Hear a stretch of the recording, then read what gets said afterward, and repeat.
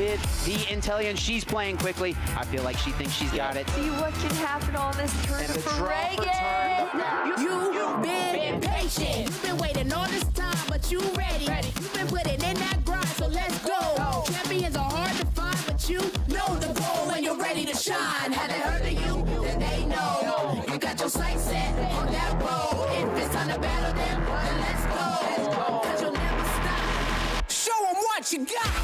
Fighting through another turn. And the Palafin is going to join it. Very impressive showing and a really good understanding of how these teams work. Show them what you got. Yeah, they already know. You got your sights set on victory road. Show them what you got. Yeah, they already know. You got your sights set on victory road.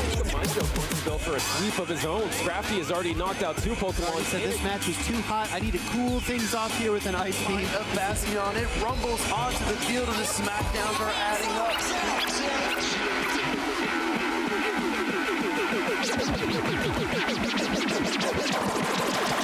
Show them what you got. Yeah, they already know. You got your sights set on victory road. Show them what you got. Yeah, they already know. You got your sights set on victory road.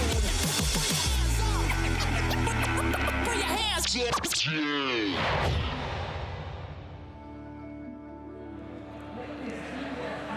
Gimme, gimme, gimme, another electrifying day of Pokemon TCG action here in Stockholm. We are once again coming to you live from the Stockholm's Mesa and here just outside of Stockholm in Avsö, a lovely, lovely area of the city.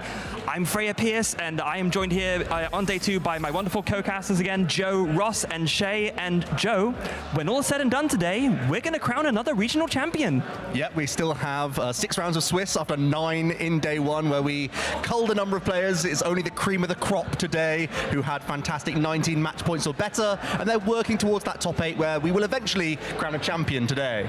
Yeah, we eventually will. Not many more chances to become a champion this season. In fact, this is one of only 2 left, isn't it, Ross? Yeah, we are running out. This is our final regional of the season in Europe, but we do have a special event in Bologna, which I'm just saying it now, that is going to have the best food of any regional level event. Oh, yeah. Not just in Europe, in the world this season. I'm hyped for that one. But then we got New Orleans for the North American International Championships, which I saw the reaction when that was announced as a change of venue this year. People were very happy, and of course, everyone is hyped about Honolulu. We had it on the Big Island back in 2012. I was there. It was awesome. I'm looking forward to going to a different island this time. People are hyped about Honolulu. Yeah, and so am I, and New Orleans as well. I'll be attending myself, and I absolutely cannot wait. Now, Shay, if you want to get your qualification to that World Championships in Honolulu, what do you need to do, and how can you, today get your way a little bit closer to that World's invitation? Well, if you really want to get yourself to Honolulu, the easiest way to get there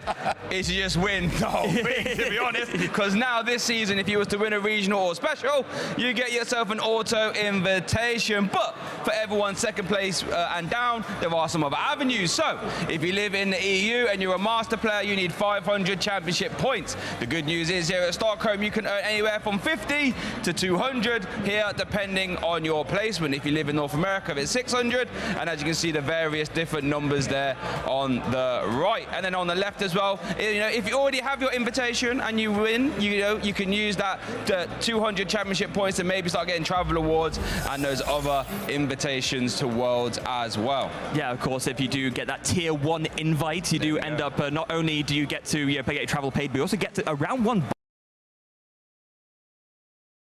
to 200 here, depending on your placement. If you live in North America, it's 600, and as you can see, the various different numbers there on the right. And then on the left as well, if you already have your invitation and you win, you can use that 200 championship points to maybe start getting travel awards and those other invitations to Worlds as well. Yeah, of course, if you do get that tier 1 invite, you do end up, not only do you get to get your travel paid, but you also get to a round 1 bye during the tournament, which is a very important thing to dig for. But Joe, not just points on invites on the line, is it today? No, there's a lot of prizes to be won here as well. I think we have 71 Masters left in the field, so 32 of those are going home at least $1,000 richer, and if you end up coming first, you're going to get 10K better off. That's incredible for winning a regional championships. Not bad there at the office, is it? Yeah, that's pretty good going for doing a hobby that you love, and you're getting rewarded with a great 10K. That's a wonderful prize pool we have this season. Yeah. So, as already mentioned, this is day 2 of our competition here here. We've had one day already. As you perhaps hardly mentioned, some have been cold from the tournament already, but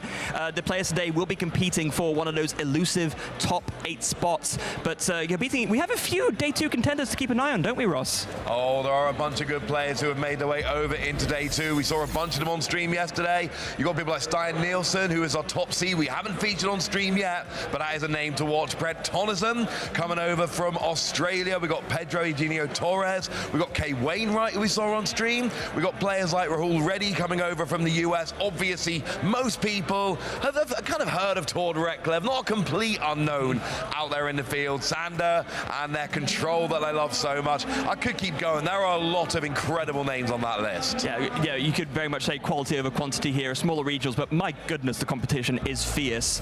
Now, we did highlight a few players at the beginning of the tournament that we wanted to watch, didn't we, Shay? And I think although one of them wasn't quite able to make it over, the other 2, they've made their way into day 2, haven't they? Yeah, so we had a pretty good success rate there. You know, Azul currently in day 2, and so is Yuho, LAIC champion. You know, we all know Azul as well, massive content creator, and has a whole multitude of championships under his belt as well. Both currently battling in day 2, and I wouldn't really be surprised to see them featured on the stream later on. I wouldn't really also be surprised to see them make a deep run into top 8, top 4. Yeah. You never know, could be taking it all home as well. He has the skill set to do it. Now, let's take a step back, right? We're in day 2 now, but I think it's important to look at sort of where we come from. And let's start by doing the day 1 metagame breakdown, just for you guys at home, for us to sort of take stock of what actually happened yesterday. So we went over this yesterday as well. We did talk about how there maybe might be a bit of a shift, didn't there, Joe? But then Charizard's still coming out on top.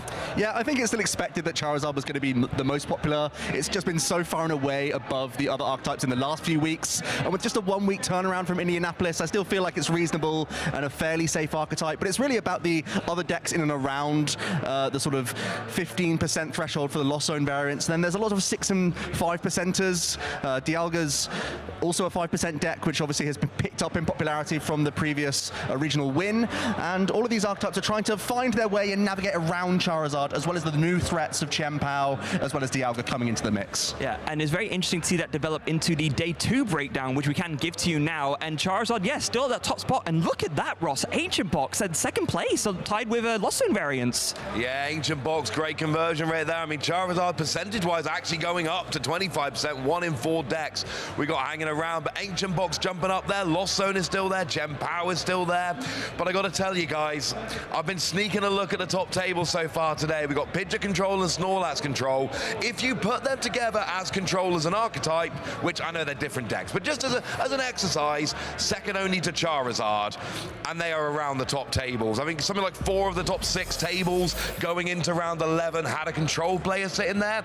So make no mistake about it, Control is out there and it's doing very, very well. So yeah, get prepared for some long games. Yeah, and on that exact point, we can take a look at the standings, so you can have a look at those players who are on those top tables playing those Control archetypes. We do see there Brent Tonneson on 9-1-1. Stian Nielsen, I know, not playing Control, actually was our highest seed yesterday, but yeah, talk us through some of the names there, Shay. Yes, we have John Eng there currently at the 3rd seed, playing at Chien-Pao, managed to get him on stream earlier. Kai Wainwright there at 7th place, playing at Charizard, that sort of split the barrel Pidgeot build. We've got not Lucas, well, we have got Lucas there as well, had him on stream. We got Yuho there as our player to watch there, number 12 seed, and then Azul, who is playing a controlling archetype there, is at the 15th. So yeah, got some massive names there for and like was said, I had a little sneaky look around the top tables as well, and yep, there was a lot of Snorlax, there was a lot of Pidgeot, a lot of Heroes capes knocking about, so golly.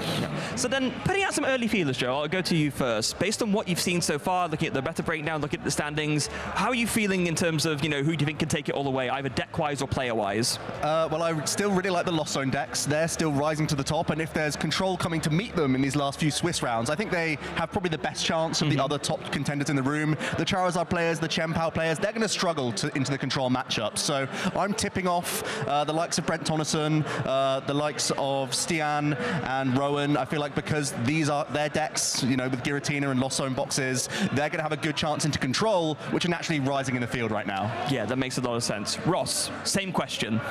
Same question. I'm just going to see it, I'll be honest with you. I know it's a name that Joe shouted out, but look, if you can get top seed all the way through day one, and like Joe said, the matchups seem to be going very, very nicely there. So yeah, if you ask me for a player, I'm giving you one name, Stian Nielsen. That's my pick. Very fair. And lastly, Shay, same question again? Right, well, I'm doing it. I'm picking the Control. I think Control's going to take it home. The metagame is so well played. We saw Ancient Box was the second most popular deck. Control's going to eat that for lunch, as it were. So, and then it's just the metagame has been is so good for Control right now. We can see that it's floating to the top. So, yeah, I do think it will be a Control champion. Yeah, well, there you go. You've heard from all four of us here on the desk, but let us know at home what you guys think. We have, of course, all our usual social media platforms you can get in touch with us on. You can message us on X using @PlayPokemon or that hashtag #PlayPokemon. We also have the YouTube channels and Facebook. Shay doing a great job pointing the lower third as always. And then on the Instagram as well, /Pokemon, make a post for the hashtag #PlayPokemon. And once again, we may feature some of your posts later on in the tournament. We also have our YouTube channels and our Twitch channels where you can follow along with all the action. /Pokemon on both. /Pokemon TCG if you want to follow along with us and keep up with all the action here. There is, of course, the Pokemon Go and the Pokemon video game streams going on as well, so you can tune in to all the Pokemon action this weekend.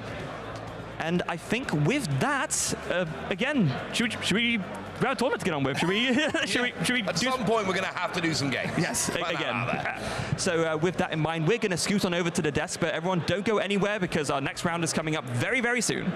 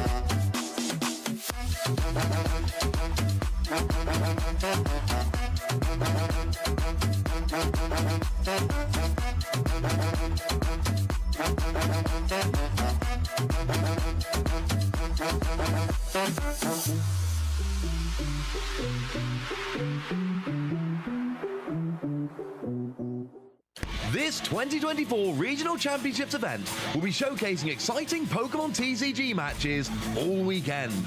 Trainers from around the globe are here to compete for over $125,000 in cash prizes, travel awards, and championship points to qualify for Worlds 2024 in Honolulu, Hawaii. This tournament is a 2-day event, starting our trainers off in Swiss rounds. All Swiss and Top Cut matches are best of 3. The trainers earning 19 or more match points or placing in the top 32 will advance forward to Sunday, Day 2. Day 2, trainers will continue playing Swiss rounds until Top Cut is determined. The competition then shifts to a single elimination bracket where trainers battle until a single champion is crowned. Who will take home the title of Regional Champion this weekend? Who will secure the points to qualify for Worlds 2024 in Honolulu? Stay tuned this weekend and watch all the action live. If you want to learn more about upcoming Play Pokemon events, visit Pokemon.com/play.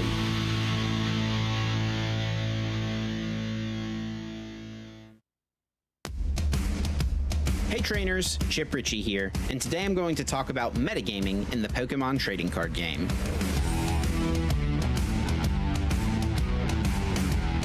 The competitive Pokemon TCG landscape is constantly shifting and evolving from event to event.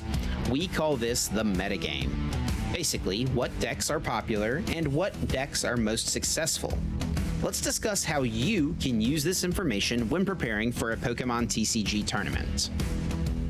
By using the results of recent tournaments and following along with online discussion, players can attempt to accurately predict what decks will be most popular at an upcoming event. There are a few ways to approach a tournament with this information. You could take a popular deck or archetype and just choose to play that. There's nothing wrong with doing this. There's a reason those decks were successful at the previous tournament. They are really good. It's easy to find successful deck lists on the Pokemon website. You can either copy one of these lists to use yourself, or use it as a baseline and put your own personal twist on the deck. Some players will look at what has been successful and try to find ways to take advantage of the anticipated metagame. This can be in the form of a single tech card to have an answer to something you expect to play against, or it could be an entire deck. When a player builds a deck with the intention of countering the expected metagame, this is called an anti-meta deck. Anti-meta decks can be very powerful, as they include cards that are good against a variety of popular strategies. But they also can be risky, as oftentimes these decks are less consistent and could lose games simply because they fail to get set up quickly enough. These are not your only two choices, however. Playing the best deck is rarely a bad choice, and trying to find an anti-meta strategy is very fun and rewarding, but you can also find some middle ground. There are dozens of viable strategies that you could play at any given tournament. It really becomes a numbers game. If there's a deck in a format that consistently makes up for 25 to 30% of the meta, it could be a really risky decision to play something with a bad matchup to that deck. I think it's important to recognize that it's okay to play a deck that has a bad matchup, so long as that bad matchup is something that you feel is not going to be very popular.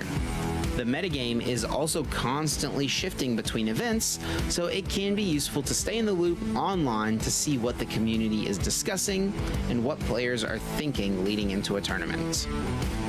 When making your final decision, comfort level should also be a factor.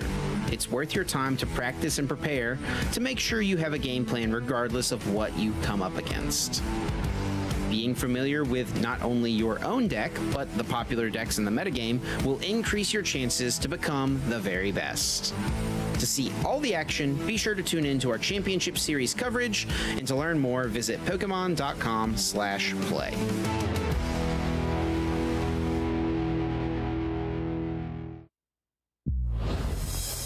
Right, the name of the game here is Competition at Stockholm Regionals. We're about to be kicking off our Day 2 coverage where a new EU champion, well, I say that, but it could be anyone, couldn't it? From any country could win this event here today. I'm Shea Burton, I'm joined by Ross Gilbert. How are we feeling just before this Day 2 action? Oh, I feel pretty good, and you know what? I think we can call them an EU champion, even if they came from Australia, if they came from North America. They're still an EU champion, they want an EU event. We will accept them as one of our own, but they've got to win the whole competition first. They have. Someone will be crowned a champion here today, so you'll have to make sure to stick around and watch this whole stream so we can see all the action unfold, because I promise you it's going to be entertaining, thrilling and exciting. Oh, I can't wait, Ross. Oh, we got to that time of the tournament, Shay, where I've got the pairings here, and I'm just refreshing to see the results. We've got the last few results of the round kind of coming in, and I'm constantly checking.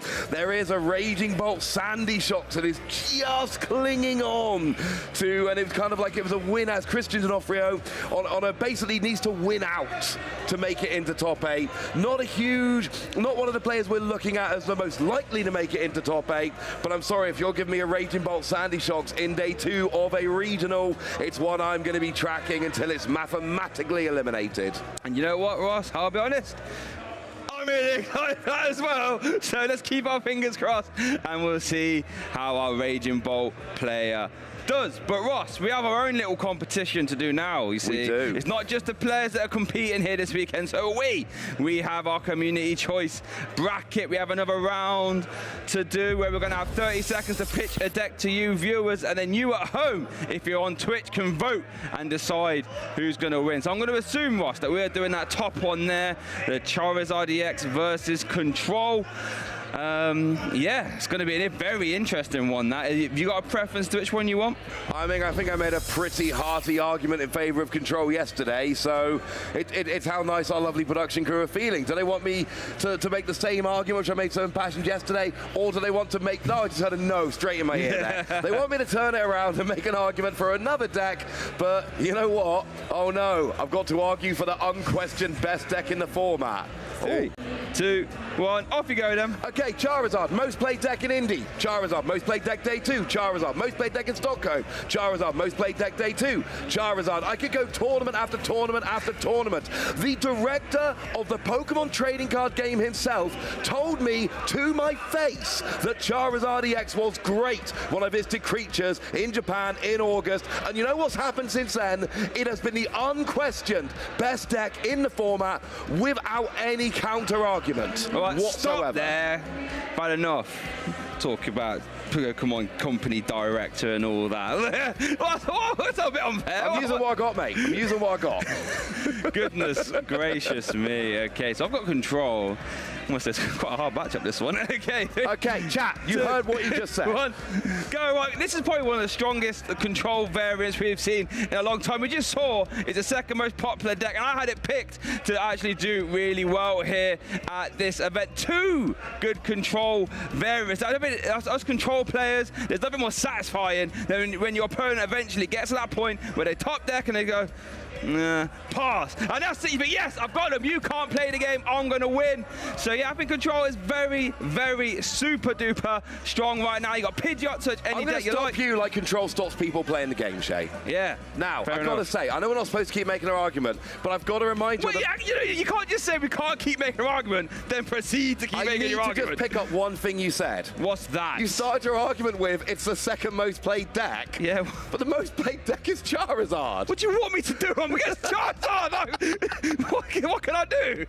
I'm just saying. I said straight away it's going to be a hard one. I didn't say that. Now, do remember, of course, that if you're doing this vote, you've got to be voting on Twitch. YouTube does not have the voting active, so you need to be on Twitch. If you're making this vote, there'll be a little button you can click, and then you can make your choice as to whether it is Charizard or whether it is Control. That is going to move on to the final of this bracket.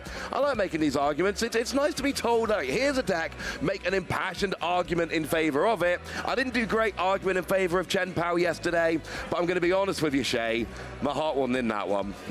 I tried so hard, but... Yeah, you put out all the stops, Mr. or Vince Creatures or Pokemon President list. Oh my God. I'm sorry, I did. I've got Snorlax block, okay? You know what I mean? You can't retreat. Oh, yeah. Goodness. No, Charizard's one of those Pokemon. I won't tell you the whole story, but Joe has a story about how I underrated Charizard that does make me sound quite bad. But I thought Charizard was going to be good. I did not see Charizard being the unquestioned, unrivaled powerhouse it is. Because the thing about Charizard is, right, every time there's a new Charizard, we all get excited because it's Charizard. Yeah. So we see the new Charizard card and we're like, oh, mate, that's going to be broken. It's Charizard. Everyone gets excited and it disappoints us. Yep. And then Obsidian Flames comes out and I'm just thinking, look, I'm old, I'm jaded, I've been around for a while. Charizard's going to be good, but it's going to disappoint us like it always does. And yeah, that really didn't happen with the new Charizard EX. Maybe all it took was to become Darkness type, but then again, it did that before and it wasn't the best deck. So yeah. No, I knew straight away that was going to be good because, you know, Charizards always have like, 5 energy, 300, and it just never seems to work out. But when you see a Charizard with a 2 energy attack, you're like, hold on a sec, this could get a little bit dangerous, and then it accelerates from the deck on evolution. That's a bit dangerous. And then, Dark typing, as you said, was just clobbering Mew, VMAX, and Gardevoir at the time. That's a bit dangerous as well. So I knew straight away this was going to be a ridiculous archetype. Yeah. Yeah, Charizard has been, I mean, it really has, all arguments and bracket baiting aside, yes, it has been the most played, most successful deck pretty much since Obsidian Flames dropped. I mean, Obsidian Flames are Scarlet and Violet 3. We're heading into Twilight Masquerade, which is Scarlet and Violet 6. Yep. And all, that's 3 sets. That's 9 months, basically. And everything we're seeing out of Japan right now is telling us that even if it isn't necessarily the unquestioned best deck, it's still going to retain a lot of its power. So, I have had a beep in my ear. Let's go to the bracket. Let's see the results. Can Control this bracket? How? Come on! How? I mean, to steal a line from Shay, that says more about you guys than it says about going, what was that, 69% control? I call that a W for me, baby. What a heist. What a heist. I mean, I'm just saying, maybe the reward for chat should be that we stream a control mirror next round. You know, give them as much control as we can possibly give them. Really reward their love of control. But I think that could be a good, and not next round, come on, maybe the round after. Joe does love control mirrors, to be fair. Joe loves a control mirror, doesn't he? Big fan. He knows all the intricacies. He's telling us a minute ago, it all comes down to, you know, if one player's playing Sandtube but the other one isn't, it's all over. Oh, he could have the little patrol cap as well. That could be pretty good. And look at us. See, we all know about our control mirrors here. Come on. But yes, that's 2 W's for old Bert so far, I think. And in all seriousness, you know, looking at control, like we said on the sofa a minute ago, control is one of the stories of this tournament. It really is. Control is not just being played in big numbers. It's not just converting into day 2 in big numbers, but it's where it sits. You know, I told you about Sandy Shocks and Raging Bolt. It's a great deck, but there's one of them on the lower tables of day 2. It's wonderful to see that deck represented in day 2, but it's not really the story of the tournament. Whereas, you know, I can look at control right now. There is a control on table 2. There's a control on table 4. There's a control on table 5. There's a control on table 6. So once again, I think it was like 4 of the top 6 tables or something. There's a control that is going into the round we're just going into. So we have got control on tables 2, on table 4, on table 5, on table 6. Control is everywhere on the top tables. And you look at the players playing control. We've got players like Azulgas Igriego, for instance, who, you know, we've got Lucas, who's a very good control player, Alessandro Cremascoli, who European players are going to know has been around for a long time. And actually, Alessandro pretty much only plays control. Even in formats where control isn't good, Alessandro will find a way to play a control deck. It's really one of their trademarks as a player. So we've not just got control. We've not just got control on the top tables. We've got good control players on the top table.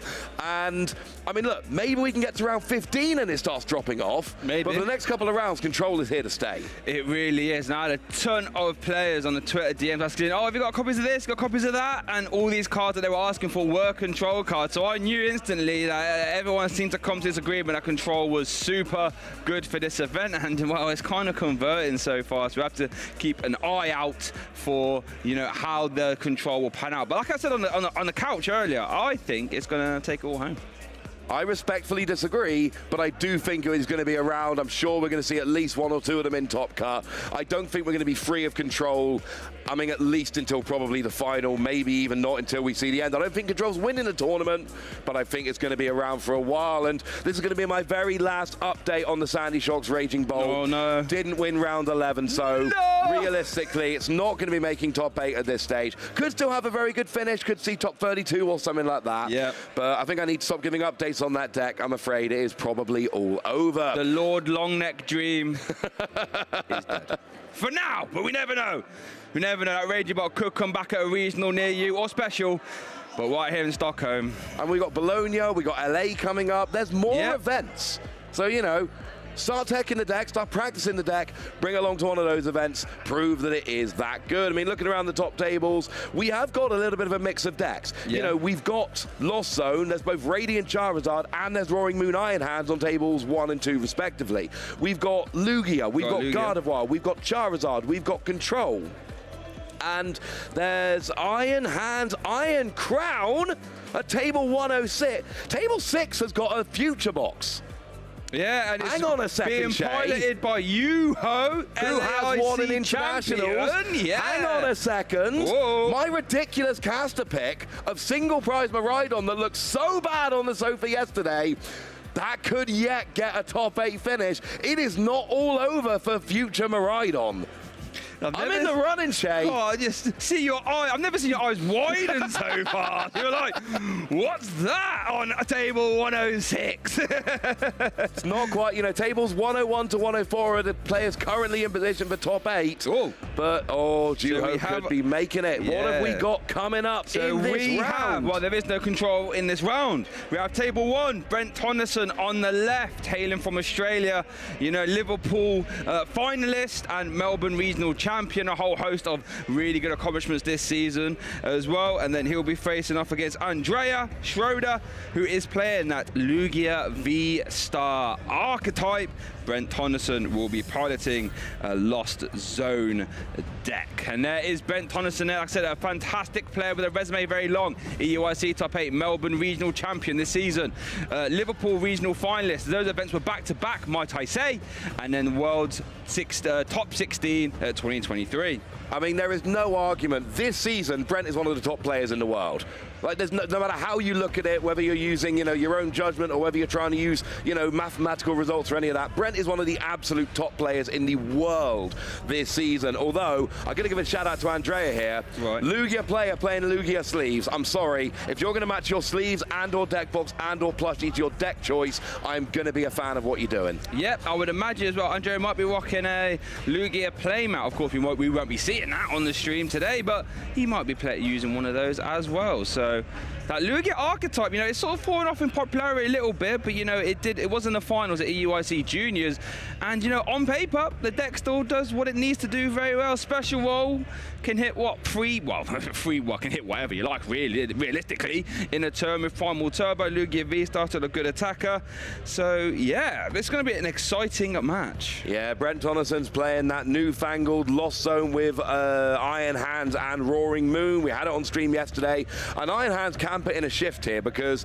the only outside of one Snorlax, the attackers we've got for Andrea's deck here are Chinchino, easily goes down to Iron Hands, and Lugia, weak to Iron Hands. Yeah. So I'm pretty sure Brent's going to be looking for an Ampu very much at some point. And Snorlax, thumping Snore for 180 will KO a lot of stuff in Brent's deck. So we're probably going to see, and will take an Ampu very much. Yep. So we're probably going to be seeing some Snorlax attacking in this game. And Sableye can't lost mine the Snorlax as well because of that unfaced fat ability. So Snorlax, I imagine, we'll be putting in a good shift here. It looks like our players do their dice roll to start, and the opening hands are being dealt. But you are correct. Lost Box having a whole myriad of lightning attackers could make life a little bit hard for Andrea, but sitting at this table one, I'm sure Andrea has navigated some tough matchups already today, so we'll have no problems trying to get this win. No, we get to see Snorlax on stream without having to see control. Lucky us. Now we got a Lugia, with a 1-1 Lugia line for Andrea being prized, not the end of the world.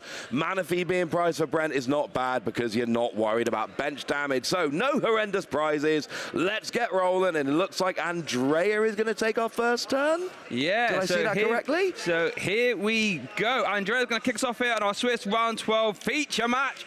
Let's play some Pokemon. Starting off with a great ball. Look at top 7, grab any Pokemon you find there and pop it in your hand. Looks like a Lugia V. Oh. That is a stunning artwork, Lugia V as well. Andrea, I'm going to take a guess here, Ross, is a real big Lugia fan. Lugia sleeves, got a real nice artwork on the Lugia V as well.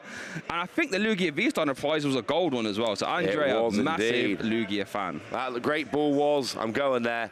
Great. Whee! And the lovely Kawaii artwork on that Lugia, one of the best arts in the Sword and Shield block as a whole. Big fan of that card, as a lot of people are. So you've got your Lugia, you've got your Minccino, which is a very, very nice start. Really, from here, you don't need much else. A second Minccino, potentially, and what you really want is Archeops in the discard. Yes, as we do see Andrea attach a gift energy to the active Minccino and pass it over to Brent. He's going to start the turn off with a Colress Experiment. So in case you don't know, guys, let's have a quick rundown of both players' decks. Brent Tonneson is playing a Lost Box deck where he's going to try and ferry cards in the Lost Zone as soon as possible. When he gets 4 cards in the Lost Zone, Crabman will be able to attack for free via its Lost Provisions ability, which will do 110 damage, just but innocently very nice.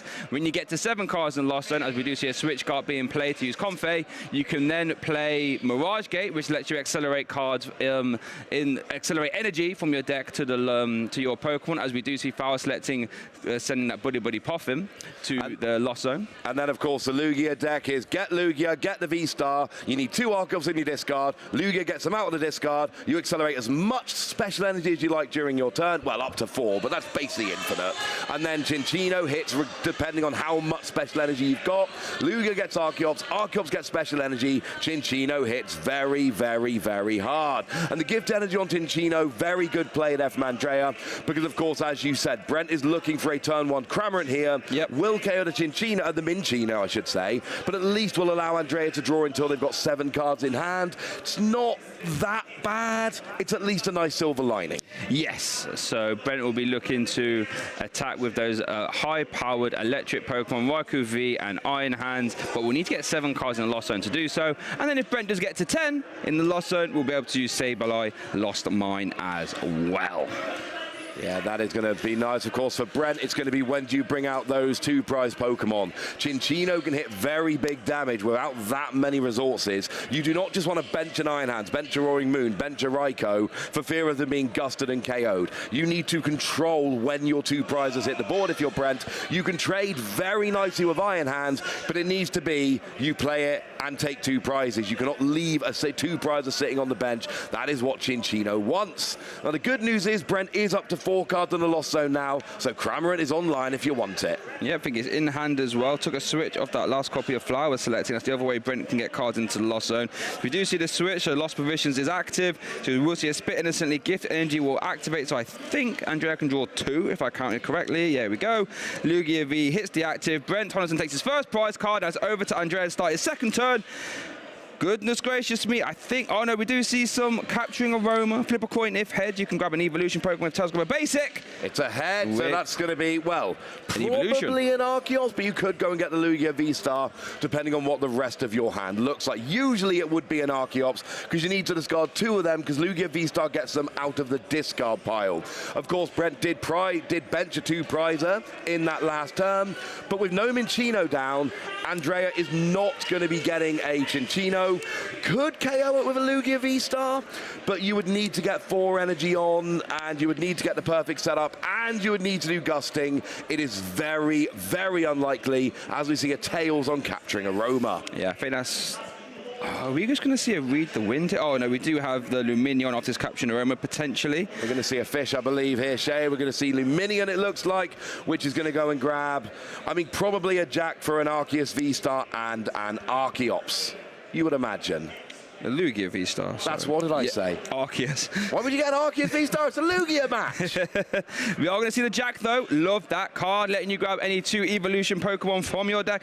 Now, I don't think Andrea has any way of discarding cards from his hand, though. No, I mean, you can Read the Wind with Lugia V, discard a hand card, draw 3. It's not ideal, but it is at least an option, and it was Jack.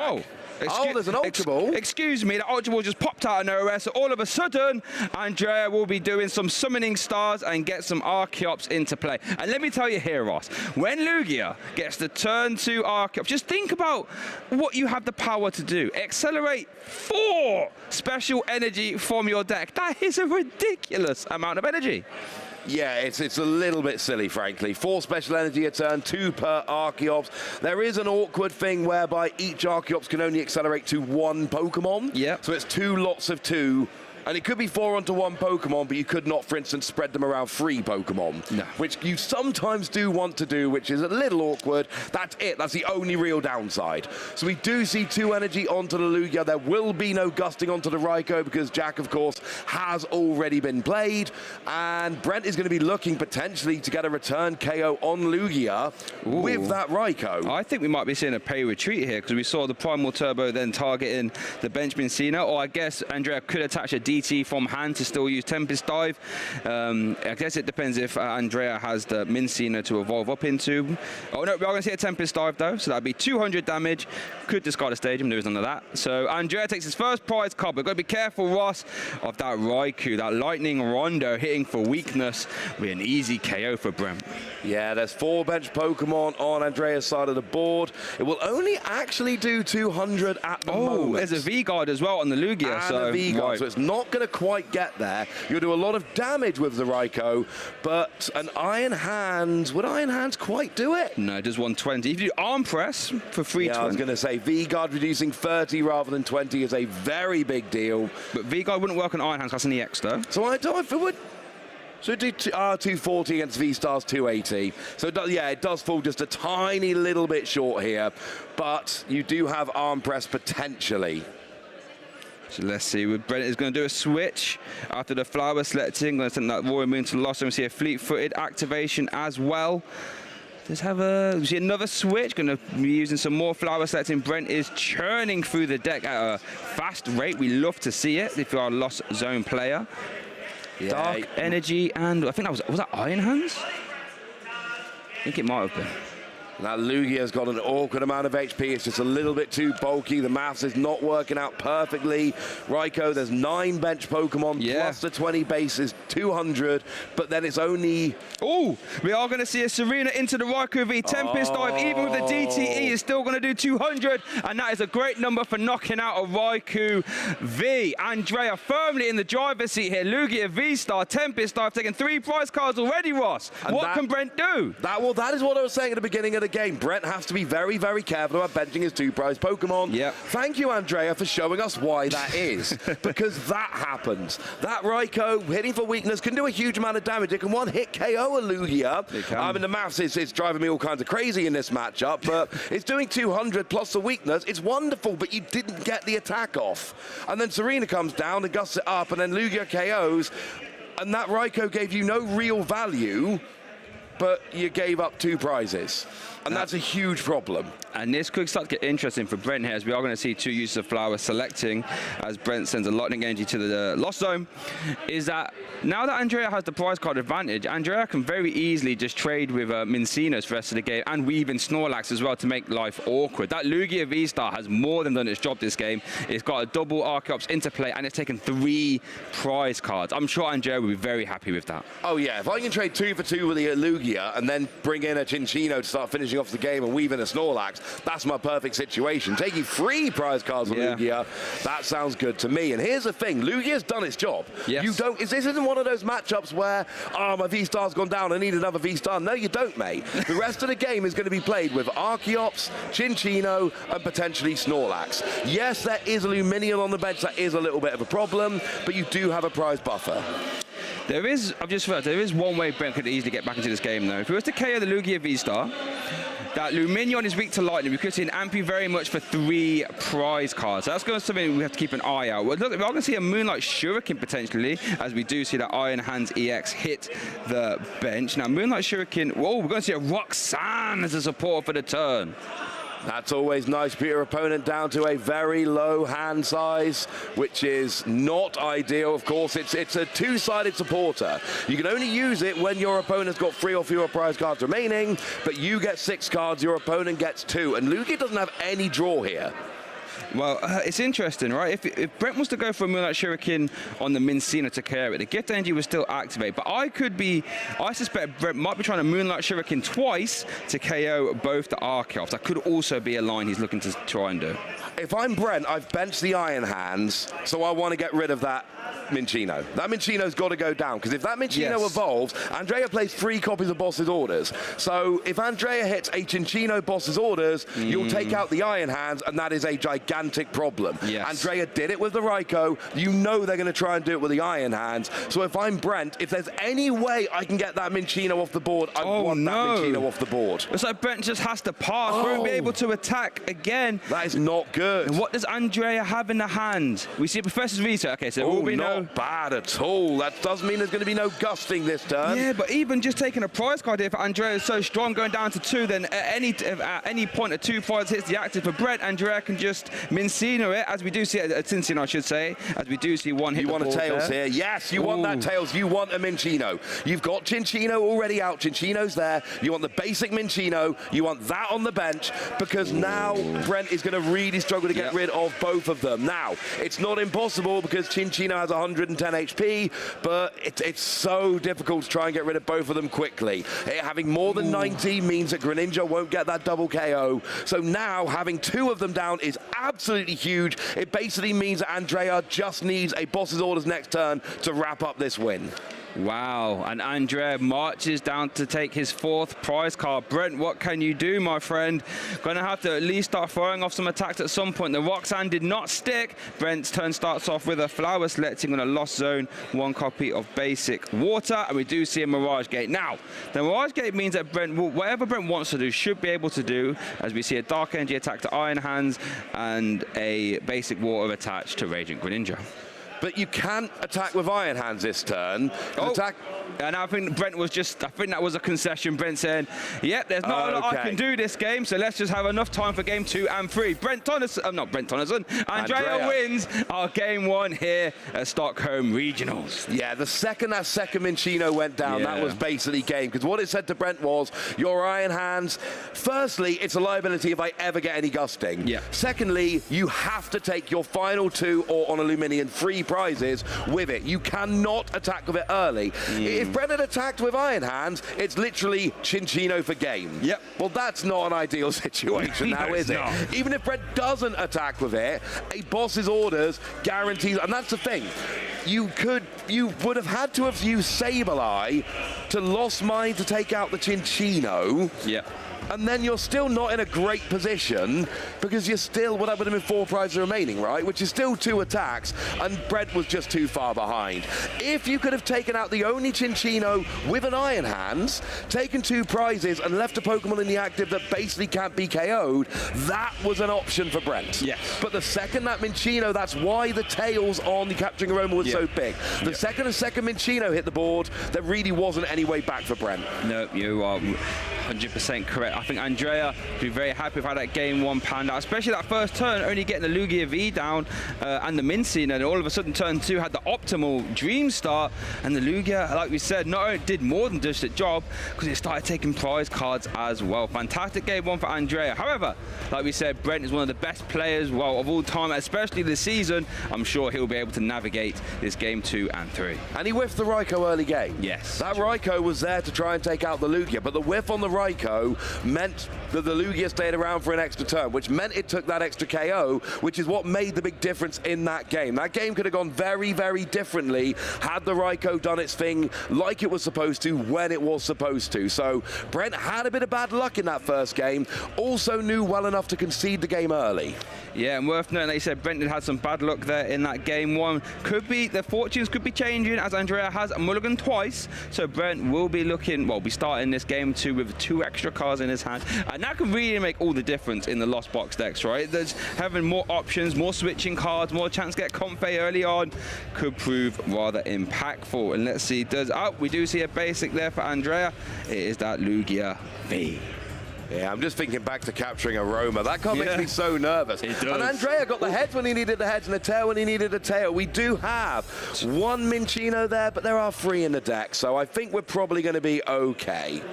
Well, double Roxanne is actually really annoying, because we saw that make an impact in game 1, and there's only 2 in the deck. Yeah, so Brent will not have access to Roxanne, at least immediately, but you could argue that, if you can, you might want Roxanne in the prize cards, since so you can take it, and then it's more easy to use. As Brent does start off his game 2 here, with a Buddy Puff, I'm going to grab 2 Comfey, and also going to do a little prize check search, just try and work out what is in the prize cards. If we will just consult them again, there is a Sableye as well for Brent.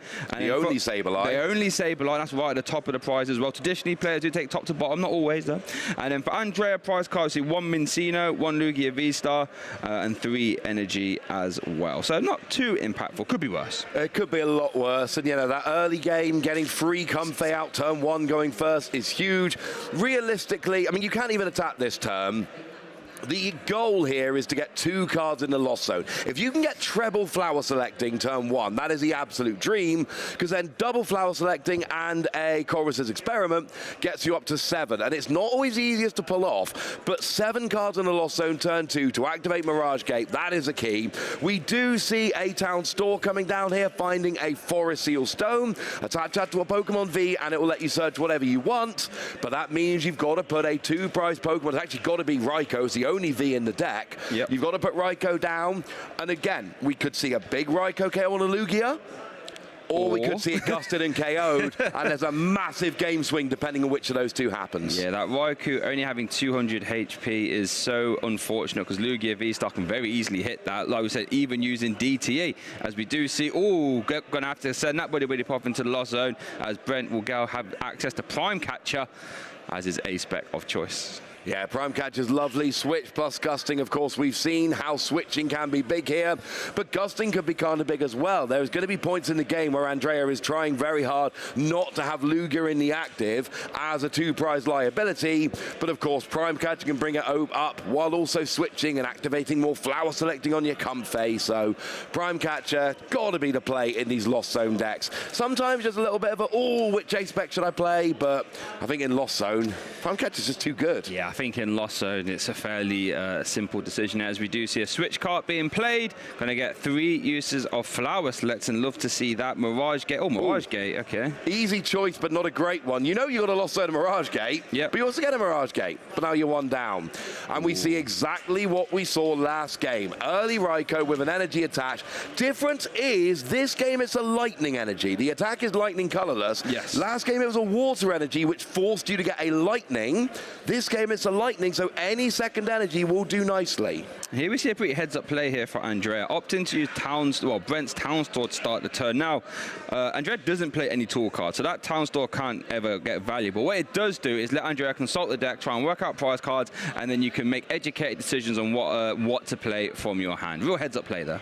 Yeah, there's 1 Lugia V-Star, 1 Boss's Orders, 1 Minccino, and 3 Special Energy, all one-ofs, as in 1 of each in the prizes. So there's nothing in the prize cards which is terribly, they're very standard generic prize cards. So here we see a Great Ball, and I mean, Andrea really needs, this is awkward when you go second with Lugia. You never really want a second Lugia V. But because Lugia is now so at risk of being KO'd by a Raikou, you actually really need a second Lugia V. You don't want one, but you have to get one, because if you don't get a second Lugia V, and Brent gets a KO on your only Lugia with Raikou, which is not going to be that difficult, all of a sudden you're not using your V-Star power, and that is horrendous. So you need to get your Archeops into your discard, and you need to get a second Lugia V, and you really need at least 2 Minccino, but of course, that's a lot to ask for. As we do see, the first Great Ball for Andrea did fail, unfortunately, but the second one Andrea had does find an Archeops, and you are so correct. Now, you really don't want to have to put 2 Vs down, but you kind of have to in this scenario, and you kind of want to get Archeops in the bin. As we do see Andrea play his A-Spec Master Ball, letting you grab any Pokemon card from your deck. I think there was an Ultra Ball in Andrea's hand, actually. Yep, so Andrea having the optimal turn 1 there, as you like to see as a Lugia player, Ultra Ball, discarding 2 Archeops and letting him grab any other Pokemon. But you're right, you really want to see Minccino as well. You really want to see Lugia V-Star. Can't grab them all, though. Well, you can. Is that the only 3 cards in hand? No, he's just played an Ultra Ball, hasn't he? Yeah, so you've got Ultra Ball and 2 energy as well. So you could play 2 copies of Ultra Ball this turn. You could potentially play a second Ultra Ball, but then you have no hand. Ooh. You have no cards in hand whatsoever. So I think you do have to Ultra Ball for Luminion here, and you've not played a supporter for the turn yet. So I think you have to keep digging, because there's just, it's going to be Luminion for, and I think you have to Ultra Ball and then Professor's Research. So I think you could play that other Ultra Ball to grab a Minccino, attach Jet, and oh no, the Jet has to get discarded. Okay, I was going to say it, and then you can use Call for Family, but no, has to discard that Jet Energy, unfortunately. That's why you had to go Luminion off the Ultra Ball, so you can get a supporter. And now, but then this is what's super awkward. You've got your second Lugia, which has to be the priority. Lugia has to be the priority, but then there is a possibility here that you don't hit any Minccino off of your Professor's Research. That would be the worst case scenario. Now, if you hit double, oh no, you can only bench 1 Minccino though, because you've got to leave 2 bench spots free for Archeops. So you can only bench 1 Minccino here. God, so tough. No. Oh, no, there's Ultra Ball. Ultra Ball at least. Is there Jet Energy to get interactive, maybe? No, there's not. Oh, there's so many Lightning Week 2 prize Pokemon for Andrea. That's really unfortunate, but that's all you can do, really. We do see a Gift Energy attack to active Lugia V. I think Andrea debating whether to play this Ultra Ball here. Oh, no, and that was a read the win target, I should say. So that will end Andrea's turn, discarding Ultra Ball to draw 3. Let's see what Brent can do. Yeah, did not want to discard those other cards from his hand with Ultra Ball, so a decent start with a double Archeops and a 2 Lugia V, but no Minccino is going to hurt. It means we're 2 turns away from a Cinccino, and the Luminion is on the bench, which we know that is just begging to be KO'd for 3 prizes with Iron Hand. So some positives from Andrea on that term, but that was not a perfect start. Worth noting as well, we know that Brent does have the Prime Catcher in hand, has just benched, off a Nest Ball, Iron Hands. Yeah, it's going to use Star Alchemy as well to grab any card from his deck. And with 4 cards in the Lost Zone, turn. I don't think it's terribly outrageous to assume that Brent might be able to get to 7, Mirage Gate this turn, could even Lightning Rondo, or could use Ampu very much as well. Yeah, and that's what I was saying last turn. Get your free in the Lost Zone turn 1, and it's just 2 flower selecting, Chorus's Experiment, boom, that's it. That's your 7. Mirage Gate is on board. And in this situation, again, a lot of this is when Brent benches the 2 prizes. We saw how bad that went in game 1. The only thing that is really threatening the Iron Hands is Cinccino. There is no Minccino down. Yep. So Cinccino is not KOing Iron Hands next turn, so that is a safe Pokemon to bench right now, and now you can start digging and trying to get towards that Mirage Gate. And yeah, Prime Catcher on Luminion. It's awkward because you're not really taking anything relevant off the board, but you do go up 3 prizes. Well, it's like you said, with this Iron Hand's not been able to get response by Andrea, this Iron Hands is fully capable of taking 6 prizes in 2 turns. That is double Mirage Gate. Yeah. Straight off the bat. Now, there's no lightning energy on the Iron Hands. That would tell me Brent probably has it in hand right now. We've got a Raikou ready to attack. We've got Iron Hands, and here's the thing. You don't need to Iron Hands this turn. It is not being threatened by Andrea's board. What might well be a better option is just to Raikou now. We are going straight into the Iron Hands. I want to Lugia V. Of course, it's not V-Starred yet. Yeah, because this Iron Hands can take 6 prizes in 2 turns. It's not going to get KO'd next turn, so you got Prime Catcher. Then any 2 prizes that Andrea leaves in play, you can just amp you very much. So Brent can win in 2 turns in 2 attacks. I think he probably is, honestly. I think he is. How does Andrea respond to this? You don't have anything that's KOing Iron Hands. You hope. Oh, Lugia can do 220. Brilliant. You've almost KO'd Iron Hands. You've almost KO'd. There was a big change when we got EXs. 220 was the magic number for KOing Pokemon Vs. But when we got to basic EXs in Scarlet and Violet, we've got a bunch like Iron Hands and Roaring Moon that have 230 HP. That extra 10 is huge. If it was a 220 HP Pokemon, Lugia V-Star could KO it right now with Tempest Dive. But it's not. It's got 230. Lugia does not get the KO. Unless I've missed something obvious, in which case, Shay, now is the time to correct me. I have nothing to correct. You are 100% right. This Iron Hands is going nowhere. We do know that Brent does have Prime Catcher in hand as well. So Andrea, this is looking a bit dicey. Let's see what as Andrea does evolve into a Lugia V-Star, I should say, summoning Star to grab 2 Arc-Ups and is now concluding his 2nd Primal Turbo. That Minccino that has been benched, you could argue, is a turn too late here, unfortunately. All Andrea can do is, it looks like, I imagine, a Tempest Dive for 200 M's, I should say, and could discard that Town Store for what it's worth. That just feels bad. Is there an Io in hand that could be played in? No, it looks like we're eyeing up a see a Serena, though, to take out the Raikou. That's actually even better for Brent, because now Brent doesn't need to find a switching card. Just Prime Catcher alone will do it. The boss as well, so Brent showing the boss, and Brent takes our game 2 here in convincing fashion. Oh my goodness, Ross, what a barnstormer we got here. Yeah, Brent made short work of that game, and this goes back to 2 important points of the game. One that I made a big point of at the beginning. Iron Hands is really good in this matchup, especially before Lugia is V-Starred. One we haven't made such a big deal of, so I think it's worth mentioning now. We just saw the difference between Lugia going 1st and 2nd in this matchup. Because in that 2nd game, Brent had Mirage Gate going and Iron Hands fully powered up before Andrea could possibly have V-Starred. Lugia V-Star is out of range of Amp You very much. Lugia V is not. That is a huge, gigantic difference. And also, the fact that in the 1st game, Andrea has basically a turn to evolve up and get rolling when Brent's only had 1 turn, and we saw that led to a KO on the Raikou for 2 prizes. There is a huge difference between going 1st and going 2nd for Andrea for Lugia, way more so than there is for Lost Zone. So going to game 3, if Andrea has a good start here, this could look a lot more like game 1, because basically Andrea went 2nd, and unless you had a Cinccino threatening a return KO on the Iron Hands, turn 2, which is a lot to ask, it's game over. They didn't. It was game over. Well, it looks like both players do have a basic Pokemon to start this game, so there will be no extra mulligans for Brent this time. Prize cards are going to be dealt. Lugia V, Iono. Oh, Brent has prized his 2 copies of Lugia V for Andrea, sorry, but Brent also prized Prime Catcher. But it looks like our game 3 here, Swiss round 12 at Stockholm Regionals, is starting. Andrea has led a Minchino, has 2 Ultra Balls in hand. Very nice, like to see those. We'll need to fish a Lugia V out at some point. The good news is there are a full 4 copies in Andrea's list. Yep. Because, again, it is awkward. If you only get 1 Lugia and it gets KO'd before you V-Star and get the Archeops, you're not getting your Lugia V-Star, and you lose every game where you don't do that. Yes. So there is absolutely a possibility here. If Andrea needs to get the double, because if Brent KO's the only Lugia before it's evolved, it's over. And even if you evolve, you kind of have to get 2 Archeops in the discard.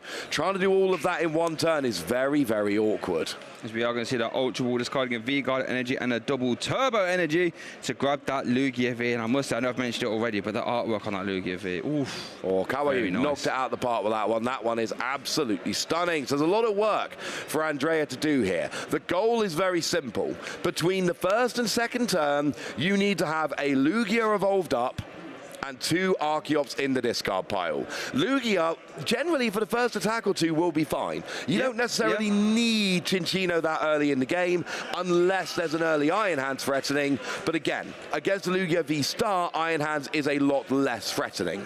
As we do see Andrea pass it over to Brent, going to start the turn off there with a Buddy Puffin.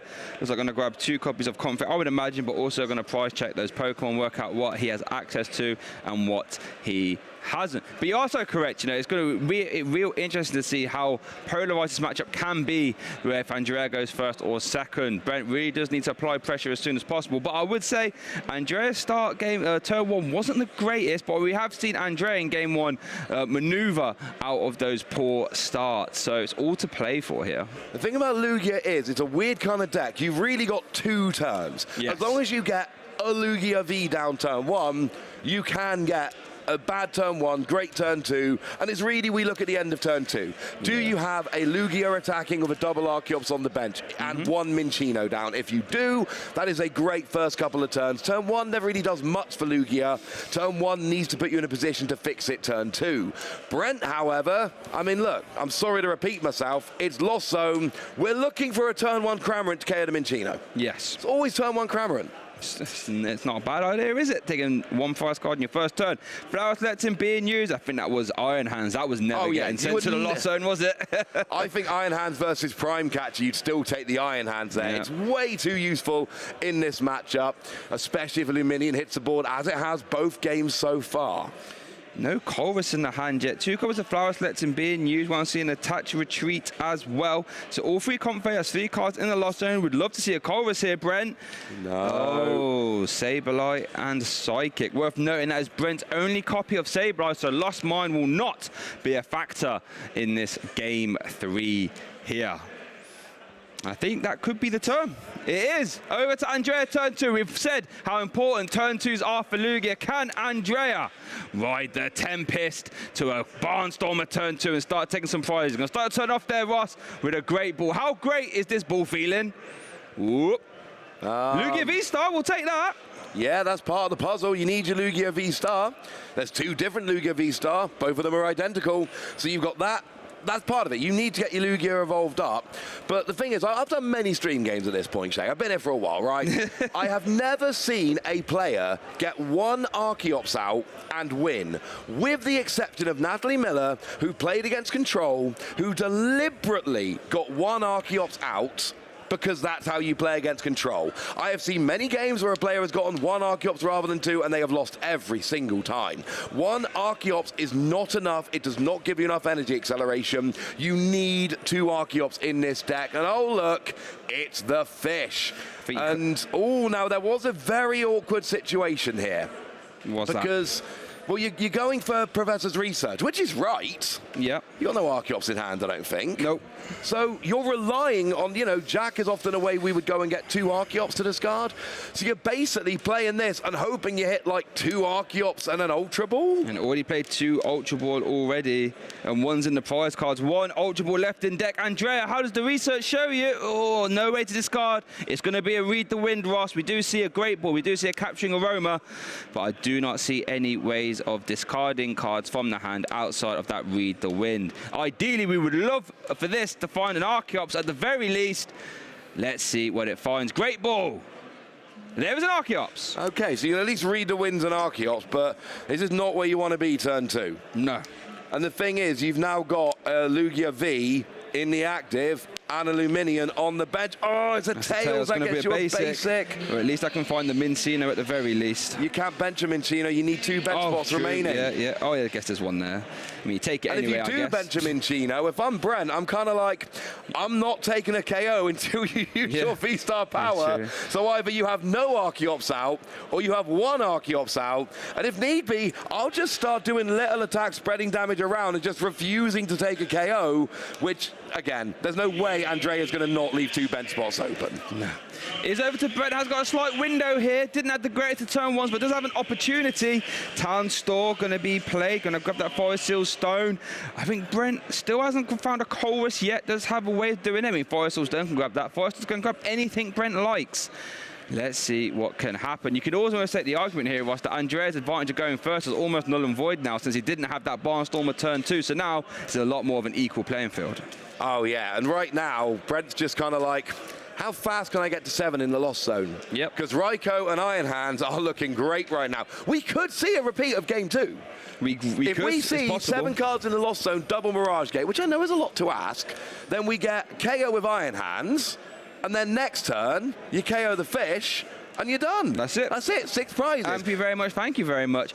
Brent's going to use Flower Selecting again. Going to get rid of Boss's orders. Oh, Nestball's big, because Nestball gets Raikou, and you can attach the Forest Seal Stone and go and search out a Colress's Experiment. Yep. So you can basically guarantee 7 in the Lost Zone because of that Nestball here. Yeah, I think, does that mean that we have a KO guaranteed at this point? Oh, there's one Mirage Gate in hand. Yeah, I think we do. I think we do. So we've got the KO on Lugia with your Raikou. It would be... Wonder. Well, 7 times 2 is 140, 280. So, yeah, easy KO with the Raikou here. Yeah. But you don't want a KO with a Raikou. Raikou's boring. I want to get a KO with Iron Hands. You know what's not boring? What? Iron Hands. Yeah, but even if you attack with Raikou, you take 2 prizes. You know what? Iron Hands closes the game out with the on the fit. Oh, no, it'd be 1 prize card down. Yeah, I was going to say it'd be 1 prize card off doing that. That Colress was good as well. I found a lightning energy. Yeah. Wow. And oh, there's the ult. Come on, that's a Nestball. We know what we got to get. Oh. I mean, it's the right choice. Yeah, it's obviously the right choice. Get your Greninja, and then you've got your concealed cards that you can use to be drawing extra cards and getting ahead in the game. It all makes perfect sense. There's still a bench spot left, though, Shay. There is still a bench spot left. You are eager for that Iron Hands, aren't you? Oh, I'm absolutely eager. And look, here's the thing. Brent's in a great position here because you've got the Mirage Gate in hand. You've got the KO.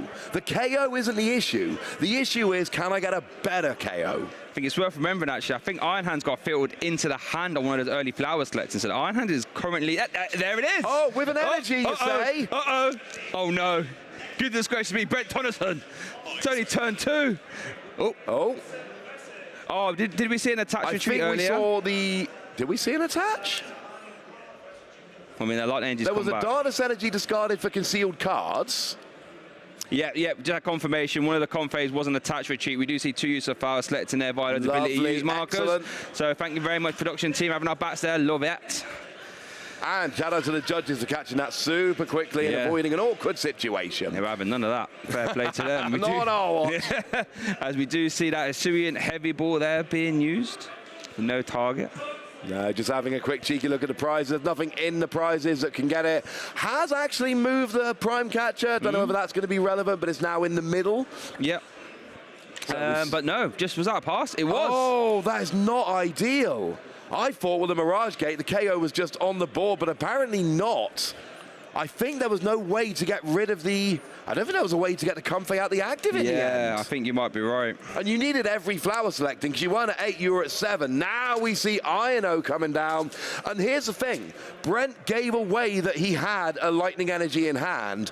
And because because you benched the Iron Hands with an energy, that was kind of hinting you had a Mirage Gate too. So that gave Andrea information to go, I think this is the turn for INO. Now we see Master Ball for Archeops. Is there any way to discard it? Because if there is, and of Lugia V-Star, then we're rolling. There's only one Ultra Ball left available to Andrea, though. So let me see that hand. Do we see the gold Ultra Ball? I do not. It might have to be a second Read the Wind. I think it is. Oh, this is a... Missed energy.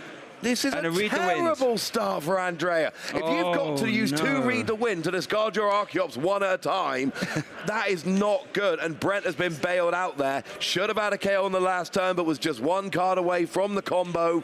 Andrea did play an INO, which was annoying. Yeah. But Brent's got a whole nother turn. There is... see that Mirage Gate being played. Straight away. And it looks like we're aiming towards Raikou rather than Iron Hands here, which would suggest there's no double Mirage Gate.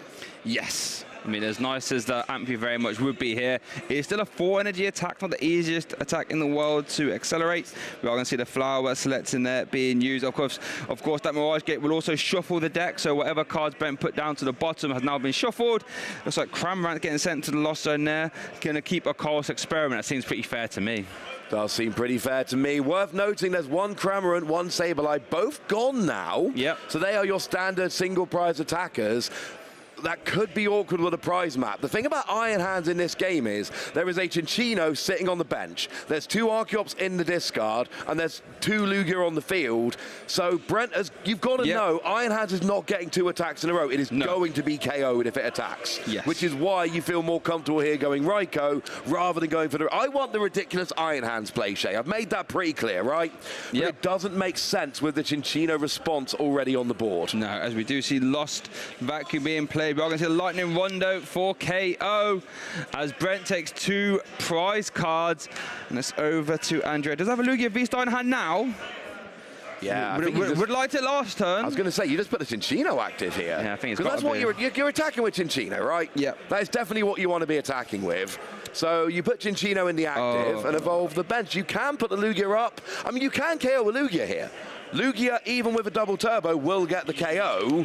So there is an argument here, and I think this is where Andrea's going. You don't want to use Iron Hands until you amp you very much. And it's really hard to KO a fresh Lugia V-Star without using Iron Hands, not using amp you very much. So this could be a case of I'm KOing Raikou and surviving for a turn. Yeah, I think we have seen Brent, I think at least 1 Super has been sent to the lost zone, so it would be quite hard to recycle Raikou. And obviously, Andrea could accelerate V-Guard if you like, just to make the knockout even harder.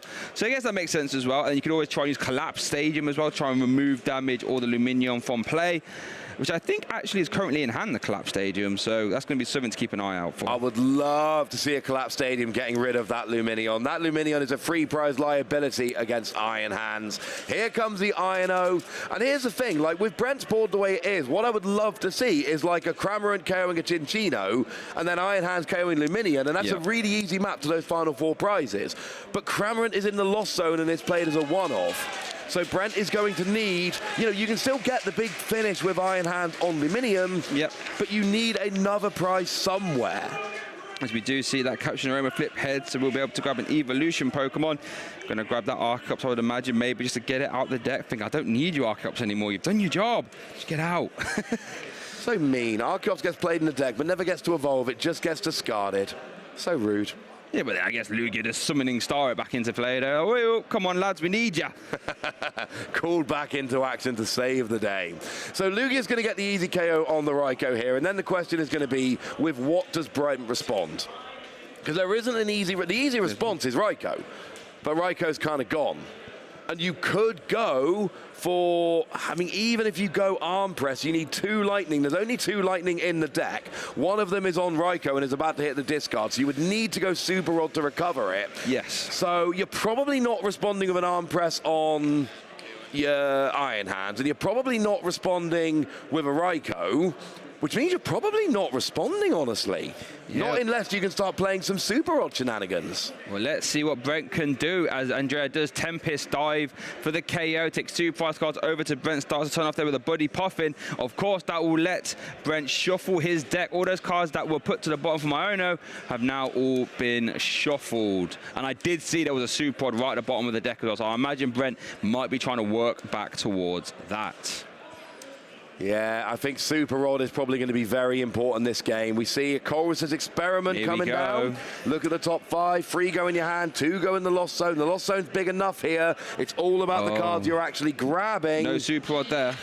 To get rid of a Comfey and a Chorus, you get a Water Energy, Mirage Gate, and I didn't see the 3rd card there. Nest Ball Lightning. You've got to take the Lightning because it's the only one left in the deck at this stage. Concealed cards, draw 2, switch. Didn't get to see that one, unfortunately. I think it's double switch. I think that was double switch he hit off the concealed cards. Yeah. Now the problem is... There's a Super Rod, Ross! There is a Super Rod, but you're down to 1 flat... Oh, true, yeah. Oh, that was double Super Rod. Oh, was it? Okay. That was double Super Rod. 1 goes to hand, 1 goes to Lost Zone. Problem is now, though... You're getting rid of you've used too much draw. You've used 2 of your free flower selecting, and you've used your concealed cards. Super Rod only puts the cards back in the deck. You need to get them back out, and you're down to 1 Comfey with which to do it. And you've used your supporter for the turn.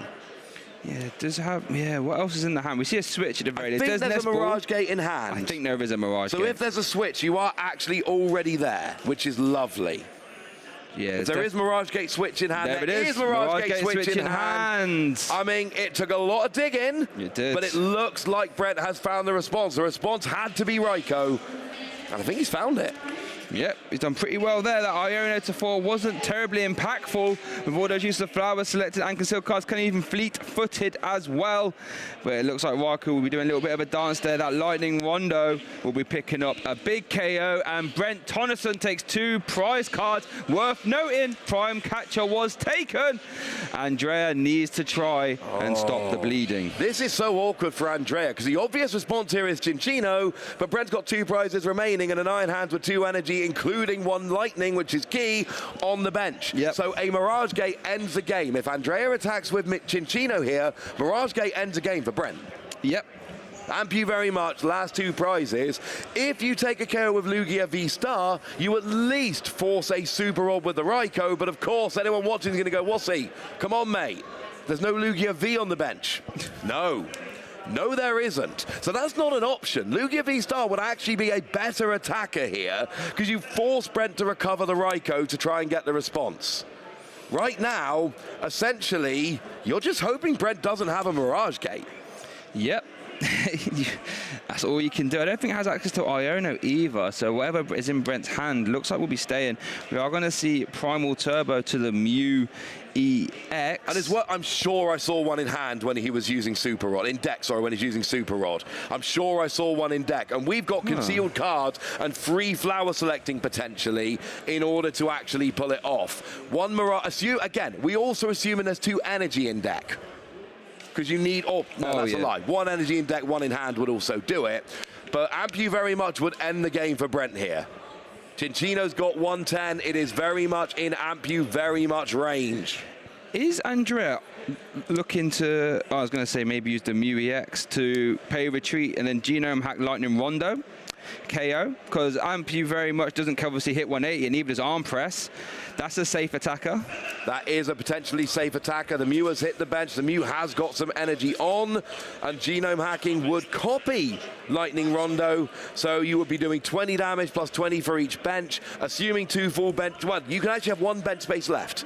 9 bench plus 20 base is 200. That would be the number. You need free energy on the Mew. That looks like that's what we're seeing here. Yeah, there's only 2 on the Mew so far. Do we need a 3rd? Oh. Is it? No, I think there is a 3rd. It was a miss. I just don't think we can see it very well. Okay, so there's 1 hidden. So here we go. But there's Prime Catcher in hand. So we get Mirage Gate onto the Iron Hand. It's all for naught. So it looks like Super's going to shuffle it back in, and there's the Mirage Gate. There we go. There we see the Prime Catcher. Up comes the Iron Hands, and amp you very much. Brent takes it 2-1. I'm going to tell you, Shay, when we're expecting a Mirage Gate to hit the board and it hits the Lost Zone, that's confusing. Yes. What's not confusing, how good Iron Hands is. It really was the difference in games 2 and 3 to give Brent that 2-1 victory. Yeah, we just know how good Iron Hands traditionally is in Lugia. Full credit to Andrea. Navigated that really well, using that Mew EX at the end just to make life really hard for Brent. But like you said, when Ampy very much is taking sometimes 3 prize cards at a time, it's just hard to navigate, especially when that Iron Hands is hitting you for weakness as well. Yeah, the Iron Hands is a pain. Lugia is a good answer to Iron Hands, because Lugia can, well, no, it's not an answer, that's the wrong word. It's a good prevention to Iron Hands, because you have to arm press, which you don't want to do. No. You want to use it for Amp You very much. Yes. And it's out of range of Amp You very much. And we saw in game 1, it worked beautifully. In game 2, you go second, you return too slow. Yep. Amp You very much ran away with the game. Game 3, Andrea had a bad start. That is not how Lugia wants to get rolling. Nope. And even though Amp You very much only came in for the last couple of prizes because of the Cinccino threat that was ever present, you still had it there. And the problem was, you get that late in the game. And we saw how many cards were left in Brent's deck at that point. Even if he didn't have the Prime Catcher in hand, he could have dug quite a lot further to actually go and hit it there. And without being able to gust and KO the Iron Hands, which never really came up as a possibility, it was always going to take the last couple of prizes and win the game. Yeah, and I think another thing worth noting in that match was that Andrea was always forced to put down Luminion, and we saw right at the end there, that is how Brent managed to pick up those last 2 prizes. But full credit to Brent, like we said, is a full international player, one of the best players this season, able to navigate out of that game 1 loss and take it all home there. Currently at a fantastic record moving forward. Would not be surprised to see him make a deep one in this event. Yeah, well, that was table 1. Yeah, exactly. And Brent just won on table 1. So Brent is definitely the #1 seed right now. Yep. In phenomenal position to make top 8. Not guaranteed, of course. We got, I mean, was it 4 rounds remaining?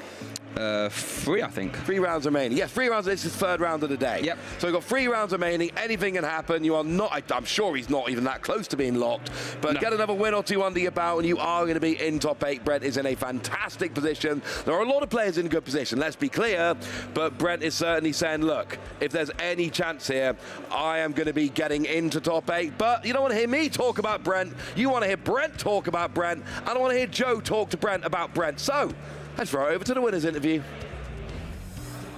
Thanks so much, Ross. Yes, I'm here with our round 12 winner in the Stockholm Regional Championships. And Brent, you've been making yourself at home, actually, here on the big stage, because you're having a world tour and you're doing excellently once again.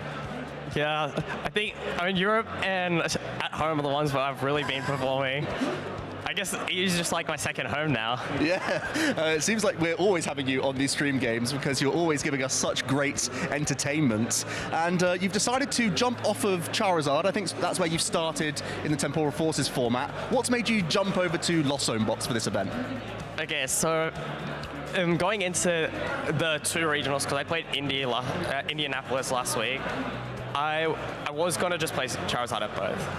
At Indy, I wasn't very happy with my deck list. I wasn't very happy with a lot of that. And I'm like, okay, so how would I change it? So I was going to go with a very vanilla list for Charizard, except I did get kind of scared. There were a bunch of stalls, a bunch of Champ Powers. I'm like, I'm playing at best evens, and I'm not really happy with playing a lot of these matches, and I just didn't think I could perform that well. So I made a last-minute swap, which is the first time I've done that this season. Usually I'm very committed to the deck well before the tournament. And yeah, obviously there's this debate online whether you swap or not. This time I'm like, well, I feel like Lost Box is pretty good. I have pretty solid. I feel like most of my matchups are about even or slightly positive. So I think I have a slight edge into the field. And I'm like, well, I'm not prepared on it, but I've played tons of Lost Box in the past. A lot of it will translate over. And I just built my deck and I just went with it. Yeah, it sounds fantastic, and we know you've done great with the Lost Zone engine in the past, so you're very accustomed with your Giratina playstyle that switching over is not too big of a switch, so I think you can get away with that one. Talking about your game there, it looked like in game 1 things weren't coming together, had a pretty disciplined scoop, but talk us through games 2 and 3 and sort of how that panned out and what your strategy was going into the Lugia matchup.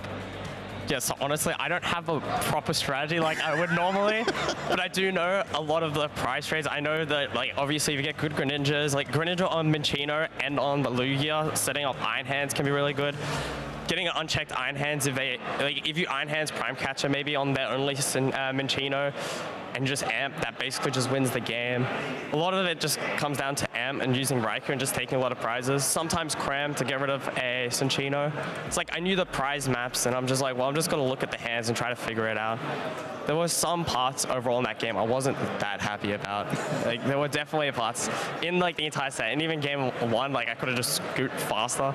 Like I played a gate and stuff, like I don't even know why I'm doing this. I don't even have a prize map anymore to win the game. Like, oh, I just should have left the game already. Well, you gave yourself enough time at the very least, especially with a pretty rapid game 2 turnaround. Yeah. That was fantastic. Brent, I want to talk to you about the World Tour. I think with prizing being buffed this season, it's given you an opportunity to travel here, there, and everywhere to try and accumulate championship points. You're rank 1 right now in championship points in the leaderboard, and you've also accumulated a bunch of prize money. Tell us about your World Tour and how it's come about. Well, I looked at the regional pricing this year, and I'm like, well, I think I can average into profits by just traveling, which the plane tickets from Australia are not cheap.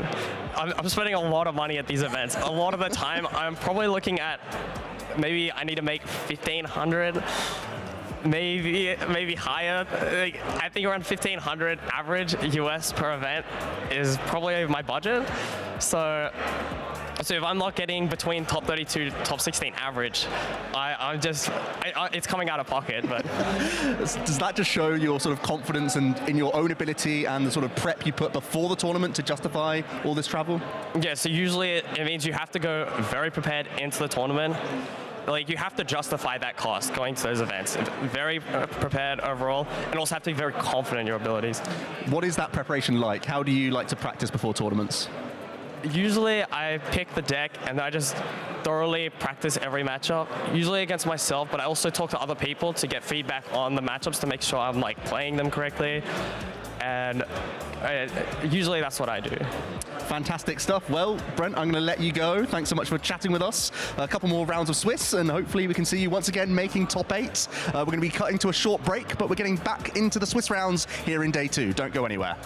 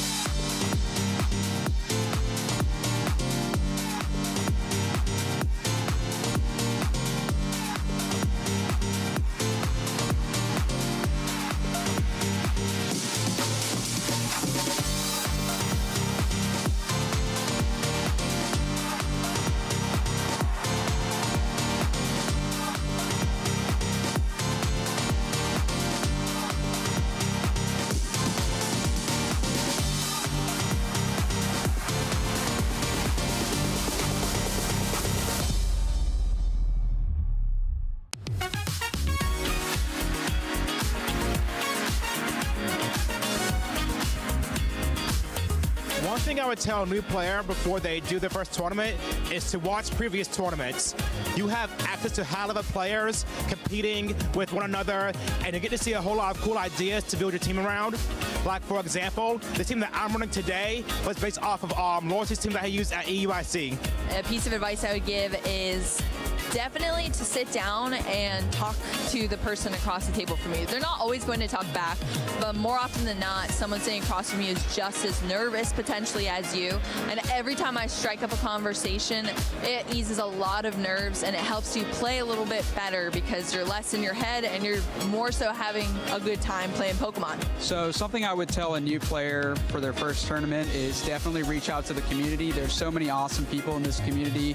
I definitely wouldn't be here if it wasn't for the awesome community. So I definitely say to talk to some friends, make some friends, you know, kind of enjoy yourself, learn from them. A lot of people in the community love to help. So that would be my top advice. What I would tell a new player at their first regional is just try your best to have fun, stay as positive as you possibly can. Even if you lose your first match, first 2 matches, feel like you want to drop, there's side events, but you practice for this, just do your best to have fun. One thing I would tell a new player who's coming to their first tournament is to bring a team that they're comfortable with. Knowing your Pokemon, how all the matchups play out, goes a long way. The first thing I would tell someone who is, getting ready for their first tournament is to not be so nervous. I get it's a big event, you don't know how many people are going to be playing. You're going to meet new people, a million deck options out there, but just lock into whatever deck you're practicing with. Bring some extra sleeves in case you break a sleeve, whatnot, and maybe a water, some snacks. Other than that, just have some fun. Miraidon is going to have its chance to shine. The future is now. But Yuho said, not today, not today. Iron Hands closed the door. My strategy for the preparation of this event was I test and make sure I have a deck I like to play, and then I try to prepare myself by getting good night's sleeps, eating well, and being sure I'm calm and collected when I come to a tournament so I can play for my best. Yuho plays one of the most explosive decks in the meta. We can see what he's eyeing up. The big, the bad, the scary Iron Hand. I took Miraidon because it's a fast deck that wins against other fast decks also.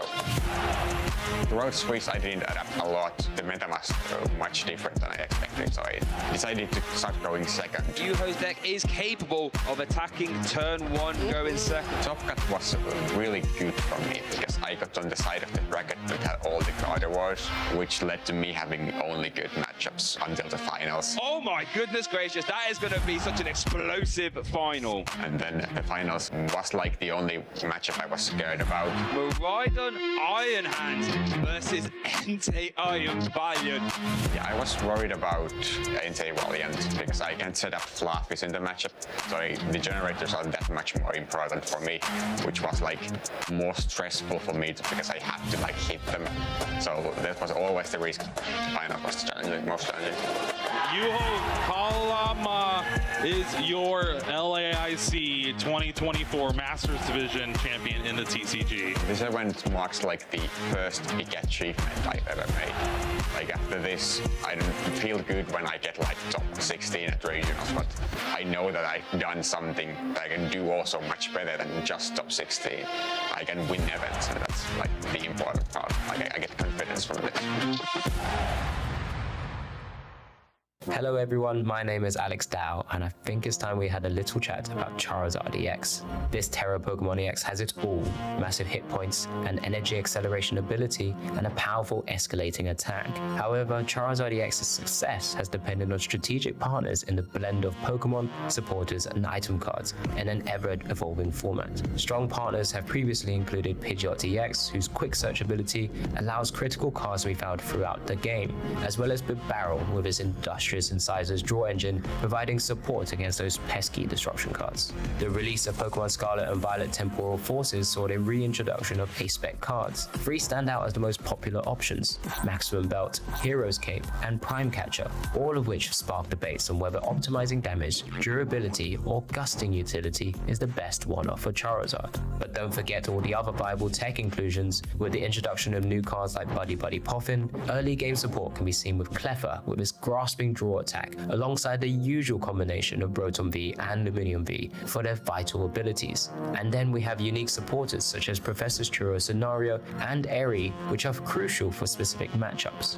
Well, the current foundation of Charizard EX's strategy was cemented at the European International Championships by none other than Tord Reklev, who combined Pidgeot EX, Bibarel with Prime Catcher as his ace-spec of choice, as well as other unique inclusions to win the largest tournament outside of Asia. The knockout, Tord Reklev is your European International Champion. This win against various deck types and Charizard EX mirror matches secured Tord's 5th IC title. With still so much more to come, I can't wait to see how our players continue to innovate and adapt to one of our strongest cards in the game today.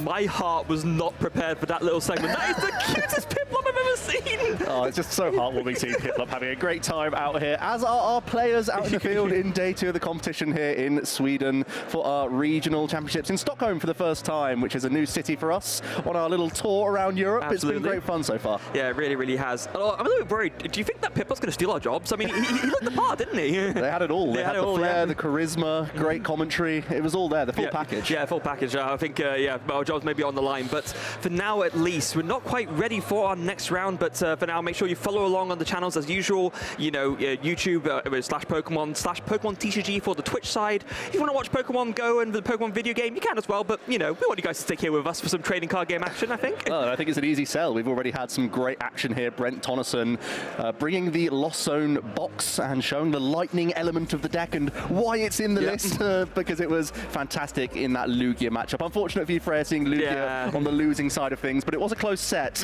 and Iron Hands, it makes it happen sometimes, and it's just like that. Yeah, it does. Amp you very much, and that's all she wrote. But we do have some social media posts that we've been pruning through. You guys have been getting in touch like we asked, and we had some fun looking through what you guys have had to say. So let's take a look at some of those now, as we do see from Kiddo the 2B PTCG, meet the goats at Tord Reklev at my first #play Pokemon regional event, mission accomplished. Tord, he's so great.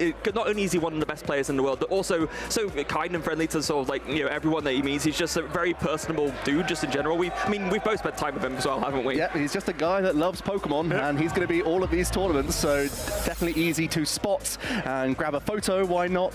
Get some signatures on your playmats, those sorts of things. All of our players out there, more than happy to do that. They just love the game as much as you do, and they're strutting their stuff out in the field today as well. Yeah, you had the pleasure of cubing with him multiple times, haven't you? All the time. Yeah, all the time. I get the better of him as well most of the time. I'm happy and looking forward to it later as well, ideally, depending on how long it takes throughout the rest of the weekend. But yeah, love to see support for our competitors out there. We have so many popular content creators, as well as players who just show up so much on these streams that they end up becoming fan favorites. And I think we might be making some new names today this weekend as well. Absolutely, we will. Now let's go on to the next post. Let's see what's queued up for us here.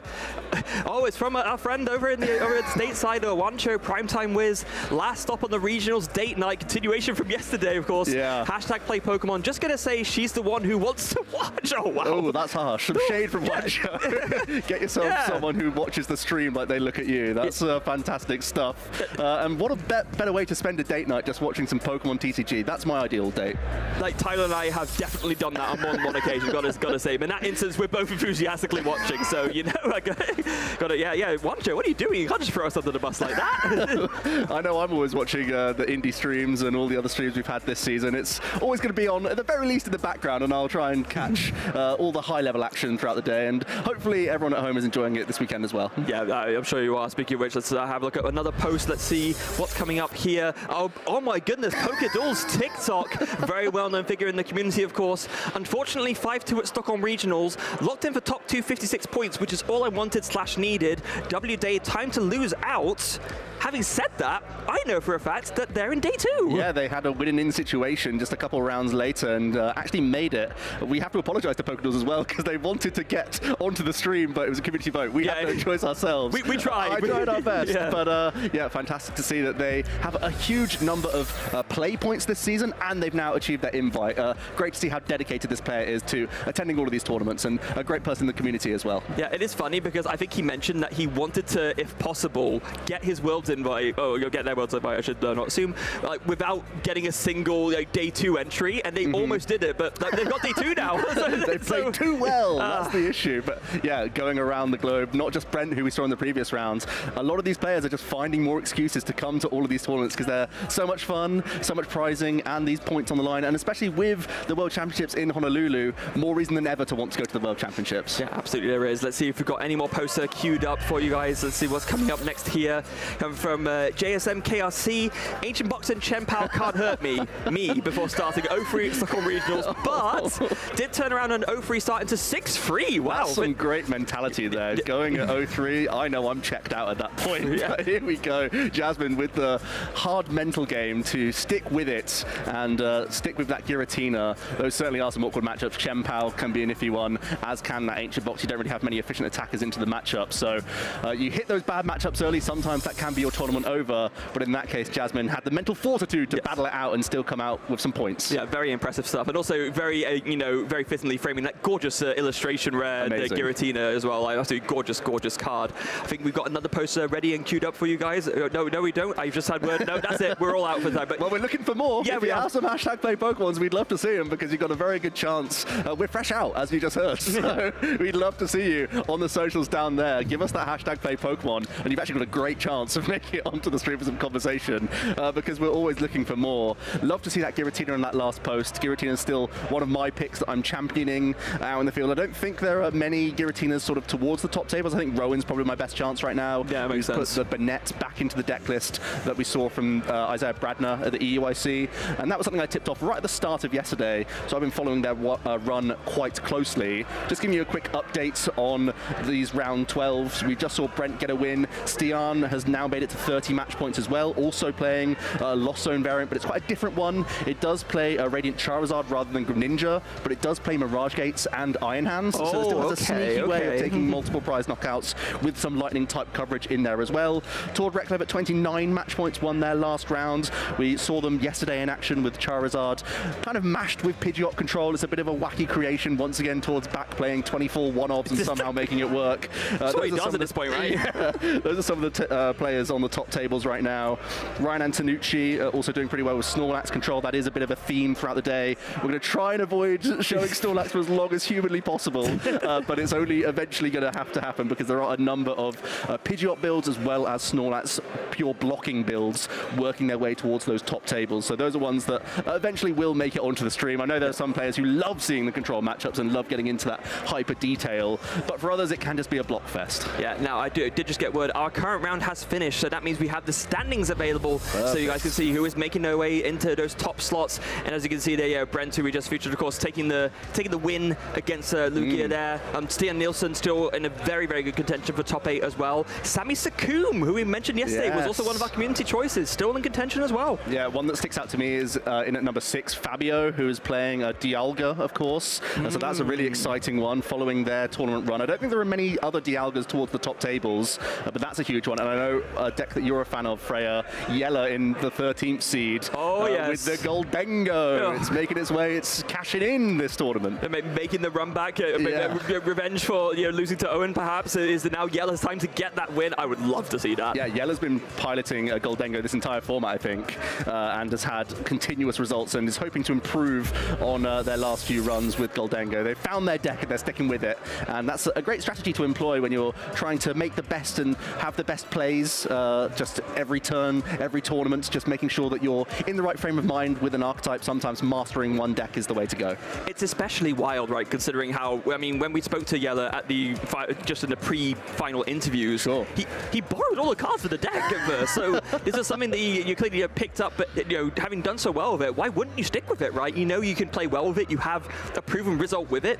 In theory, it only gets stronger going into the post-rotation format, so why not run it back? Yeah, and hopefully after getting all that prize money, you can buy your own Goldengo and use your own deck from then on. I'm hoping that's what happened at the very least, getting those coin bonuses in. Could probably even get you for those special illustration rare ones. Those are so nice. The way links up to the Gimme Ghoul as well. Yeah. Oh, so fantastic. So it shouldn't be too long until our next round. As we've just seen, the round 12's concluded. We've started to see some standings in there, and working towards and through these tables. We've mentioned it a few times, Freya, that there's a decent number of Charizard players out in the field towards the top tables at the moment. There are some Chien-Pao as well. Certainly some of the American players, Reagan and John, with those Chien-Pao. They've been, well, certainly Reagan has been on Chien-Pao for a long time. John's like a recent convert, but have some great results in the last couple of American tournaments. What decks are you looking to see on stream for the next round? I mean, I guess it'd be nice to have Charizard on again, of course, just because, it is, in theory, the top deck, and it's great to see that being piloted at the highest level.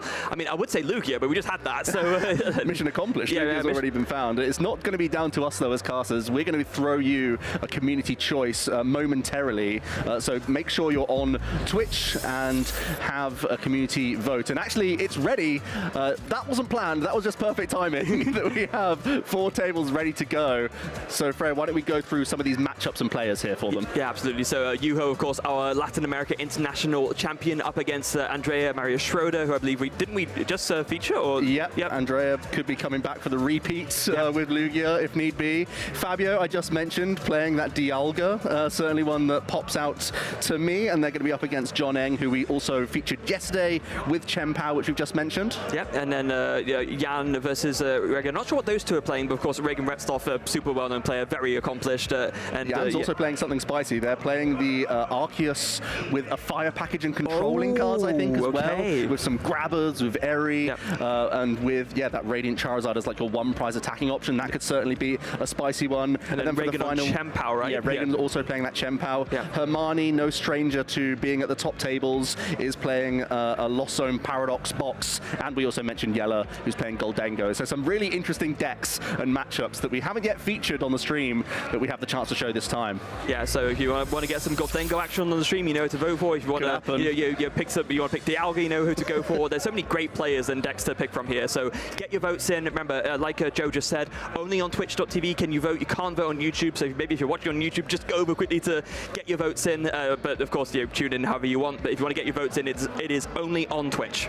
Yeah, not sure if we mentioned Yuho's deck. Going to be playing that Future Hands. I think Ross was very excited about it in the last round. Yeah, he was. Mentioning it, that's his caster prediction. He's hoping that Yuho is his one chance to get his caster prediction correct. So if you want to see an international champion in action, one of the few Future Hands players out there in the field remaining, that's the chance. So that could be your vote as well. Yeah, I think we even alluded to this earlier, right? Yuho just wants to play the best deck that has Iron Hands in it. That's the decision-making process. They found the card, they found the win condition, they love taking additional prize cards. That's the way to do it. And we even heard in the interview between the rounds there with Yuho that they love playing aggressive front foot archetypes, and this is one of the ways that you can play 50 minutes best of 3, conclude 3-game sets, and Iron Hands speeds up the game massively. No matter if you're into multi-prize matchups or single-prize matchups, you turn them into multi-prize matchups. Yeah, it's funny because for me personally, as a player, it's a philosophy that I very much follow as well. I don't want to tie. It's very tough when you're playing a game when the average game length is about 25 minutes.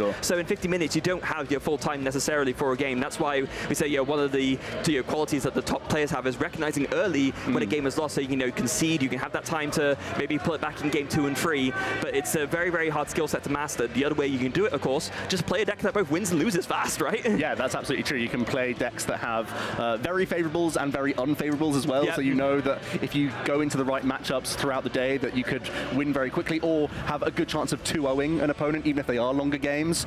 Or you can have that mindset of, I'm going to play just so many games so quickly that even if it's a 50-50, I can try and win twice. Maybe I have the more consistent aggressive deck. And it's always great being on the front foot because it's forcing your opponent to have a response every single turn of the game, or you can fly too far ahead. It's almost like the balance of, do you want to play the deck that's asking the questions, or playing the deck that has the answers? And that's a great way to put it. Yeah, and the deck, and these aggressive decks, they are the question-asking decks. It's like the Night Marches and the Mega Rayquazas of the past, no bias mentioning those two specifically, but the Lugias of the now, I think it's fair to say, and the Future Hands of the now, it's these are exactly what these decks do, whereas the Charizard-like decks, they tend to be the having the answer decks. You fall back a little bit, but then you come in with that Charizard with the Burning Darkness, taking more doing more damage for every prize card your opponent's taken, and it's very interesting to see what preference players drift towards, because there's definitely not a consistent consensus amongst the top players about what the best approach is. Yeah, there's more than one way to find your way through to these Day 2 situations, but the community vote is in, Freya, so we can see what game we're going to be featuring, and it's actually going to be Hermanni against Yella, so it is going to be the Goldengo on the stream. I mean, I think I'm not surprised at all to win here. Yella is such a personality on stream as well. That final was honestly one of the most fun ones I've ever gotten the pleasure to cast over, so yeah, so happy to see him back, and we're going to run it back again with the Make It Rain. Yeah, and it should be a pretty interesting matchup against the Lost Zone Paradox Box. Paradox Box tries to have answers to everything, but Goldengo's on the fringes, so it's one of the things that you don't necessarily have in mind when you're constructing your deck and trying to have as few answer Pokemon as possible. Sure, there are things that can KO Goldengo, but it might be quite awkward. Using Roaring Moon to damage yourself quite heavily can open the door for some easy response KOs from Yella, maybe even using things like Radiant Greninja. That could be a big card in the matchup to take multiple prizes back into Hermanni, so that's going to be an interesting back and forth, I think, for the stream. Yeah, definitely not a matchup I would have predicted having to cast over at the start of this tournament, but very cool to see. And yeah, exactly like you said, because of that unpredictability, it's going to be a bit hard to see how it goes. There's not going to be any weakness things in play. I don't believe there's any fire type attackers that Hermanni can make use of, so it is going to be a very interesting interplay, and yeah, this is going to be a phenomenal match for sure. Both archetypes obviously utilizing the Radiant Greninja, not just for draw power, but also in an attacking sense. You can certainly target the Gimmighoul early, or the Comphase could be targeted on Hermanni's side, so that's something we're going to have to watch throughout the game as well. There's a lot of different attacking threats that we have on both sides of the field. And one big factor that we know will definitely come in, of course, that Iron Hands EX. You have to evolve the Palkia before the Iron Hands can come down, because if you don't, you can get Ampy very much for free prizes, which is not a position you want to be in. Certainly not. And in doing so, you're really accelerating your prize race, but then you're also denying your opponent from using their Greninja as well. Absolutely. For the most part, and then it basically just limits them to Goldengo for the remainder of the game, and that is sometimes going to be enough, but then it does allow Hermanni to have a much easier map throughout the rest of the game. Yeah, so some of the interplays already, I think we're starting to maybe have some idea of how this matchup could go, but yeah, to paraphrase the late great Murray Walker, in Pokemon anything can happen, and it usually does. That's so true. The Goldengo, why hasn't it seen more play, Freya? I know it's something that you've alluded to. What is it about this archetype that's allowed Yella to do so well with it? However, why is it not quite being the popular choice among players? It's a tough one, especially considering we've already talked a bit earlier on about how, all the way back in Dortmund, we talked about how the Chien-Pao versus Goldengo finals, that was the finals we could have expected going into this format, right? It was almost like a preview, but people just haven't picked up on Goldengo in the same way. Maybe people just think, the means to build up the resources in hand that the deck has just isn't quite there, or that its meta positioning isn't quite favored, but it has so much going for it. You can draw so many cards with coin bonus. You have, of course, all of the energy retrieving cards and energy searching cards with the Vessel and the superior energy retrieval, and also against Chien-Pao, you even hit for weakness. Yeah, and that's a really important thing coming into this week of the tournament, because, of course, in Indianapolis, Chien-Pao has been doing so well recently. One thing I want to touch on is that Yella is one of the most experienced players of Goldengo, and his list is a little bit different. And we've seen with a few tweaks here and there in the format that it can lead to great success. And one thing that Yella's actually playing is a 1/1 line of Bibarel. We saw what that's done to Charizard. We saw how much better it's made that archetype. So I wonder if Yella's taken a leaf out of Charizard's book, has sort of copied the homework, and we'll see if it can help out the Goldengo archetype in this matchup. Well, it makes a lot of sense, right? Because sometimes the way Goldengo can struggle is in that late game when a lot of your Goldengos have been KO'd, you don't have as many coin bonuses on the field, so you can't draw as much. All of a sudden, you put a Bibarel in the deck, you have that Industrious Incisors, you can refill up to 5, do the last few top-ups with those last few coin bonuses, and then you can actually get the amount of energy needed to take those last big knockouts. Yeah, it's going to allow the Goldengo to just have the optimal turn possible. Similar to Chien-Pao, it's actually able to construct multi-prize turns in a lot of different scenarios. It's got cancelling clone, like how you'd mention in a Chien-Pao deck, how you'd expect it to be in there. So there's lots of ways that the Goldengo can capitalize as long as you draw into your combinations. So having this little bit of extra draw power, no bad thing throughout the game, but also going to be great in those late stages. Yeah, of course, another important thing to mention about Goldengo is that it was also not too bad into control. You play a very very streamlined list of Pokemon. As long as you're not forced into benching anything that can be trapped in the active easily, every single thing that you have draws you cards and can attack for only one attachment. So as long as you play it smart, you can't really be stalled by any control archetypes. I think Yellow's list as well definitely respects the controlling decks. I can see from some of the supporter choices that they have enough to get over the line in the matchup, so that could be part of the reason why Yellow's working their way to the top tables, because not only are they having a streamlined list with additional draw options, they also have some cute techs to help out against control and respect that matchup. Yeah, I can't help but wonder, are we going to see the make it rain again? Oh, no, well, Yellow's a specialist, you know, certainly a fan of the Goldengo. I imagine that Hermanni's aware that Yellow has been rocking Goldengo for a while, because hard not to notice the most dedicated European pilots of Goldengo, especially with Hermanni also being a frequent regional attendee and often finding their way into the late stages of tournaments as well. And actually, Hermanni's a bit of a specialist in Lost Zone as well. I'm certainly aware of their placements with Gudra in the past, but this time moving on to like a all-basic build. Yeah, I guess Gudra's time has come and gone. It did, of course, win in the juniors division at the European International Championships, but I guess Hermanni thinking, you know what, it's not quite where I want to be, so yeah, just going with a more straightforward Lost Box approach. So we've talked about the matchups a little bit.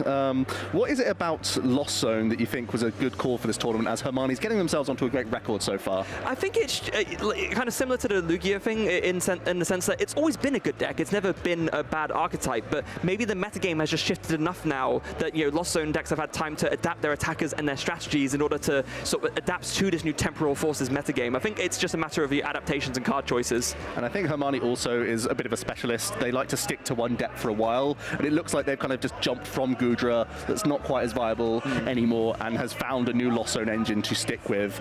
We've said it a few times throughout the cast that just sticking with an archetype and becoming a master of it is just such a great way to perform at these tournaments, even with hundreds of players competing. Yeah, it's a solid way to build up your fundamentals as a player, which we already talked about yesterday, but worth mentioning again. When you get to that point where you're so skilled at your fundamentals, you can basically have success with almost any archetype. That's one thing, but even some of the top players, they will still stick to the same deck, because they know if the more I play with this, the less likely I am to misplay, and the less likely I am to misplay, the more likely I am to get win after win after win. Yeah, and even not just misplaying or not, it's knowing that you're not misplaying in a split second. Yes. Because you need to be doing these actions quickly, especially with Lost Zone Box more than any other, because if you're going to sit contemplating a decision for like 10 seconds, over the course of every single turn of the game, you're going to extend and extend and extend every game that you play of Pokemon, and that can lead you into the tie bracket. And that's, as you've already mentioned, Freya, earlier on, when we were talking about fast and turbo decks, you don't want to be tying, you want to be winning as many games as possible of Pokemon. Yeah, that's always the sweet spot, right? If you can get yourself to a point where even with these more complex decks, you are so fast with your decision making that you can pilot one of those versatile decks fast, that is a fearsome combination to deal with. Looks like our players are getting set up at the table, so it shouldn't be too long until we get into this action. The Goldengo up against the Paradox Lost Box for these players. It's going to be a European clash. Two players who are no stranger to the top 8. I think they might both be missing victories for regionals. I think, yeah, both of them are finalists of regionals. So they're hungry for a win this weekend. Yeah, so they're definitely going to be all on the line as we go into our feature match here. I would love to see, I mean, either of these players in the finals will be a joy to see again. We've already seen it, of course, with Yella, and I mean, if he takes the win of Goldengo, especially after coming so close in Dortmund, I'm sure the roof will raise. Yeah, there are definitely some Goldengo fans out there. I know that much. I know there are certainly some content creators, some streamers that love playing Goldengo over and over again. And it looks like our players are sat at the table, sleeves and all, ready to get into this round 13. Obviously, we're about to kick things off, so it's a 0-0 score right now. But they're both at 8-2-2 records, so they are going to need a couple of wins on the bounce for, I think, to secure their way into day 2. But there's certainly time for them, especially with a win in this round. Yeah, so like we just alluded to, Hermanni, plenty of accomplishments, but no wins yet, just that Bochum regional finalist. Still an amazing accomplishment, but he's going to want to do that one better and secure the win in Stockholm this weekend for sure. Yeah, Hermanni certainly one of the best in Europe yet to win a regional, I think. Almost expected to make their way into a first place finish with such consistent performances. And there's Jelle, the fan favorite for those playing Goldengo, those wanting to fly the flag of the surfing dude. It's Jelle. Yeah. The Dortmund finalist was indeed with this deck, as has been some of these other results, although in previous seasons also finding their way into top 32s with other archetypes as well, so not just a one-trick pony. No, absolutely not. It's just that sometimes it's just a matter of you had the skill set, but you just need the right deck to gel with. And it's not so much that you're a one-trick pony, it's just that that's the enabler that gets you to that point where you're not just getting top 32s, you're actually making the top 8s and getting all the way to the finals. And it looks like Jelle has found that with the cheese string man. Quick mulligan for Jelle there. Any card you can gain for Hermanni, not a bad thing at all, because you are going to be still quite a combo-centric deck. You really want to unlock Mirage Gate to access some of your high-level attacks, of course. We've mentioned the Lost Zone box in a few of the rounds yesterday and today. That's going to be a mission for Hermanni. No matter what matchup you're up against, you want to be fueling your Lost Zone. You can't access those cards again, but in doing so, you unlock some of the best energy acceleration possible via Mirage Gate. The mission for Jelle is going to be weaving in these high hit points, stage 1, the Goldengo EX at a healthy 260 hit points. So the only real efficient attacker Hermanni's going to have to knock out Goldengo is going to be a Roaring Moon EX's Frenzy Gouging, and that comes with some drawbacks as well. So these are the things we're going to have to follow into the game as we're going to get kicked off here. Jelle does actually prize one Bidoof. That's the only copy they play, but they are playing Hisuian Heavy Ball, so it shouldn't be too big of an issue. As we see the fist bump, and we're getting into our round 13 here in day 2 of the Stockholm Regional Championships. Hermanni starts things off with a flower selecting. Yeah, a classic start there. 2 decisions. Oh, wait, hold on. I don't know if the hand has much outside of this. Oh, no, there's a Courses experiment. Never mind. That was a very important find. It's a good pickup. Because, yeah, you're not going to be under pressure turn 1, so you can breathe a bit of a sigh of relief that you've got a Colress for next turn. Is there no chance? Unless we see some crazy Gibby Ghoul action, I suppose. Yeah, I was going to say, is there a chance of a continuous coin toss? No, that is These are the call for family Gibby Ghoul, fortunately. Yes, so... we get away with that one. I mean, what's 4 heads, right? We are making reference to the other Gimme Ghoul, which of course does have that continuous coin toss attack, which we did see Jelle play in Dortmund, but opting to go for just all the 50 HP one this time with that call for family attack. We're going to see a quick prize check for Jelle. Always good to be diligent with this one. And I'm really interested in Jelle's engine. Not only are they adding the barrel to their deck list, they're also playing 3 copies of the Cypher Maniacs to code breaking. So you can really cherry pick cards throughout the entire game thanks to this combination. Yeah, that was a big addition to the Goldengo deck, and it's one of the reasons why we thought it might become a top contender, or at least go up in the tier lists going into Temporal Forces, because what better combination with a card that stacks the top 2 cards of your deck with a deck that just draws the top card of its deck constantly. Yeah, it reminds me of a classic combination of Zoroark GX and Mallow, or even with Magcargo, and that was just a phenomenal combination, because when you're cherry picking everything, you're typically going to have the best turns possible. Yep. Jelle actually having a great turn 1, incidentally, is going to Irida immediately for that Hisuian Heavy Ball, proving just how important the big barrel is in this matchup. Yeah, you want to be able to get that draw down. It is, in the early points of the game, it can be a bit of a liability, of course, that Bidoof only having 60 HP, but especially given what a slow start Hermanni had, Jelle's not going to be worried about that in this instance. Yeah, already has access to Radiant Greninja and, I believe, Palkia V in the hand, so is pretty content with their opener here. It was a slow turn for Hermanni, so you don't really expect a huge amount of pressure. Maybe the best thing possible they can construct will be just a Cramorant Spit Innocently next turn, and you're quite content with that, just giving up a single prize Pokemon. Yeah, you absolutely are now. Irida played now. Hisuian Heavy Ball there. Bidoof coming down, very important. Another Gimme Ghoul on the bench is now Jelle's going to take some notes now that you can play that Hisuian Heavy Ball. It's so great because it saves you so much time, right? We've talked in the past about how important it is to check your prizes, to know what's there, and you know what's a lot quicker than going through your whole deck and working out what's not there, just looking at your prizes. Yeah, Hisuian Heavy Ball is like my favorite card in the format for exactly that reason. It saves me, not only does it save me time, it saves me headache. That's just just great. Certainly someone at my age. Memory is like a sieve at this point. You're not that old, I Joe, need to have the come on. notes by my side. Maybe I've just played the game for too long. Yeah, That could maybe. also be the case. I've just seen too many prize cards at this point, as they are going to get rearranged. Thanks to that Hisuian heavy ball. A Bidoof plucked early on, and action passed over to Hermanni once again. Yeah, so with that Chorus's experiment, will be, bailed out a little bit. That hand was looking pretty dodgy beforehand, but it looks like they're, not a great Chorus's experiment, actually. Just a bunch of energy. One ball search option could unlock Forest Seal Stone for you. I guess maybe you go for that to find your, you can get either Rotom V or Luminion V, I guess. Maybe with the amount of switching cards in hand, possibly just grabbing Buddy Buddy Poffin to just dance between your flower selecting also, potentially. So let's see, we're going to go for the flower selecting first. Looks like it's a Dark Energy hitting the Lost Zone. And what was the pickup there from Hermanni? It was, another Chorus experiment. Another Chorus, not too shabby. Surely the ball search card was found from the Chorus here. The hand is stacked full of decent resources, though. Just no ball search other than this Ultra Ball. So it's going to be painful for Hermanni here. Yeah, it's a stacked hand if you have a board, but if you're boardless, it's kind of a bit of an awkward situation. And you can see Hermanni is really agonizing over this. You have to play that Ultra Ball, otherwise you probably just lose next turn. And it's the debate of, do you grab a V Pokemon, grab that Raikou V, and just go Buddy Buddy Poffin, or do you take a Confe on its own and not put multi-prize Pokemon into play? That's something that you're going to have in the back of your mind, because Yellow is much happier taking out multi-prize Pokemon here with his deck. There is no Raikou V in Hermanni's list, so it has to be either a Rotom V or a Luminion V. Am I seeing something that you're not here? Yeah, I am actually looking at the wrong deck list. Okay. So it's going to be a Rotom V is the V Pokemon of choice, you say, Freya? Yeah, I guess so. Either that or Luminion, but you've already used your supporter, right? That's a fascinating choice in the list. I mean, it's not often we see Rotom V in Lost Box. Yeah, this is a lot spicier of a 60 than I was expecting. Luminion V as well. Obviously not great for this turn with Chorus already played and one already in hand. It can be a way that you can play a bit slower with the Lost Zone deck. There are actually a number of archetypes out in the field that don't play much hand disruption. We've already seen Ancient Box, the Mirror, and the Giratina Lost Zone. These archetypes don't hand disrupt until the sort of mid to late game.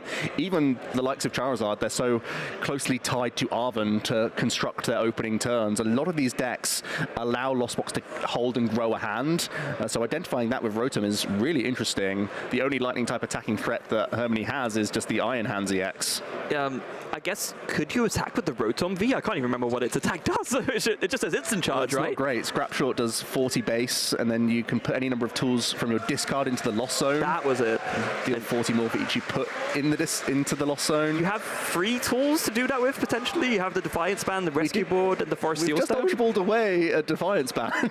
Oh, hold on a second. I think it's pretty kooky. There are 2 lightning energy. It's theoretically possible. Yeah. But, I mean, also, in an ideal world, you want to, amp you very much on this Palkia V, right? But I don't think it's going to It's more or less the together. expected play, Freya, though, of just a Spit Innocently from Cramorant to end things off here for Hermanni. Not really creating much of a board, but at least representing just one Confe, so Yellow can't cash in on Radiant Greninja too happily, and is probably content to just take 1 prize himself this turn. Yeah, absolutely fine start for Lost Zone Toolbox, especially considering Hermanni's start wasn't really that great, but got at least 4 in the Lost Zone, got that solid turn 1, and Yellow here only left with 1 Gimmighoul currently. I don't think it's a problem, because this Ultra Ball can grab the barrel, and there's also the crucial supporter that he's decided to play 3 copies of in the deck list, the big differentiator between Yellow's 60 and conventional lists of Goldengo. That Cypher Maniac's code breaking can get you any 2 cards you want, and I got to feel like a Goldengo will be at least one of those choices. Yeah, such a phenomenal card again. Gets even stronger when you have the barrel in the mix, right? Because it's strong enough with just the Goldengo and the coin bonus, but now you have the Industrious Incisors coming in as well. You are drawing and searching so much. It's actually so similar to how we see the engine of Chien-Pao adapt, where the Cypher Maniac can be unlocked via Radiant Greninja, Pokestop, Barrel, and even Goldengo in this list as well. So even more synergy than the Chien-Pao players in this list. Yeah, and Yella is already readying up the cards from the Cypher Maniac. Has that Goldengo and that Earthen Vessel, I believe, right there, and taking them out. Going to put them to the top of the deck and then go for that Industrious Incisors. Sounds like a great choice to me. You need energy flowing, of course, for that Make It Rain attack. Only costs 1 to attach to attack with Make It Rain, but you need to be discarding your basic energy from hand, and it's a 50 times multiplier for each. So you're constantly going to be searching out these energies and then reloading them from the discard pile via superior energy retrieval throughout the game. Yeah, so there it is. Industrious Incisors, 4 cards drawn. Going to have those 2 that Yella just put to the top guaranteed. But what else is found there? I do believe there's another Ultra Ball. And is there a gesturing at the Comfey? I don't know if that was Yella saying, oh, I want to bring this up, or what it might be, but just a coin bonus instead. 1 card drawn. Is that a... I thought that was a energy retrieval and superior energy retrieval. So many ways to recycle these energy. That's a big part of the deck, of course. Yeah. And I guess the nice thing here is that Yella is a little bit starved for energy outside of that Earthen Vessel, but not mattering as much in this instance, specifically because, you know, Hermanni's Pokemon don't have a lot of HP. It's, you know, your 70s, 110s. I mean, you do still need to find enough for the knockout, though, and I don't know if Yella has that yet. Yeah, still has Radiant Greninja draws. It might come down to that at this stage. If you can find Ball Search for Palkia, maybe you could Prime Catcher the Comfey on the bench and deal with that.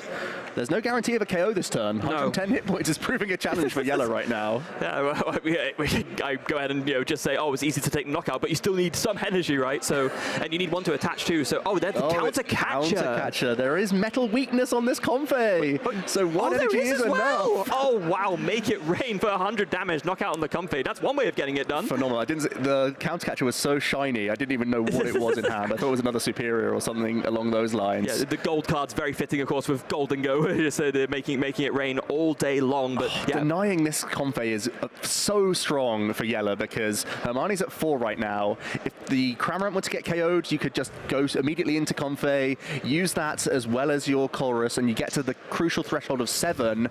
Now Hermanni's going to have to spend more and more switching cards to get anything going here, and it's just going to deplete the hand of resources. And there's no guarantee that we can see gate shenanigans coming in this turn.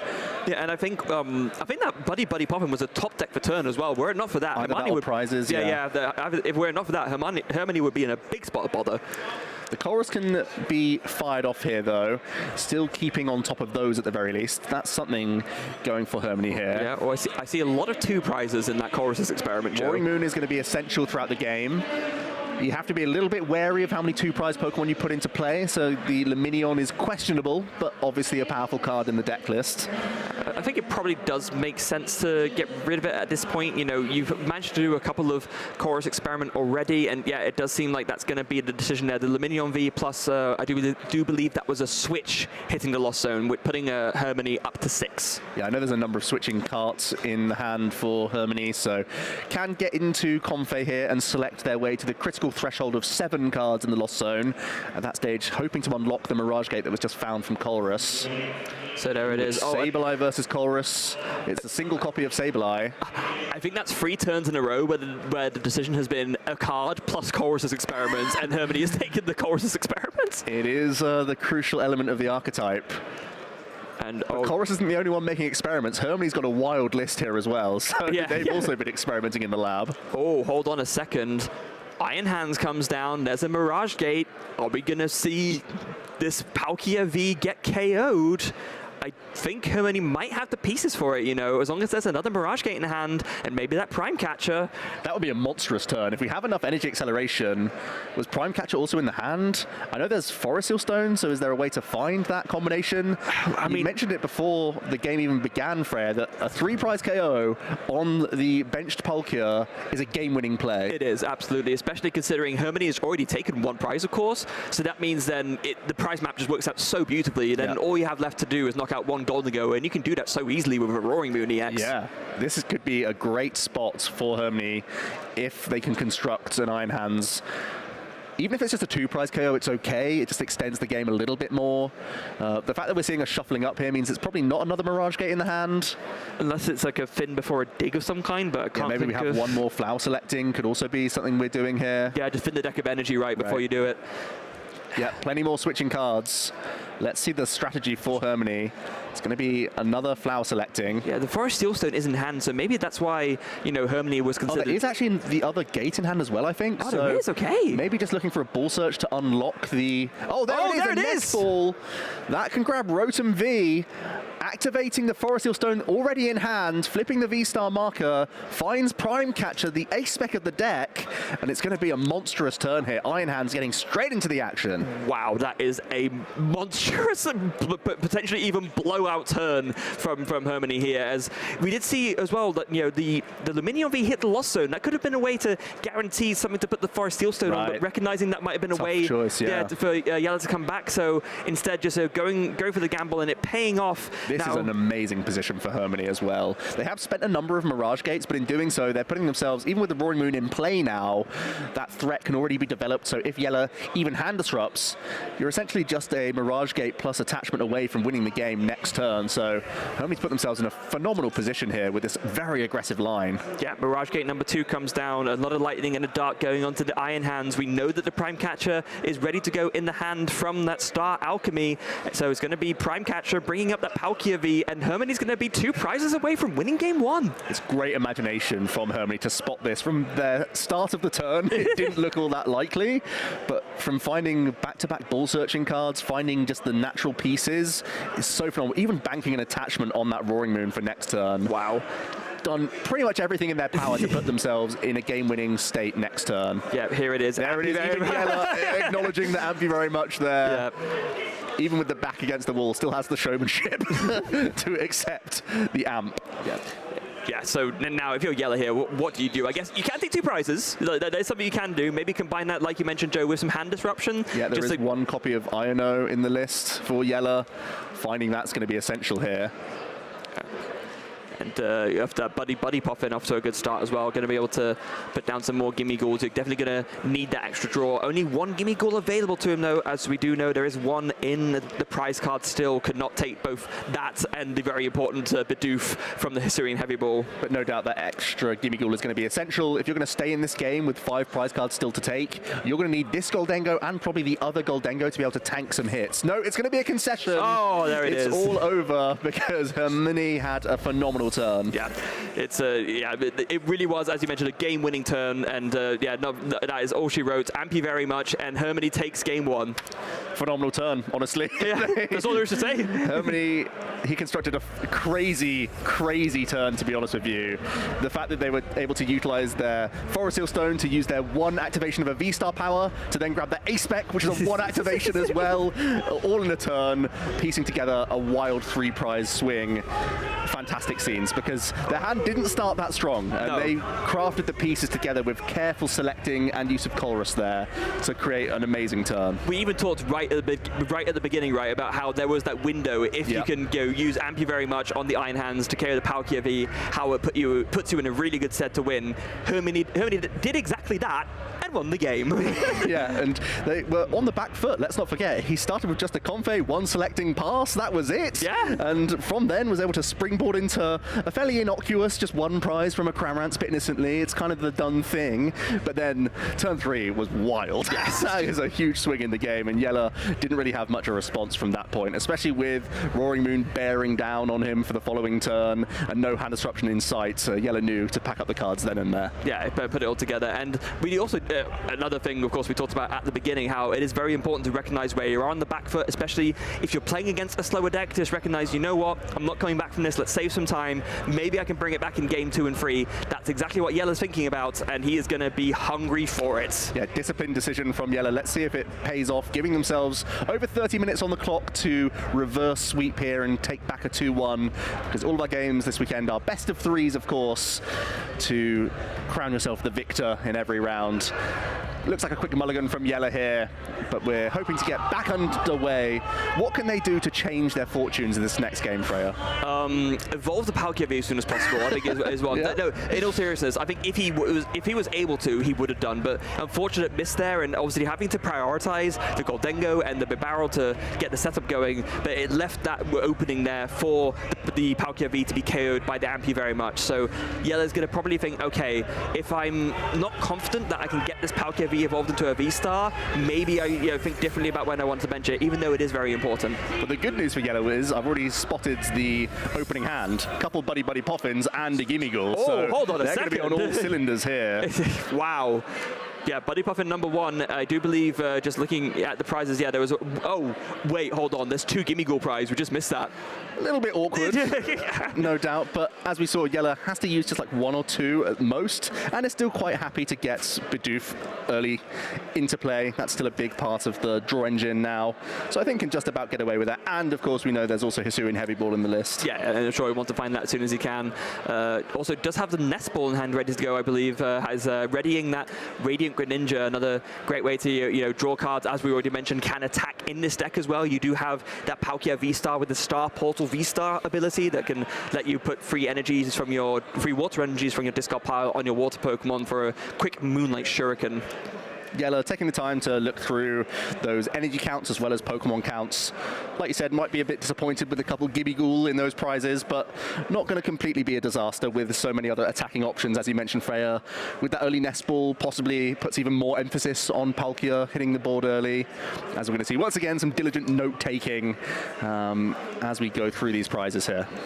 Yeah, so going to look through and, yeah, going to notice the 2 Gimmighoul prize, which is a shame. But it is kind of nice in a way that you have the Bidoof, because it means you have another good target for the Buddy Puffin, right? That's true. Yeah, that's true. It's going to be not really a surprise for Hermanni. It's not giving the game away, the fact that you've only grabbed 1 Gimmighoul here, because the Bidoof is just a strong option to have anyway. Yeah, so kind of a little bit of a bait and switch is not the right term, but like a little bit of a sort of accidental beneficial bluff in a way where, right. Yeah, you think, oh, if you see just 1 Gimmighoul, you know what's up. Yeah, yeah. But if you see Gimmighoul Bidoof, you don't really, you just shake that off, you shrug and say, yeah, that seems like a reasonable choice. Yeah. Maybe they're holding good barrel for next turn or whatever else. Yeah, so gonna fire off that Nest Ball now. Does grab that Radiant Greninja. Were there any energy in hand? Can we see a concealed cards just to get a little bit more of a setup going? That would be a nice way to end the turn. Yeah, 1 Metal Energy in the hand. Yep. It's going to be that Radiant Greninja, concealing cards. 2 more, not much help in the immediate future. No, but Prime Catcher plus Energy Retrieval going to be important later on. For next turn, you could Energy Retrieval just to call for family for a Pokemon. No, not going to go for that. Not going to grab the early Palkia or anything else. Yeah, I think a little bit mindful of what happened in game 1, right? Especially. Oh, they're going first, of course. They can't attack. Yeah. That's good. We do see a Colress though, straight away from Hermanni, so they're back on it and back in a good position. They've already got a couple Comfey, obviously 1 in the active to start the turn. And I'm not sure how many pivoting cards in there. Looks like a tough selection. You have to keep that Roaring Ring. There's a rescue board, so that's going to allow you to pivot between a couple Comfey here. Yeah, getting to 4 early, getting that early Spit Innocently from Cramorant is still a great objective for Hermanni here. Yeah, and actually in this instance as well, it's even stronger because obviously Hermanni doesn't know this yet, but taking out that Gimmighoul means there's only 1 Gimmighoul left for Yellow until he can find either a Hisuian Heavy Ball or a Super Rod. Hermanni taking a moment to see whether or not they need to prioritize Counter Catcher as an option from this flower selecting. This is a one-of copy in the deck list, so if it's gone for good. Or do you go for another, I believe it's the 3rd Comfey is the debate here, with 1 already in the hand. It's slowly going to be a Comfey that's removed, and Counter Catcher stays. I mean, we saw how game-winning a card it was in the first game. Oh, no, that was a Prime Catcher instead, but that was more on Yellow side, but still another way to potentially, bring up that Palkia V if it does come down. So makes sense to want to keep it. Another flower selecting comes in and finds the Radiant Greninja. That's definitely going to be important to get down as soon as possible, much like on Yellow side. Another concealed cards, drawing 2, and so many good saddle cards for next turn. This hand is massive already. Look at that. Colress, couple selectings, Greninja, plus 1-ing all the time. No real pressure though, lacking that Cramorant Spit Innocently that was so useful in game 1. So it's going to have to settle for just holding on to all the resources for next turn. Yeah, and that is such a shame as well, because we saw how, in terms of the prize mapping as well, getting that early KO, it wasn't just, oh, it's a nice thing to do to get a prize. The 1-3-2 prize map was basically perfect, but not an option available to Hermanni in this specific instance, unfortunately. We'll commit a Town Store to the board and have a quick look through. to see what to grab. Also, just have a look through the deck, because I think it's all just been draws off the top so far. No actual searching going on. So Hermanni's going to take the opportunity to have a look through the resources and probably just cherry pick out maybe Forest Hill Stone to hold into the hand, perhaps. Yeah, this is one of those instances where, because when you play Town Straw, you do worry, oh, it's going to give a benefit to my opponent as well. But actually, Yellow's not playing a single Pokemon tool card, so Hermanni's not going to, Yellow's not going to get any benefit from Hermanni Stadium here. Yeah, it's a nice thing when you're aware of the matchup and it's unlikely that Golden Go is going to have anything in the list. You can use it for yourself and not for the opponent. That's one of the only downsides of Town Straw. It's such a phenomenal card. Yeah. But so many decks have a smorgasbord of tools that they can also cash in. Yeah, but not in this instance for Yellow. Ironic considering, you know, coin bonus can't cash in on that. So, does find that Forest Seal Stone. I did remember seeing a Luminion V in hand. I don't know if you want to play that down right now, especially considering... If you value, if you're valuing this Spit Innocently Pressure, you go for it. I'm not even sure if the Luminion was there. If so, it's a debate. If not, you're using the Town Store to scout your deck at the very least before making more decisions like next turn, and you can hold Forest Hill Stone knowing that the Golden Go is unlikely to hand disrupt. And it's just another nice piece for you. Yeah, so let's take another good look now. It might have been that I saw a Chorus's experiment instead. There's definitely one in hand there. Is that in the middle of the hand? Yeah, it's a peeking out. Yeah, it is. So there is. The hand's so large, there's so many options. Yeah, no, the Luminion V is definitely there. So I think exactly like you mentioned, Joe, this is the debate that that Hermanni is having. Do you put a 2-prizer down, just take 1 prize this turn? It doesn't feel good, does it? That's the thing. Even though it's close, is just going to accept a pass here instead. Yeah, and I think I like this as much as it. You know, we mentioned the prize map is so good. If you have to put down a Luminion to do it, we even saw in game 1, Hermanni put a Luminion V in the Lost Zone, not wanting that to be the thing the Forest Seal Stone goes on, in spite of what a amazing play it enabled. So in that instance, deciding not to go for that, it makes sense that he would opt to not bench it again. Yellow's hand is a little clogged up right now, is thinking about what to discard with Earthen Vessel. Got to be Pal Pads just to free as many cards as possible from his hand before using Industrious Incisors by the looks of things. Was that the Pal Pad, or was that actually just Earthen Vessel discarding Pal Pad? Yeah, that's what I mean. Going to be discarding Pal Pad because it's currently locking up, and it means you can play the Buddy Buddy Poppin just for 0 effect as well. Yeah, although then at that point that probably will give the game away a little bit. Look at this. Going to take no target from the Vessel either, so that you can, well, you still have the backdoor option of using energy retrieval on Radiant Greninja. You could take 1 just to turn attach proactively now. That would be my only thing I'd be concerned about. But with Prime Catcher in hand, maybe that's the reason why we don't want to commit an attachment here. Yeah, possibly. I mean, but then, if you... Yeah, it's tough, right? Because you want to put an energy down, you want to have an energy for the concealed cards too, but I guess ultimately favoring just trying to play down as many cards as possible, and like you mentioned, Joe, not wanting to leave the Prime Catcher as not an option. Oh, there's 2 energy retrievals in hand, actually. Yeah. So we're committing Prime Catcher as well here. That's what Yellow's thinking. Okay, right. The only thing about this, well, yeah, you are drawing the maximum amount of cards with the barrel, I suppose. You can always pay retreat out of this Gimme Ghoul as well to unlock this energy once again. Yeah, but then... you're not attacking, of course. Yeah, but I guess you don't want to give up the other energy retrieval. So 4 cards drawn. Oh, what is he... Well, we've got the crucial combination of an energy and the supporter we require. The Cypher Maniac going to allow us to grab Golden Go here. And this is exactly why Yellow saved that Radiant Greninja. He knew that after the Industrious Incisors, he wanted to have a draw out with the onboards to be able to make use of the Cypher Maniac's code breaking, and that is paid off beautifully for Yellow here. And speaking of payoffs, I think it's time for some coin bonuses. Oh boy. Double Golden Go coming into the hand by the looks of things. Is it 2 of them? Yep. Yeah, double coins, baby. You get 2 cards when you're using coin bonus in the active position, but you still get a cheeky 1 card for every Golden Go on the bench. And also Yellow simply evolving up into these more chunky Pokemon is so fantastic to shut the door on Hermanni, utilizing Radiant Greninja or Iron Hands on these lower hit point Pokemon. Yeah, so here it is. Concealed cards, Water Energy, hits a discard, and double Golden Go straight away. Not even like really just hiding. Like it was planned. Yeah, not even hiding that that's what he got. Coin bonus number 1, 2 cards drawn. The second one coming in now. Does Yellow have enough energy for a KO? Does need just 1. As we mentioned earlier, there is that metal weakness and does have it. Yep, we're looking good. Also taking out a rescue board. That's a great thing to have when, as you saw, hand destruction was probably one of the only ways that Yellow could get back into the game in game 1. So making sure you're denying Hermanni from having this easy pivot throughout the game so early on is a nice thing to have, forcing Hermanni to commit attachments or commit their switching cards throughout the game. game. Yeah, make it rain. More like make it flop there as yellow flops the water energy onto the board, taking the KO on that Comfey, and the Comfey getting a little bit of an unpleasant watering, hitting the discard pile, and now it's back to Hermanni. Who's going to start things off with Town Store, grabbing that Defiance band. They are behind on prize cards. Maybe you can get cheeky with this damage modifier. Not so clear and obvious as to what you'd utilize it on this turn, unless you're going to try and use Cramorant onto Bibarel or Radiant Greninja perhaps. But of course, your deck thinning pre your Comfey, you didn't want to see that Defiance band. You want to draw into better cards here, and you don't want to just have to throw it into the Lost Zone either. You can protect yourself from that first. Yeah, I guess the alternative price map for Hermanni here would be a 2-2-2 kind of thing, right? If you can get the Iron Hands down again, you can bring up the Radiant Greninja and then KO that, and then just go through 2 Golden Goes. That would be another viable map for Hermanni to take. Yeah, with Yellow having taken 1 prize, you can still win the race that way. It's going to be the Rotom V finding its way to the Lost Zone. I think, as you mentioned, Freya, there's already Luminion in hand, so we still have access to our Forest Seal Stone combination.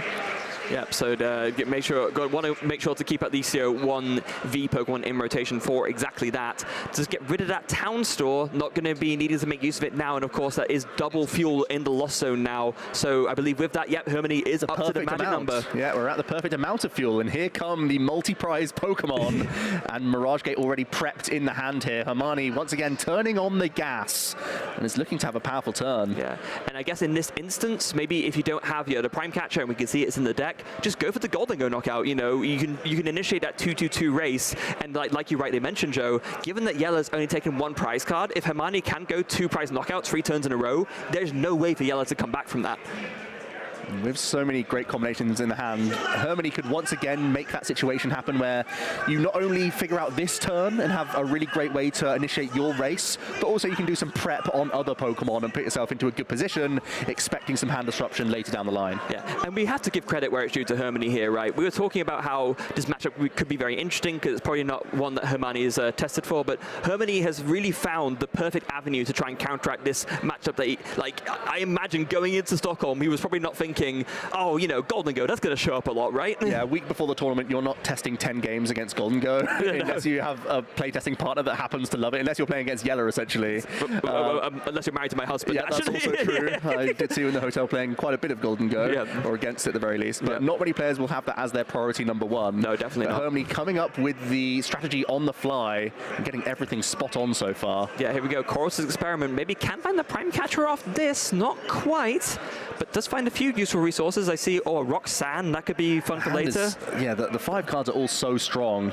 It's painful to get rid of any of these resources. Yeah, but got to pick 2 of them, unfortunately. It looks like there's going to be a switch. And what was that other one? I didn't quite see. There was a Nest Ball in there as well. Yeah, probably don't need that one as much right now, at least.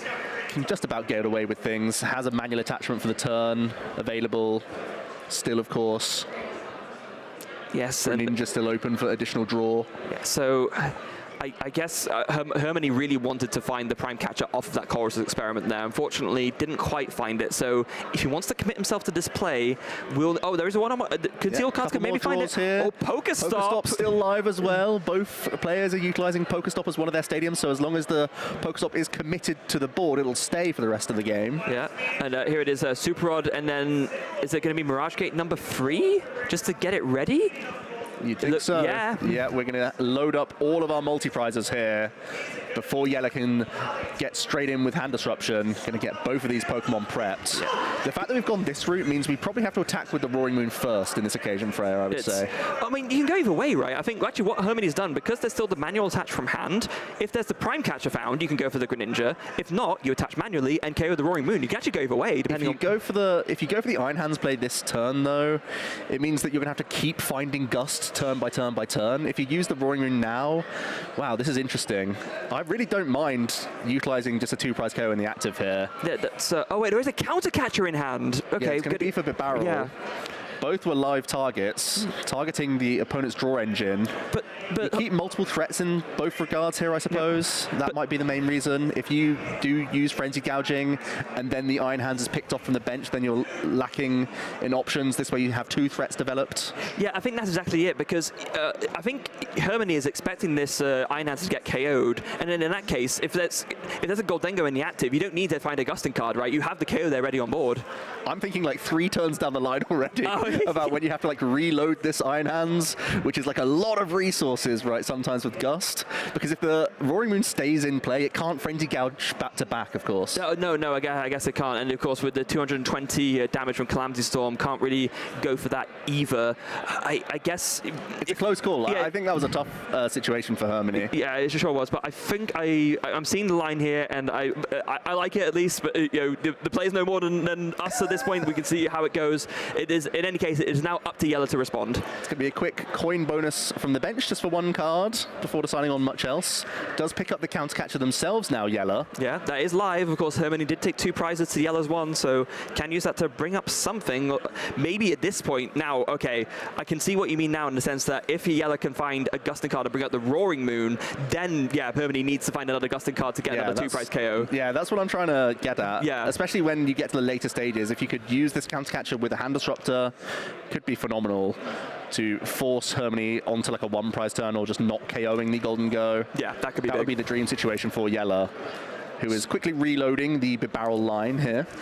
I guess maybe Hermanni, essentially with this, Hermanni is making the statement, I'm taking out your barrel, yeah, that's your biggest draw option, I don't think you can find a Gusting card next turn. I think that's the statement that Hermanni is making by taking this line. It's a risk. It is. It's a risky line. With Yella rebuilding the draw engine, Bidoof just put back into the deck, immediately back into play with Buddy Buddy Poffin. But you can see Yella definitely thinking, am I going for a boss's orders this turn? Do I have enough energy floating in the hand to get big knockouts with Make It Rain? I feel like we have to be pretty close now. I guess so. There's only 3 energy in the discard pile right now. That's only 150 damage. Not sure how many are in the hand. But that is the other tough thing, right? Because the Prime Catcher's already been used, so the only Gusting out is 1 boss's orders. So, you know, I think that might be why Hermanni took this decision here. Wait, did you say it was already in the hand? Is Yella lacking damage right now? There's, I feel like there's only 3 energy in the discard pile, 1 in the hand. I don't know if we can KO a 2-prize Pokemon here. Oh, maybe not. That's why we see head-on hands for Yella here. Somehow, with all this draw, may not have enough damage to deal with these basic EXs. Also, of course, slight correction to myself, there is the counter catcher literally in hand, which I already pointed out as like the 3rd Gusting option, but either way, there's still not a lot in the deck. So we're not going to see boss's orders. It's going to be a Cypher Maniac. There's no more draw in the deck. No, but there is the counter catcher, so, but then if you do Cypher Maniac... You can counter catcher Comfey here, take that out, go on to even prizes. And then just make sure you have Iono for next turn. I guess, yeah, that's the next best choice in this instance. You could poke Roaring Moon for 50, so it has to KO itself in the process of using a KO on Goldengo. Oh, that could be good, well. actually. Because then at least you force the trade-off, right? It doesn't feel amazing, but... I think I like going to even prizes the most here, because it's setting you up for Iono the following turn, which is kind of the trap you're trying to set here. It's tough, though. Yeah. You don't expect Yella to be lacking damage output for basic EXs. Yeah, no. This deck can go upwards of like 400 when it has to. Yeah, it just hasn't found enough Earthen Vessel or physical energy just yet. And that's exactly why, of course, Hermanni went for that Bibarel, knowing that it was one of the biggest draw options on the board. The Greninja maybe can draw 2, but Bibarel can draw a lot more than that. Yella having to make the most of what he can right now.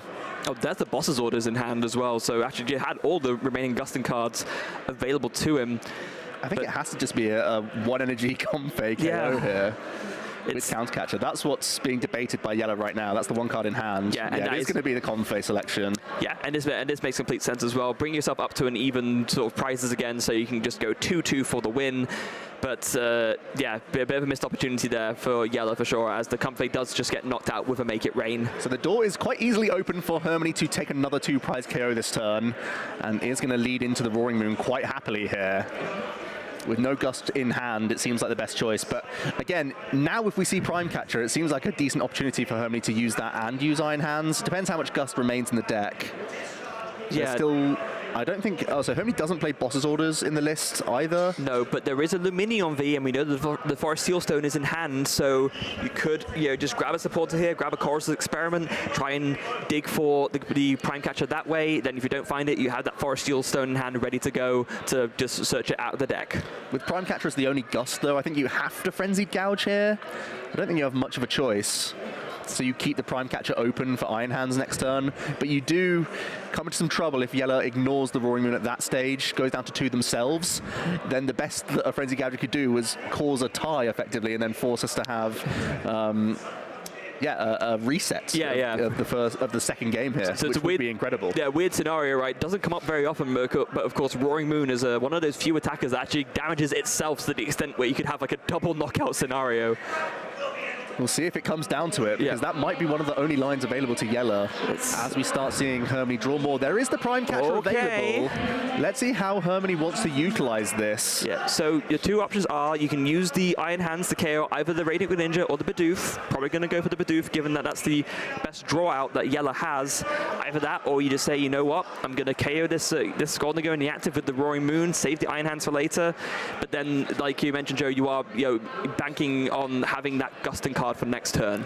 Yeah, the Roaring Moon as a one-of is really awkward sometimes in the Lost Zone box. You're so happy to use it for like your final two prizes, but when you're using it like mid-game and you have other multi-prizes on the board, especially other threats that are sometimes required to close out your map, if the Roaring Moon's just ignored, that could be the worst case scenario. If it's KO'd, you can recycle it quite easily with Mirage Gates and whatnot. But in this case, it's going to be spending the Gusting effect by the looks of things. Yeah, so Prime Catcher is going to target down the Bidoof. Small debate there, understandable, but I think this is the way to go. Also preemptively banks that that water energy on the Comfey for a pivot next turn too. Very smart from Hermanni. And because he was able to find the Prime Catcher off of the Coruscant's Experiment, you can now put this Forest Seal Stone on the Luminion, and that's now an out for disruption, any disruption that Yella might do next turn. So it looks like Yella probably has to try and take out Roaring Moon whilst hand disrupting, and in the best case scenario can Lost Vacuum this Forest Seal Stone. They have so much more work to do here. The only good news for Yella is I believe that's all of Hermanni's Gusting out the way. So if you can take out the Roaring Moon, your Golden Go are going to be safe. And to be fair, we know that Yella has the Counter Catcher already in hand, so you can definitely They spent Counter Catcher last turn. They didn't. Oh yeah, what am I saying? Yeah. Oh dear. So yeah, this is a tough spot because you can't, really hand disrupt and Gust at the same time in that case. Oh dear. The issue is if you take out the Roaring Moon without hand disrupting, Hermanni has the pieces to reload the Roaring Moon all in a turn. Yeah. So you kind of need to do both in one go. So you need to go Iono plus Prime, I think, here. I'm not sure if we've seen Prime Catcher already. We did right at the start, remember? Yeah, you're right. So both players have spent all of their item forms of Gust, Prime Catcher and Counter Catcher in both lists. Yes. So now Yella's in this really awkward situation where, especially when Hermanni has a large hand size and a Forest Seal Stone in play, that if you take out the Roaring Moon, you're in a lot of trouble. And very wisely as well, Hermanni has only benched one Comfey, knowing that they doesn't want to leave maybe the slightest potential for an opening to do some shenanigans with Radiant Greninja. Yeah, Hermanni's in a really strong spot. The fact that Yella missed energy last turn, forcing them to play the Counter Catchers, put them in a really awkward spot now. Yeah, so at this point you go, okay, conceal cards, 2 more cards off the top. What does he find? Another Golden Go and a Hisuian Heavy Ball.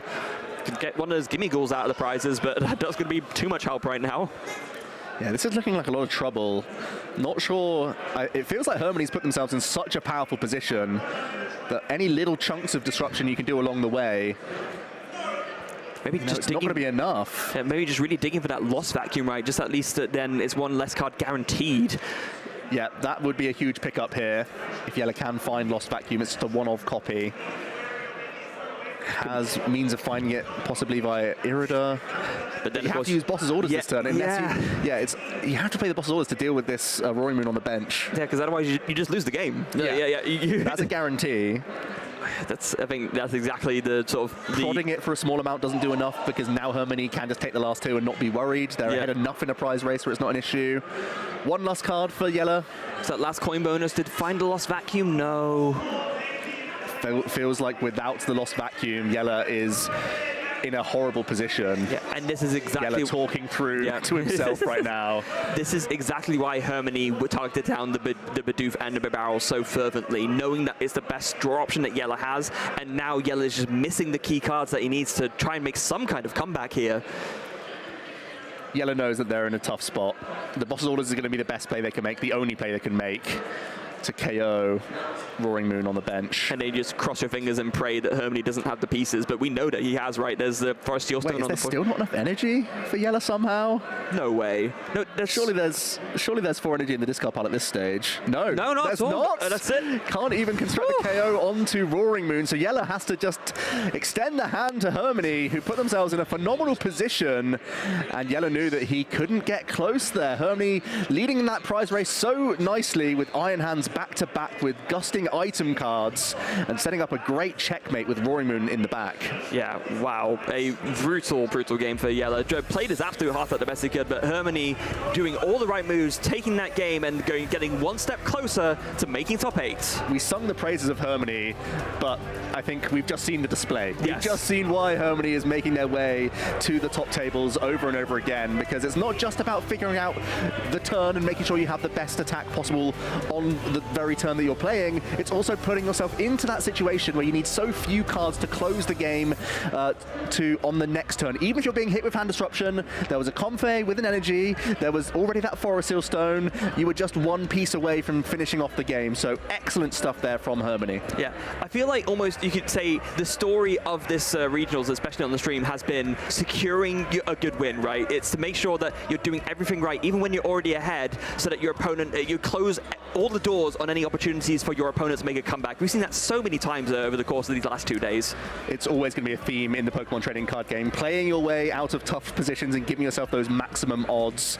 You do feel for Yella with Goldengo. They've had such a great story with the deck throughout the last few months, and it's clearly one of their favorites to pilot. We didn't get to see all of the sneaky strategies that he can employ throughout the game, but I do want to give credit to this engine. It feels like it's had a real new breath of life. We saw some great combinations there where you can cherry pick pieces. It just so happens that the coin bonuses weren't really giving him much help throughout that game. Yeah, and especially in that second game, right? I feel like it's so often we just assume, oh, of course, Goldengo is going to have the energy, right. but that was the problem. Like all those draws and just not finding the superior energy retrievals, not finding the earthen vessels, and so not even able to try and make a comeback. Yeah, 4 copies of the earthen vessel, 10 basic energy, has even things like Irida to cherry pick them, and the ciphers, of course. So you'd think there would be no issue. There's a constant flow of energy throughout the entire game, and honestly, there was just constant drawing from Yella, and they just weren't showing up, which is an unfortunate thing to see. Yeah, it wasn't like the deck wasn't running on all cylinders, right? The engine was there, the coin bonuses were coming, the barrel was putting on a great display with the industrious incisors, but all those draws and just nothing coming up for Yella there. Super unfortunate, but again,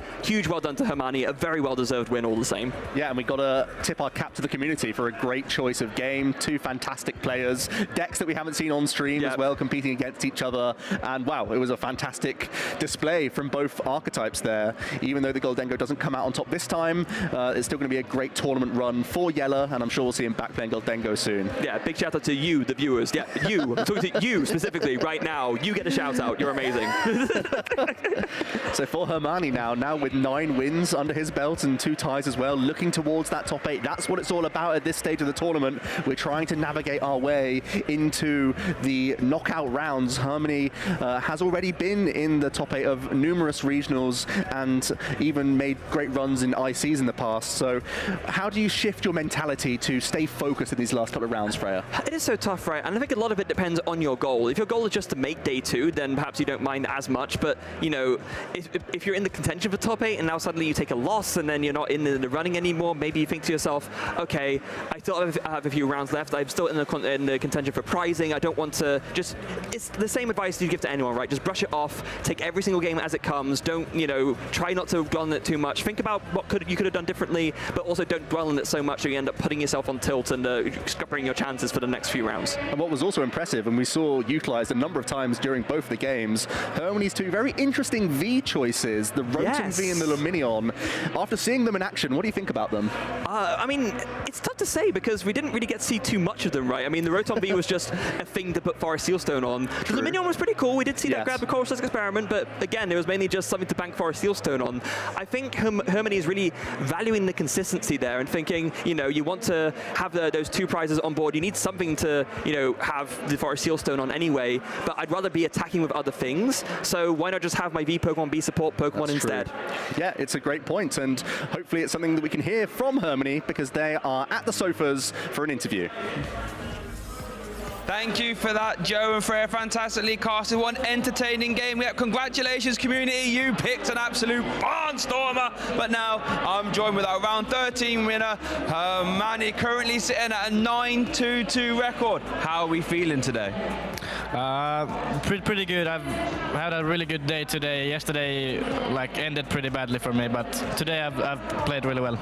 Well, there we go. I think, if I was a player and I had to choose between day 1 ending badly and day 2 starting well, I think I'll be picking day 2 starting well. Now, be honest now, Hermanni. It's a safe space here.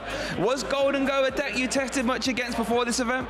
No, I've never played that matchup in my life. But it was a pretty, even before the game, he said this is a pretty bad matchup for him, and it did really feel like I had the advantage there. Yeah, what are the cards that you think make it particularly bad for him? Just the fact that they play really little hand disruption, and I can always just go 2 prize, 2 prize, 2 prize, in some way. So, I can, when I can do that, it's a pretty easy matchup.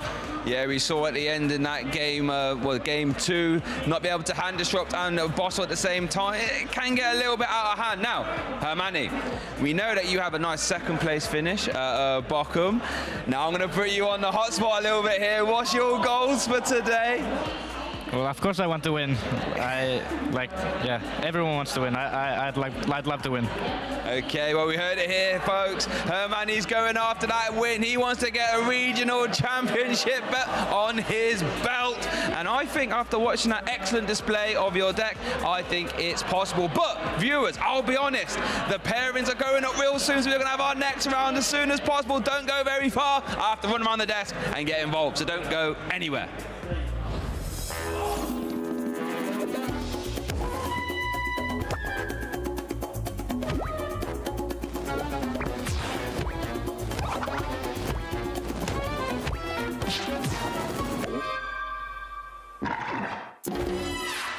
Hey trainers, Chip Ritchie here. In this short video, I'm going to take you through the basics of how to play the Pokemon trading card game. The Pokemon trading card game is an exciting way to enjoy the world of Pokemon. You can play at home with friends and family, online against other trainers, or compete to earn championship points and try to be one of the very best. Players construct their own decks of exactly 60 cards to play with. Most trainers play in the standard format, which only allows for cards with the newest regulation marks to be used. You can only have up to 4 copies of a single card in your deck, with the exception of basic energy. There are 3 types of cards in this game: the Pokemon themselves, which you use to attack your opponent's Pokemon, trainer cards to help you support your deck's strategy, and energy cards to pay for your Pokemon's attack costs. There are 3 main types of Pokemon in this game: basic Pokemon, which can be put directly into play on your bench, Stage 1 Pokemon, which can be played on top of basic Pokemon to evolve them, and Stage 2 Pokemon, which evolve from Stage 1 Pokemon. Check the top left corner of your card to see what stage your Pokemon is, and also what Pokemon it evolves from. Pokemon have different attacks and abilities that they can use. Most attacks require a certain amount of energy cards in order to use them. We'll go more in depth on this later. Pokemon also have HP, which lets you know how much damage that Pokemon can take before it is knocked out. There are 4 types of trainer cards you can play: supporters, items, tools, and stadiums. It's very important to include plenty of trainer cards in your deck, as they will help you to more consistently execute your strategy. There are only 2 different classifications of energy card: basic energy and special energy. You need energy in order to use a Pokemon's attack. You can attach an energy card to one of your Pokemon once during each turn. Some Pokemon require specific types of energy in order to use their attacks. Each basic energy provides 1 energy of its type, or 1 colorless energy at a time. The main areas of the game board include the active spot, the bench, the deck, the discard pile, and your prize cards. You may only have 1 Pokemon in the active spot, and this Pokemon is the only one that is able to attack. You can have up to 5 Pokemon on your bench. To start the game, flip a coin or roll a dice to determine which player will get the first turn. Then, each player begins by drawing 7 cards. You must have a basic Pokemon in your hand in order to begin the game. Place your Pokemon face down in the active spot, then set out 6 prize cards to the side. Now you and your opponent can begin the game. In the Pokemon TCG, players take turns playing their cards. On your turn, the first thing you do is draw a card, and the final thing you do on your turn is announce an attack. The order in which you play cards between these 2 steps is up to you. During your turn, you may play trainer cards, attach energy, and place Pokemon on your bench. It's important to remember that the player going first is not allowed to play a support card or attack that first turn. Every time a player knocks out an opponent's Pokemon, that player adds a prize card to their hand. The first player to take all 6 prize cards wins the game. When a Pokemon is KO'd, it and all cards attached to it are sent to the discard pile. A Pokemon from the bench must immediately take its place in the active spot. If a player has no benched Pokemon to make their new active, that player loses the game regardless of how many prize cards have been taken. As mentioned earlier, players must start their turn by drawing a card. If a player has no cards remaining in their deck at the start of their turn, then that player loses the game. These are just the basics of what it takes to play the Pokemon TCG. Be sure to tune in to our Championship Series coverage, and to learn more, visit Pokemon.com/play. This was Gardevoir's tournament. You can see how he's always come so close as a couple top 8. My strategy coming into this event was probably just to play as well as I can, and I'm most comfortable with Gardevoir. I have like 500 games with the deck, under 20 on every other deck, so just wanted to play what I'm comfortable with, even if it's not the best play. Fortunately, it was the best play because all the Miraidon players switched over to Moon, hit all the Moons. I think one of the biggest stories, without a doubt, has to be the surging of the Roaring Moon. It was the second most popular deck day 1. My toughest opponent in day 1 was definitely Raymond Long. We also hit in day 2, actually. I threw against him in day 1. He threw against me in day 2, almost in the same way, which was kind of crazy. We definitely learned a lot by playing the mirror together. We talked about it after. He's super good at Gardevoir. Helped me beat other Gardevoir mates. Oh, by far my most difficult matchup was my top 8 matchup against Jackson Ford. Lost zone here, Tina Visar, a deck that has taken multiple regional championships, 5 finals in a row. Each game went to the last turn. Either person could have won each game. Time got called in 75 minutes plus a time extension. My brain was fried. There's so many like seesaw plays you have to make, play around them whiffing something, but also making sure you can hit what you need on the next turn, and it's super difficult to manage. And then I had to play against Ian Robb, probably the best player in the room on Tina, but yeah, it was tough. So I've played against Ian Robb a couple of times. Like, he plays flawlessly, draws flawlessly, and every single time I've got completely smoked. Now there's enough energies, and there's a KO. Right, Antonucci able to pull it out here. Knew exactly what was going on there in that matchup. I was worried about playing against Kus, because I actually played against him at Charlotte. Somehow beat him there too, just pure luck. We're in for a Kyogre, we're in for a potential Mawile trap as well. The stops I had to pull to win in the finals specifically was pretty much just high roll. I needed him to draw poorly a little bit, and I needed myself to draw pretty well. All right, looks like Ryan Antonucci is going to start us off. He opens up with a level ball. I was going in thinking I was going to lose. It was like a, I would say, 20-80 matchup, just because I have Jirachi and Manaphy, and I need to bench them to play around Sableye and Greninja in his deck. But if I bench them, he uses Mawile's Tempting Trap, and I just lose on the spot, because I have no Turo. The deciding moment was pretty much when he started powering up Dragonite. I'm like, okay, but if he attacks me with Dragonite, he played the chorus already, so he can't Roxanne me, and I just have to attach this reversal, knock him out, and then I'm good. Then I just win the game. Brainwave there does take the knockout onto Dragonite. Be back now to Aiden. Does promote the Comfey, has the Mirage Gate. And all I was thinking about was he could Greninja me, so I needed to find evolutions to my Gardevoir pieces so he couldn't Greninja for 2 prizes. If I don't make a gameplay error, I can't lose. Wow. Yves does find the Gardevoir EX. Do we evolve here? Yes, we 100%. Do. Is this just a checkmate scenario now? Yeah, this is... Going from a lot of mediocre finishes post-COVID, winning this regional feels amazing. I'm feeling great that I won this regional. I cannot believe it.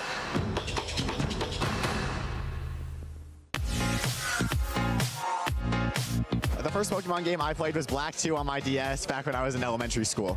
When I was younger, I would collect some of the cards, and my dad, I think, it started to encourage me to start playing competitive more. He wanted me to learn the rules of the game, so, you know, my mom and my dad, they helped me go to league, and I started going to tournaments, and that helped me get into Pokemon. I remember winning one of the city championships, I think it was, in junior division, and that was pretty fun. My favorite Pokemon is Cyndaquil. I think it's because I played it in a Mystery Dungeon game on the DS, and that was the character it gave me, and so then it kind of just stuck with me.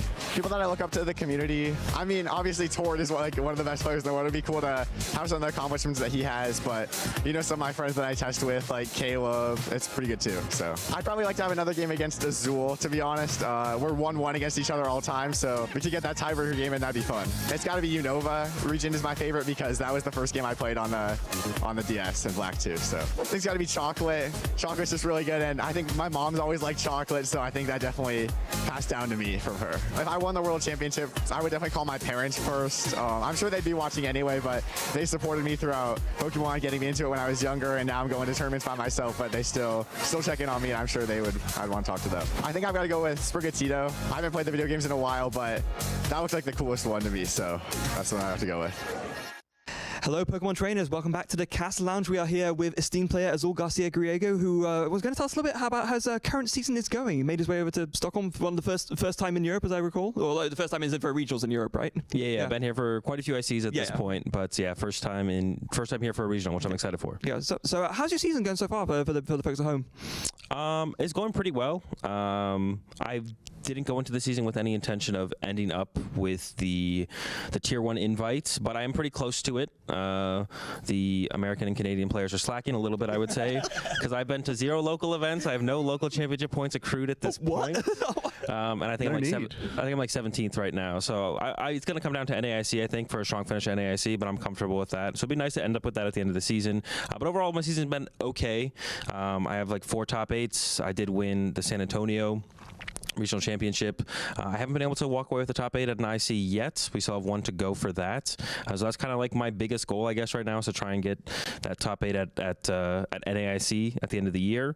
And I mean, it'd be nice to walk away with another victory or a top 8 or 2 at these last couple of regional championships. But so far, my season has been okay. It's really, a lot of people look at my season and compare it to other top players. Like, all right, Zul's had a pretty good season so far. There's only a couple other players. You know, someone like Owen has probably had like a better season than me. Tord, of course. And you know, but I see all like the mistakes and flaws I've made at all the tournaments where I didn't do so well, or even the ones where I made top 8. There's definitely some mistakes I've maybe made in some of my top cut games as well. So I can only see all the flaws and compile them and see how it could have impacted my season overall and see how much better I could have done. But overall, I'm pretty content with where I'm at, and I'm hoping to actually, and for the situation I'm in, to end up in that tier 1 invite category at the end of the season. I mean, you won an AIC once, you can do it again, right? I'll try. So talking about that process, you set that bar so high for yourself every tournament that you go into, and for a large portion of the Paradox Rift meta, you were pretty locked into Charizard. You had a lot of times of repeating that process. What is it about the Temporal Forces format where so far you've decided on a couple different decks going into EYC and then onto the next regionals? Is there a reason why you haven't locked into one deck just yet, or is it a different process in how you prepare for events? Yeah, so the process is pretty similar for me and my group. So yeah, we played Lost Tina at the first couple at EUIC in Orlando, and we thought it was just like a really solid play overall. Slightly favored Charizard matchup, but then Lost Tina has so many things it can do. It has a pretty wide matchup spread. But then going into Indianapolis, we didn't feel as comfortable with the deck. We know Chi and Pao would be a more popular play, and it was wildly successful at Indianapolis, 7 in the top 16 or something like that. Pretty crazy result. So we made a pivot over to Control, which doesn't have as good of a Chi and Pao matchup as we initially thought. Definitely a little bit worse than we initially thought, but it was still like we think definitely a better play than Lost Tina from there. So we're always trying to get an edge against Charizard.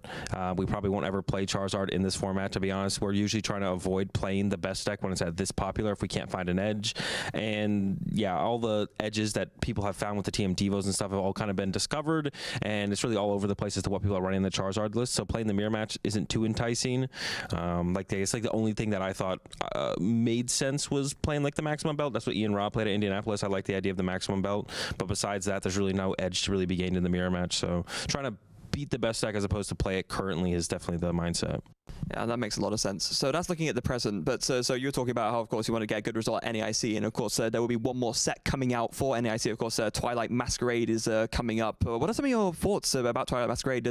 How does thinking about that set impact your deck building choices maybe going into NAIC? It's definitely interesting. At first, the first results from Japan, they've had like the full card pool for a little while now from Twilight Masquerade, and at first, Dragapult seemed really, really dominant. And I'm not a huge fan of tier 0, tier S formats where there's just one deck that is by far the best. This format's a little bit different because Charizard is like by far the best deck, by far the most popular, but it feels a little bit more tame. It doesn't feel like it's overwhelmingly good. It's not like pre-rotation Lugia, and that's what I was afraid Dragapult would end up being, but you got to give it a little bit of time, and things are working out over in Japan. Miraidon won, Guardy got second, Lugia is doing really well. So the decks, there are some strong decks that have strong matchups into Dragapult, and it doesn't feel like it feels like the meta is narrow enough that they can actually start to create that meta flow, that meta shift. I feel like we haven't seen in a while, actually. I feel like a meta flowing of decks becoming really, really good and then not being playable in the next tournament because of the obvious meta shift, we haven't really felt in a couple of years, to be honest. We either have really wide metas or really narrow metas, but they don't really shift. So we're seeing that meta shift, though, happen over in Japan, where it's like Dragapult really dominant to begin with, but the counters are starting to come out and actually work. Because sometimes, like, everyone was trying to beat Charizard at EUIC, Charizard still won. And it won the first 4 events of this format. So it's cool to see that Dragapult is actually being checked, even though it'll probably still be the best deck in the format overall. As long as there's those decks that can keep up with it and keep it on its toes, I think it looks pretty good going forward. So yeah, there's a lot up in the air right now, but those are like the main decks I'm looking at. It's either Dragapult or counters to Dragapult. It makes a lot of sense. Yeah, we're looking forward to seeing how you do at here at Stockholm and of course at NAIC. But that's all we have time for. Everyone, thank you so much again for watching. But stay tuned for more Pokemon action and don't go anywhere.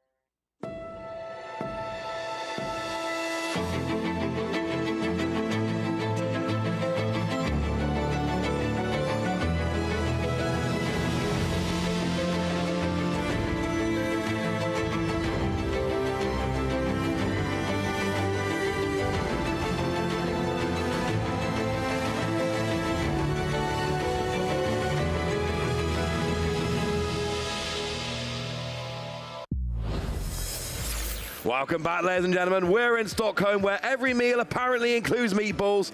But I don't need meatballs. I've got Shay. How you doing, Shay? I'm doing fantastic. I can't wait to get involved with this next round with some winning in action for top 8, we think. So, woo! It's going to be a good one. It's going to be a good one.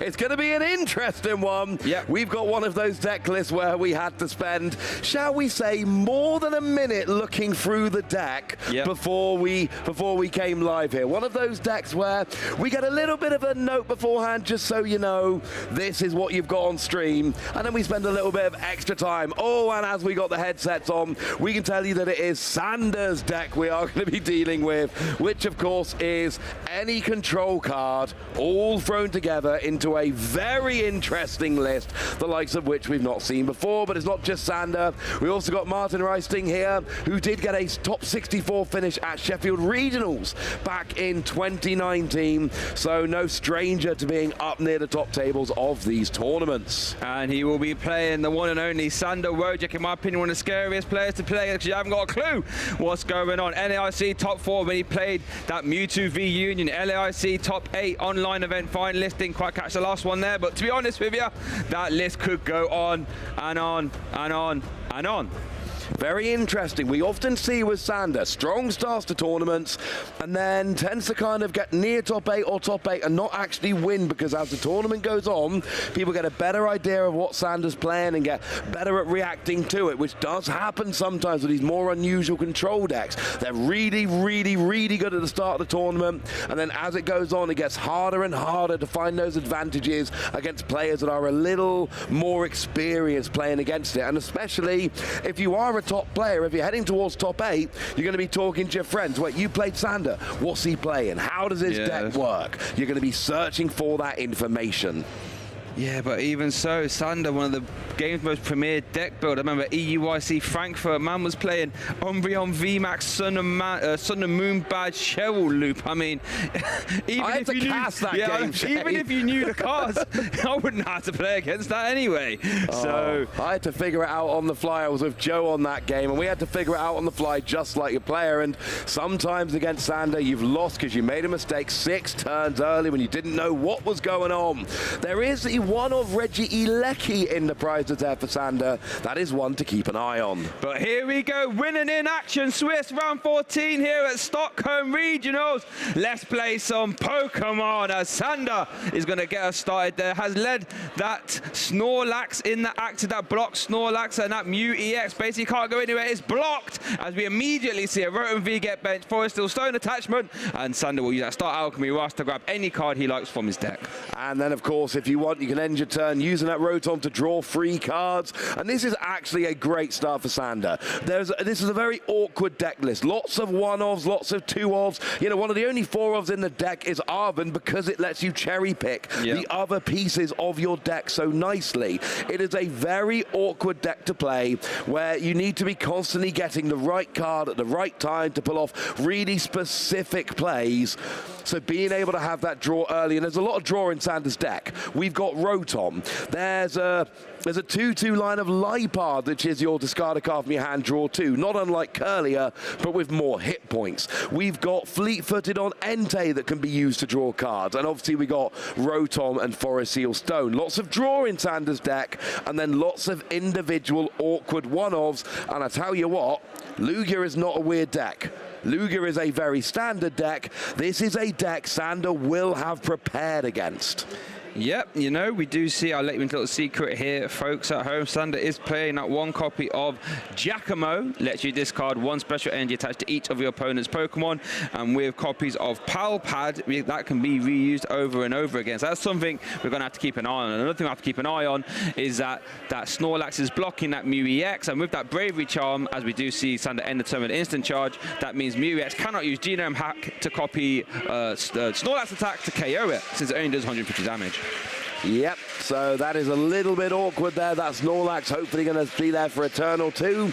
But for Martin, we know this. We've seen Lugia time and again. You want to get 2 Arcups in the discard pile. Yeah. You get Lugia V-Star out. Yeah. You use the Star Alchemy V-Star, Summoning Star V-Star power to get your 2 Arcups onto the bench. Yeah. And then each of them can attach 2 special energy from the deck to one of your Pokemon during your turn. And you've got Lugia as a decent attacker, and Cinccino as a massive attacker. Massive attacker indeed, all of which are very useful. But yeah, like you said, pretty straightforward deck in the sense that that is your game plan. You do have to execute it though, but I guess if you are Martin right now, at least you're not on the super turn clock as you would be when we saw Lugia versus Brent earlier, where against control you probably have got a couple turns to get out your Arc. It's not like an immediate turn 2. And we have seen players against control in the past actually going single Archeops. It's not always a great idea, but the problem against these control decks is if you give too many options on the bench that can be gusted, that does make it awkward. We see an Iono coming down here, both players getting a new hand of 6. Love to see that. So that Jet Energy attachment going to get that Lugia V in the active. It's one of the ways Lugia can actually get around that block from Snorlax, using Jet Energy to fling whatever it likes in the active. So those Jet Energy will be precious, as we do see a Capturing Aroma Tails. That means Martin can search that for a basic Pokemon and put it in, and put this straight into play.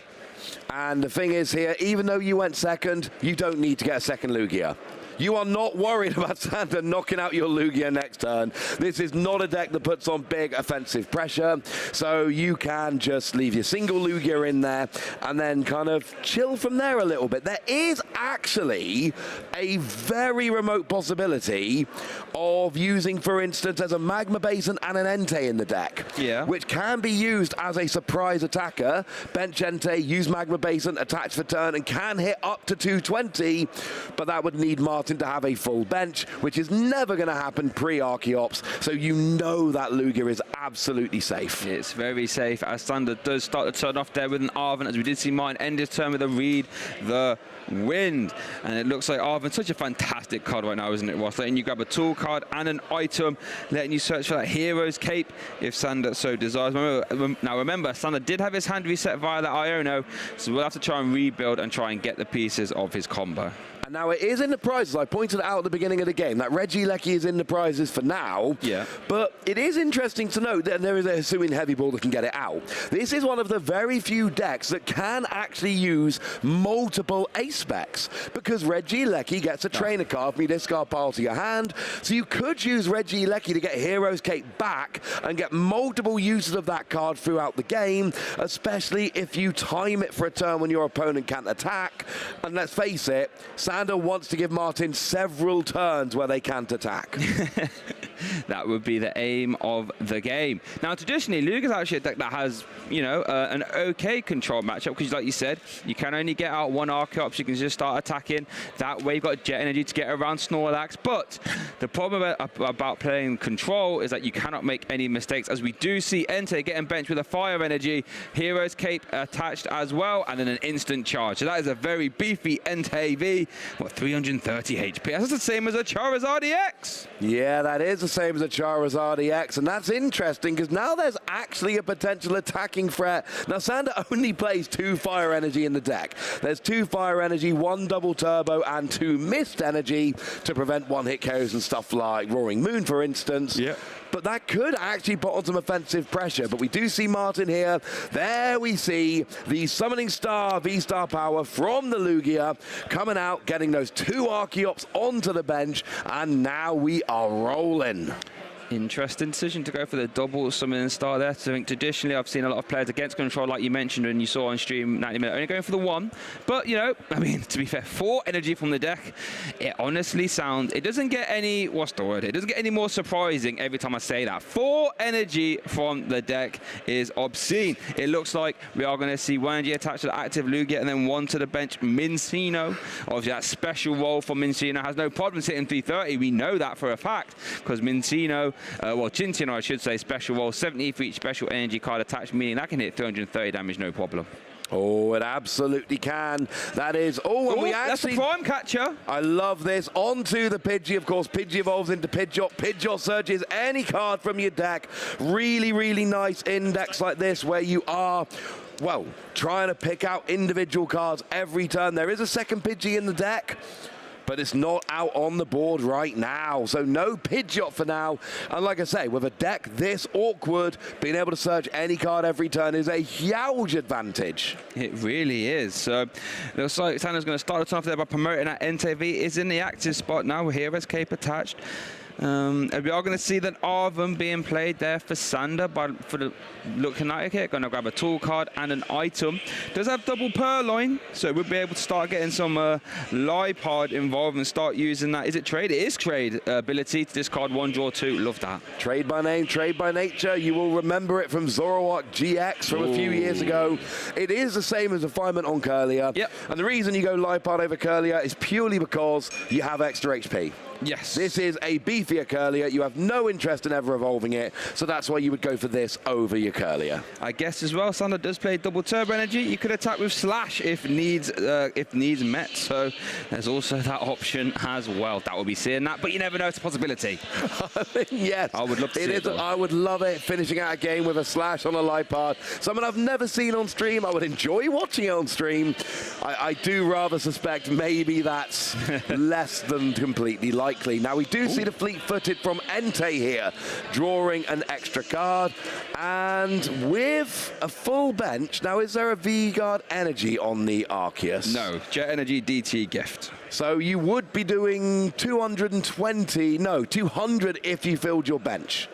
So you're maxing out at 200 with the Entei. Wouldn't even KO a V, let alone a V-Star. Nope. But you could start putting some offensive pressure on here with the Entei.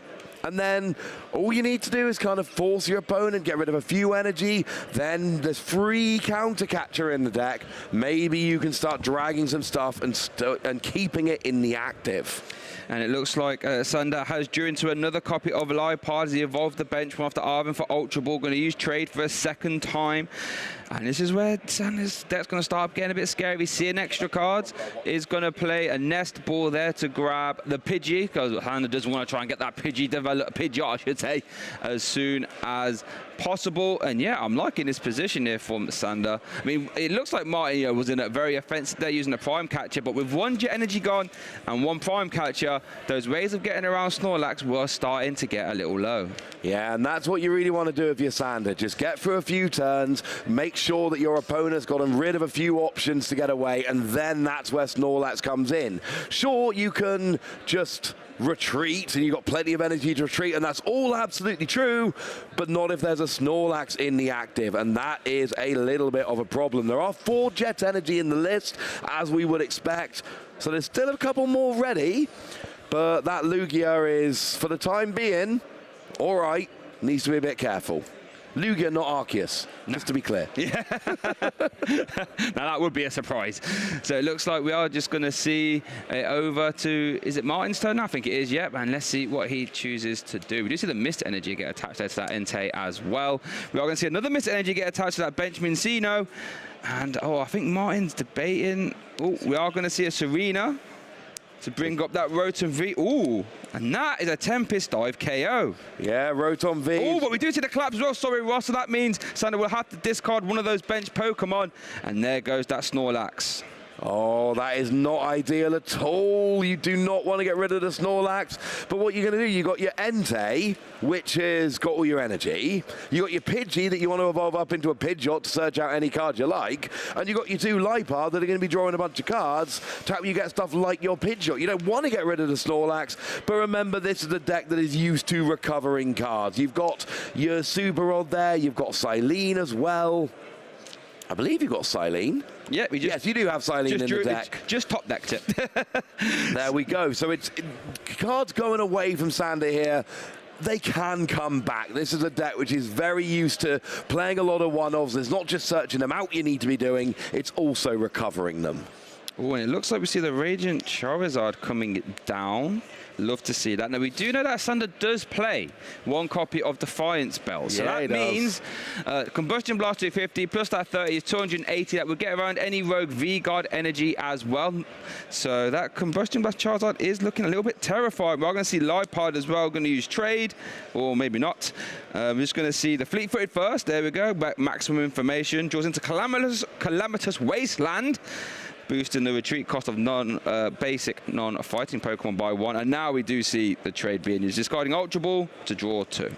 Yeah, still got another trade to go. Would love to see a rare candy Pidgeot here. That would be lovely just to get that into the active. There's only 2 rare candy in the deck, but of course, they, as soon as you get your Pidgeot, everything is on the board. And whereas that Pidgey went down very easily, Pidgeot does not go down as easy. You would need a big Chinchino KO to actually pull that off.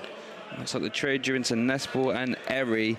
Probably not what we're after. I mean, you could use that penny to pick up the Entei. That is a possibility. It's like Silene could be opted, could be debated here for Sander. But I tell you what, Martin's done a really good job here of just applying pressure and not really, doing too much. We've got a Minchino ready to evolve and attack. We've got a Mew that's got free retreat and can also genome hack to attack as well. You've got your 1 Lugia in attacking position, and you've got your Archeops. That's what you've got. That's all you need here. Yep. You're not mucking about. You are trying to make this as easy as possible so you don't have a lot of superfluous stuff. But with only 1 Archeops on the field, this is the potential issue. We see it gusted. Ooh, with an Eri as well. could hit the great ball, but we do, Tanner, we'll get deck knowledge, hand knowledge there. 2 Jet Energy in hand, Ross. Yeah, Jet Energy in hand is not ideal. That is not really what you're looking for here. And there's nothing that can get the energy out of the hand. But we do get the KO on the Archeops here.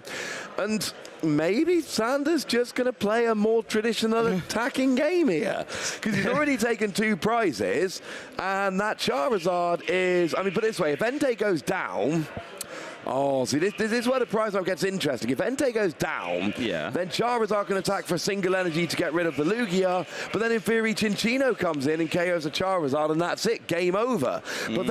But how soon do we get to that level with no Archeops on the field with which to accelerate energy? Yeah, Martin will be treating those energy attachments like gold dust. As we do see Martin use that Morty's Conviction, and you discard 1 card from your hand to draw 1 for each Pokemon your opponent has in play. Love to see that. And you see an Ultra Ball being played there as well, that nice League Cup promo as well. Yeah, and I guess Martin's probably not used to not having any Archeops in play, but you're right, Sanders done a real good job there, because if the Lugia did come up and start swinging, no, the Combustion Blast Charizard has no problem dealing with that. So yeah, well, an interesting scenario here from Sander. Let's see how this game pans out. It's really awkward right now. If the Entei didn't... Oh, no, the Entei's at 230 to begin with. The Entei's causing the problem here. Yes. Now, in theory, you take care of the Entei with a Chinchino. But Chinchino can hit 210 this turn with an attachment. But that's kind of nowhere near Entei. No. So now you can't KO the Entei, and you've got no Archeops to accelerate energy, and you're not getting any more Archeops. So you're kind of in a really awkward position where if you can KO that Entei, you've got 1 prize remaining, you're going to win the game, you've got attackers, you're fine. The issue becomes... what have you got to get rid of that Entei? It's going to be a 2-hit KO. It's basically going to be 2 more turns of Martin attacking to win the game. But if Sander can get a KO on this Lugia and on the Chinchino, that will be game for Sander, essentially, but then Mew could come potentially in. So there's still lots of ifs, buts, and maybes. Both players leaving a lot of options open. Worth noting that Sander did draw into Rare Candy off that first use of trade. So Rare Candy Pidgeot will be live. We also see the Defiance band coming in. Giacomo now is awfully valuable. That would discard 3 special energy here. And wow, what an interesting game this has been. Like you said, you know, we've got prize mapping to take into account. We've got, you know, control options to be taken into account, you know. Oh, goodness gracious me, Ross. Giacomo would be amazing here. Would be absolutely stunning. It would put Chinchino down to basically 140 damage. Yep. It would take the Mew, it would put the Mew to a 2 energy attachment before it can attack. But it would also mean you would need to attach to the Lugia in order to attack right now. Yep. And yeah, I mean... and you can only attach 1 energy per turn, Ross, when you haven't got Archeops out. Yeah, and Giacomo getting rid of 3 energy when your opponent's down to attaching 1 per turn would be absolutely brutal, and I think it is in hand there. You've got it, yeah, It's in hand, ready to roll. This has got to be the turn for Giacomo, surely. I mean, how many other times are you going to get 3 energy discarded with that? Yeah, you're right. That can't be too often. That seems to be insanely high value. We do see Power Pad potentially being taken off Quick Search. Yep. That Pidgeot EX, that Quick Search ability. Then you grab once per turn any card you like from your deck. Looks like Sander has chosen Power Pad. And for control, Sander's got some good attacking options here. Yeah. Entei, decent attacker. Charizard, decent attacker. Oh. Here we go. Here we go. Giacomo for 3 energy. Ooh. Not what we usually see. I don't think I've ever seen a Giacomo for 3 energy before. And actually, as a little side note here, not only have you got rid of an energy off the Lugia, forcing it to reattach to attack, but it's got to be a double turbo to get an attack off. And there's at least 2 double turbo in the discard, if not more. So the combination of control and attacking is what Sander's bringing us here, and it's working kind of beautifully. Wow, that is a max value Giacomo right there. If you ever see it, we see a DTE attachment to Pidgeot. Let's not forget that can attack as well. We Tor was attacking with it yesterday. Defiance bands, that's going to put that damage up. That, what would that be there? 130 when he's behind on prizes, which he currently is. Yeah, 130 damage on the Pidgeot, 120, minus 20 for the double turbo, plus 30 for the Defiance band. But also, very much worth pointing out, what's mine doing 280 with right now? The answer is nothing. Yep, you need 4 about to energy on a say. Chinchino. It's not happening. But I say a whole lot of nothing. A whole lot of nothing is doing 280 from Martin's side of the board. As we do see that burning Rondo. And it is over to Martin. Needs a double turbo to get a return KO. Now, with a double turbo, this is absolutely not out of reach here. Because you double turbo on the Lugia. I believe that would be enough to get the KO on the Entei at this point. Yep. And then you've got Chinchino, and you could just single attach the Chinchino. It's doing 140. It can take out a bench Lipard. Yes. You would need gusting, and you would need an energy, and you have to have double turbo this turn, or else Sander's actually going to win the prize race somehow. Yeah. But if you get the double turbo this... Ooh, jet energy. I mean, this is just the other way around. This also works. Same kind of deal. It's just the attacks are the other way around. It still works perfectly. And we do see that Professor's Research being played there as well, discarding 1 copy of Jet Energy and Aluminium, worth noting.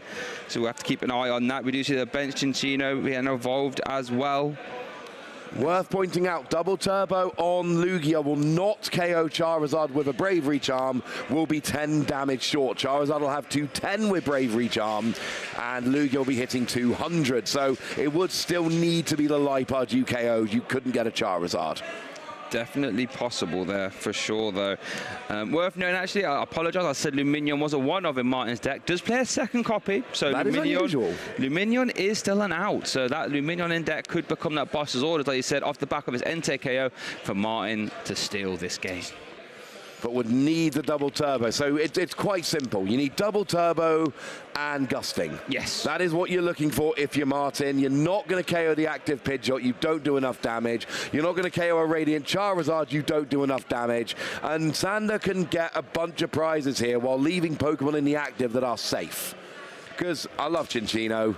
It's not doing much now. It's got no energy. It's got no Archeops. Chinchino ain't doing much right now. Nope. It's got to be the Lugia. But you only got 1 prize remaining. Yes. Get double turbo, get gusting, KO Lipard, win game. That's how Martin wins this. Sounds like a pretty straightforward plan there. We are going to see Trade going to get rid of that Chi-Yu. Misfortune Sisters, Giacomo again. That could be super impactful. I mean, Giacomo makes the attack with Lugia so difficult at this point. All it really does is get rid of 1 energy from the Lugia because you're KO in the Chinchino anyway. Yep, you are, because it's got 110 plus 3 win, 100 minus 120 minus 20 plus 30. Which is 130, which is 20 over the Chinchino's HP. So you got the KO on the board. If you can get rid of an energy off the Charizard, the Lugia again, Martin might just be out of attackers. Yeah. Or at least be out of attackers that you can power up realistically. Worth noting, Sander did play Hisu in Heavy Ball to liberate that Reggie Ilecki from the prizes, so that electromagnetic radar will be an option as well, potentially, if you'd like it, grabbing back any trainer from your discard pile and popping it back into your hand. But I'm so impressed with Sander right now, just totally dissecting Martin's board and doing it with Pokemon that aren't traditionally, seen that often. Like Pidgeot is doing the finest of work here. And this has not been a full-on control game. It's not been locking Pokemon in the active or any of that. There's been just enough control. A counter catcher here, a Giacomo there, just enough to annoy. Oh, but here we go. Giacomo comes down. The energy off the Chinchino is irrelevant. The energy off the Lugia is not. And there is an argument here. Actually, maybe it is run off the Chinchino. Maybe Reggie Lecky comes out now. But I think we could still just be seeing a KO on that Chinchino and basically say to Martin, you're not attacking. And here we go. Blustery wind, everyone close the windows, as we do see that collapsed stadium getting discarded as well. Oh, the wind's coming in, it's knocking everything over, Shay. Yep, everyone batten down the hatches, nail down your things, it's getting windy up in here. Martin down to 1 prize card, what can he do? We could see a special roll for 70. We could. It's an option. Not a good one, but... Yeah, it wouldn't even be 70, it'd be 50. It'd be 50. Because the double turbo would reduce it by 20. But yeah, go ahead, do 50 with Chinchino. Because that is honestly like the best option right now. It really is. And that's the thing, with these control decks, you don't really have to mill out your opponent like we saw with Great Tusk on stream yesterday. This is the dream. Oh, what's that? You've got nothing. Now, I really like what Martin's doing here. Basically going, right, I've got an energy on Mew. I'm going to get Mew out of the active. And now, if I hit a double turbo next turn, I can use genome hacking to copy and attack. It is the best possible scenario. You could copy genome hack on the combustion blast for the KO, right? Oh, absolutely. And that would be game over. Yeah. If you're doing combustion blast. Oh, no. Wait a minute. Sanders just going to play that power pad. Are we going to see power pad, quick search, Giacomo just say, oh, genome hack? Of course we're going to see that. Definitely not. Obviously we're going to see that. Stop that business right there, please. We've still got Pidgeot in the active, which means when you play a Power Pad, you might as well just play the support card to hand. Versus Seeker I was is about back. to say, Power Pad is basically VS Seeker in that scenario. Go on, Giacomo, you little rascal. Come back out then. Yeah, I don't think anyone watching this game, there's going to be no surprise as to what supporter card is going to be coming out this turn, because it basically takes Lugia down to 0 energy, and that's done at that point. It's not attacking. And then Mew is still 2 attachments, including a double turbo away from attacking. I've never seen so much Giacomo in one game. Never seen so much Giacomo. He's really, you know, making some victory music there. Oh my goodness. I'm not sure if I've even seen Giacomo used in a game I've commentated, honestly. Really? But I'm not sure I've ever seen it. I definitely have now. God, Giacomo is definitely the MVP right now. One absolute super trooper. And we even get a KO with Blustery Wind as well. Oh, this is weird. It's a control deck, but it's a control deck that's frustrating its opponent, but it's also winning the prize trade. Yeah. I mean, it's not, but it's gonna. Yeah. And mine's got nothing to attack with. Could see gentle slap from Cintino. Oh, here comes Luminion though. Okay. Luminion for boss. Okay. Gonna go for maybe a little bit of a stall. Maybe bring up something.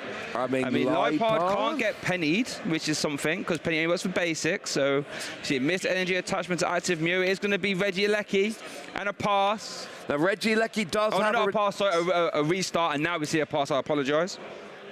And there's the penny. You called it yourself. Radiant Charizard gets the KO, and we are going to game 2. Sander up 1-0, and here's the thing, right? Martin went down to 1 prize remaining in that game. Martin had some good offensive pressure, but from a couple turns in, it never really seemed in doubt. It just looked like Sander absolutely had that under control, and that's the advantage you have when you're playing a weird deck like this. Sander has tested, I guarantee you, against Lugia time and time again. Yep. Sander's got this exact matchup completely sorted. This is how I beat Lugia. Yep. How many times do we honestly think that Martin has tested against this? Oh, Lipard control, yeah, mate. Play against it every night. No, definitely not. That Giacomo being used over and over and over again. We know he's a bit of a music sensation. You know, Giacomo, I'm sure Sander's saying thank you for the music there, and just over and over and over. And it's just so debilitating, because once the arc-ups are down, as we saw, where you can't just burst a lot of energy into play, when you're forced to just attach 1 for turn, Giacomo just says, hold on, you've attached for turn, let's just stop that now. Discard that, and then if you get multiple off different Pokemon, we even saw at the end, it didn't really come up too much, but when the Lugia was in the active with 1 energy, Giacomo got rid of that. That couldn't even retreat even if it needed to. Nope. It's just, goodness gracious me, Giacomo plus Power Pad plus Quick Search against Lugia is just a terrifying place to be. Yeah, and I think it's not out of order to say Sander's deck is not a beginner deck. No. Sander's deck has got so many different cards, and the strategy for this changes massively. Chi-Yu, great for milling, probably not coming up in this particular matchup. Sandshrew, basically not going to be something we're really worried about here. No. Regieleki to recover trainer cards, maybe, but it's not really what you're going for. No. Sander showed us how to beat Lugia with his deck. You get some decent attackers, you get a few turns with, you know, basically stopping attacks to buy yourself some turns, and then you Giacomo every turn. Yeah, and that's just extremely, extremely strong. And that's the thing about these Sander decks, is that you have this different cards for different matchups, as you say, right? Like, we didn't see the Sandshrew, you don't need that. However, when you have the Lipard to just discard those cards you don't need, draw into the cards you need, and all of a sudden you can just pick your little, you know, 3, 4, 5 card package that you do need, Giacomo, Power Pad, Pidgeot, and all of a sudden we're off to the races. And quite honestly, it's just poetry in motion. But the Achilles heel is it can be sometimes sometimes quite hard to get to those cards and have a stable board yourself. Can Sander do that another time? It's one way to find out. Yeah, we are going to find that out. There is a judge call going on now for the moment, but I think we got a little bit of a treat. I think what we're going to do, we're going to take a mobile camera, and we're going to go and look at some of the other games that are going on during this round, because it's one of my favourite things to do during a tournament. Because we're here as part of the casting team, the judges are all very lovely. They let us wander around the tables when we're not casting to see what's going on, and I think we're going to try and get a little bit of a flavour of that going on for the lovely ladies and gentlemen at home, so they can, you know, get a sense of what it's like to be a caster at one of these events when you're not actually casting, just having a little bit of a peek over all of these other games, because I know you do it too, Shay. I love it. Of course, one of the best things about having a staff badge, you can have a little waltz down all the tables and see, you know, any weird and wonderful decks, or just getting a real flavour for the meta game that, you know, see what's going on. So yeah, it looks like we have that's John Eng there with that Chen Pao. We saw him on stream, you know, in day one. Looks like in a fantastic position. I'd love to see it join in. Ross, one of the game's most premier players. Oh, absolutely. I've gone pegged for a top 8 because we had a top 32 finish and then a top 16 finish, both with Chen Pao. So surely it's time for a top 8 finish. We've got to be careful though, Shay, of course. Yep. They're not wearing headphones. No, got to be careful. So we can't be giving anything away. Can't be giving anything away. I think John Eng is playing against Faris Sakum there, so no stranger to the top tables. You know, Pokémon TCG runs in that family, so Faris will be doing his best to try and topple John, and I'm sure John's doing everything he can to try and win as well. But look at that lovely arena there. It's always fun. It's always interesting, actually. I hear this a lot sometimes in the chat where people don't realize, you know, how big these stadiums, arenas are that we have these views in. If you just watch the stream, if you've never been to one of these, sometimes the scale can get lost. Like, we are always in big venues and the seats are always forming. This is day 2, so not the fullest right now. But yesterday, they would have been really full. I want to give a massive shout out to that hive there in the middle. That's where all the lovely judges and tournament staff and, you know, match slip runners and people that input the data, all that good stuff. Without those people, these events, Ross, they couldn't run. I wouldn't be here, you wouldn't be here, players wouldn't be here. So a massive shout out to them. I mean, the tournament could run without casters, but don't, because we'd be bored, right? Tournament can't run without the hive. No. Without the hive, there is no tournament making it work. So we've got a shot from the other side of the same matchup here with that Chen Pao, and looks like, oh, we got an INO coming down. Yeah, we're seeing that all over all of the games. INO making players shuffle. It's one of the biggest cards in the game right now. Oh, and it looks like we've got our old friends Charizard and Chen Pao. Also, just following off my other point, when you come to a tournament, thank your judges. Yes. They are here making sure you can play the tournament when you get a minute. Thank your judges, thank your TOs, thank the hive. They are the people that make these tournaments actually work. No, yeah, like we said, you know, thank the hive staff, thank the judges, thank everyone, to be honest. You know, in these events, just be nice, be thankful. Shout out to all the people watching from the stage as well. It's always nice to see players, you know, getting involved and watching the action as it pans out, you know, as we are in the business end of the day now. You know, after this, whoa, we're into the top cuts, the top 8, top 4, and the final. And it's always nice to see those chairs being filled, watching as the action pans out. I did a lot of that EUIC whilst I watched the whole day 2 stream from the stage, and I must say, I quite liked it. People on the crowd needed to look up. There were people on their phones. They were on the screen out there. They could have seen themselves. Yeah. Just look up from your phone occasionally. Oh, we saw Faris actually using V-Star power right as we cut away. I have no idea what he actually went and got with it, but it's Charizard, so something's working out. And oh, it looks like we got maximum belt on a Charizard in the active there. Getting a bit of cheeky extra damage. Not always the ace bet that we see in Charizard, but I mean, just seems like it's helping get a KO here. So you know what? Might be working quite nicely. Don't worry about us, guys. You play your game. We're just having a cheeky peek over your shoulders. Yeah, max belt, not a card you see terribly often, but I tell you what, it's in powerful when it comes down. Love to see that. So thank you very much for the mobile camera operator. And shout out, we've been giving loads of shout outs recently. Shout out to the camera operator, because those mobile cameras, they're not light, you know. They have to work around, get it on the shoulder or get the gimbal and get it out there. Not the easiest thing in the world to do. Need a steady hand. Not something I get sometimes casting, let me tell you. Oh, steady as a rock. I've been doing this for way too many years. Now, unfortunately, the judge call we said a minute ago is going to require a deck check. So we're going to just step aside for a moment, give the judge judges a few minutes to do their thing and check those decks. So, you know, look, you can grab a nice cold beverage if you want, but you can't go too far away from the telly, because Game 1 was awesome, and I feel very confident Game 2 will be as well.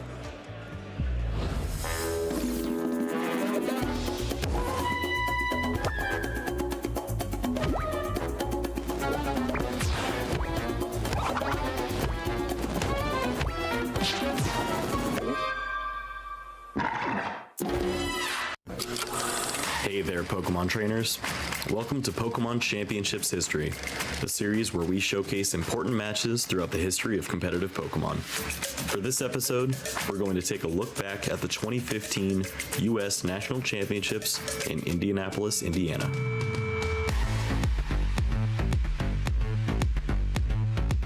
After a stacked top 8 bracket for the Masters division, we were left with 2 players remaining. The first finalist was Jason Klaczynski, the 3-time world champion with a resume, well, the casters said it best. No one has a resume like this even close in the Pokemon trading card game. He's won many more regionals than just that one in 2015. This was the furthest Jason had ever gone at the National Championships, and he was counting on the item and ability locking deck of Seismitoad EX and Garbotoxin Garbodor to get the job done. His opponent, Enrique Avila. Enrique was considered an up-and-comer in the scene and would have to take down Jason, the final boss, to claim the title. The resumes showed a clear favorite, but Enrique had sleeved up the secret deck of Wisconsin, Wailord EX. This massive Pokemon featured 250 hit points, the most in the TCG at this time. The strategy was unlike anything ever seen on a table of this magnitude. Deck out your opponent with a wall of tenacious Pokemon without ever announcing an attack. How prepared do you feel going up against a deck that is so new? Oh, not prepared at all. I got 75 minutes plus 3 turns to figure it out. So. The stage was set, and Enrique started things off with that Wailord EX in the active position. Jason was taken aback by the size of this Pokemon. The game plan commenced. Pass, pass, pass. Jason's main attack only dealt 30 damage. With the Muscle Band for an additional 20 damage and Hypnotoxic Laser for poison, Jason tried to whittle away at these giant Pokemon. Enrique meanwhile used well-timed healing cards like AZ to avoid giving up prizes. In a pivotal spot, Jason had to overcommit Pokemon to the bench, and Enrique jumped at the opportunity to play Lysander. Enrique played back-to-back Team Flare Grunt to remove energy from the Seismitoad EX and led to the deck-out victory in Game 1. With half the match time depleted, Jason's opponent shifted from Enrique to the clock. For a game to be considered complete after time plus 3 turns, a player must have taken 4 prize cards. In Game 2, Jason focused on a single Seismitoad EX stacked with energies, leading to the necessary knockouts. And there's the knockout. Wailord goes down. With just minutes left, Enrique finally ran Jason out of energy. But was there enough time to deck him out? With a Colress and an N both reloading the deck and avoiding the Hue, Jason had found a way to outlast the Wailord. With the match tied 1-1, this would have to be settled in sudden death. The crowd was electric. The rules for this final game were simple. 1 prize card for each player. Take it and you are the champion. For Jason, this meant bide time until the perfect turn. Energy, Band, Furbank, Laser, N to 1. With the inevitable staring him down, Enrique played the honorable AZ to clear his only Pokemon from play, and Jason Klaczynski was crowned the 2015 U.S. National Champion. With this victory, Jason had won every level of Pokemon TCG competition, cementing his legacy in the competitive scene. Thank you for watching, and let us know some of your favorite moments in TCG history by using the hashtag #PlayPokemon.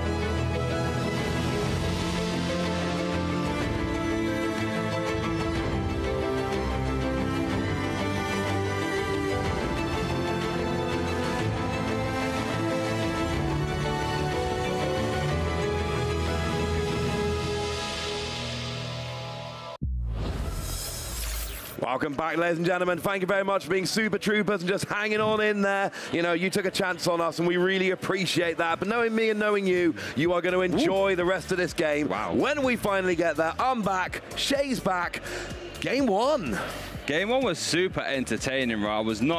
I was surprised to see how offensive that control deck can go immediately. It was just poetry in motion, realistically, and wow, like, I'm just stunned. We've seen Sander play these sort of control decks before. We had offensive pressure. We saw it, I think it was in Utrecht last season, where he was playing a Radiant Charizard, maybe even Reggie Gigas V-Star to start taking some prizes. So it is a pretty dangerous combination, a control deck that can also keep you on your toes. It's something you don't really expect, but you start looking through Sander's list, and you're like, Entei, okay. It's got the highest HP of the legendary Beast Vs, and it can draw cards. Okay, I get that. But then there's Radiant Charizard. Okay, that's fine for an emergency attack, I suppose. But then you've got Magma Basin, and you're like, well, hang on a second.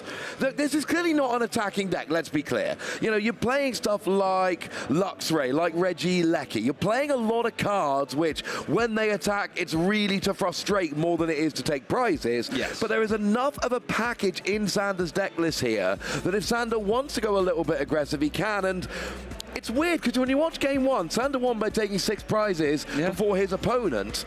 But I don't think you can watch that game and not be anything like, oh, that was definitely a control deck. But it took 6 prizes. And I kind of like, this is not like we're seeing with these Snorlax control and Pidgeot control decks that we've been watching on stream and we've been seeing up at the top tables that really are seeking to frustrate your opponent and grind out a long game 1 by completely running your opponent out of options. This is a deck, and I'm sure in some matchups that is the way Sander plays it, but you can legitimately attack and take prizes, and between things like quick search and all of your recovery and everything else, there is an option here to play an offensive game. Yeah, it's almost like you do these sort of littler attacks, I should say, you know, a Burning Rondo here, Blustery in there, but when you weave in those Giacomos we saw in there, you sort of stop your opponent from doing anything, and all of a sudden these traditionally lesser powered attacks when your opponent can't fire anything back become a lot more, well, dangerous, really, I think, for lack of a better term. Yeah, I mean, it's a kind of deck you will not catch me playing anytime soon. It is a stressful, I mean, imagine playing 15 rounds of this. It's stressful because every matchup is different, and that's the thing when you're playing this kind of deck. It's not enough. Like when you're playing Charizard, I'm not saying you don't have to adapt to matchups. Obviously you do. I'm saying your basic strategy is going to be the same regardless of matchup, and then you're going to tweak it depending on what you're playing against. Whereas a deck like Sander's playing here, it's going to be just completely different all over.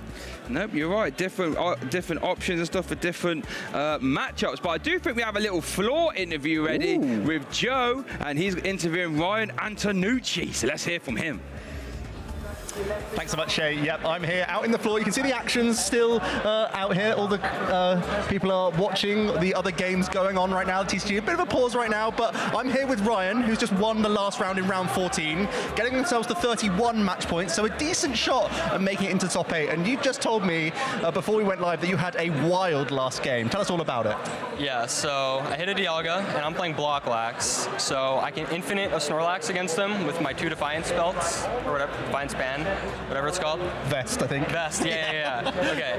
And I rode him 3 turns with nothing else, and literally just drew the worst cards possible. And my opponent was playing Dialga, so that's a pretty consistent deck, and I was just ready to lose and scoop it up and go to the next game and probably just lose. He also passed with me. So I was rotoming, he was researching, he saw a whole 7 cards, absolutely nothing. No Ultra Ball, no Metang, that's all he needed. He just needed a Metang, and I pretty much lost nothing. Wow. And I got there that one, and then the next one was a complete 180. I went the best turn 1 this deck could possibly get. I got 4 Snorlaxes and a Rotom going first, so no supporters needed. It was the double Nest Ball, Artisan, and I had the other 2 in my hand, and then he scooped 5 minutes later. It was insane. Wow, what a heart pounder for you in that first game, especially in an awkward matchup. Dialga's only just recently really popped up. It won the Indianapolis Regional Championships. Did that come into your decision in playing Snorlax this weekend? Yeah, so I played Bird Control last week. That deck kind of needs to play a lot of weird cards that it doesn't want to play to beat Dialga, and this deck doesn't. It kind of already has the cards that it wants to beat Dialga, so yeah, ran with this, and kind of expected to beat the Dialga, and I did. Had the two Defiance bands, or vests. Yeah.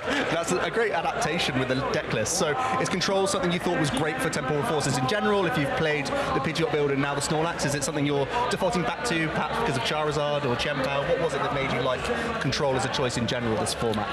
The best two decks are like the generic Charizard deck and Chien-Pao, and that's like 35% of the meta. And both of those matchups are at least 80-20s.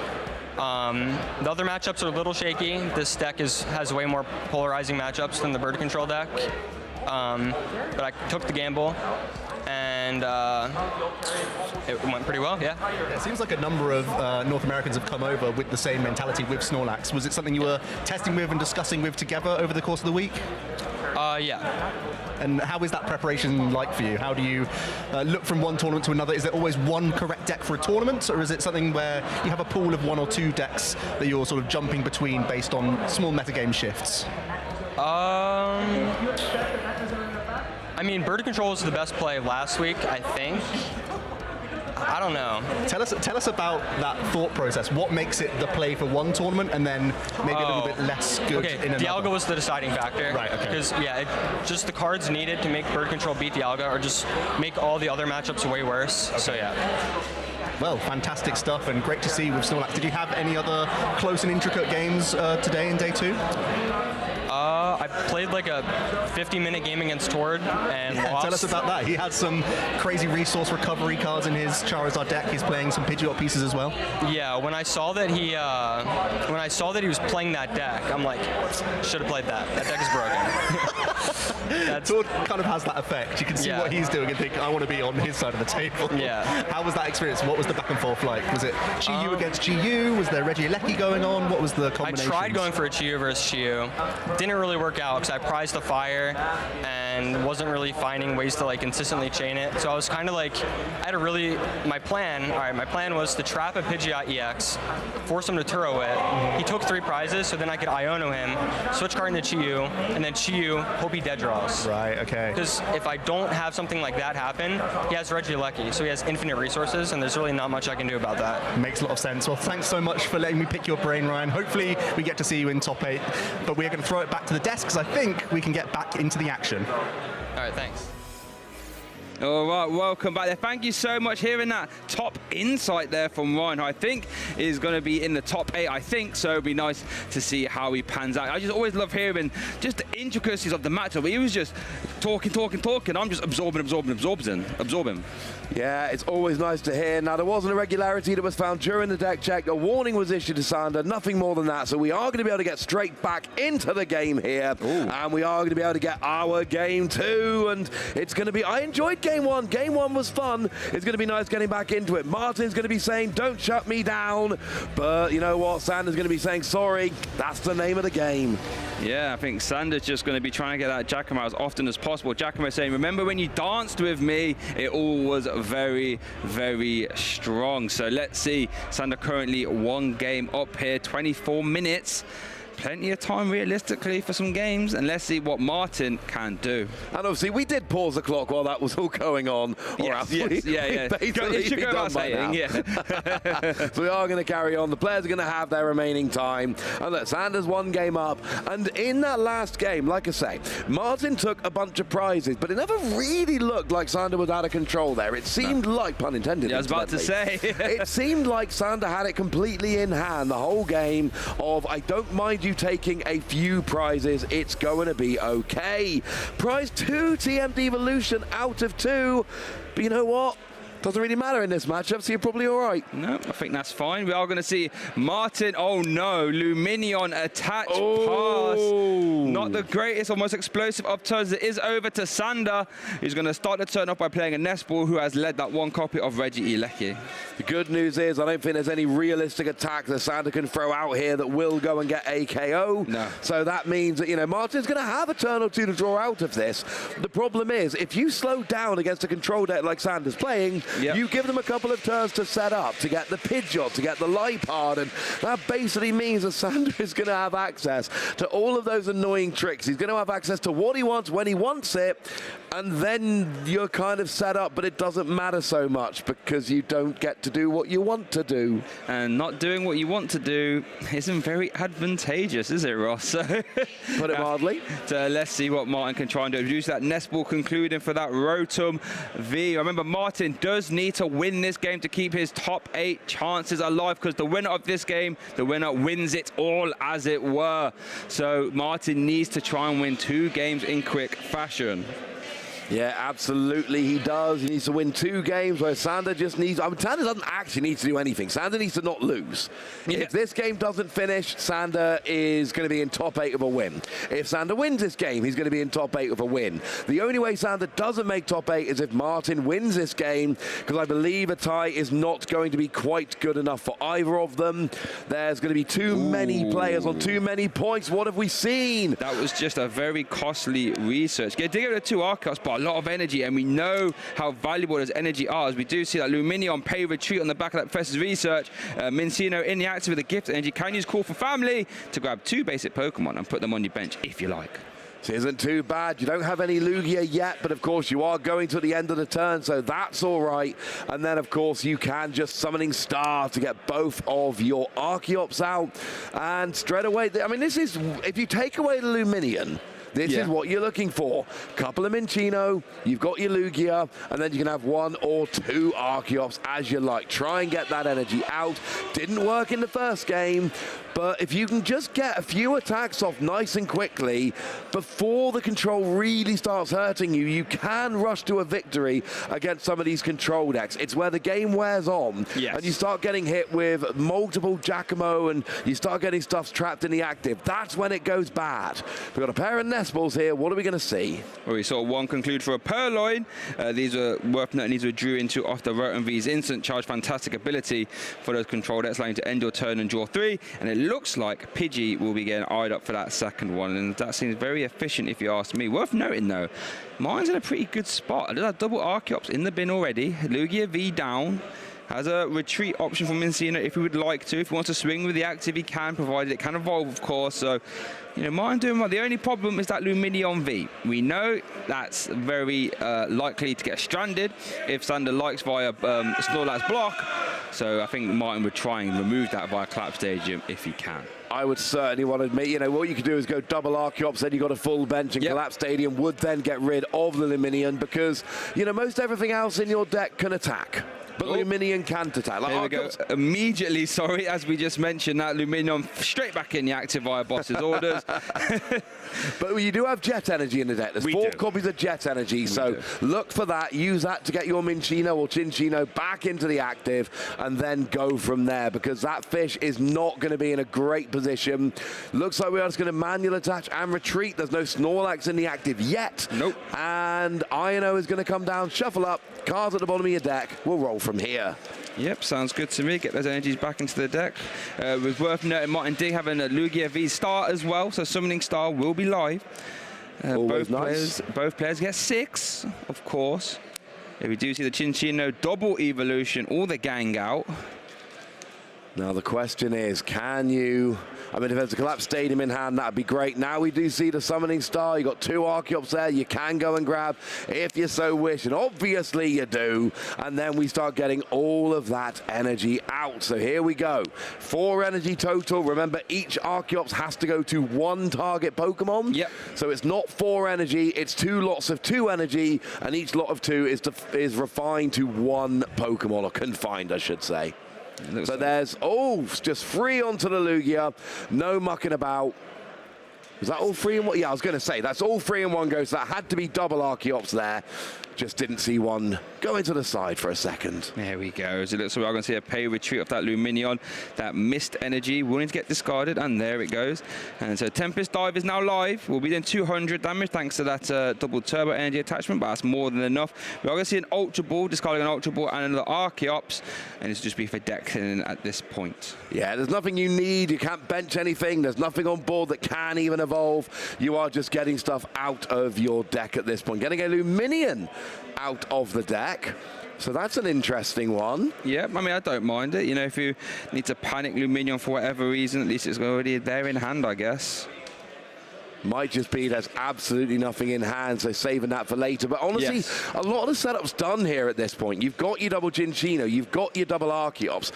Really here it's just trying to make sure Sander doesn't punish you too much. I mean, certainly starting Luminion was a bad call, but we do see the fleet-footed. I say a bad call, a bad beat. It's probably a better way to put it. And we draw one card, which I think was Misfortune Sisters. Yeah, not a card that's terribly useful against Lugia. It doesn't play too many items, plays a high counter of energy and Pokemon. We are going to see the Arven now. Worth noting, Sander did have the rare candy in hand, I believe. So this Arven could search for Ultra Ball or for a Seal Stone as well. And that could grab the Pidgeot. Rare candy Pidgeot, quick search would be live. And that is absolutely what you're going for. Does seem to be going after a counter catcher as well, which doesn't surprise me. There's 3 copies in Sander's deck. And it's hard to look through because there's so many things, but it looks like the only things played more than the 2 of are the 4 Arven and the 3 counter catcher. Oh, and the 4 Nest Ball, of course. So that really tells you how much Sander loves that counter catcher. You can attack, but let's be clear, in most matchups, you're going down at least in the early game, if not for the whole game. Counter catcher becomes a very valuable item to just strand something in the active. So here comes a Forest Seal Stone. Looks like Star Alchemy is going to be used. I wonder if Sander will be looking to try and eye up counter catcher in the Archeops again. If we do see that Pidgeot being taken off Star Alchemy, that means quick search is online. So now any card Sander likes from the deck, he can go and grab. Now, do you think he's going to go after an Archeops again? Could go after an Archeops again. It's awkward when there's 2 there, but I mean, there's not that much energy on the field, and crucially, there's not on that many Pokemon. So what you can do, if all the energy is confined to 1 Pokemon, you could go after an Archeops, but even then, there's 3 more energy that could come down next turn. But if it's all on 1 Pokemon, you KO it. If you spread it around, you Giacomo. So there is an argument here that if you've got this option open, and we know they do, just bring up the Archeops, get the KO with the Entei here, and then maybe do the same thing next turn, then start using Giacomo, and we see a game very similar to game 1. Oh, you got no Archeops, be a shame if someone got rid of all your energy. Well, that's the thing. Lugia's not used to realistically having no Archeops in play. Sure, you make the argument that sometimes 1 Archeops gets bossed and KO, but both in 1 game, a bit more rare.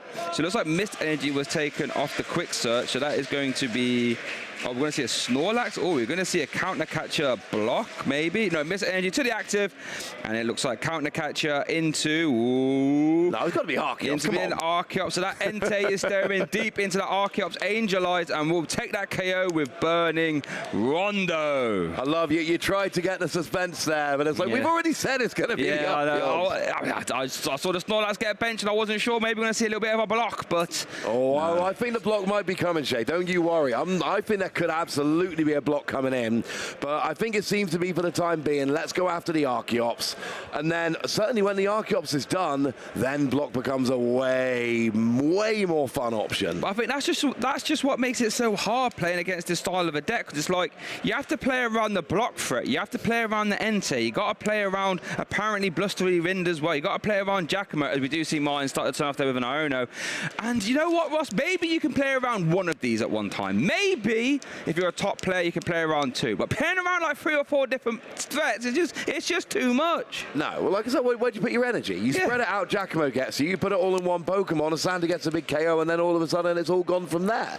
There's no real good answer to where to put all of your energy. Now, Capturing Aroma comes down, it's a heads, so that will let you search for an evolution Pokemon. Not even sure what Martin even really needs here, certainly in terms of evolution.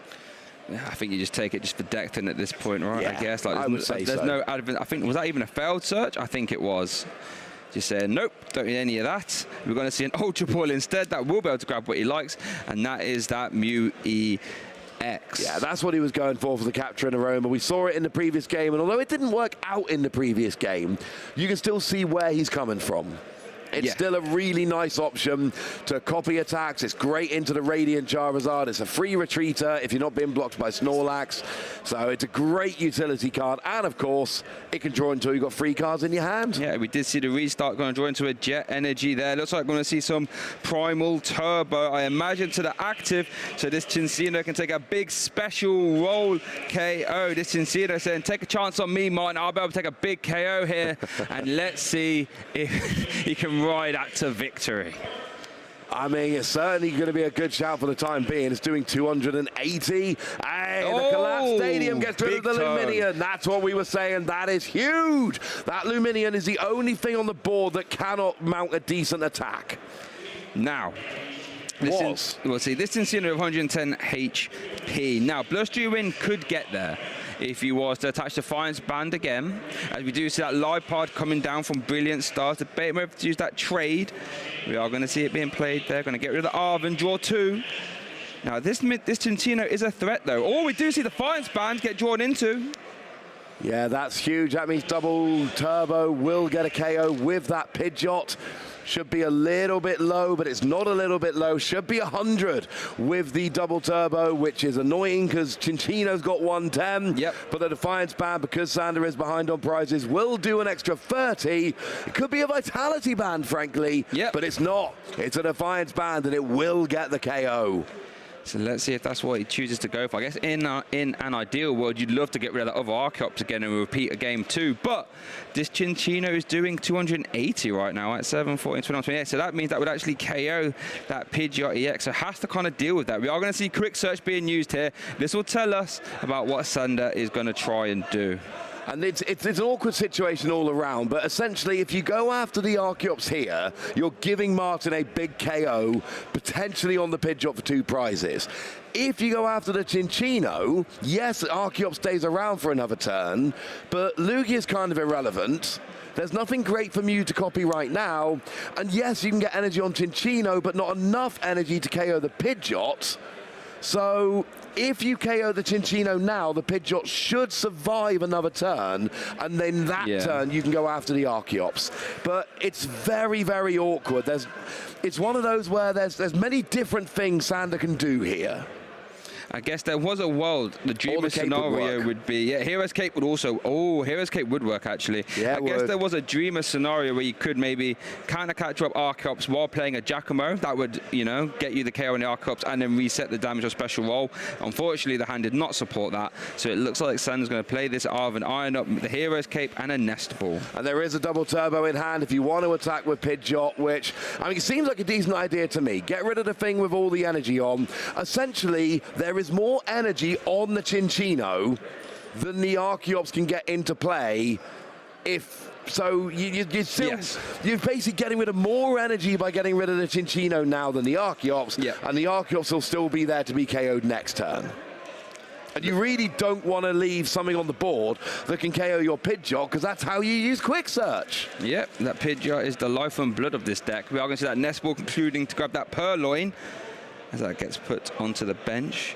So you do see Defiance Band and DT in hand, so that Blustery Wind for KO. I'm telling you, I told everyone to close the windows, not let the wind in, but I don't think you listened, because we might be seeing some Blustery Wind coming here again. Here we go. He did not shut the windows when you suggested, Jay. That wind is coming in. It's knocking everything off the windowsill. That pie is nice and cool, but the Cinchino has gone and been knocked out. And I love this play, because Archeops, one Archeops for 1 turn, frankly, doesn't do enough. And we do see the Collapse Stadium getting discarded as well. That Blustery Wind rolled that Cinchino all the way after a windowsill, as we said. Mew EX is getting promoted. And let's see what Martin can do. Does have 2 energy available to him via Primal Turbo. Gift energy activation as well, so did get to go up to 7. Great ball being played. What's he going to hit off here? Could get another Luminion, which you take just for filling the deck, honestly. Yep. Play it, discard it, whatever you want to do. Just get it out of the deck. The fewer cards in your deck you don't want, the more likely you are to draw into the cards that you do. But as we've seen, maybe not the best Pokemon to drop until you need it, but certainly I've got 2 prizes left. I'm going to drop it to grab a boss's order to take out the Rotom. Now that I can get on board with. Yep. That would be nice. We do see Gift Energy getting attached to the Mew EX. Primal Turbo activation. Ooh, to the active with a Jet Energy. And we can use Genome Hack in here. The thing is, Pidgeot's kind of rubbish at KOing Pidgeot. Does 120 damage. Well, Pidgeot's got 280 right now. You're miles away. You're not even 2-hit KOing. 2 hits, you're still 40 away. And that's the thing. Mew is great if your opponent's got a Pokemon that can KO itself. We do get a Tails off Capture and Aroma. Go and get a basic Pokemon if you so wish. But Mew is not great against a Pokemon that can't KO itself. Yeah, probably not the greatest of targets, that Blustery Wind, to be honest. We do see Ultra Ball going to discard a Lugia V and a Lugia V Star, which was taken off the Capturing Aroma, and that's going to grab another Minchina. Now, that is a good attacker right there. Genome Hack, however, I mean, Blustery Wind, I mean, it would be for 120. There is no double turbo attached. Not really threatening too much, but I guess, in theory, that could bring the Pidgeot down for a Tempest Dive. Or we do see Luminion, actually. Let's see what this grabs. Going to be a Serena. Now, the Minion always makes me nervous because it's got very low HP. I'm just looking at the deck list here, Shay, and I'm going, hang on a second. Mine's taking 3 prizes, right? Radiant Greninja. Right. Magma Basin. Right. There is a possibility for Sander to KO that Mew next turn. Yeah, that is true. It's awkward, but it is absolutely doable. It does seem like we are bringing up the Rotom with Serena. So now Lugia is going to be getting a KO on the Rotom. Now you don't even need Magma Basin anymore. And this is really awkward. Yeah. But this is a great play from Martin, because now you can't use Radiant Charizard to KO the Lugia, because Mew will copy Radiant Charizard. And you can't use Radiant Charizard to KO the Mew, because Lugia will KO Radiant Charizard. That was a wonderful heads-up play. Having the Serena to KO the Rotom basically means that Sander cannot use Radiant Charizard anymore, and having 2 attackers set up with 1 prize remaining, oh, I don't know, it's looking pretty good for mine at this point. Yeah, I mean, this is pretty dangerously close to a checkmate right at this point. Like, how do you deal with this if you're Sander? Like you said, 2 attacking threats that are both really strong. I mean, we do see 2 is Jet Energy into the Snorlax block. Is that the way out of this? I mean, the answer is Entei, incidentally. So Entei can KO Mew, and it can take a hit from Lugia. Right. So and that actually brings my whole Magma Basin thing right back into play. Essentially, if you can Entei Energy Magma Basin, then you can hit for, well, if you filled up your, you didn't need to fill up your bench really, would you? We're going to see trade. You could have 1 bench space left, and then you'd be hitting 180. That would KO the Mew, assuming there's no V-Guard, which I don't think, that's not a V-Guard on the Mew, is it? No, it's a Gift Energy and 2 Jet. There we go. So you could actually go ahead here and get a KO on Mew with Entei, and then the only kind of backup attacker is Lugia, which doesn't get a KO on Entei, and you could only get a maximum of 3 special energy onto Cinccino, which means it could only hit a maximum of 210, which also wouldn't KO the Entei. So that's what I'm looking at right now. So Entei is the savior. I'm not saying it's a great plan, right? I'm not saying it's not awkward. I'm saying you cannot attack with Radiant Charizard without losing the game, and nothing else. You're not KOing Lugia without throwing the game. So you kind of have to find something else. And I'm just saying, Entei can KO Mew. You need Entei, you need Magma Basin, you need Gusting. It is not an ideal scenario. The other option is, have we seen Hero's Cape yet? No, it's in the hand. It's in Sander's hand right now. So you can use Radiant Charizard with Hero's Cape? On the Mew, yes. It's, I mean, ooh. You'd have 10 HP remaining, but you can. Yes. You can do it, but you're right. Hero's Cape on that means you can't get the KO on Lugia. Yes. So let's see. It's not a wonderful plan either way. There are options is what we're saying. They're just all kind of annoying. Does look like he's eyeing up that Charizard, but you'll need Gusting at the same time. Yeah, just like did play the quick search, or has been used, I should say. But there is, debating it. So there is the Radiant Charizard Heroes Cape basic fire energy combination. Yeah, I said you can't play Radiant Charizard, and that is true, but you can play Radiant Charizard if you combine it with Heroes Cape. And there we do see the Calamitous Wasteland getting played. The retreat cost of basic non-fighting Pokemon get increased by 1. Doesn't affect Pidgeot, it's not a basic, but would affect the Radiant Charizard, funnily enough. So we are going to see an Iono. And let's see what Xander can do. Would love to draw into a counter catcher here. That would be ideal, but has used both copies of Trade and has used Pidgeot Quick Search, so there would be no extra cards. Would really like to draw into counter catcher here if possible. 4 cards. Do we see it? No. No, we got Pidgeot, Power Pad, Bravery Charm, and a supporter card. Misfortune Sisters. Misfortune Sisters, but not counter catcher. So there was an option, and it was never a great option. It was never one that was that likely to work, but there was an option to KO Mew with Radiant Charizard, and then with the Hero's Cape, you will take a hit from Lugia. But it won't KO Lugia because it's going to be 30 damage short. Yes. Did need that Defiance Band, but you can't have 2 tool cards attached to your eyes. Looks like we're going to see a Blustery Wind instead. But yeah, that's not what you want. For 130, minus 20, plus 30, usual deal. That is not the turn you wanted here. And now, I mean, Gusting will end the game for Martin. Gust summon up, KO it with Lugia. We see a restart here, drawing a couple of cards. Do we have any Gusting available? No, I think it's Professor's Research, Mortis Conviction, and a Jack. So we Professor's Research for Prime Catcher. And Martin wins game 2, and we are going to game 3, but I've got bad news for both of these players. It's a win and in. They need the win, and there's only 2 minutes remaining on the clock. So a great wave to pull out that game 2, but is it going to be enough, or is it going to leave both players out of contention for top 8 with a tie? And the Prime Catcher coming in clutch there in Lugia. Martin opting to say Master Ball. Normally they expect we play in Lugia, but instead I'm going to use that Prime Catcher, you know, coming in clutch there. The Prime A-Spec there for sure, as Martin was able to clutch up that game 2. But as you did say, Ross, you know, time not on our players' side here. Currently 1-1. If this game 3 does not conclude in time and then 3 extra turns, that means it will not finish, which means this round will end in a tie.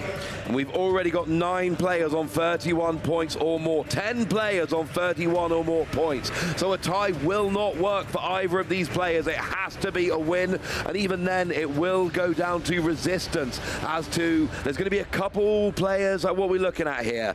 So there's going to be 1 spot in top 8 for a 31-point player. Just while we've got a second, Brent Tonneson, Tord Reklev, Juho Kalama with Future Box, Stein Nielsen, John Eng, Azul Garcia Griego, and Hermanni Hetalati. I'm sorry for the pronunciation there. Those players, those 7 should be in, because they've all got 32 or more points. We got Faris Sakum on 31. We got Kay Wainwright on 31. We got Ryan Antonucci on 31. And we've got the winner of this game, if there is a winner, not a tie, on 31. So Ryan, Kai, Faris, and the winner of this game would be potentially having, you know, that fight for that last 8 places, but it looks like 7 of top 8 a lot. Tord, Brent, Juho, Stein, John, Azul, and Hermanni. Those 7 players should, as far as I'm looking here, should be locked into top 8. Can anyone pull off a big win here to try and force themselves into contention for that 8th spot? Oh no, both players will be trying their best. Prize cards, Mew EX, we saw get used a bit there. Rotom V, Purloin in the prizes for Sander, and that Mew EX, and 1 copy of Lugia V-Star, and that 1 copy of Collapsed actually for Martin.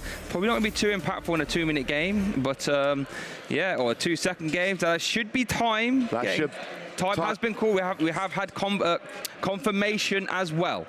So we've seen this on a few games on stream this weekend. When time gets called this early into game 3, the general theory is we look to see if anybody's going to take a super early win. If we see multiple Pokemon played by both players, we'll usually see an agreement that this game isn't going to end. It will go into a tie, but unfortunately a tie will not be enough for either player. A win puts them into a tie, ironically, for 8th place. But a tie will eliminate both of these players from day 2 contention. Top 8 contention. That's what I meant. Part 2 of day 2 contention. There you go. There we go. Nailed it. So it looks like that instant charge being used there for Sander, as we did see the body pathing for a Pidgey. And the Purloin, we're going to see a Capture and Aroma. That's going to be a Tails. So that'll be a basic Pokemon. Let's see what Martin can do. Wow, it's probably going to be a Minchino. Went straight to the front of the deck there. That may well be what you're looking for. Yeah, let's see what he opts to grab here.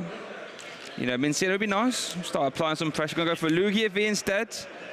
Just going to make sure I'm going to do Summoning Star. Ultra Ball, going to get rid of Archeops and Lugia V. So that's one Archeops in the discard pile. That is what you're looking for. Of course, this is turn 1 of time now. Sander was turn 0. Yep. So Martin will be turn 1. Martin's got this turn and one more. Sander has got, well, exactly 1 turn remaining. But I don't see, I mean, Sander's deck is not made to take multiple prizes. Honestly, the fact that there's 2 Pokemon down on Martin's side and 3 on Sander's side, that should basically guarantee we end in a tie here. Because, well, Martin's not even taking a prize this turn. No. It's a setup turn. So both players can take 1 KO. Brilliant. Both players got more than 1 Pokemon out. So I think at this stage we are heading towards a tie. We're going to be seeing if we can set up. Maybe there could be some shenanigans going around here.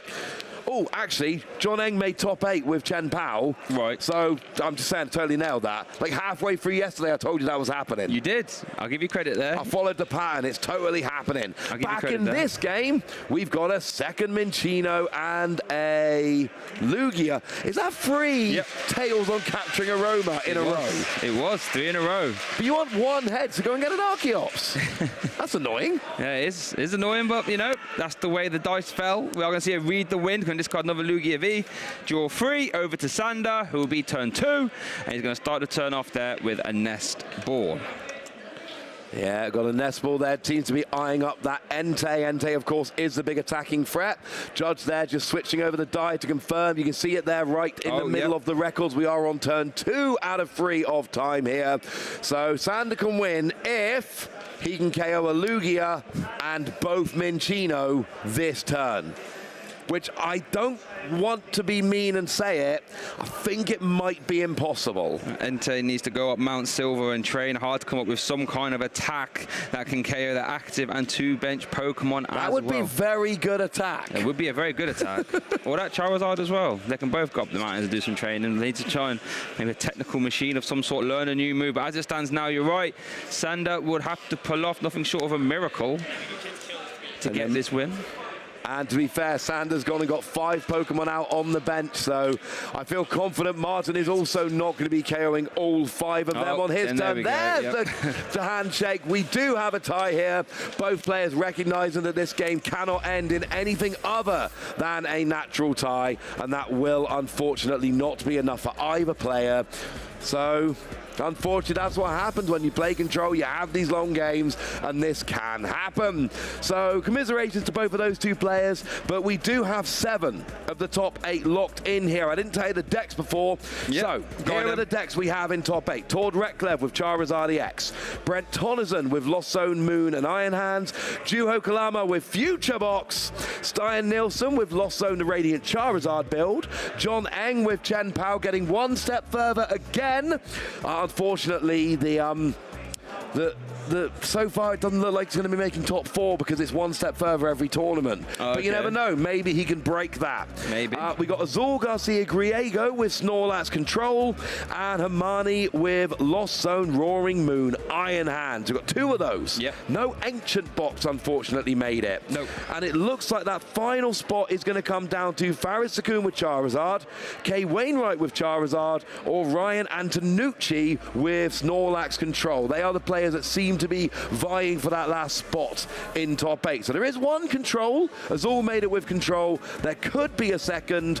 The only deck currently represented twice. We've got 2 Charizard, and we've got 2 Lost Zone, Roaring Moon, Iron Hands. There we go. So Azul, one of our players to watch there all the way back at the start. We all picked well there because we all got to pick that. So let's see how that top 8 pans out. We'll have to wait a little bit though until we have confirmation of all that. So we're going to have a quick break now. Don't go too far though, because we're getting to the business end of the day now. Top 8, top 4, then our final where we will crown a new regional champion here in Stockholm. Don't go very far.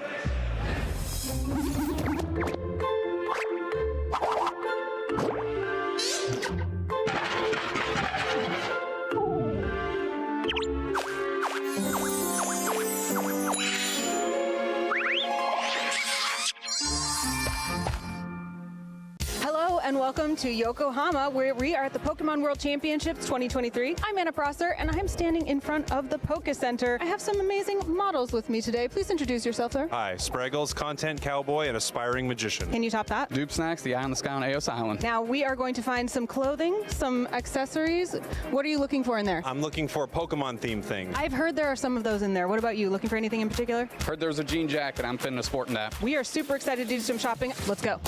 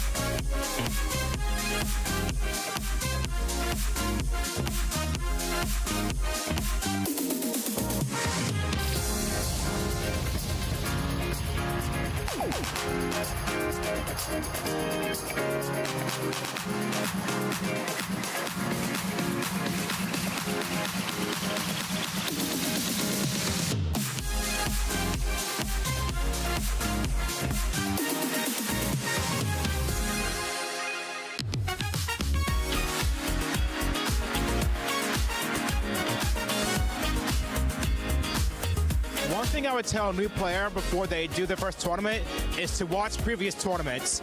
You have access to high-level players competing with one another, and you get to see a whole lot of cool ideas to build your team around. Like, for example, the team that I'm running today was based off of Lawrence's team that I used at EUIC. A piece of advice I would give is definitely to sit down and talk to the person across the table from you. They're not always going to talk back, but more often than not, someone sitting across from you is just as nervous potentially as you. And every time I strike up a conversation, it eases a lot of nerves and it helps you play a little bit better because you're less in your head and you're more so having a good time playing Pokemon. So something I would tell a new player for their first tournament is definitely reach out to the community. There's so many awesome people in this community.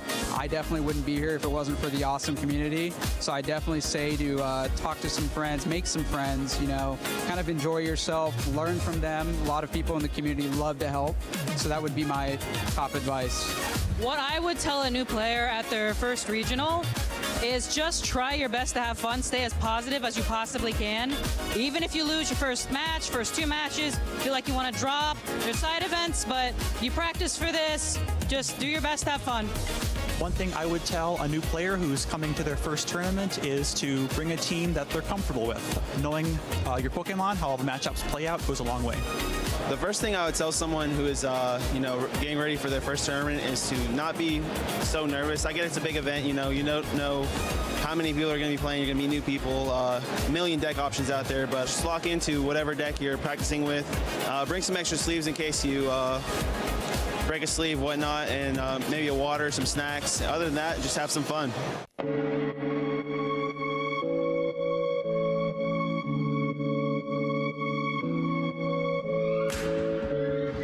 First got into Pokemon when, someone in my park was playing with the cards when I was like 6 maybe, and I was actually just obsessed ever since. What a comeback in game 1 from Ryan, and what a convincing game number 2. Ryan sitting at a 10-1 record. Oh, I'd be a Psychic type Pokemon. Why would I be a Psychic type Pokemon? I have no idea.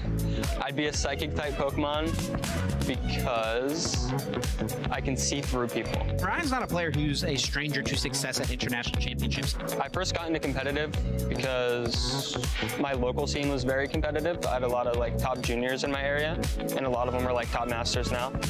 The reason I like to keep competing is because I'm just hooked on anything competitive. If it's not competitive, I don't want to do it. Yeah, you love that story when a player finally breaks through here at the Knoxville Regional Championship. Something I learned about myself is I'm pretty emotional when I lose. 99% of the time it's because I'm playing poorly. Yeah, I need to differentiate when I'm playing poorly and when I'm getting unlucky. And I need to only focus on feeling good when I play well, not just when I win. Just focus on the process, not the results. Player I respect the most would definitely be Azul.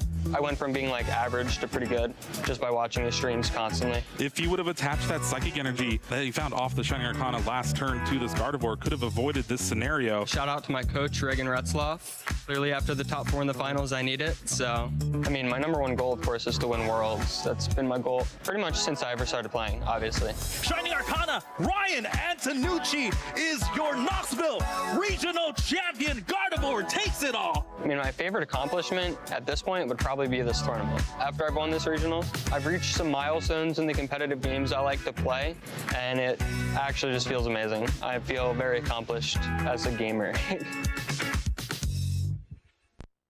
Hey trainers, my name's Ross Gilbert, and while we've got a quick break in the action, I'm joined by the lovely Freya and the lovely Shay, and we're going to talk about Dialga. Nice pin, by the way, Shay, while we're here.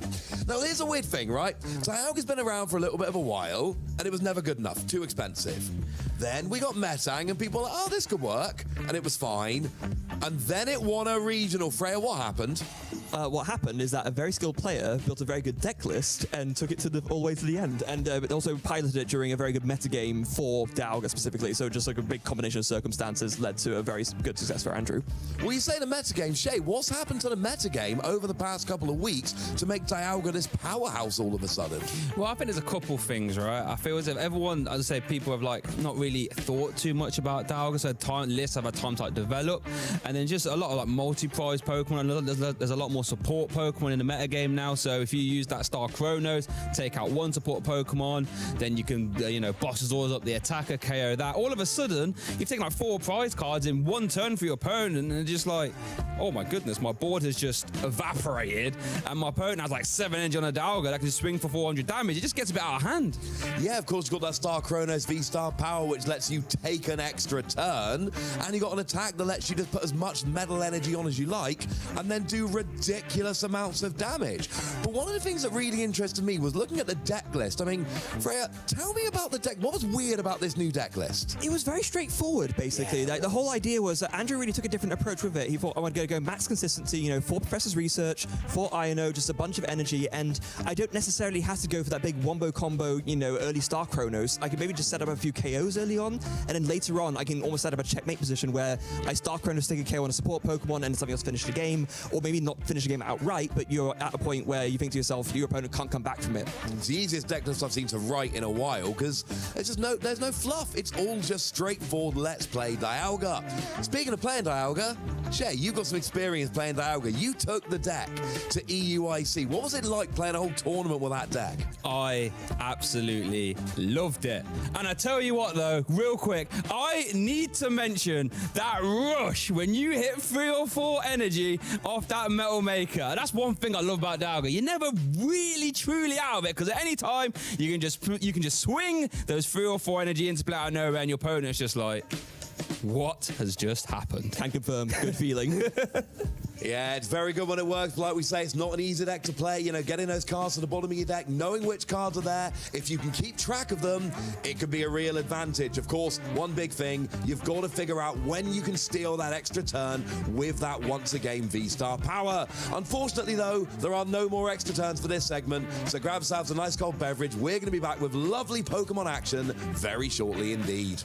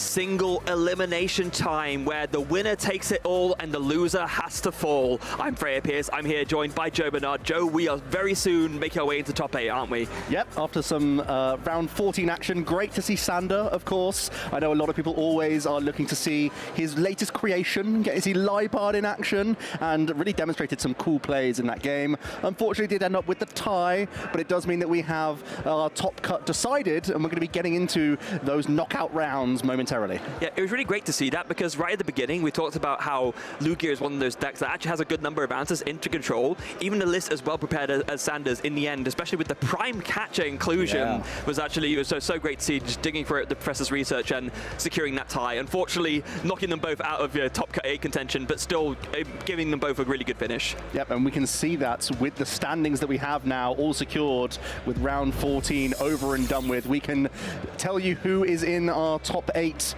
We have Tord, Azul, Brent, Hermanni, Stian, John, Yuho, and Faris Akum, the bubble in, playing Charizard as well. You can see Ryan Antonucci and Kai Wainwright. Unfortunate to bubble in this occasion, just one 31 match pointer made it in. Kai also was playing Charizard, Ryan also on the Snorlax. So it's an interesting one to see how that changes our top 8 and the standings as well. Goodness, I tell you what, I'm getting my flashbacks here. When was the last time you saw someone with the surname Sakum in the top 8 brackets of a Pokemon Regional? This is so cool to see. Yeah, Faris, well, just looking at the bracket here, you can see that we have a star-studded cast. This is almost like an internationals at this point. Yeah, it really is, isn't it? Across the continents, and all in their own regards, fantastic competitors, multiple IC champions within this list, multiple regional champions within this list. Faris Akum, long-standing player, all the way back in the junior division. I think it was in 2006 they got a top 4 playing Fariados. That's how far back we have to go for Fares. Continued playing in the senior division for even more top placements in the Worlds, and has come back recently, been playing a lot of Charizard this season and having another great performance today. Yeah, and very important to note before we go for the rest of the players, this is another community choice round. You can pick between all 4 of our top 8 matches today, and whichever one wins your vote will be the match that we feature for the top 8 stream. So get your votes in, and remember, as we always say, not available on YouTube, but go over to twitch.tv/Pokemon TCG, follow along there, and you can vote for which match you want to see featured for our top 8 feature match. I think this is going to be a pretty close vote, actually, because we have so many fantastic players.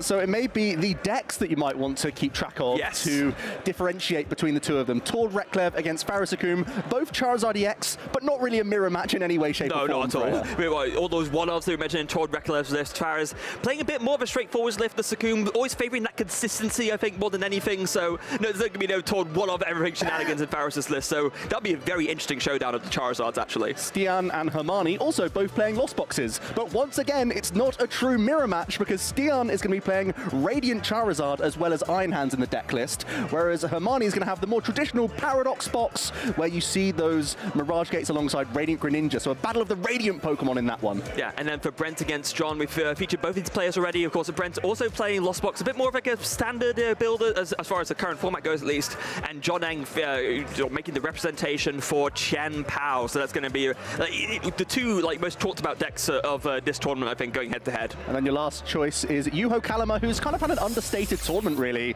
I don't think we've even featured them on the stream all weekend, but they're sticking with their tried and true future hands, still trying to amp you very much through the competition against Azul Garcia Griego, one of the game's best, and is playing Snorlax Control. It's going to come down to what techs are in that matchup as well, so you're spoiled for choice, I'm afraid, but you've got to make one, because we need a game. Yeah, we do. I want to draw quick attention to something, especially with Yuho specifically.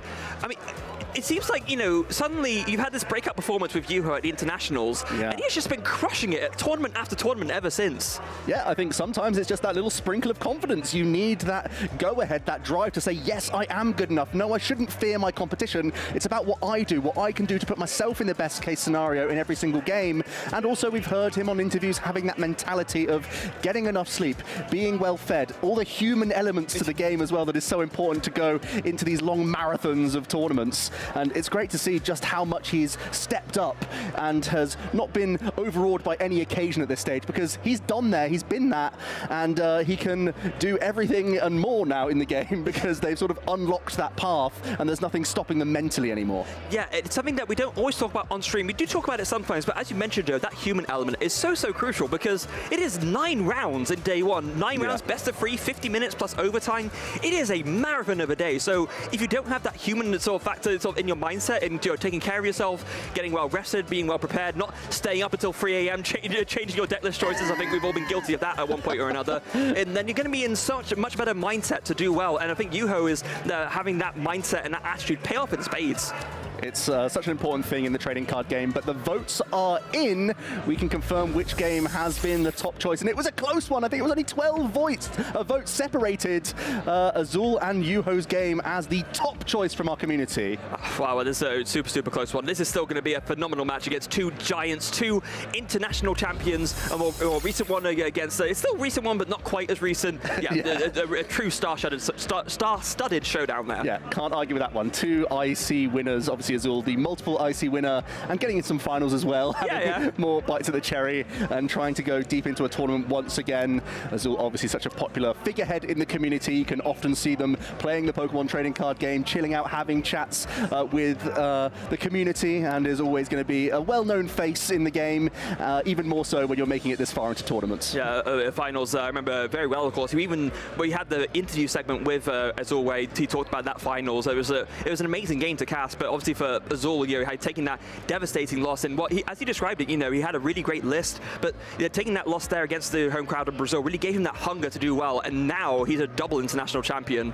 And who would have thought that Snorlax was the play? That's kind of petered off quite early on in the Temporal Forces format. I think when we saw Tord's Charizard decklist at the EYC, where there's a couple of Professor Churros as well as Team Yell Cheer, everyone thought, well, everyone's prepared for Snorlax, I suppose I shouldn't be playing it right now. But Azul has identified the perfect time for the loop around of Snorlax to get back in the little pocket of the meta to be a perfect choice. Yeah, responding perfectly to the evolution that has happened over the past, well, I'll say past few tournaments, really past one tournament, right? as you so eloquently put it, a sort of a Dialga-shaped metal spanner being thrown in the works at Indianapolis, along with, perhaps some ice getting in the gears with the Chien-Pao Shivery Chill as well.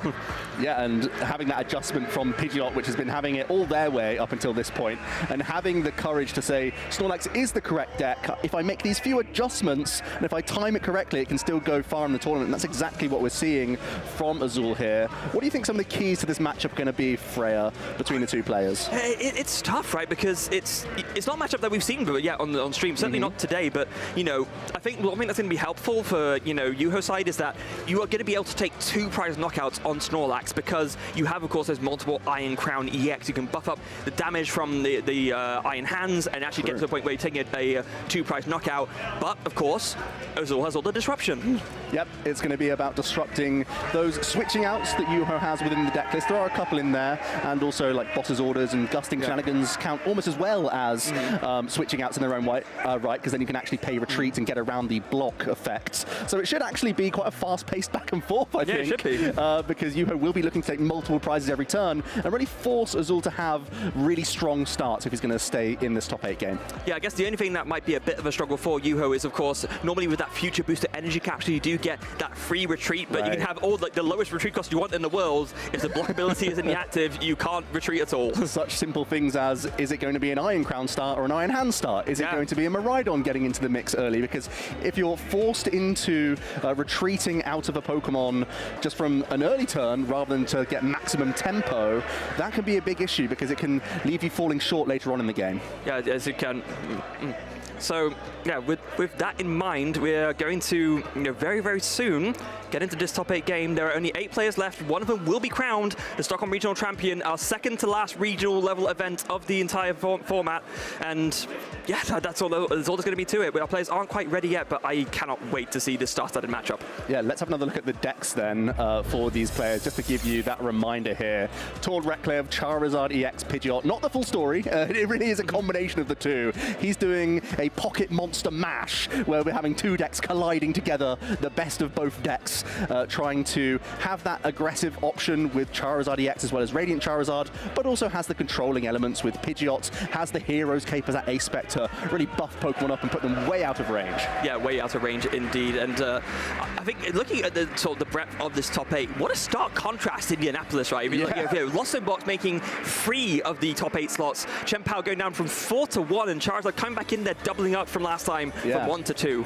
Temporal Forces is just impossible to predict. Time and time again, it seems like there's a shake-up. For a while, it's been Charizard way on top, and there has been murmurs of other archetypes showing up in their 1s and 2s. But in the last couple of tournaments, we've seen Chien-Pao has the opportunity to take over a tournament, and now it looks like Lost Box has had the opportunity to take over a tournament. Sure, there's still a couple of Charizard and controllers showing up in a new light, but it is just showing the maneuverability of our players and how they can adapt from week to week. It's really impressive stuff to see. Yeah, it really is, and especially with Lost Box, we talked about how it's a bit weird how it has taken a bit of a step back. It did, of course, with Giratina had that second place in Isaiah Bradner's hands at the European International Championships, but sort of the small single prize with a couple of 2 prizes in Lost Zone toolboxes, not really showing up as much, you know, but then right here, 3 of them make top 8 all of a sudden. Yeah, and what do you think it is? Is it going to be, you know, comparing it to Giratina, what makes Lost Box the favourable choice right now for our players? I think it's purely the versatility of the attackers, and I mean, we're going to see a player here. Our players are ready to go on the stage, but I think it's a combination of the fact that, because with Giratina, it kind of employs a similar strategy in most games, right? We did see the innovation with the Bonnettes in the list that Isaiah Bradner played, but with the toolbox version specifically, you can pick the right 2 prizes for a given metagame, and Hermanni's list especially is absolutely fascinating, for example, just with the amount of different things he has in his toolbox, but not going to be focusing on that now. We have a top 8 game to get on with, and it's going to be Yuho against Azul. Here we go, Yuho Kalama becoming a household name with the amount of times they're showing up in the later stages of these tournaments. An LAIC champion, EUIC top 8 with the very deck he's choosing to pilot here, the future Iron Hands variant. You can also see a decent number of regional placements, so looking to get a regional win under his belt. Yes, he is, and Azul, an AIC champion, but a champion. We were talking about an all-star showdown. They're both champions in their own right. A double international champion on Azul's side, as the most recent, or the second most recent international champion on Yuho's side. Also, Azul with the world's top 4. I mean, there are very, very few people in the world who can boast a roster as good as that. Maybe Tord, basically. Basically only him. Yeah. And yeah, Azul has 3 times of an invite, because he got it from his world's placement last season. He got it from winning a regional, and purely just by having enough championship points to get him to the World Championship. So he's booked his place not once, not twice, but 3 times. Yeah, I mean, can you play 3 times in Worlds if you get invited 3 times? I don't think that's how it if you could play 3 times the amount of rounds, that would be awesome. Yeah, I still probably wouldn't make cut, but having those extra chances would be cool. I could bubble out top 8 3 times, I guess. Yeah, complete the set, why not? Yeah. Here we go then, players are getting ready. And this matchup is going to be back and forth. Now that we have headsets on, we can talk about the outs that Yuho has within the list. Yuho is choosing to play 1 copy of Psychic Energy, were it to trap, well, if Iron Crown ever finds itself trapped in the active position, you can simply start attacking with Iron Crown if you have to. Also, there's 1 copy of Boss's Orders and 1 copy of Prime Catcher. These are the only switching cards in Yuho's deck. Oh, okay, that does make things a little bit more awkward. I guess mainly you're relying on the fact that, you know, the Future Booster Energy Capture does give you that free retreat, but obviously, like we already mentioned, against the Snorlax with the block ability, not very useful. Yeah, I think some of the big moments are going to be right at the start of this game. Is it going to be a decent lead Pokemon for Yuho, and is it going to be a block Snorlax for Azul? The leads are so important. Now, normally when you have a lead, you think to yourself, it doesn't, as long as I don't start one of my bad starters, I am good to go. But in this specific instance, yeah, as you mentioned, Joe, the lead is very important. Oh, those prizes, though. That is awkward, certainly for Azul. I noticed that the 1 copy of Forest Seal Stone, and I think it was the Hero's Cape in there as well. That is a real problem for Azul. And Mimikyu too as well, just denying that blocking option, although I do believe Azul play 2, not just the 1. Yeah, that might be the case. As we start off our first game here in a best-of-3 set for top 8, we have 75 minutes on the clock. There we go. I was a little bit surprised with that one. But we're getting into it, so I doubt we're going to need all that time either, because this should be a fairly rapid back and forth if all things are going Yuho's way at the very least. Yeah, we started with Miraidon. That's step 1 for winning this first game. Yeah, great start for Yuho. And it feels a bit weird saying, oh, it's going to be a fast one because controller's involved. But like we already said, this is one of the few decks Snorlax that can actually take 2 prizes off of Snorlax, and if you're doing that over and over, Yuho can run away with the game very quickly before Azul can find all the disruption cards. Yeah, very rarely can Control be beaten by just 3 or 4 attacks, but this is one of the only decks that can do that. So even with a couple of outs within the deck list, Yuho can find a way to actually still sculpt 6 prizes pretty rapidly. They've also had a pretty reasonable start. We're going to see that Techno Radar, such an important item card for the future box deck, because you can discard 1 card from hand in order to find 2 future Pokemon. Of course, in this instance, Yuho only looking for 1 Pokemon because they want to limit their bench as much as possible. Yeah, so an attachment onto the bench, Iron Hand GX, and then just a pass going over to Azul, who starts with, oh, it looks like an okay hand. We do see, oh, an Earthen Vessel straight away. Oh, discarding that Chi-Yu. Yeah, I don't think you can really afford to use Chi-Yu in the opening stages of the game. It's mostly going to be about just stopping and forcing a brick wall with block. You don't actually get too crafty in this matchup. It's really just running Yuho out of the 1 copy of Boss's Orders and the 1 copy of Prime Catcher, and then you're crossing your fingers that Snorlax can be effective in this situation. Mimikyu can get into the mix, but of course the Miraidon that's already in play can damage Mimikyu, so something to bear in mind here. Yeah, there is a little bit of an awkward one as well in terms of, you know, the way Yuho is going to take multiple prizes, because of course Ampy very much only does 120 damage, not quite enough to KO with Snorlax, so you need to get a few Iron Crown EX out in order to be able to take those 2 prize knockouts on the Snorlax. But then of course if you do that, you are leaving yourself vulnerable to one of those Iron Crown being brought into the active, and then Yuho could be stuck. It looks like Azul using the Earthen Vessel simply to thin before a Pokegear. I certainly saw an Erika's Invitation, which you can fire off in the opening, but it's something you really don't want to go for compared to grabbing something like Arven in the opening stages. So this is a big Pokegear here. Yep, 7 cards. What does Azul find? Eerie. You use Silene as well. Looking for Arven, certainly. This isn't great. Oh, there's another Erika's. Oh, this is awkward. There is a Mantine in Azul's hand, but you really don't want to put Mantine into play because that can open up means of getting around block for Yuho here. Yeah, the only upside is if Erika hits, sometimes you can force a Pokemon into play. I mean, trying to get a good look at Yuho's hand here. Is there a basic in there? I would be surprised because Techno Radar would probably discard a Pokemon if it was in the hand. Yeah, Yuho will be aware of the Erika's, of course. Here we go, it's going to be an Erika's. And as expected, no target for Azul. That is a tough break. A big miss from the Pokegear, and then a miss from the Erika's Invitation. No guarantees of this supporter effect, because it looks at your opponent's hand. If there were any basic Pokemon, they can be immediately put into the active position. Yeah, so and there is no way now that Yuho plays as Io. I mean, there was a second Snorlax at the very least. Oh, there was, okay. So even so, missing on a supporter, not getting Rotom. You're sat on a really weak hand as well, so if Yuho can turn on the pressure, this could be massive. And the top deck for turn, Yuho draws the Arven, which is about as perfect a supporter as you could have drawn in that instance.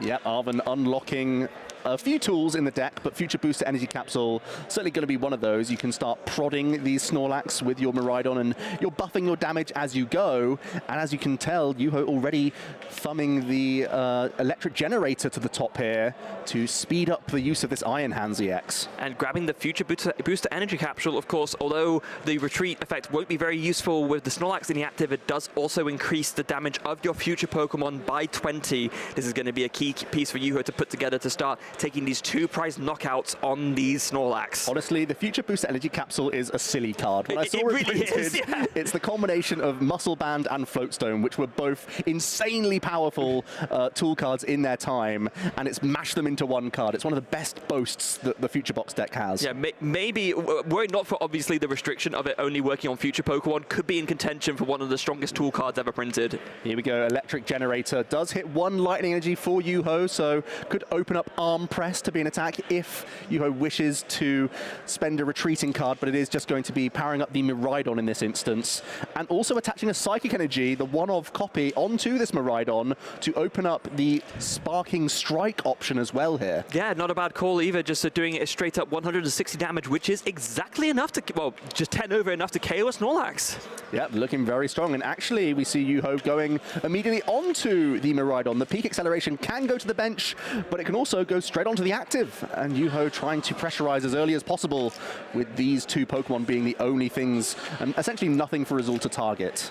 Well, in this instance, right, yeah, sure, you going for 2 prize knockouts on the Snorlax is nice, but do you know what's really good as well? Just having 2 attackers so that anything that Yuho puts out can take knockouts on Snorlax, and eventually you just run Azul out of disruption that way too. Oh yeah, I'm loving this strategy. This is a really good opener for Yuho, there's no doubt about it.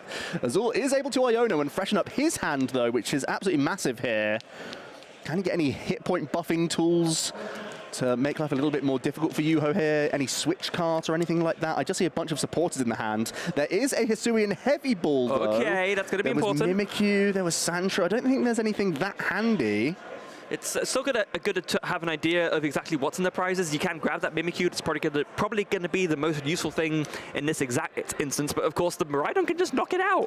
Yeah, even though Iron Hands is a phenomenal attacking threat, if you send the Mimikyu up to sort of block that, then the Iron Hands can retreat. It's an expensive retreat, but Yuho plays so many energy in the deck, 14 Lightning. You actually can afford to retreat an Iron Hands, especially if you're going back into a Miraidon, who can reload 2 straight back onto it. Also, do you know what else you can do? Go on. Attach a Future Booster Energy Capsule. Well, yeah, but you can. Yeah, you can retreat exactly. That's fine because you're not blocking at that stage. Yeah, I don't think this Mimikyu's coming into the action. Just to be clear.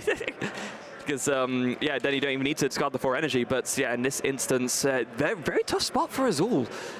Yeah, nothing that great from the Iono. Is essentially just going to have to allow Yuho to take this early tempo. Yes. The only good news is that Yuho's drawn into some Pokemon that could be trapped later down the line. So it may be something that Yuho has to watch out for. Yeah, there is. Not get too carried away here. I do see what if is you have that. any discarding cards, maybe getting rid of some of these basics could be handy. Yeah, there's a Mew EX and an Iron Crown EX, it looks like. Yeah.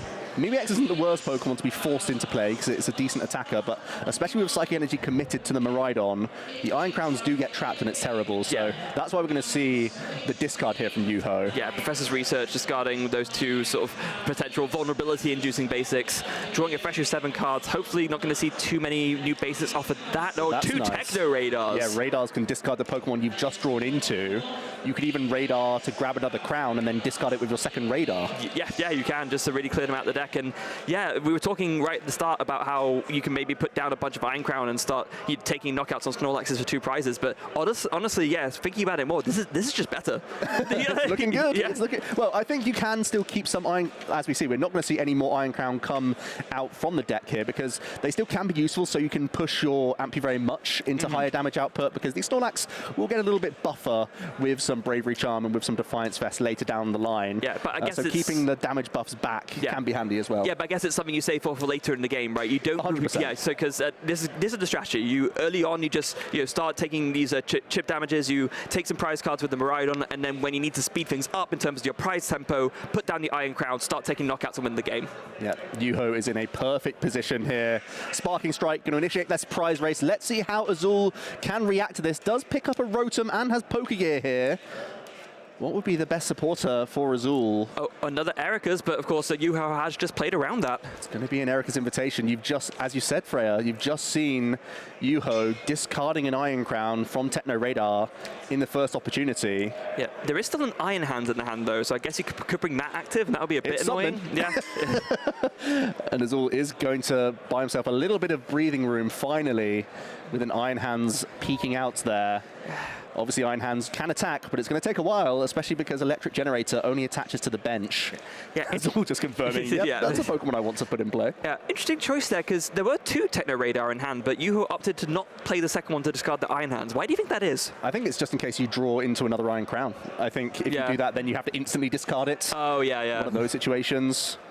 Also, if you've seen if you use one Techno Radar, you're almost advertising to Azul to not use Erica's. But Azul's essentially called that bluff in this instance. Well, yeah, it makes sense. And I guess having 1 extra Iron Crown down, it's annoying, but maybe not the end of the world. Maybe you can work with that. But like you said, definitely buying Azul some breathing room. 3 cards from Rotom then to end Azul's turn.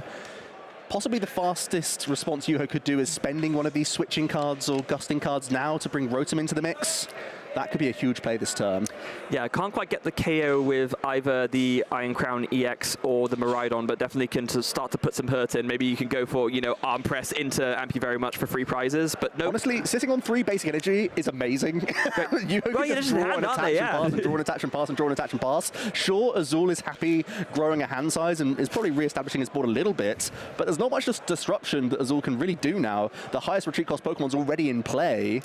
And all you can really do is fire off Misfortune Sisters, perhaps, and that's why we're seeing Azul go for Arven instead, just to develop his board this turn. Yeah, only one Snorlax and the Rotom currently. Rotom really important to find, of course, to find more of those disruption resources, but yeah, I mean, what do you even get with this Arven here? Yeah, I guess some HP buffs, you can get the Bravery Charm, not the Hero Escape, of course, we know that's unfortunately for Azul in the prize cards, in the as prizes. is the Forest Hill Stone, so you can't cherry pick much. It's going to be a switch cart coming into the hand for Azul here.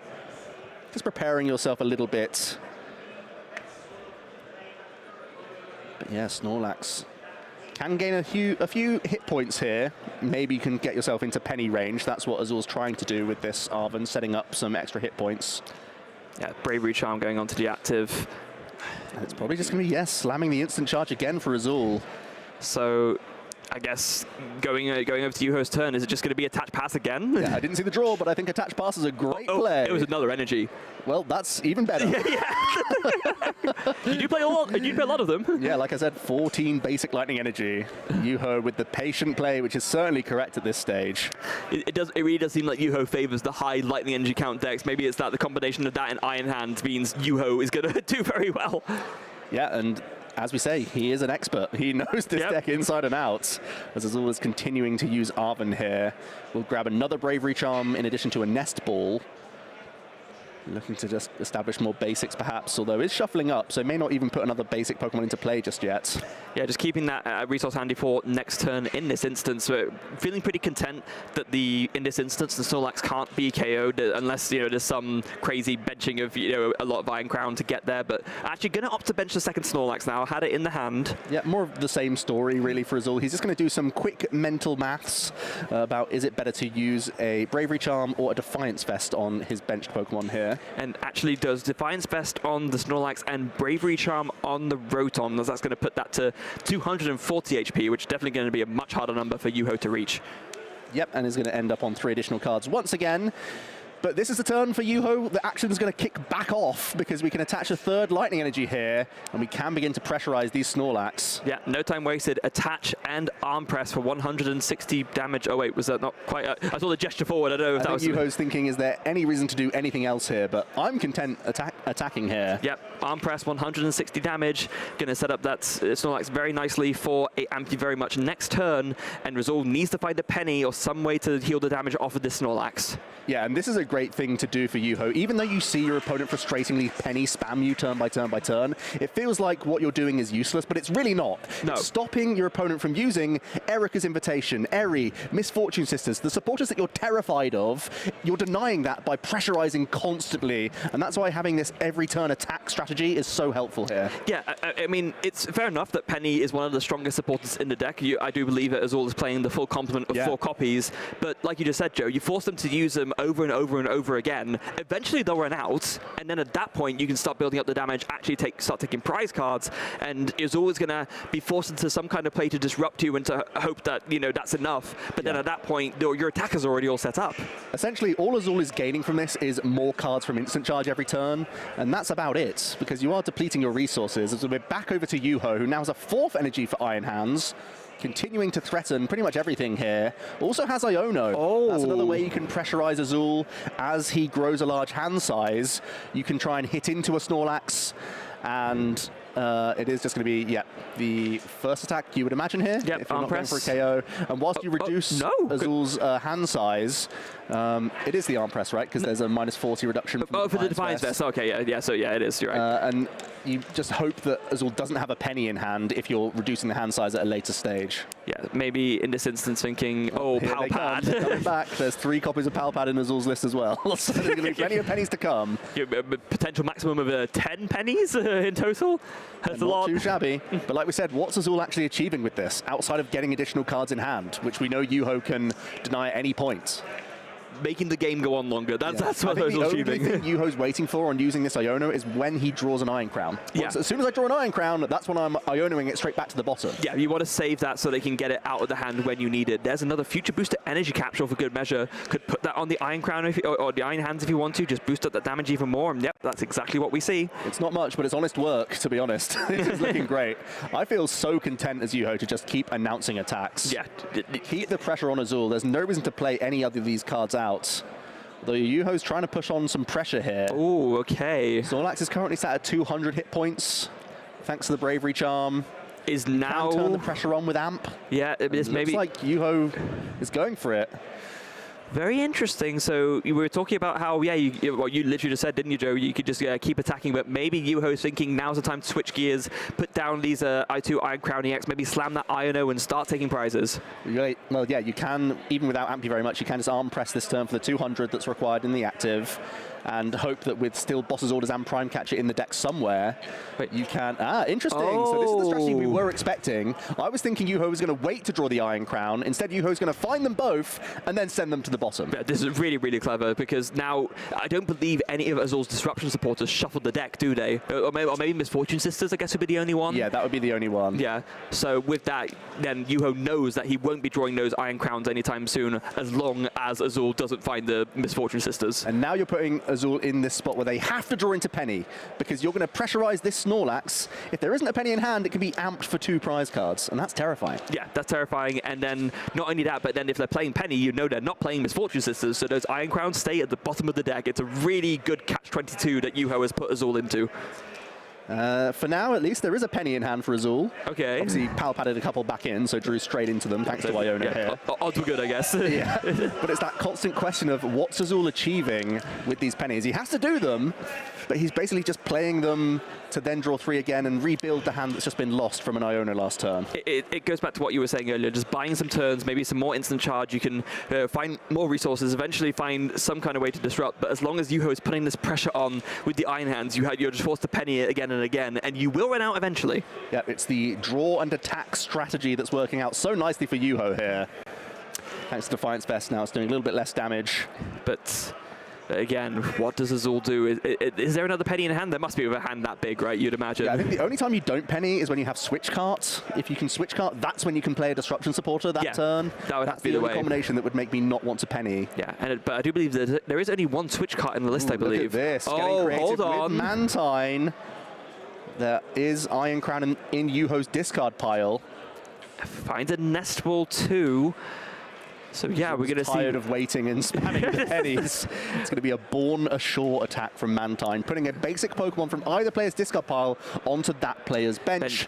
Obviously, Azul's going to be pointing at Yuho's discard pile and is going to be choosing an Iron Crown EX. Yeah, Yuho was forced to discard one earlier. Of course, great to get it out of the way, but does leave you vulnerable to that Mantine. So there it is. Penny picks up the Snorlax. Mantine comes into the active, and we will see the Iron Crown come onto the bench. Well, I imagine so. It has to be. Yeah. That's why the Mantine is in the deck. Yeah. This does allow Yuho to immediately take 2 additional prize cards because the Mantine will be amped up quite easily. And we know that Yuho does have access to the Prime Catcher and the Boss's Orders still remaining in the deck. Yeah, so definitely still in a good position for Yuho, but there is a small opening now that Azul can exploit by potentially trying to trap this Iron Crown, and then maybe Yuho doesn't find the out. At this point, thanks to the Mantine getting into the mix, it's going to come down to whether the Prime Catcher specifically is going to be hit with Misfortune Sisters or Eri before it gets its value. That's the big thing we're going to be tracking in this game. Yeah, and Azul's going to want to build up his hand enough to get to the point where he can pull off that disruption, but of course it's going to be a little bit tricky to do so. The hand is, it's okay right now. There is an hand for Azul. There is. There's obviously no Pokemon with damage in play. Oh, okay. Pick up this Rotom. But wait, was the Prime Catcher in Yuho's hand? I don't believe it was, but... Well, I'm not sure. It's the time to Eri, though. Let's see what Yuho's working with. What can we discard here? It's there! Oh, there it is, the pink glowing Prime Catcher is going to get discarded from Azul. That is a big, big find from the Eri there. And also just taking a look of what else is there. A potentially game-winning Eri in that instance. Yeah, that's exactly what Azul needed to hit. Pulled that off, and with that, Azul is well within reach of actually being able to win this game 1. We have to counter catcher up. Do we have counter catcher? No, we're having to tap the Rotom and hope it can tank. Oh, no! Oh, my goodness. Wait, so with that, if there's enough Iron Crown down there, you can just win right here, right? Yeah, Arven can grab another Techno Radar. 2 more Iron Crowns still in the deck. That's going to be... Wait, do you have a way to get rid of the Bravery Charm? Is there a Lost Vacuum? Because otherwise it won't be enough, right? Let's see what's in the hand here. So far, the Amp you very much. 2, 4, 6, 8. You're going up to 200, so you can arm press for 2 prize cards. Yeah, I guess that's also pretty good, right? Then you just need one more knockout to win. Pretty happy with that. Yeah. You still have... Well, yeah, Boss's Orders doesn't unlock you at this stage. The Prime Catcher's gone. Maybe Azul has to find Counter Catcher on the spot to not lose out here. Yeah, I don't see a vacuum, so yeah, maybe it will just have to be the arm press or the knockout. It's still a fine position to be in. You could even, you know, slam the... Oh, no, you can't slam the Ino. You just played an Arven, but it's still pretty great, right? It's like Azul had that devastating play, but not able to follow it up with something. It's going to be, well, Yuho taking a moment to think. Yeah, arm press. It's going to be the arm press for I like 2 the play. prize cards. Gets over the Bravery Charmed Rotom from Azul here. Do we have an Arven to find counter catches? There it is. Arven will be counter catching Iron Crown. And I believe if Azul doesn't change his board state, I think Yuho has no way of moving this Iron Crown EX. No, that Prime Catcher being discarded off the Eri really sealing the deal. Yeah, there's no Silene or anything like that to recover the Prime Catcher, is there? Prime Catcher's the only item card that says a switch effect in all of Yuho's deck. Oh boy, okay. So if we're looking at this correctly, there should be nothing Yuho can do now. Yeah, and we mentioned earlier that maybe you can use the Psychic Energy to attack with the Iron Crown, that Twin Shotel's attack doing 50 damage to 2 Pokemon, but in this instance, the Psychic's committed to the Miraidon. Yeah, just early on, Yuho just happened to have the only energy with Psychic in hand, so it was committed to the Miraidon early. And the only thing you could do would be Twin Shottle spam, and that's just not on the table anymore. And I think Yuho's coming to that realization that the Eri has completely changed the game. Yeah, and there it is. Yuho just concedes. Yuho. What an unexpected twist. Azul timing an Eri to perfection and snagging a Prime Catcher out of Yuho's hand and taking the game away. We did say it could very well be the game-winning Eri, and so it was. Azul taking game 1 in, very quick fashion for a control deck. My goodness, Yuho felt pretty in a commanding spot, but Azul found the right opportunity to weave in Mantine as quickly as possible. And when that happened, you give yourself that small window of opportunity. I think Azul had his back against the wall for a little bit there, but he had to find a turn to not have to penny, and by giving your opponent the Mantine to take out, you then have no Pokemon that you have to penny up, of course, and it meant that you could clear up your board entirely and leave only block available, effectively making the Boss's Orders, the last sort of switching outs that Yuho plays, useless. Yep, just one turn needed, one turn of a Disruption Supporter, and what a turn it was, getting the Prime Catcher with the Eri, and in this second game, I'm sure Yuho is going to want to make sure that every single supporter that Azul plays is a penny to avoid that happening again. I don't think Yuho even put a foot wrong. No, not at so all. Well in that game. Just Eri kind of caught him out, I suppose. That's the only thing that I can think of that was awkward there. As we're getting into this second game, Yuho's forced Azul first, and he started with an Iron Hands. So that's already step 1, not an Iron Crown. Azul, though, has started Block Clats, which is also ideal, and can fire off a Nest Ball to immediately find that Rotom V and start churning through cards in his own deck. Pretty good stuff. Now, given that Yuho did, in this instance started with the Miraidon rather than the Iron Hand, rather than the Iron Crown or the Iron Hands, and then now it's starting with the Iron Hands, do you change up your strategy slightly? Do you just, instead of going for a Miraidon powered up on the bench, do you maybe just start attaching to this Iron Hands EX and just wait until you have enough energy to attack? You're right. I think it depends on what else is in hand. If you have to do some dodge and weave shenanigans of your Iron Crown, try and keep them out of harm's way for as long as possible, but I don't mind an attach every turn strategy. If you just have that many lightning energy in hand, why not? Now, whilst this game is going on, of course, we do want to keep you up to date with what's going on in the rest of top 8. We can confirm that John Eng is 1 game up against Brent, and Hermanni also did win game 1 as well. So those are our current top 8 updates. We will bring you more as they come. We're going to see a turn 1 Erica's invitation from Azul. Oh, wow. Could have hit Prime Catcher if it wasn't Eri, but it is Erica's invitation. And it's, it does misfire, fortunately. Just turn 2, I should say. Yeah, it's a bit of a mirror of game 1, right? The Mimikyu comes into play for Azul quite early on here, seeing that Yuho only has eyes for Iron Hands right now. Force Yuho to put a Miraidon into play. And it is going to be 3 more cards from Rotom here. Yep, there it is. Instant wow, charge. look at that. Top deck of Iron Crown. That could have been devastating on the previous turn. Now it's going to be an attached pass from Yuho. Yeah, I wonder, does Azul do... Wait, there's another Erica's in hand. Does Azul go for it? I mean, It's a 1 additional draw. Yeah, it's... You can't go for it, unless you find absolutely nothing else. Yeah, but there's an Arvin, right? And that's at this point way more important. Can get a tool and an item from the deck. And unlike in the last game, important to note that Hero's Cape is in the deck, so Azul will have access to it, and that is such an important resource for control. We're going to see second Pokegear coming in from Azul. And there is the Eri, and we know that there's Prime Catcher. We saw it in the Erica's invitation. So we can straight away, once again, take the Prime Catcher out of the mix for Yuho. This is monstrous stuff from Azul. Is this going to be the game-winning Eri again? I mean, the fact that it's literally the only card that lets you switch your active is so devastating to lose that. My goodness. The early Eri with the guarantee of getting rid of Prime Catcher. So tempting. But does Azul take a more cautious approach? If you can use Arvin, you can gain hit points on the Snorlax, so it's not KO'd by an arm press. Yeah, but they're going to go for it. Let's just Eri. I think Azul recognizes just how it's too valuable to pass up this opportunity. Yeah, I don't think you're that concerned by giving up a single prize here for Yuho. The arm press is fine, but he's now also seen that there's an Iron Crown in Yuho's hand as well.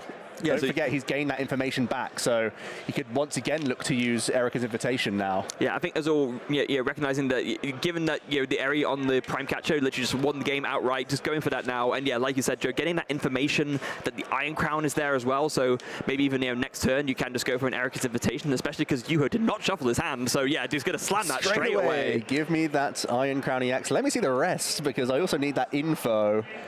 Yuho's really not working with a lot. Well, yeah, I mean, you can Capsule and Boss to get around a Snorlax that gets benched. I mean, but now you can just gain hit points on this Mimikyu if you want to. Yeah, pretty much the only difference here. Actually, you probably need to Hero Escape Rotom here, because you know your opponent's holding Future Capsules and Boss, and you're worried about Iron Hands taking out Rotom here. Yeah, I guess. I mean, any attachment to the Mimikyu. It's a bit of an interesting one. Obviously, this is a very similar situation to Game 1. It's sort of happening much earlier, but Yuho isn't giving up yet. There is still the Psychic Energy in deck. There is still the Boss's Orders, as you mentioned, can bring up something that isn't Snorlax. Gonna swing the Rotom around to draw 3 additional cards, but this might open the window for Yuho to actually take a 2-prize KO here, taking out the Rotom. You've got a 20 damage buff from Iron Hand. Well, I suppose your concern is if you leave just Mimikyu, Azul doesn't really have to play anything else until he's forced down by a Miraidon. Yeah, so there's Technoradar. Actually going to discard that electric generator.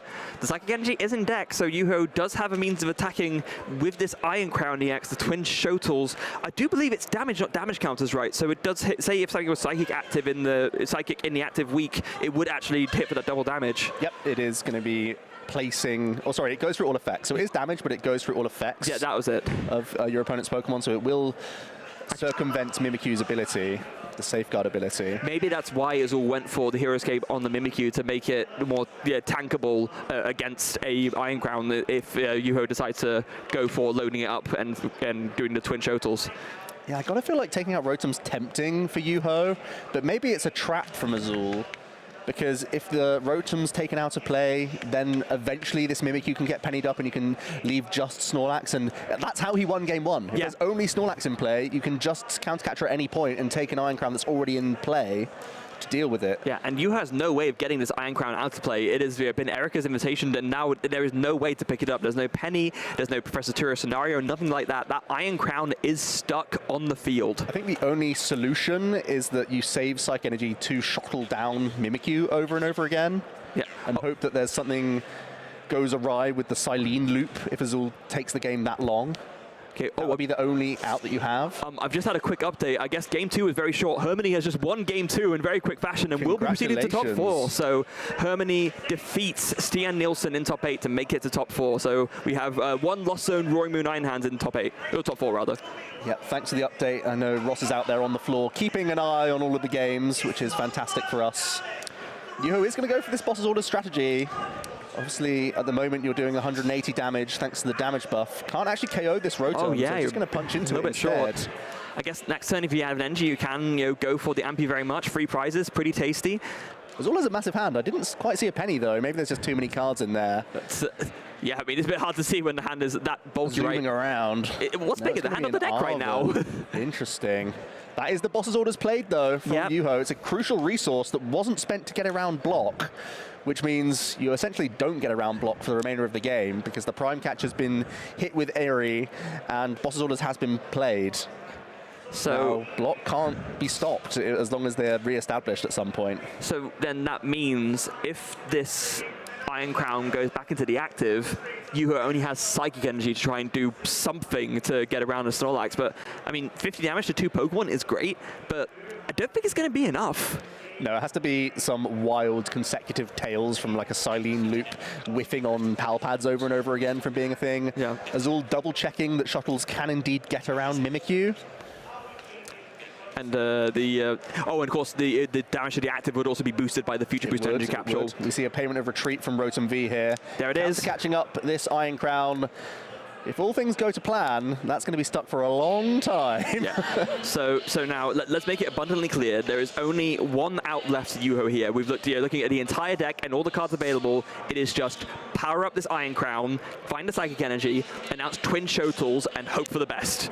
It's going to be a clean 7 cards from Professor's research after attaching a Lightning Energy to the active. There's also 2 colorless in the attack cost of this Iron Crown, so it's going to be a couple turns away regardless of what happens here. Yeah. There is the Psychic Energy in hand, found it off the research. No matter what, you were always going to be giving Azul a lot of time as soon as the counter catcher was played. We know that it's going to be a couple turns for Azul to really fix his board, I think. He's done a great job of tanking hits with multiple Pokemon. Let's see what supporter Azul wants to go for. He's hit the big item card already. Is there a reason to go for Erika's? It's essentially a free turn if you hit another Iron Crown, because there's an energy attachment committed to a different one here. I guess you go for it if there's no better supporter to go for. You know, I think we're still looking for Penny. I just can't see it in the hand. It's but I guess also if you know Yuho's list, you know that you don't need to. Oh no, I guess the Twin Shotels, right? That kind of makes it a little bit more urgent. Sort of ticking clock right now. This is another cool play that Azul can make. There is a Pidgeot V in the deck list. That flips the Forest Hill Stone. Maybe now is time to Penny. Yep, absolutely is. Penny, the search for Azul here. The Pidgeot's going to fly back into the deck thanks to its own ability, the Vanishing Wings, of course. And then we're going to see this Rotom pick up as well. Yeah. Oh, a couple more updates from top 8. John Eng wins 2-0 and will advance to top 4. And in the Tord against Faris game, Tord went control and won game 1 against Faris. So Tord is 1 up against Faris right now. Loving these updates from Ross. Appreciate it. The healthy Rotom is coming back into play, so Azul can continue to grow that hand size and draw into more critical resources. Be so disheartening for Yuho to attach another energy. Oh, he's committed the Psychic Energy as well. Yeah, he has. Commit the Lightning Energy, and then had more to attach throughout the game. It's just going to go for Iono here. This means... The fact that it comes alongside Iono is the only saving grace. Yeah, right? yeah. Because it makes it harder for Azul to Eric as a different Iron Crown. But then that means... It is committed. If at any point Yuho has an Iron Crown and Azul hits it with the Erika's Invitation, that is it. Correct. Let's see the fresh hand Azul's been dealt. Yep. Well, I don't see much, but he could use Eri just to scout the situation. Can Nestball out more Snorlax here quite happily. Yep, another Snorlax is going to find its way into play. I don't think there's any downside here with Boss's Orders and Prime Catcher already spent. No, definitely not. Azul knows that Yuho's out are growing slimmer and slimmer. All of them are either played or on the board, and the door is really closing for Yuho to make a comeback here. He's doing his absolute best with what he's been given, but this actually, I will be honest, this matchup has ended up a little bit more like lopsided than I thought it would be.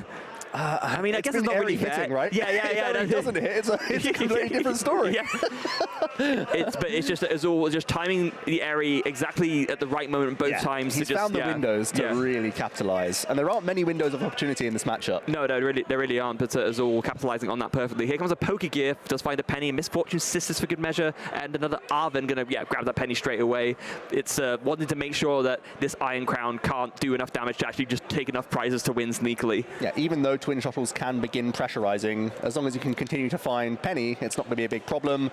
Azul going to have a look, gain some information, season Iron Hands there for Yuho as well, which is important because that has a huge attack and retreat cost. Yep. That could be a great way to gain additional turns.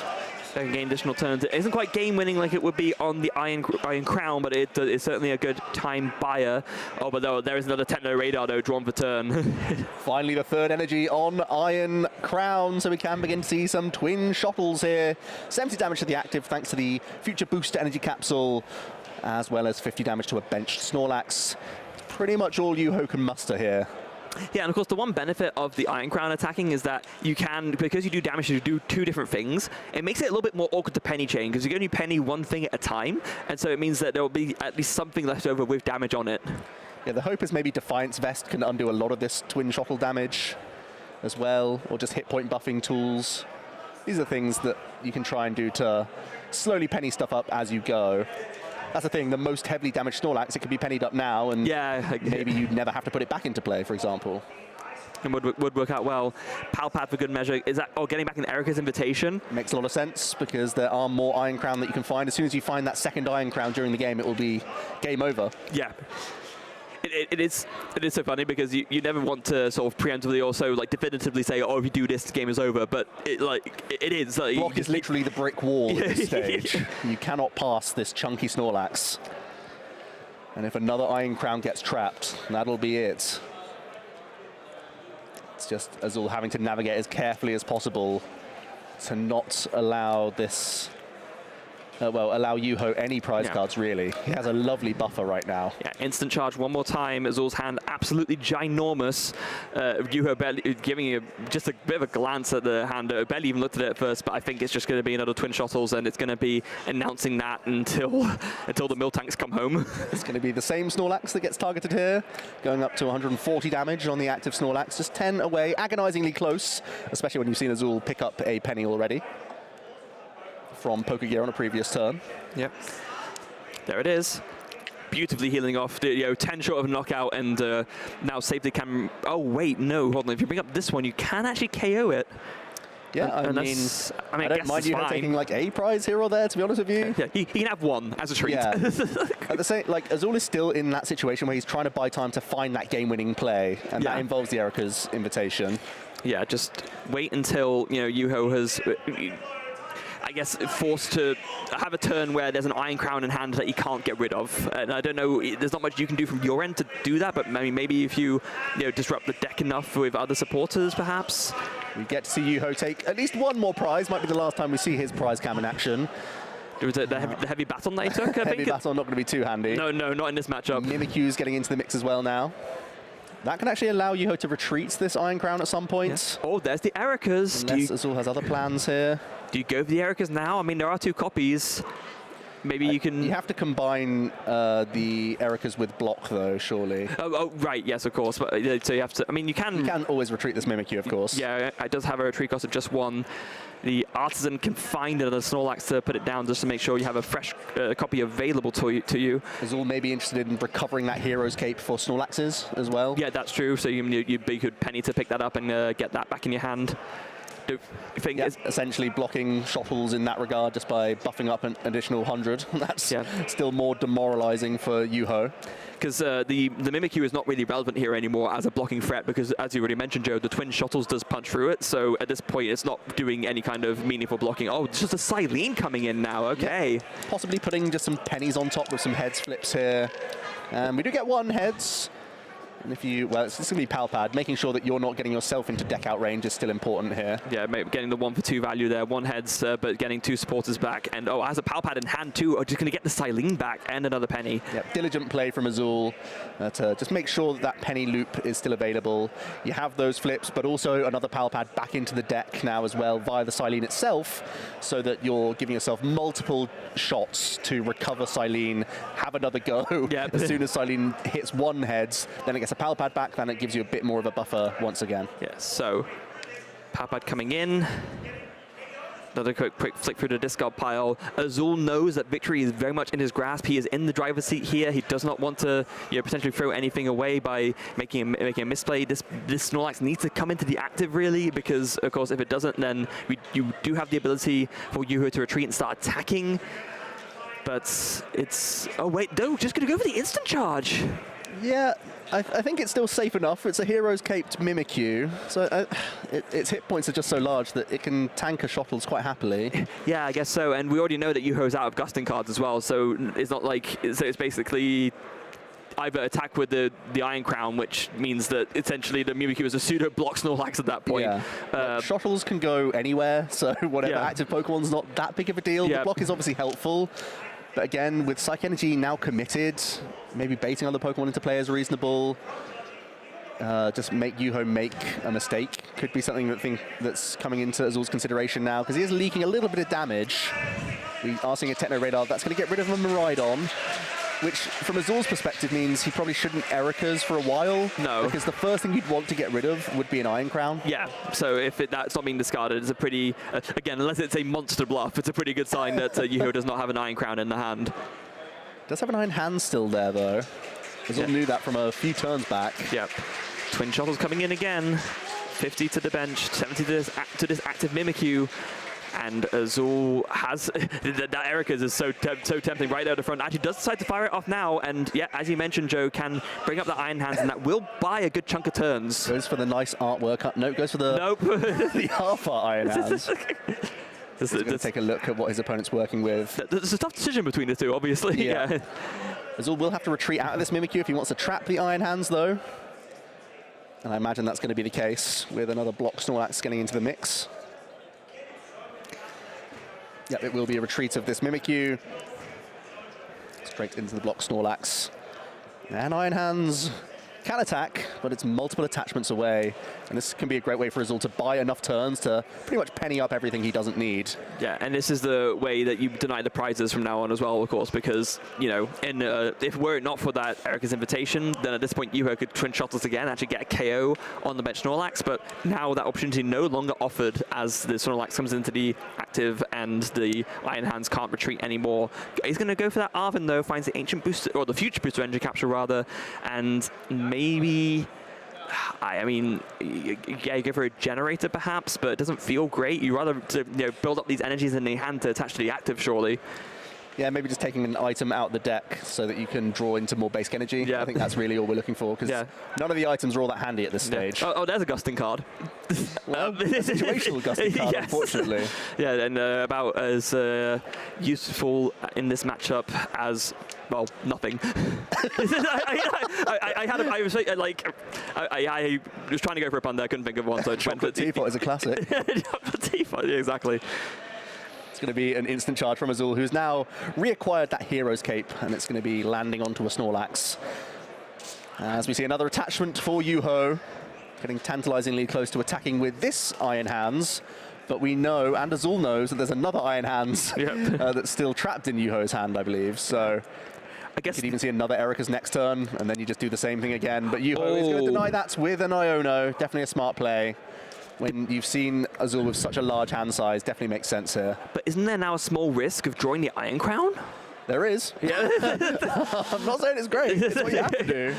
Yeah, desperate times call for desperate measures. There's, okay, not another Iron Crown, but there is another Iron Hand. So if Azul does find another Erika's invitation, can buy even more turns before Yuho can attack again.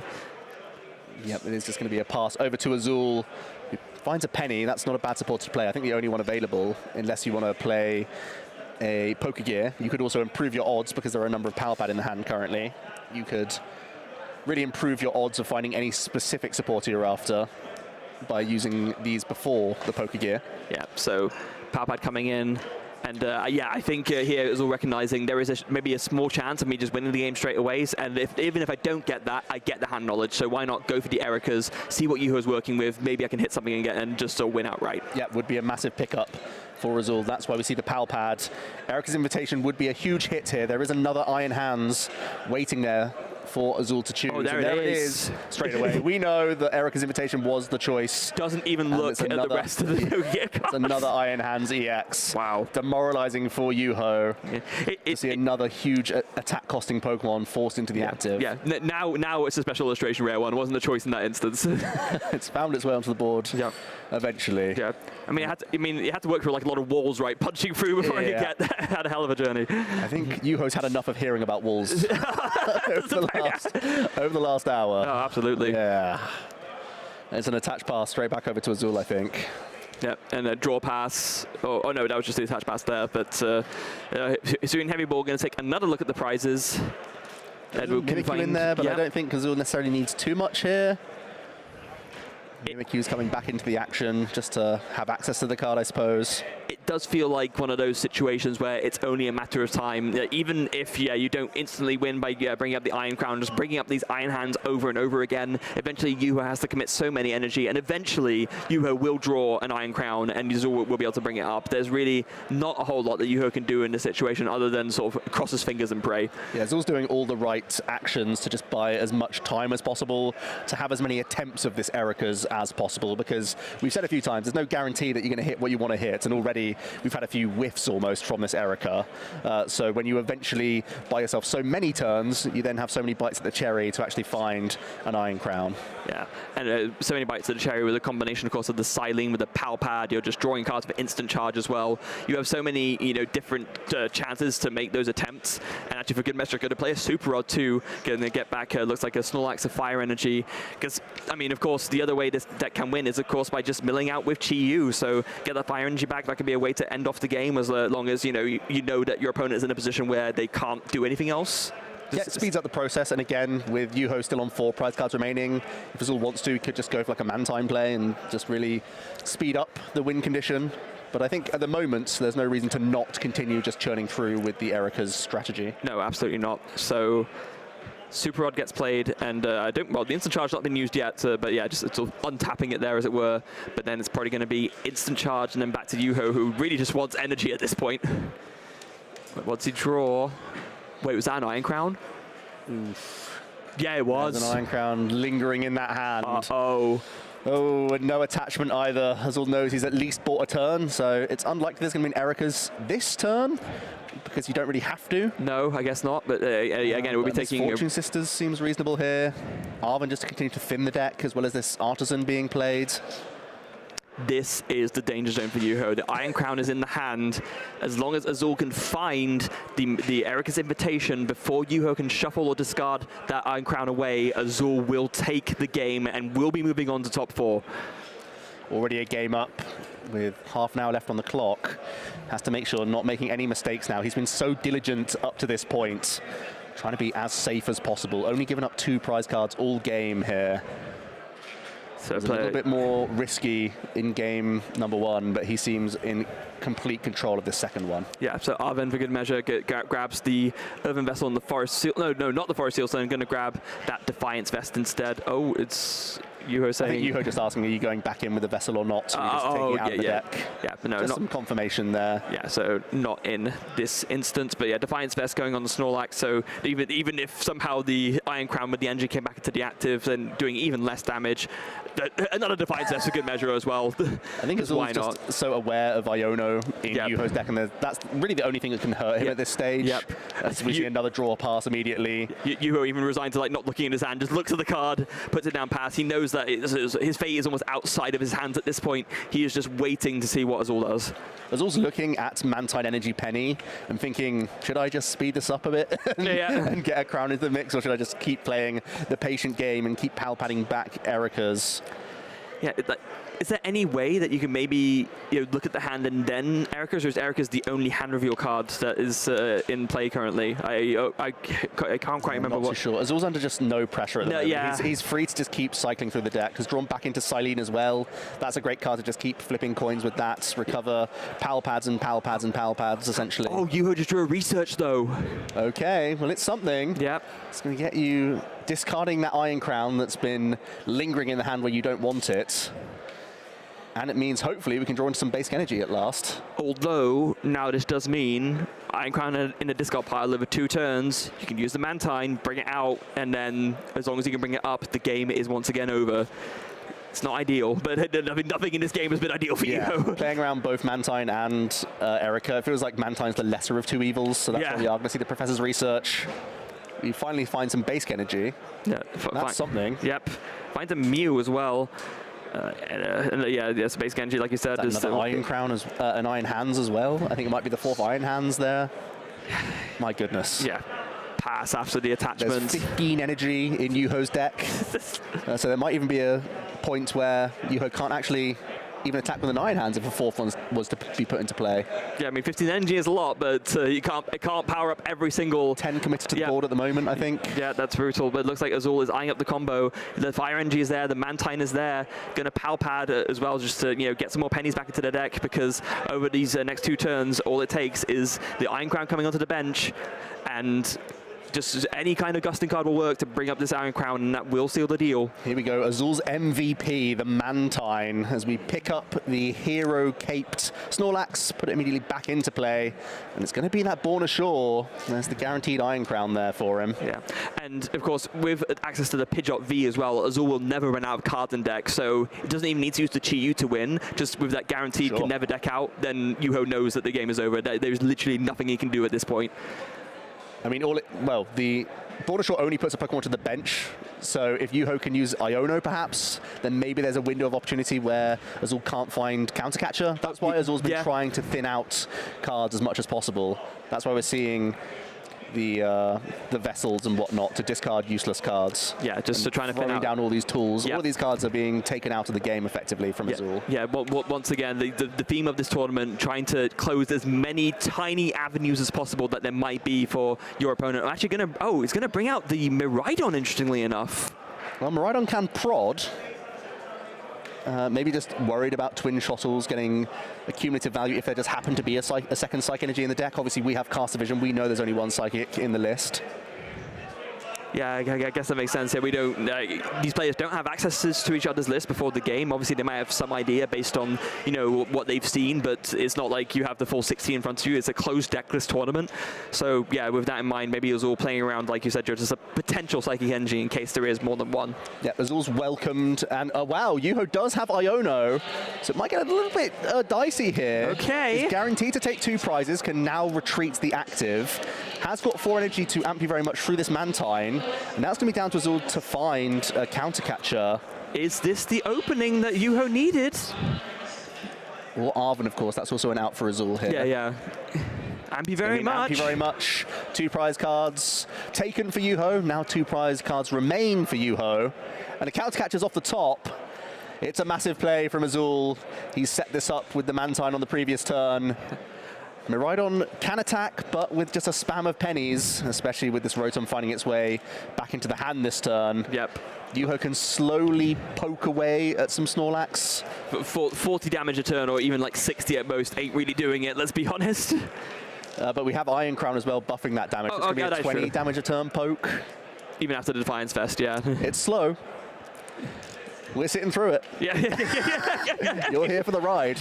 Community voted for this one. Yep. It actually has been a fantastic game. It I has. don't want to begrudge anyone with that. I was fully expecting a "you have no one to blame but yourselves" moment from you, Joe. Gonna be honest, like, that was the tone that I was sensing. Oh, Snorlax.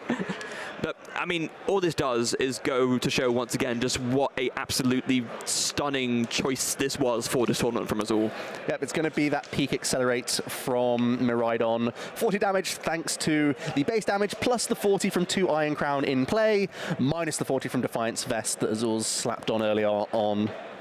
But wait, with that extra Iron Crown down now, again, surely it's just, if you have any gusting card, game's over. Time for that one. Maybe that gets into the active now. It is. I wonder if Yuho will resign himself at this stage. Yeah, it's he was always gesturing towards it. Yeah, no, Yuho knows. He understands that with Iron Crown forced into the active position, he can't deal damage for the remainder of the game. Azul blocking the path to top 4 and making it there himself. Wow, I want to say a phenomenal series, because I mean it was. Let's be honest. Although it looked like not much happened, there was a masterful display of skill from both sides there. Yuho doing everything he could, to try and make the best of what could be a tough matchup. But just in both instances, like in both games, the game-winning play went right back in the beginning of Game 2, midway through Game 1. Eri hitting Prime Catcher. Yeah, and I really like firing off these sorts of disruptive supporters so early, because even if you're not hitting these cards, obviously in this case Azul did, did, and it was fantastic, but you're seeing your opponent's hand. You can then identify what the best supporter for the next turn is. That's kind of the key identifier for the Snorlax control deck, because all of your power cards, they're all supporters. So cherry picking the right one every single turn, thanks to knowing what your opponent's working with, is so important. In game one, it was tense. Eri was clutch, and Azul took a risk with Mantine to make it happen, but he got there. And in game two, it was a much safer situation thanks to the early Prime Catcher hit from the Eri. Yeah, really great series. Of course, it's not over yet. There is still one more top 8 game left to go. Now, 3 of our top 8 games are finished. Let's take a look at the bracket to see who is where currently. So, as we already mentioned, Joneng and Hermanni have sealed their spots in top 8. Hermanni beating Stian and Joneng beating Brent Tonneson, and Azul just now in our feature match, and Azul beating Juho Kalama now they're on stream. So one of our top 4 games is going to be Azul versus John, but now it's between Tord and Faris to see who is going to be facing Hermanni in the other top 4 match. Yeah, so certainly going to be a Charizard in top 4, a Lost Zone box deck in top 4. We already knew that because they were facing in mirror matches, but John having to play Chien-Pao, coming up against Snorlax, Freya. What do you think about that matchup? Oh, that's going to be another interesting one, although we did mention, you know, the return prevalence of Snorlax might have been a response to Chien-Pao. There's definitely a lot of things that the Chien-Pao player can do to kind of prevent any kind of stall plays, but at the same time, we fought the same there, right? And look how that one ended. So I think that's going to be another star-studded match for sure. Yeah, I know. I think it was the winning in, actually. Azul was up against Reagan, I believe, who's playing a very similar list to John. Might be the exact same, 60, not sure on that one. But I think it will be a very similar case to what we've just seen there. Yeah. The Chien-Pao player has a limited number of ways to get around block. They have Cancelling Clone, they have Prime Catcher, but there's also Silene in their own deck list. So some coin flip heads on their own Silene could put them back into the mix. So I think that's going to be an interesting one to follow as well. Yeah, a few more outs potentially thanks to that Silene. And I think that's one of the reasons that we've seen Silene creep back into some of these deck lists, especially with these A-Spec cards. Silene is one of the few cards that can put A-Specs back into the deck. So even though it's a coin flip card, worth the risk just because of how strong cards like Prime Catcher are. So with the final top 4 games still underway, we can actually show you the action as it plays out. So this is to get themselves into top 4, of course, as it is, I believe, game 2 right now. Yeah, it's game 2 currently, yep. With Tord 1 game ahead on Faris Sekoum, who we're looking over his shoulder right now. Tord still with a huge chunk of prize cards left, but he is playing a controlling archetype. Not necessarily the traditional prize race is his only win condition here. He might be looking to find other avenues in this matchup.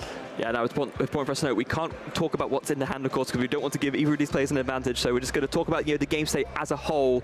And there's a bit of a full board there from Tord's side. I see a Rotom, a Pidgeot there down as well. I'm not sure what's in the active. Is that Bibarel? Is it a trapped Pokemon? Is Tord trying to do some sneaky shenanigans with resources here? Certainly is in his wheelhouse. He has the controlling package within the deck. Well, as far as I understand, Ross was just mentioning to us over text that that's a strategy that Tord did take in game 1. Right, okay. So maybe they're going for that again.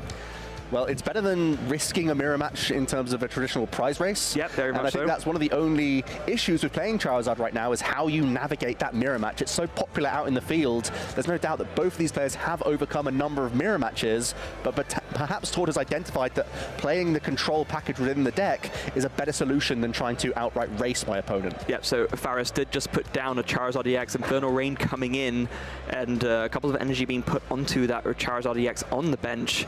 But does he have a way to deal with this stuck Bibarel? We can still see Tord looking through the discard pile, having a look at resources. That's going to be an important thing to note during this top 8 game, the final one to finish as we've just finished our action on the main stage.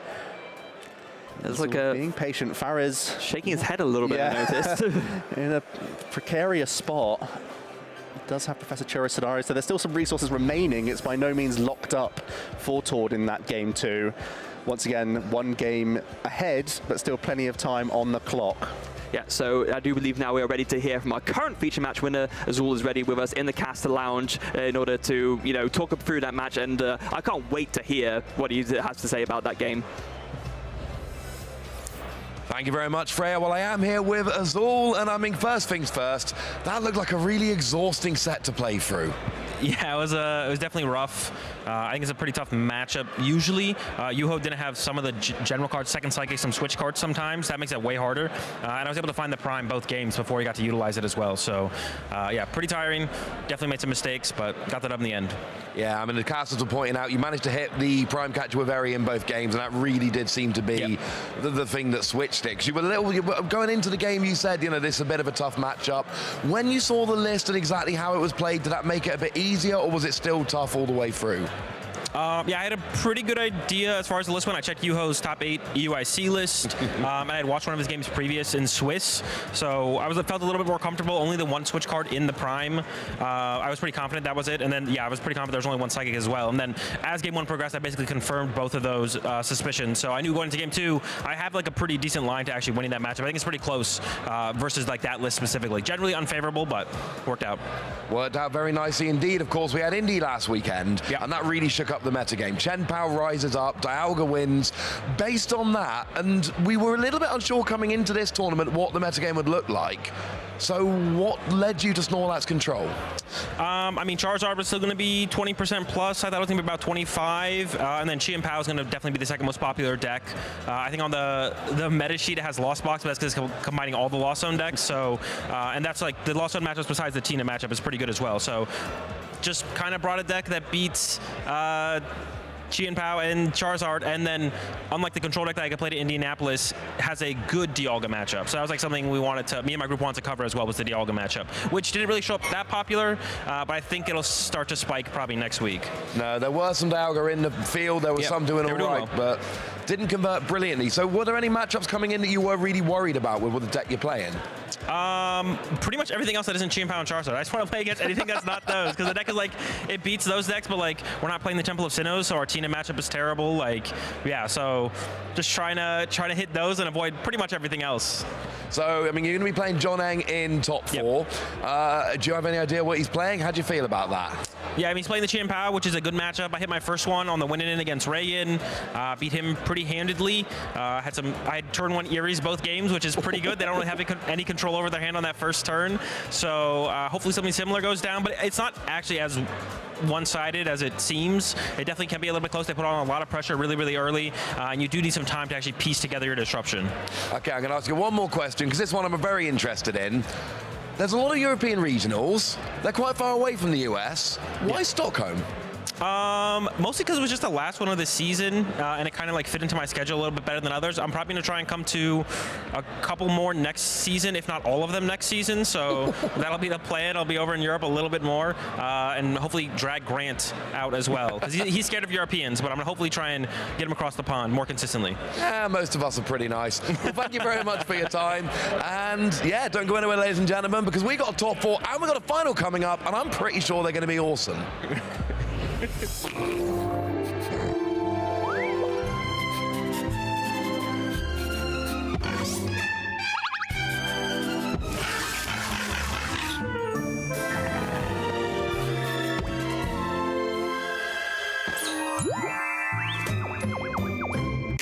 trainers, Chip Ritchie here. In this short video, I'm going to take you through the basics of how to play the Pokemon trading card game.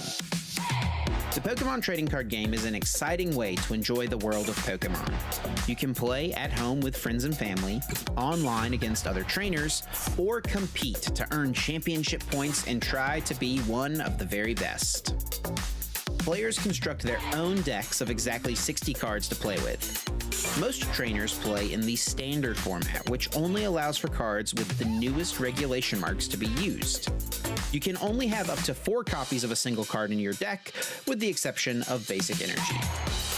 There are 3 types of cards in this game: the Pokemon themselves, which you use to attack your opponent's Pokemon, trainer cards to help you support your deck's strategy, and energy cards to pay for your Pokemon's attack costs. There are 3 main types of Pokemon in this game: basic Pokemon, which can be put directly into play on your bench, Stage 1 Pokemon, which can be played on top of basic Pokemon to evolve them, and Stage 2 Pokemon, which evolve from Stage 1 Pokemon. Check the top left corner of your card to see what stage your Pokemon is, and also what Pokemon it evolves from. Pokemon have different attacks and abilities that they can use. Most attacks require a certain amount of energy cards in order to use them. We'll go more in depth on this later. Pokemon also have HP, which lets you know how much damage that Pokemon can take before it is knocked out. There are 4 types of trainer cards you can play: supporters, items, tools, and stadiums. It's very important to include plenty of trainer cards in your deck, as they will help you to more consistently execute your strategy. There are only 2 different classifications of energy card: basic energy and special energy. You need energy in order to use a Pokemon's attack. You can attach an energy card to one of your Pokemon once during each turn. Some Pokemon require specific types of energy in order to use their attacks. Each basic energy provides 1 energy of its type, or 1 colorless energy at a time. The main areas of the game board include the active spot, the bench, the deck, the discard pile, and your prize cards. You may only have 1 Pokemon in the active spot, and this Pokemon is the only one that is able to attack. You can have up to 5 Pokemon on your bench. To start the game, flip a coin or roll a dice to determine which player will get the first turn. Then, each player begins by drawing 7 cards. You must have a basic Pokemon in your hand in order to begin the game. Place your Pokemon face down in the active spot, then set out 6 prize cards to the side.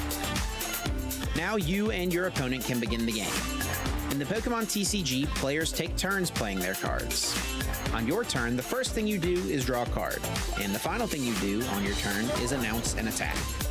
The order in which you play cards between these 2 steps is up to you. During your turn, you may play trainer cards, attach energy, and place Pokemon on your bench. It's important to remember that the player going first is not allowed to play a support card or attack that first turn.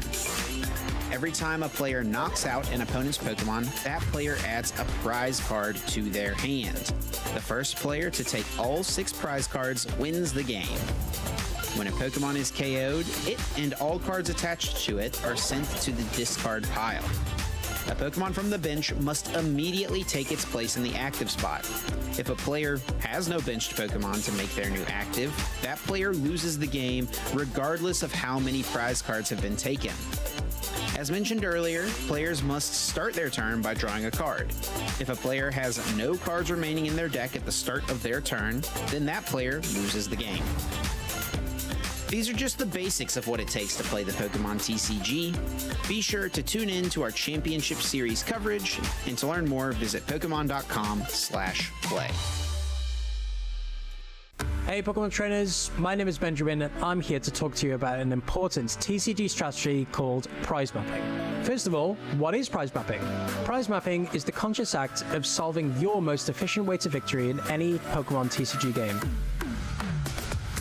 We all know that Pokemon is a game of 6 prize cards. However, the contemporary metagame will always be represented by Pokemon which, when knocked out, could provide the player with either 1, 2, or even 3 prize cards.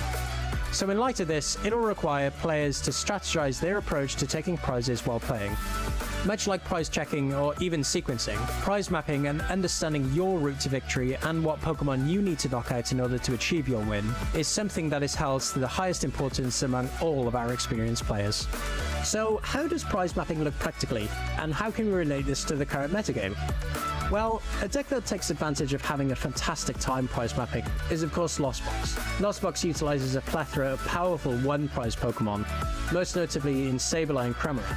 So why is using 1-prize Pokemon such a large advantage? Well, their opponent is only taking 1 prize card against a certain Pokemon. This ultimately means that the opponent will require 6 whole turns of attacking to take all of their prize cards, making it difficult to win within the same time frame that it takes for the Lost Box player to complete their strategy. Other than this fact, Lost Box is also fantastic at abusing its ability to spread damage efficiently across the board, allowing Pokemon like Sableye, Greninja, or even Kyogre to take multiple prizes in 1 turn, normally resulting in Lost Box taking 6 prize cards quicker than their opponent. Other than Lost Box, another deck we've also seen recently laying down the law with their opponents in its awkward prize mapping strategy is Arceus V-Star, coupled up with a few of its friends in Umbreon and Duraludon VMAX. And you guys at home may be thinking, Ben, how can a deck that only uses 2 and 3 prize Pokemon take advantage of prize mapping? This deck doesn't play any 1-prize Pokemon.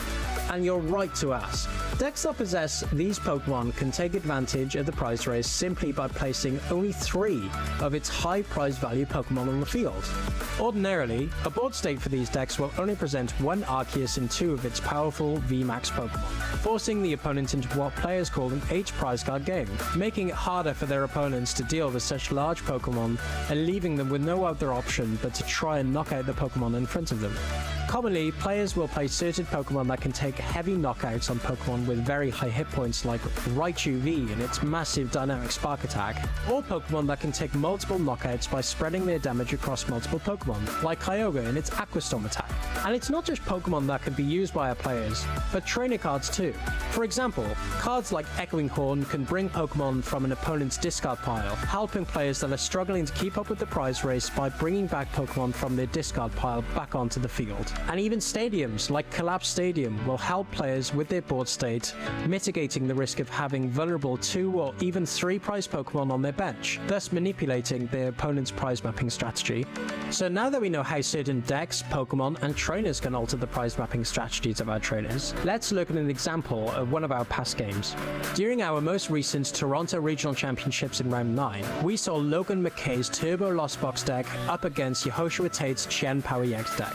On the face of it, you'll see that the main attack of Yehoshua's deck is of course Chen Power EX, a 2-prize Pokemon. And as we've already established, this may not fare so well against the powerful single-prize Pokemon within Logan's Lost Box. So, what can Yehoshua do to help his prize mapping strategy?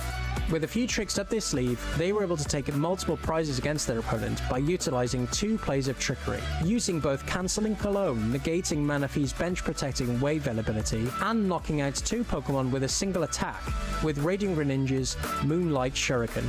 With low hit point Pokemon littering Logan's field and 2 copies of Cancelling Cologne, Yehoshua happily helped themselves to 2 easy prize cards and continued to get ahead of the prize race, showing a perfect example of how both certain Pokemon and trainer cards can help any trainer with their prize mapping strategy.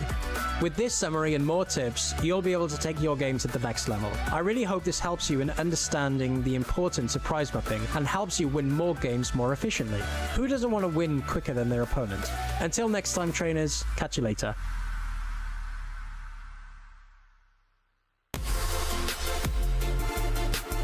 I started playing the Pokemon TCG in 2011. If I had a starter Pokemon, it would be Umbreon. My catchphrase is usually, I'm just vibing. I look up to Justin Bakari as a competitive TCG player and a very good friend. My overall goal playing Pokemon is to win a championship at any level, and if I win one, I want to keep winning. My favorite event food is the concession hot dogs. I don't know why, but they hit different. My favorite type of music is typically EDM that has like a hard drop that just gets the blood pumping. Probably.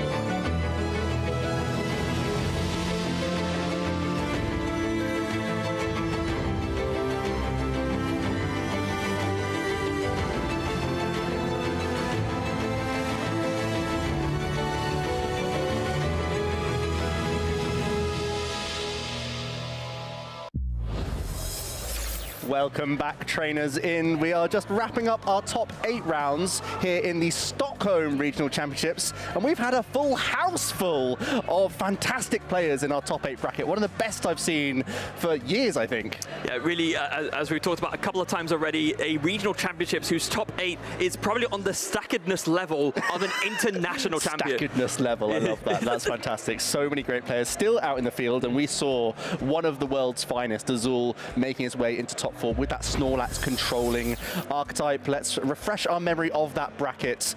Azul will be coming up against John Eng in the next round, who was able to beat Brent Tonneson. John Eng piloting the Chen Pao archetype. Brent was on a Lost Zone Paradox box. Yes, so yeah, I would have loved to see how that match played out as well. Of course, we can unfortunately only feature one match per top 8 or like per top bracket in this instance.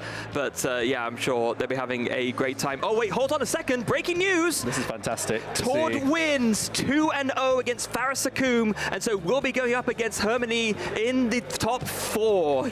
Ross, our boots on the ground, has shown us as the bracket gets updated live. You'll love to see it.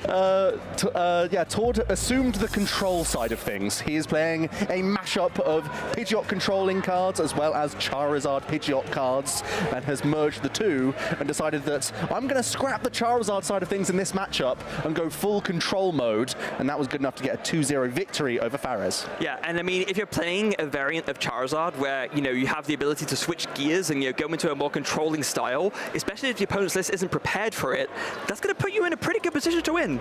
Yeah, you see some Charmanders. Even though you know Tord's deck list, I don't think you know the full tricks yet, because there's so much going on in the list, and the way Tord pilots the archetype, because he has that flexibility to turn into an aggressive deck if ever he has to, just makes it much more difficult than a traditional Pidgeot control, where from turn 1 you've got one specific strategy. In this case, Fares might have had to adapt turn by turn, which is much more difficult to do. I mean, you say adapt turn by turn. I do believe in one of Ross's updates, he did mention that Fares at one point did have to attack with a Charmander. That's adapting. I think that's what you do to adapt at times.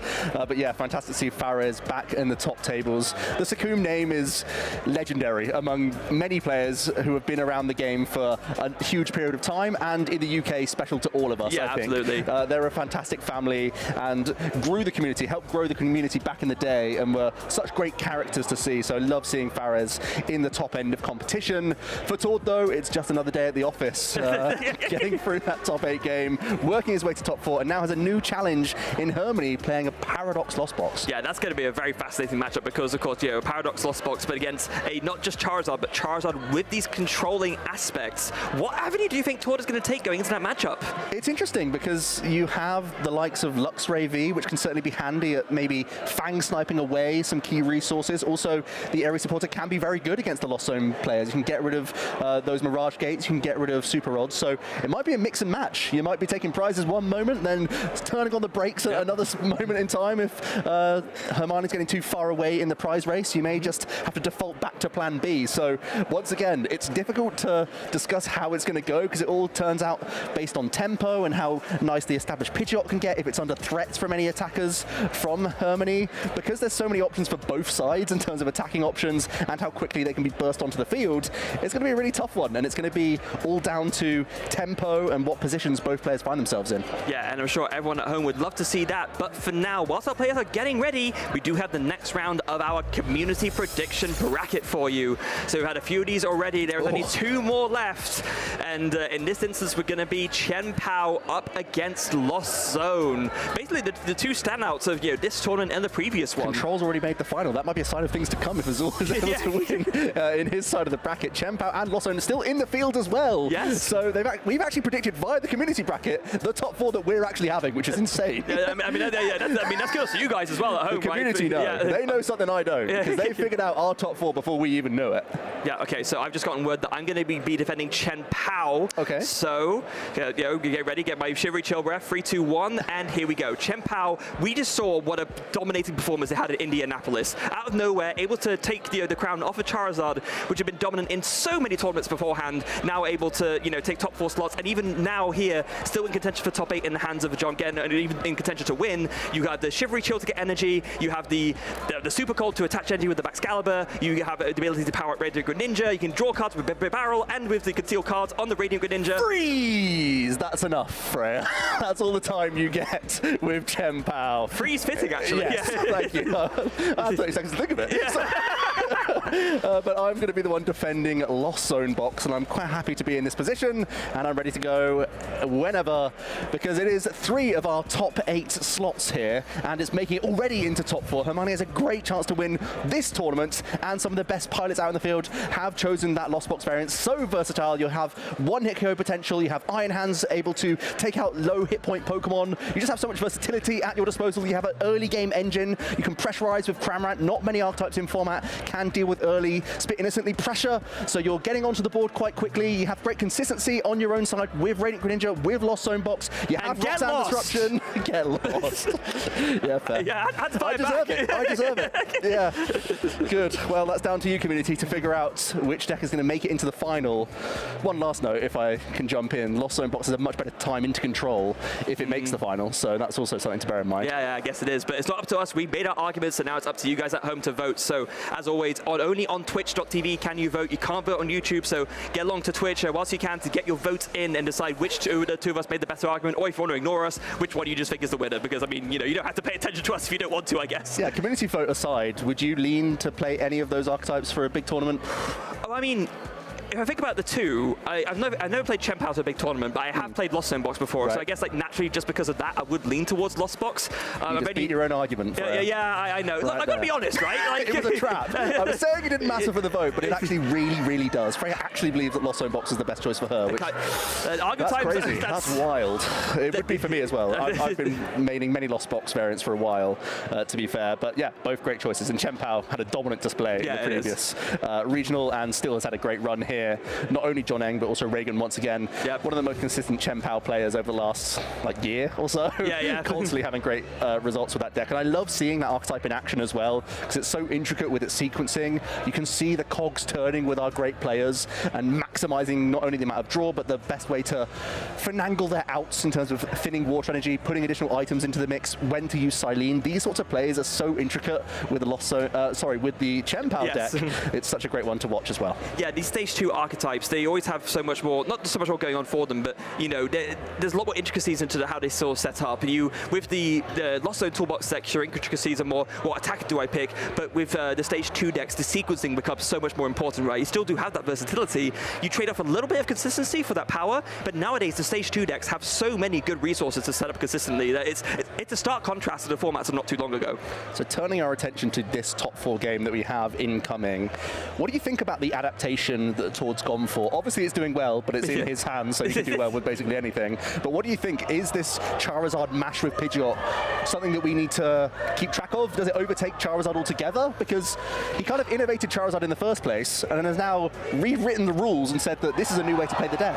I think this whole problem is exactly what you already said. It's Tord, right? You know, when you have such a complex deck list to play, I think it's a lot harder to just, you know, with that first list that Tord made, sure, it did have that Tord flavor, but other players could look at that, see what was going on a little bit more easily and still run with it. I think the problem with this is that this is such a even more intricate list to play. You pretty much have to be one of the best players in the world to pilot it to its max capacity. And with that news, I just got word in my ear, we had the results from the community prediction bracket. So let's see who is making their way to the finals. Oh, Lost Zone just about squeaks it. That was a close one. That's the closest, yeah, actually. A big divide in our chat, but it just about takes the dub. And it's going to be facing Control in our final. That could actually be the eventual final that we have this tournament, which is still insane to me. And that would be an awesome final as well. Again, you guys at home, props and kudos to you guys. You know something. You specifically, especially you, Adrian. If there's an Adrian watching, they are shuddering right now. They cannot believe what's just happened. Well, and if you're not an Adrian, well, still, you voted, I guess. You still took part, and that's fine too. You still ended up with Lost Box in that final, which is insane. And we'll find out if, in reality, Lost Box will be making that final. Hermanni's also an innovator of the deck, because they're playing a couple interesting V Pokemon in the deck list. Typically, you'd associate the list with a Raikou V, but instead we've got some setup Pokemon, the Rotom and the Luminion. How do you think that interacts, possibly even with the matchup, or just in how Hermanni is able to draw cards throughout the game? I think it's just a matter of consistency, right? Because, up in the past, all the V Pokemon that we've seen, especially as the Raikou V has been kind of the staple in so many of these Lotso Toolbox decks. But Hermanni thinking, you know what, I'd rather attack with other things. Let's make my V Pokemon support Pokemon instead, and then that way I can draw what I need more consistently. And I mean, Lumineon V isn't even that much of a surprise. We have seen it in Lotso Toolbox before, just to fetch that Chorus experiment. Yeah, I think actually I remember seeing Tord have that with his wacky mash of Lost Box when he even had like a 1/1 V-Star package in his deck list. Chose to play Lumineon and Palpad just like Hermanni's doing here as well. So maybe even taking a leaf out of Tord's book with how Lost Box has been constructed in the past and then bringing it to the new format with the correct attackers is the key to success and why we're seeing them in top 4. Yeah, something in the Nordics maybe, right? And speaking of which, here we go into our top 4 feature match featuring our Nordic star Tord Reklev against our upcoming Nordic star Hermanni Hietlatli. I need to learn my Finnish better, I really do. Well, it's a much better job than I ever would have done, so well done to you. Tord Reklev, a name I'm sure you've heard a number of times. We're about to see some accomplishments. They're some of the most insane accomplishments, and they don't even scratch the surface. Tord Reklev is a 5-time international champion, the most absurd statistic based on just how many times he's made it into top 8s of internationals. I think it's over half of all of the internationals he's been in, and has been in, I think 7 finals, something like that, 6 finals at least. You know that your record is good when you can't even fit all the internationals that you've won on your accomplishments list. Forget the regional accomplishments, those aren't big enough. Even the internationals aren't big enough to fit on for Tord Reklev. But Hermanni's no slouch whatsoever. These are still phenomenal accomplishments, and we find them once again in touching distance of another great one here. Already a regional finalist in Bochum in 2023, and Hermanni has become so strong and so pronounced with the Comfey engine, flower selecting, and is once again finding themselves in this fantastic position. They've mastered this archetype and in a great position to make it to the final.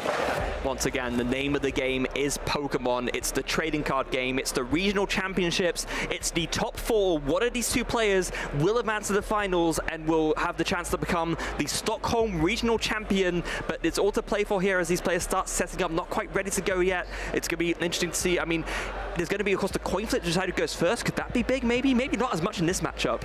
Yeah, I think typically I would have thought that a general Charizard deck likes going second, so you can get access to Arven, which then unlocks, Forest Hill Stone and all these other cards, so that you can get that optimal turn 2 of getting Candy Pidgeot, Candy Charizard. That's not necessarily the avenue that Tord wants to go for in this matchup.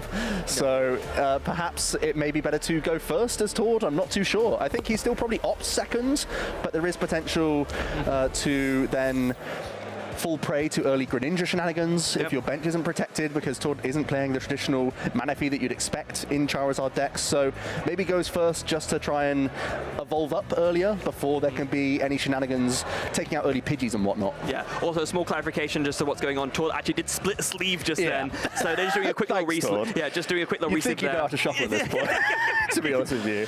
One of those things. But they seem to be good sportsmen about it. I think they're both sleeving up the deck together, at least helping out a little bit. So they're both chilling out, having fun, and it shouldn't be too long until we're getting into this action here. Yeah, very good sportsmanship there from Hermanni, and it makes sense, of course, right? You want to get on with the game as quickly as possible, so, why not be a good sport and help your opponents re-sleeve your deck so you can just get on with things. Yeah, I think Tord's moving over to the pinks, so we'll see how that goes for him, if it's going to be a good luck charm or not. We give you a live count of how the sleeving is going. We got the view here. No, that's 1, 2, 3, 4, 5, 6.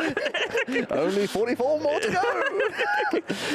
Oh, dearie me. Yeah, sleeves are a funny one, aren't they? Because if you go way back today at the start of card game tournaments, often people will play without any sleeves at all. Now that'd be completely unthinkable. It's sometimes I get the question right when people who aren't as familiar with the game, they ask, oh, what are those things on the backs of the cards? Are they like your bits of paper or something? And we have to explain, no, these cards are valuable, and also sleeve cards are a lot easier to shuffle than regular cards. So yeah, put your decks in sleeves, and then you're good to go. Yeah, that's always a good tip to make sure that your deck's going to be in the best functioning fashion to see yourself through all of those Swiss rounds and also into that top cut. Getting into the matchup itself, Freya, what do you think are some of the key options that Hermanni can do to put Tord on the back foot in this matchup?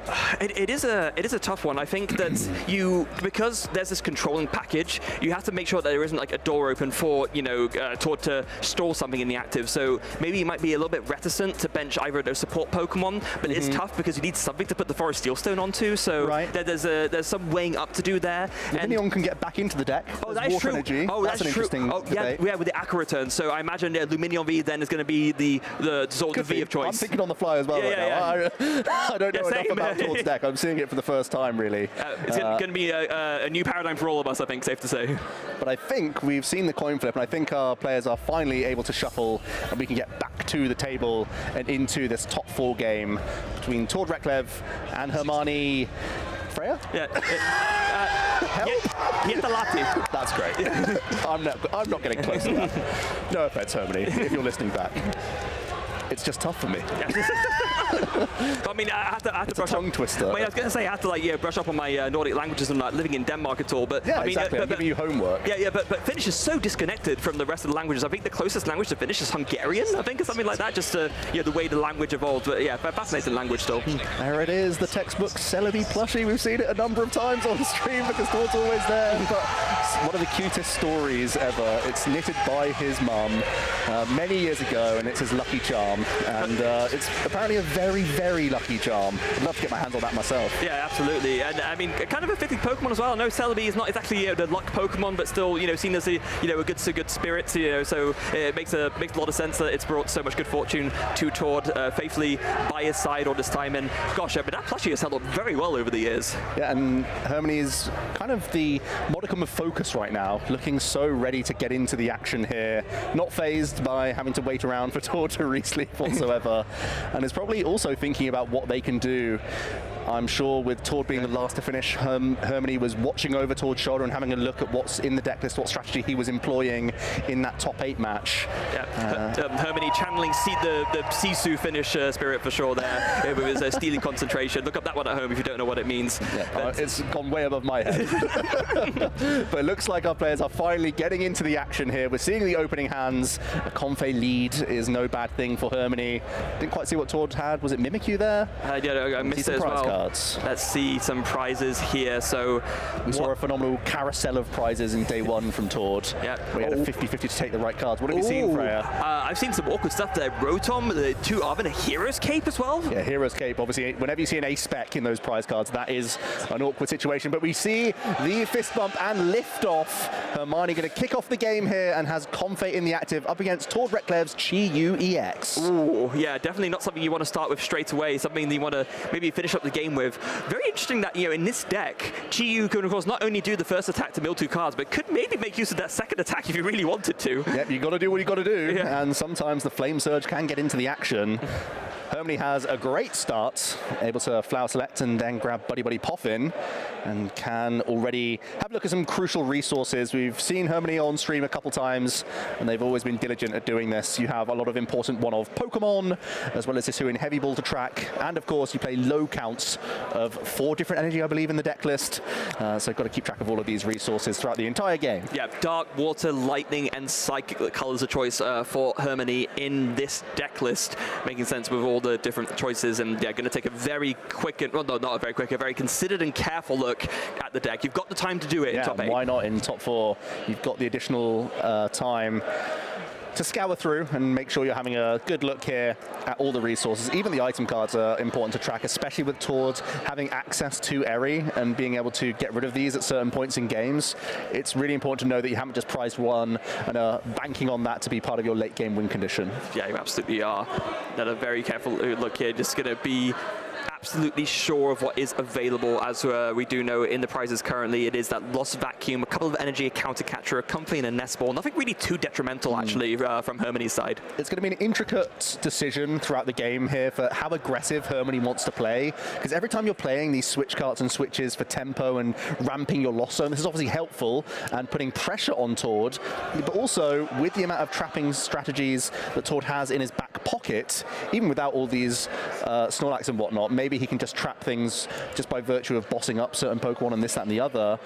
That's something he has to be careful of. Yeah, he really, really does. Free Comfey's coming down though, so gonna be able to set up the Lost Zone nicely on his turn 1. Yeah, just start firing off that switches, full turbo. Yeah, I like getting to 7 as quickly as possible, unlock those Mirage Gates, unlock some of your highest damage output pressure, and as we've already mentioned, there's no mana fee in Tord's deck list, so if you can get to 7 quickly, as the Radiant Greninja comes straight to the hand, you can start pressurizing the Moonlight Shuriken. Yeah, and that is a great way to throw Tord off of having his best engine available, which is that Pidgeot EX. Yeah, the sooner you can get that going, the better. It was one of the most devastating setup disrupt attacks with that Moonlight Shuriken and these Lost Zone toolbox decks. One of the decks that can make the best use of it, of course. Get 7 in the Lost Zone, fire off that Mirage Gate, power up that Radiant Greninja, and devastate your opponent's board. And look at this Nest Ball for Rotom V early, so Hermanni can end on a monster hand size here with instant charge. We saw just how handy that was in our top 8 match with us all spamming it basically every turn. Hermanni doesn't quite use it that much in most ideal situations, but it does help you gain additional resources as he passes over to Tord with that ability. It is funny, we did mention at the start, maybe the Luminion would be the choice of V in this matchup, but yeah, I guess like you said, Joe, in this instance, valuing the extra draw, thinking that Tord can't quite stall anything just yet. Oh wait, Tord just has a boss's orders and that's it? Oh no. Well, it has Charmander. Okay. Are we going to begin using Chi-Yu? Why not? You have Fire Energy in hand, Jealousy Singe, doesn't hit anything too important. Yeah, that's not too bad. Town Store denies the early access to Forest Hill Stone. Yeah, oh, that's rough though. I mean, essentially, Hermanni's in a good position to just kind of steal this game. Can't quite win straight away, of course. The Chi-Yu does have 190 HP, so can't go for the double knockout, but close enough, right? Finds the Forest Hill Stone as well from this Colress. Uh-oh. We could start seeing some fireworks. I think there's Water Energy in the hand as well, so you could still use that Radiant Greninja early.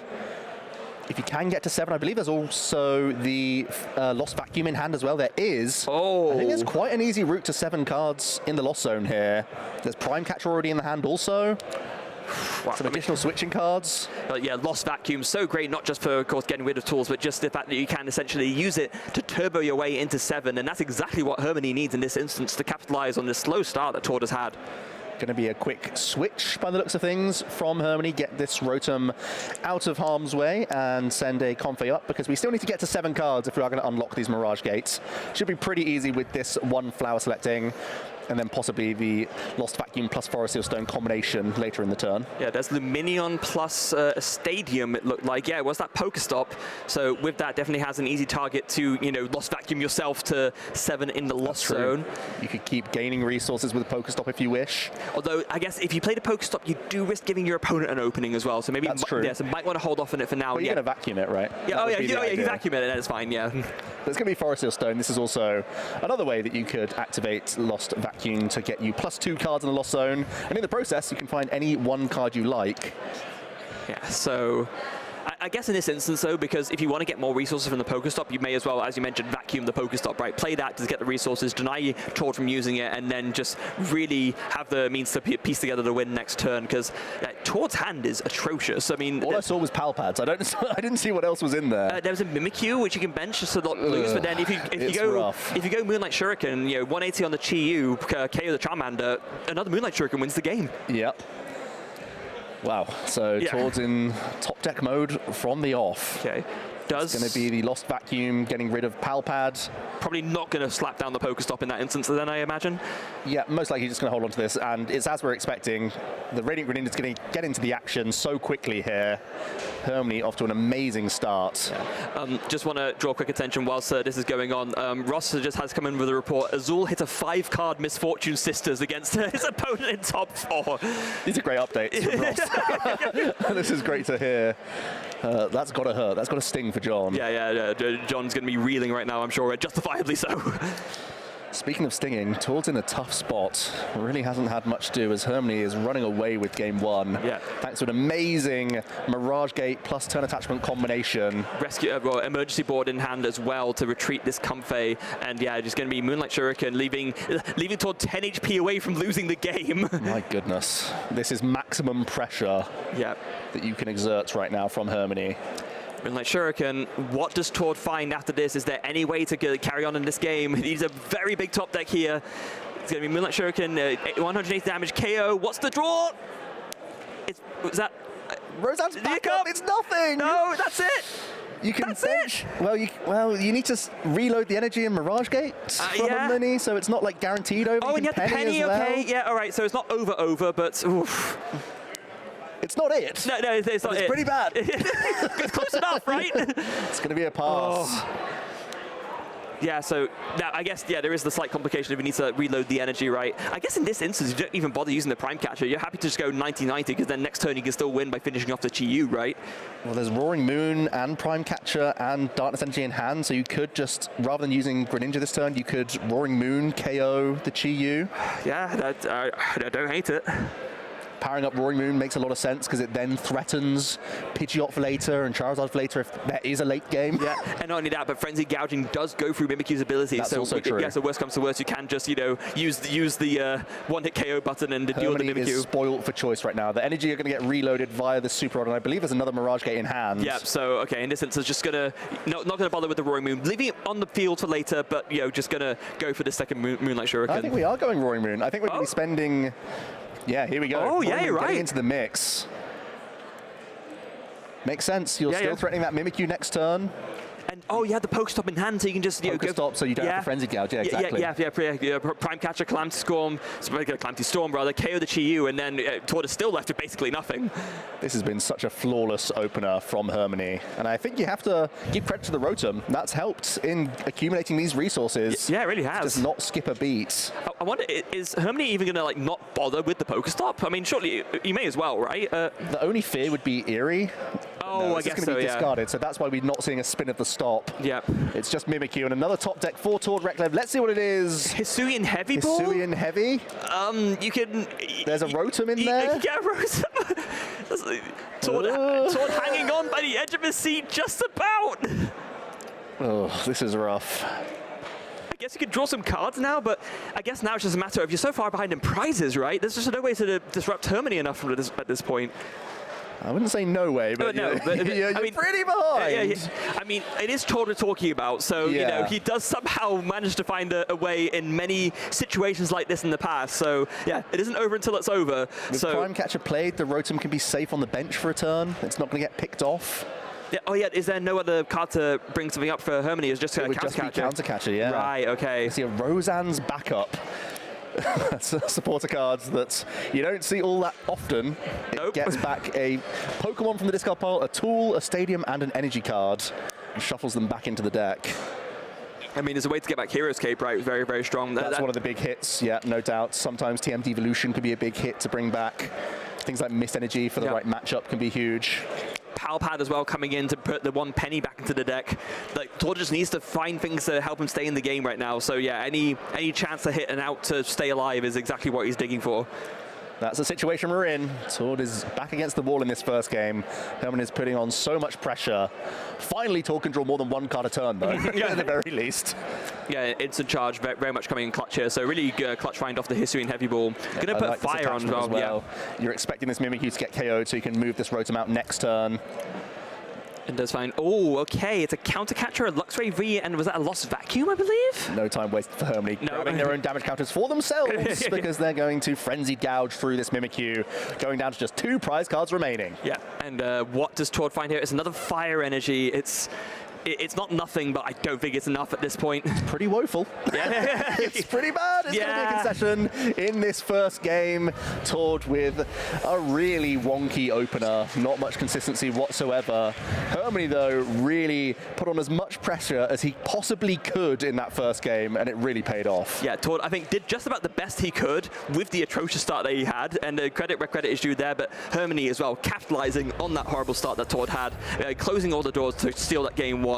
Really, really well played from Hermanni there. Yeah, and again, it's a nod to the deck list. A lot of other builds would just have Raikou V, and that would be on the board, not getting any additional value. But thanks to the 3 cards drawn from Rotom there, Hermanni was able to construct some insane turns back-to-back. Yeah, some insane turns back-to-back there, finding the Prime Catcher to be able to bring out the Mimikyu, and just being able to put together the extra cards to get 7 into the Lost Zone super early, so you can go for that early Moonlight Shuriken. Just so strong that Hermanni was able to do. The pressure just out of the gate was immense. The good news, though, for Tord and fans of Tord is that there's over an hour still on the clock to take 2 victories.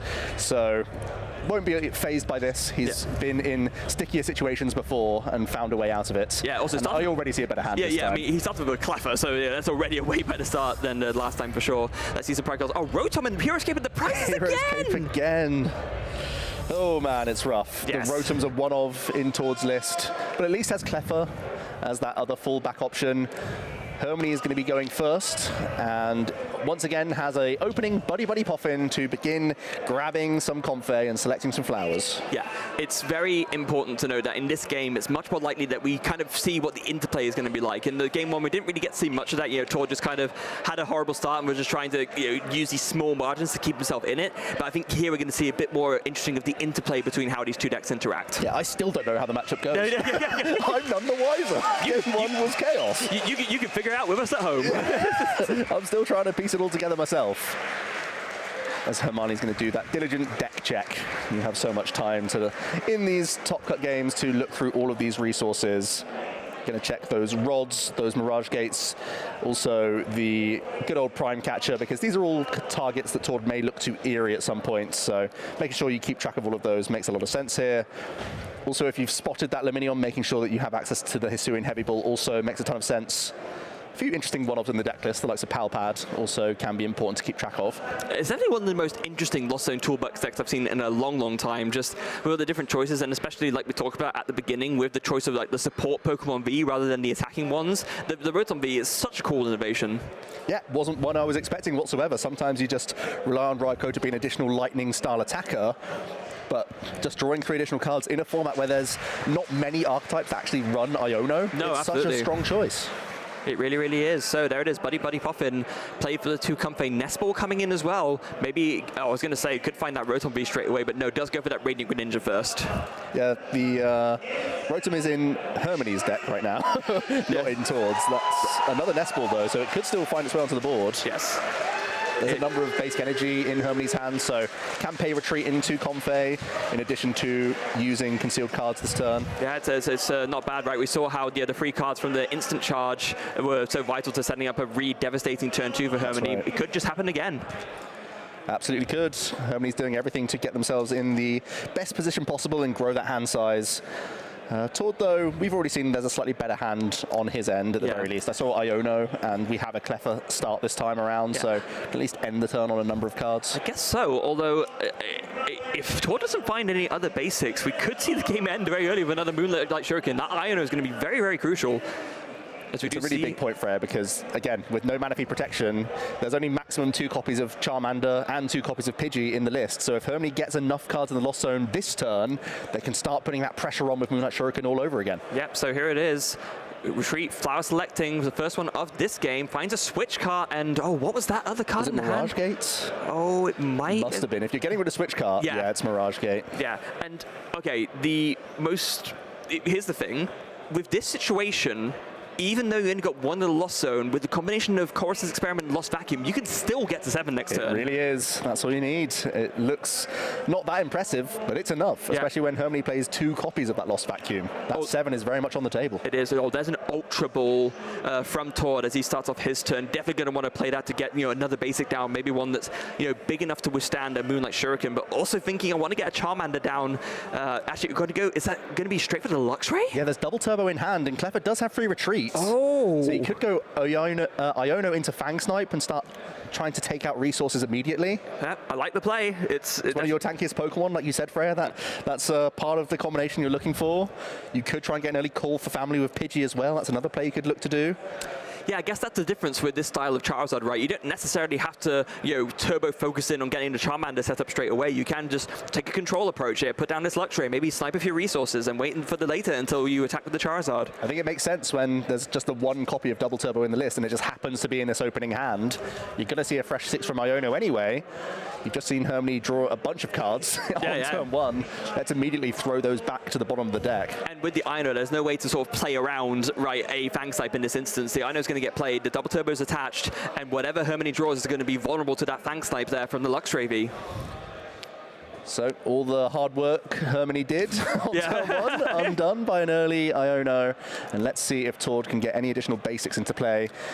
With this low hit point Cleffer, do you feel like you may as well put 2 Pidgey down anyway, or do you have to wait until Cleffer's dealt with to start putting like 1 Pidgey down at a time? What do you think? What do you think?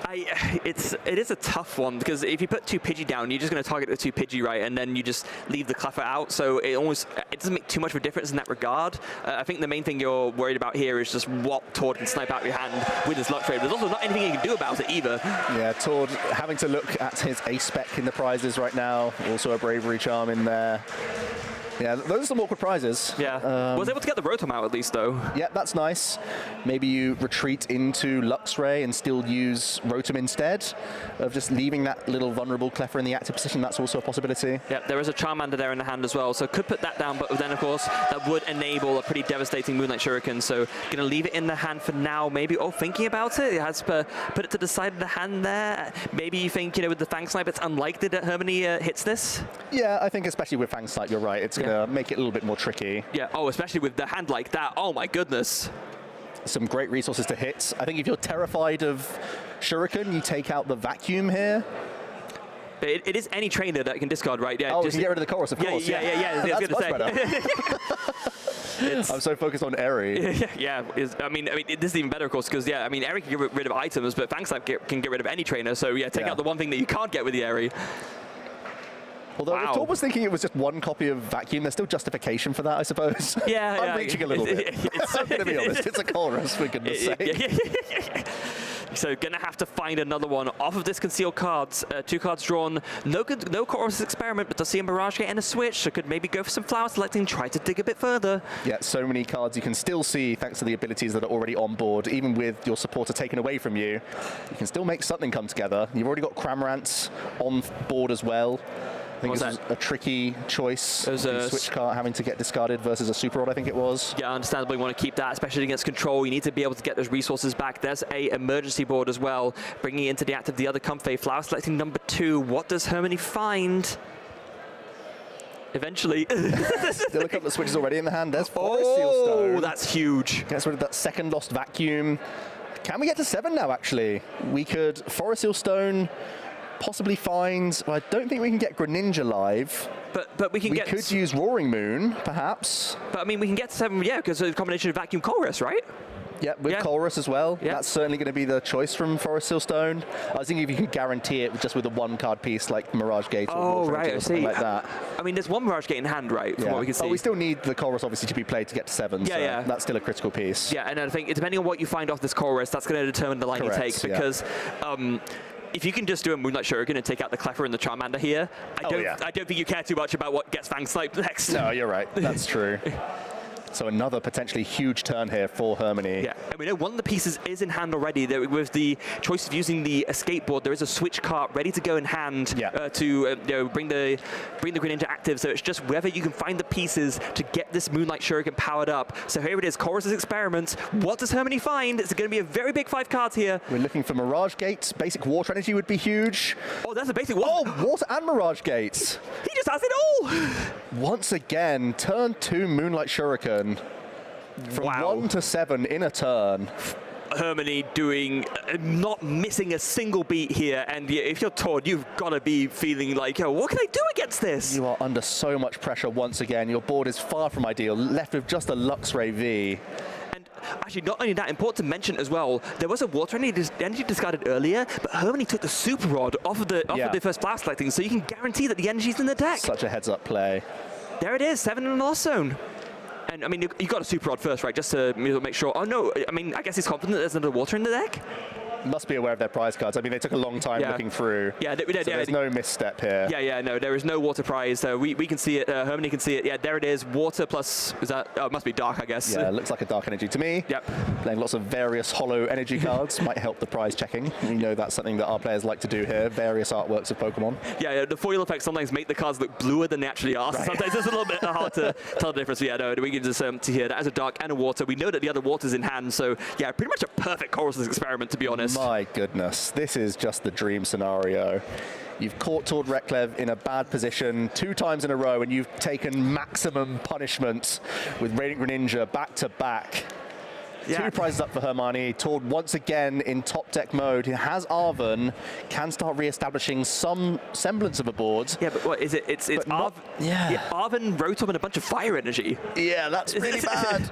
That's not something you want to see here. Yeah. And it's understandable in a list like this, you have to make some cuts somewhere, right? So it makes sense that you don't play the mana fee. But in this instance, you just can't put down any weak things. You know Hermanni can just set up another Moonlight Shuriken, and you just can't get your Pidgeots and your Charmanders out. Both of your hit point buffing tools are gone as well. They're in the prize cards right now, the Bravery Charm and the Hero's Cape. Tord only plays 1 copy of each of those.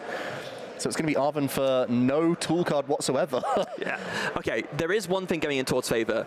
Can Fang Snipe again? There is another Mirage Gate in the hand. That's huge. Yeah, so that's definitely going to be an instant slam in the discard, I'm fairly sure. That's one of the only things Tord could do to defend himself right now. Yep. Try and snipe some resources from Hermanni's hand. I guess unless you think there's more likely to be, there's more Mirage Gates than Super Rods, so maybe hit the Super Rod instead just to stop the engine going back. Both good choices, honestly. Yeah, I think that's going to be the debate that Tord has as soon as he announces this Fang Snipe, and there it is. So Tord's going to have to take a look, because it's almost his nightmare that there's 3 very good cards in that hand. I think with double Super Rod, the choice is made for him. Oh yeah, there's 2 in the hand, okay. Yeah, you have to take the Mirage Gate there. We didn't quite see it until it was fanned out. Yeah. Too busy thinking about fangs. I mean, it's very fitting again, right? So yeah, now it's going to be on Hermanni to find another Mirage Gate. The Super Rod is already in hand, so if you can find another Mirage Gate, then it's going to be another blowout turn for Hermanni. Can he find it? 1, 2... Oh, wait, straight the first away. straw! We're trying to cause some jeopardy out here and make it look like it's difficult, but Hermanni is not missing a beat whatsoever. Just had it, Joe. Just had it. Another it's got to be demoralizing for Tord. Seeing the one action you made last turn was to get double Pidgey, and they're just going to go again. That is now 3 Mirage Gates gone, though, isn't it? Because 1 played, 1 discarded, 1 played now. So there's only 1 more left in the deck. So maybe an opening for Tord there. But even with that, I mean, it feels so bad. Yeah, the only thing lacking maybe is that Hermanni could start manually attaching to something else. If we get Roaring Moon into the mix and we start manually attaching to that, that's when we start feeling really worried for Tord. Yeah, that is a thing you can do. You can attach energy cards from your hand as well. You don't need to Mirage Gate all the time. It's possible. Only 1 per turn, though. Hermanni taking a look to see, because there are still draws available in the hand with so many switching effects still in Hermanni's hand. Yep. Oh, another Wasi update here for you guys. Azul has won game 1 against John Eng, and after a 5-card misfortune, this was perhaps not a surprising outcome. Yeah, that may have been important in how the game played out, as Hermanni once again back-to-back Greninja here. Really putting as much pressure on as possible from Tord and denying all of this draw. Yeah, Tord's poker face is as strong as ever, but in this instance, I think he knows his back is against the wall. He knows that Hermanni, as you just mentioned, Joe, not missing a beat, having devastating turn after devastating turn, and just needs to find some way to put it back together, but wow, look at that. Unsurprising, double Pidgey hits the discard pile. Hermanni just 2 prize cards away, already a game up in this top 4 from securing their place in the finals. How can Tord put himself into the safest possible situation? There's a Rotom V, there's a Forest Seal still, yeah. We've got Countercatcher, lots of 1 retreat cost Pokemon on Hermanni's side of the field. Probably has to be a hand disruption supporter here, you'd imagine. Yeah, I guess if you really wanted to, you could have put the Forest Sealstone on the Luxray just so that it's something slightly higher HP that, in order to... but I don't know what that necessarily would help really with... Yeah, all the hit point buffing tools are in the prizes. So you can't really put much else on the Luxray, as you mentioned, Freya. Yeah, that's the really brutal thing. I mean, 2 games in a row as well, Rotom and Hero's Cape prize, and in this instance, the Bravery Charm too, when he needed it most. Didn't actually see the selection from Tord there. I have to think it was Iono. That makes the most sense to me, unless he wants to try and go with Eerie instead. Very aggressively. Yeah, although at this point, Tord is, it has to be, right? Although Tord's probably thinking, I bet I'm going to play Ino, it's just going to be the other Mirage Gate, isn't it? Not like this. No, not like this. It is the Countercatcher onto Hermanni's Rotom, and then the Iono. Hermanni just going to get 2 cards, and Iono will give Tord a fresh 6 to start making a comeback. Yeah, something I want to draw attention to, Hermanni takes a good look at his hand anytime he gets Iron Node. He wants to know what's going to the bottom so that he knows what he doesn't have access to. Very, like, a small detail, but very important to pick up on. Yeah, especially when Mirage Gate's one of those crucial cards that he's going to be looking towards, because you need to know what energy you're shuffling back into the deck. Yeah, exactly. Oh, was that Roxanne Dark Energy from Hermanni? Yeah, so not great, but does give them access to maybe retreats or concealed cards. Yeah, go with concealed cards. Even just retreat and hit with Cramorant is pressure. Yeah, actually, that's a good point. You just, you know, you don't need to do anything flashy, right? Yeah, it's going to be super odd from Tord. If at first you don't succeed, try again to get these little basics into play. Yeah. If you're Tord, do you go for the Fang Snipe or the instant charge here? I think it depends on the hand. Yeah, right? yeah, I guess. It depends how far away we are. There's a see an Ultra Ball. Yep, get rid of a rare candy. Gorgeous one from Hurl on Phantoms, a big fan favorite I know for a bunch of the veteran players. Yeah, Churro Scenario versus another counter catcher in the hand as well. Tord's going to re-establish the Pidgey. I think the hand's so poor, you probably do end up having to use Rotom here. Yeah, I guess so. And it is rough, right? Because if you combine the Fang Snipe with the Iron Node, you can almost like guarantee that there's no way to draw out of it. I guess in this instance, all you'd be discarding is a Roxanne, so you don't really care too much. But, you know, it's still would have been nice to have the knowledge. Yeah, Tord's not to know that, of course. No. Just cross your fingers at this point. You know that with such an awkward start, you're really going to need some good fortune at some point in this top 4 game to make a comeback. Oh, beep, beep, beep, beep, beep. We just got a word come in. Azul has 1-2-0 against John Eng, and so will be advancing to the finals to face one of these two players. It was Rotom picking up 3 more cards, and Hermanni's top deck was Switch Cart, so can go straight into Comfey here. Big top deck. Let's start seeing some flower selectings. Yep. 1, 2. Is that Chorus? My goodness.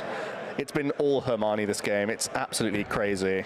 Flawless execution of how to go through the game with Lost Zone bots. Okay, didn't hit the Mirage Gate, to be fair, at the very least, but wow. Wow. I'm speechless, Joe. I'm honestly speechless. How else can you pressurize Tord here? I really like just retreating and hitting with Cramorant. Yeah, I think that's the best this move. Turn, and then just holding more resources for the next turn. You are having to get rid of a Super Rod here, a little bit painful, but on the balance, you're very happy with this. Yeah, I think it's just fine, right? You have so many other energy in the deck. You don't really need to, you know, do a lot of loading up. As long as you hit that one Mirage Gate, you're pretty much good to go. And as you mentioned, Joe, you can even just start, you know, attaching manually, power something up. I mean, there's no Roaring Moon, but maybe you just go for Moonlight Shuriken again. There's a real temptation, to keep digging for this Mirage Gate. If you take out that Pidgey for good, you know Tord can't construct the best turn possible next turn. But Counter Catcher Dark Energy is the pickup. So, Hermanni finally not having an ideal turn in this series. Yeah, having to think about what's not the best turn possible. Didn't find any Ball Search, though. It would have been nice, once again, to just get a turn attachment onto Roaring Moon. That also would have been huge this turn. But I think ultimately, I think you're right, Joe. Just you don't need to be mega flashy here. You missed your big turn, but just hit with the Cramorant. There's so much pressure, right? And it forces Tord to find a penny. Is it ever their temptation to use Rotom instead here? I guess that would be the only debate, right? And I guess I can see that as well. It's got to be between those two. I think Hermanni's leaning towards the Cramorant, but you can see he's agonizing over it. I think when you have Chorus in hand, I like the pressure with Cramorant that little bit more. Yeah, and he does have it, doesn't he? Yeah, exactly. Yeah, found it off of the other Chorus that he got. So sure did.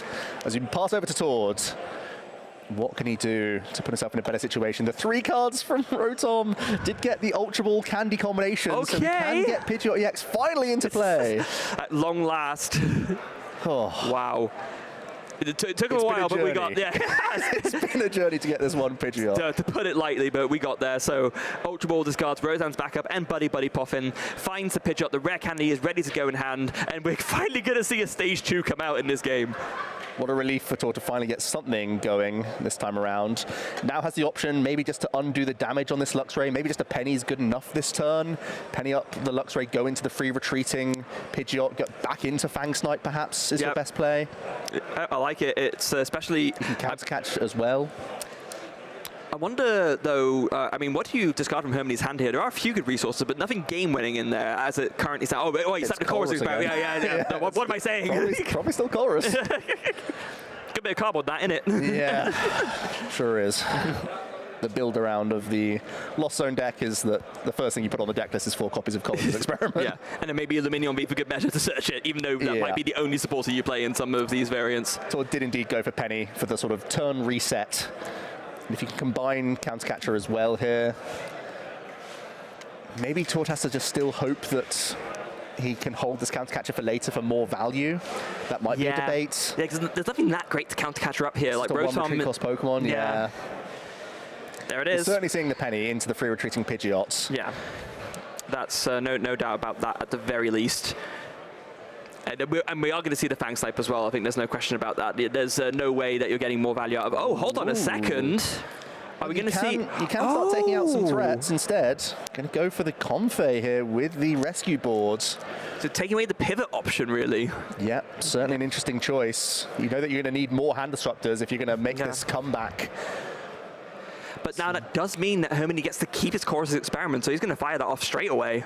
Yeah, I think Tord is in that hedging sort of situation where there's already so many Chorus played. Maybe there's a decent chance it's not in hand. Yeah, I suppose so. Just happens to be in the hand right now. Yeah, going to bring up the Comfey in any case. Is there a switching card in Hermanni's hand? I don't think I see one right now, actually. Yeah, no switching card currently. Finds a Nest Ball. Pretty big. Oh, that's huge.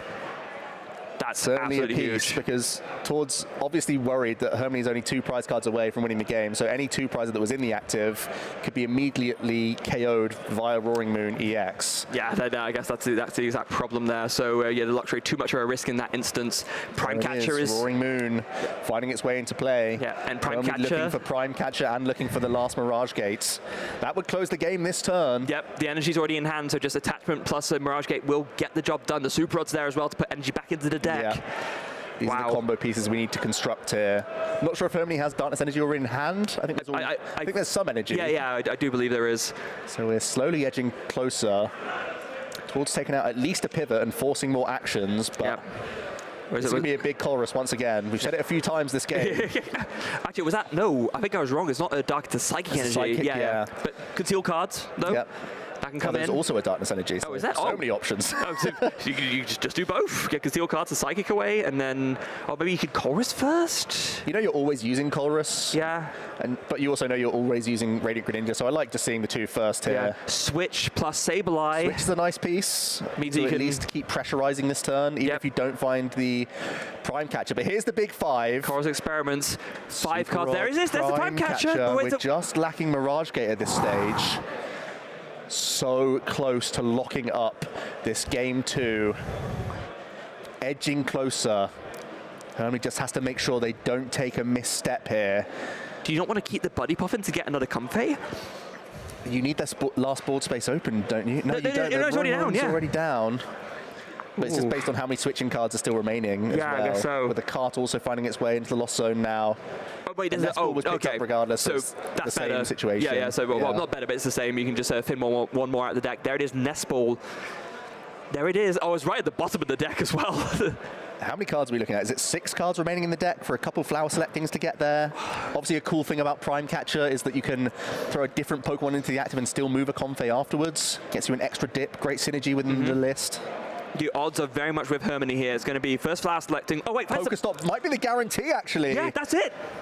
As long as you counted the deck correctly, Hermanni just has to be patient here, use this flower selecting, and with a combination of the last Mirage Gates and Super Rod, should be able to power up Roaring Moon plus Prime Catcher. Let's see it, Hermanni.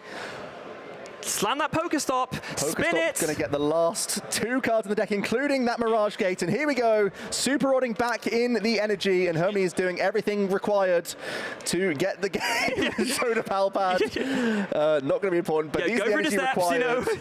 You want to make sure you don't mess it all, but he knows at this stage. 3 energy on Roaring Moon EX. Prime Catcher up the Rotom V, and can announce the Frenzied Gouging, and Hermanni makes it to the finals. Hermanni with the pop-off, absolutely delighted to make the finals, and in all honesty, against Tord of all players as well. I know Tord had the rough starts, but what a dominant performance from Hermanni there. Yeah, the deck was running so smoothly. I'm already sold on Rotom. I think that game proved right there.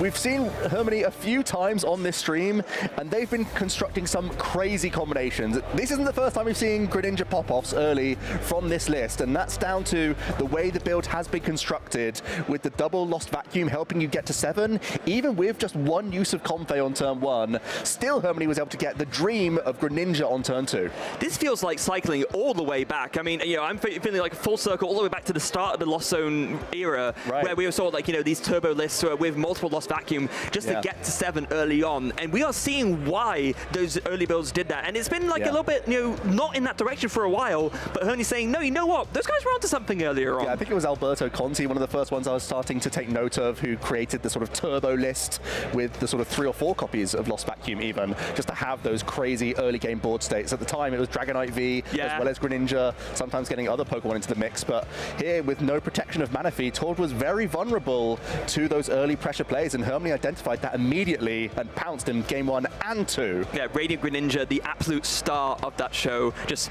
pretty locking out the setup from Tord entirely, and that's what Radiant Greninja does. Tord took the risk with the deck building spaces, not quite able to put in the Manaphy. There's just so much else going on, but that meant that you had that vulnerability to the Radiant Greninja, and Hermanni capitalized on that to the max. Commiserations to Tord, wasn't able to display such a cool deck that he's constructed, to be honest with you. And I don't know where we go from here with Charizard. We've seen so many builds, and the deck list is so innovative. We didn't see all the tricks, maybe just 1 or 2 card changes, and it can come back fighting once again. Yeah, but you know what that means, Joe? We are in for a Lost Zone Toolbox versus Control finals. Here's the full bracket so you can see how we got here. 2-0s across the board, interestingly enough.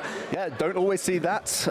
Even though there have been some interesting mirror matches at times, it's been 2-0 sweeps for all of our players. So Hermanni and Azul are feeling great right now and have everything they need to make it to the finals and are in a good mental state to finish off this day strong. Yeah. Hermanni Hietalahi, Azul Garcia Griego. It is America versus Finland in the finals here in Stockholm. There's a big, kind of, brotherly rivalry, but also friendship between Finland and Sweden. So I think it's fair to say, just the home crowd will be cheering on the Hermanni for sure. But there's going to be a big home crowd for Azul as well.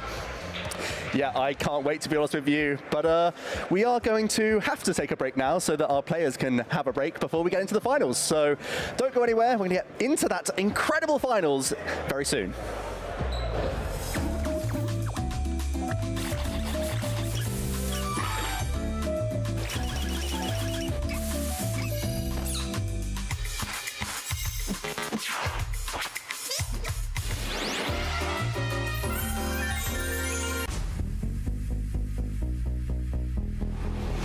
Resource management is a topic that we hear about in the Pokemon TCG all the time, but what exactly does this mean? Resource management is the process of allocating resources to achieve the greatest value, or in our case, winning the game. To do this optimally, it is necessary to remember all of your win conditions of the TCG. Take all of your prize cards, leave your opponent with no remaining Pokemon in play, or decking the opponent out.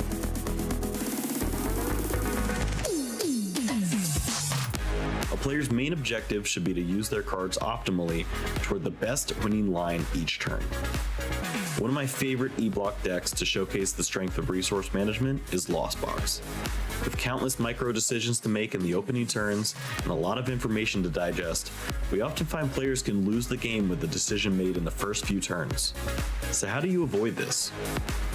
First, learn your prize cards. This information is often crucial for the optimal opening turns, especially with Comfey's Flower Selecting and Colress's Experiment placing cards in the Lost Zone. In these turns, you should begin to develop a prize map, a way to take all of your prize cards as efficiently as possible. This can require a bit of finesse to pull off. If a matchup calls for Radiant Greninja's Moonlight Shuriken and to stabilize Lost Mine, followed by a big attack from a Pokemon like Dragonite V, then you better have the resources to pull that off. Hold a water energy for that Radiant Greninja, so that only one Mirage Gate is required to meet the energy requirements. This potentially leaves an extra Mirage Gate for that late game Dragonite V or Kyogre. Another important resource is the discard pile. Certain supporters and items interact with the discard pile to help turn that stack of cards into a winning game plan. Cards like Clara to bring that energy back, as you often have the perfect energy type waiting in the discard pile for your next attack. Whether it be water energy from Moonlight Shuriken, or psychic energy to spread damage with Stabilized Lost Mine. Kyogre's Aqua Storm attack requires all of the resource management tools to join forces on the route to victory.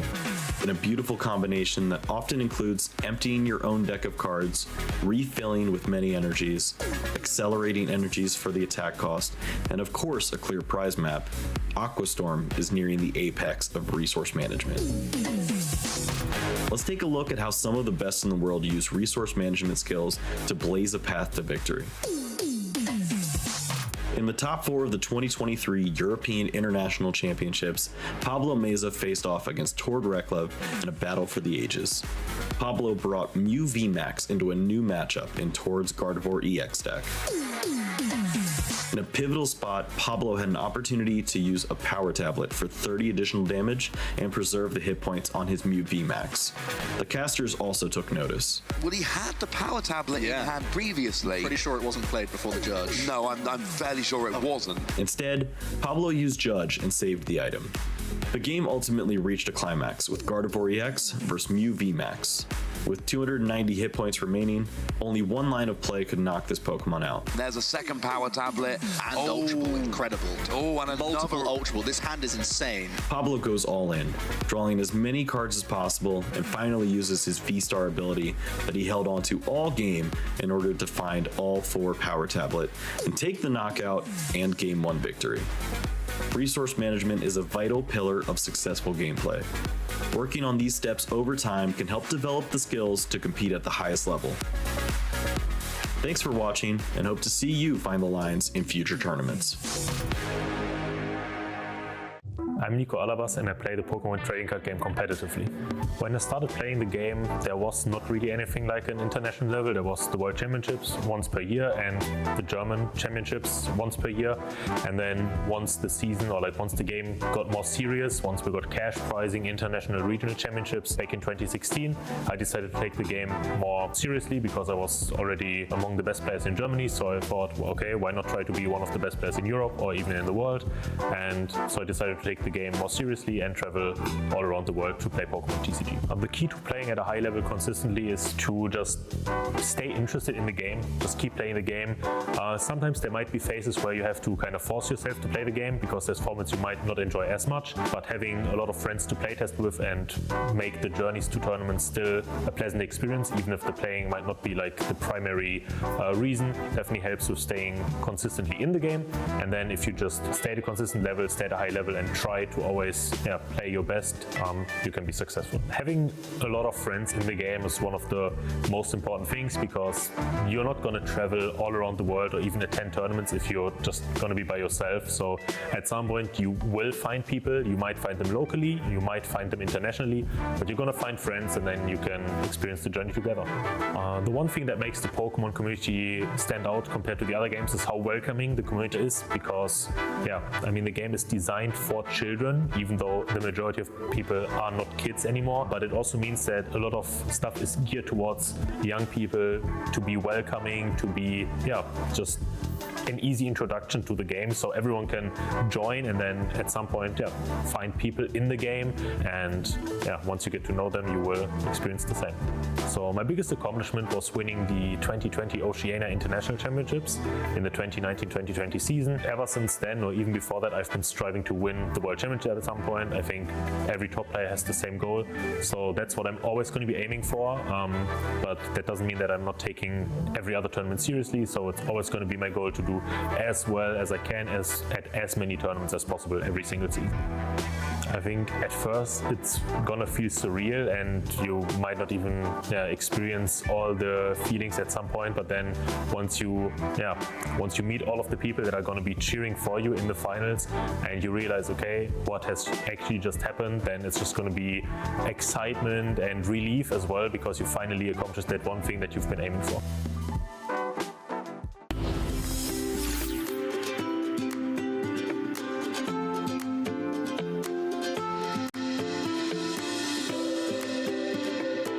My goal here is to compete, play really well, and make it to Worlds. and I did that today.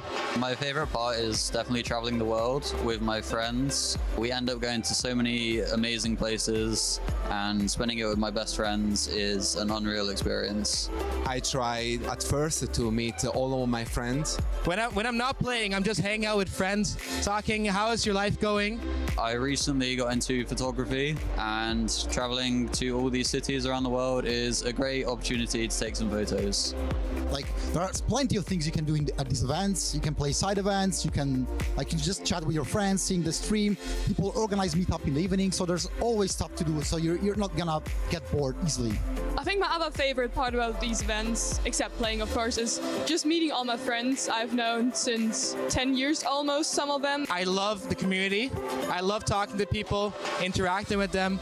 I'm so happy to be here, to find all of them, because we share the same passion, the same love for the game. And that's what we love to do, and we try to do the best.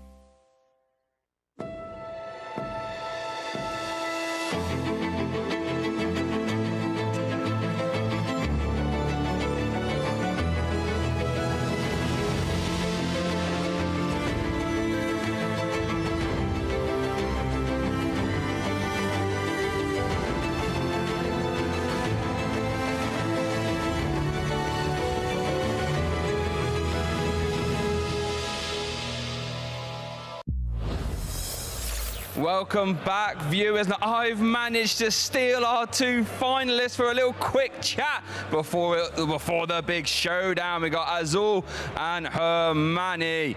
Hermanni, how are we feeling? Did you expect to get this far this weekend? Of course. Gee, look the confidence. Let's go. Now, Hermanni, currently you haven't got a regional championship under your belt. You have got a second place. I was there. But now we're looking to try and get the first place. Do you think, have you learned anything from your first final that you can use this time?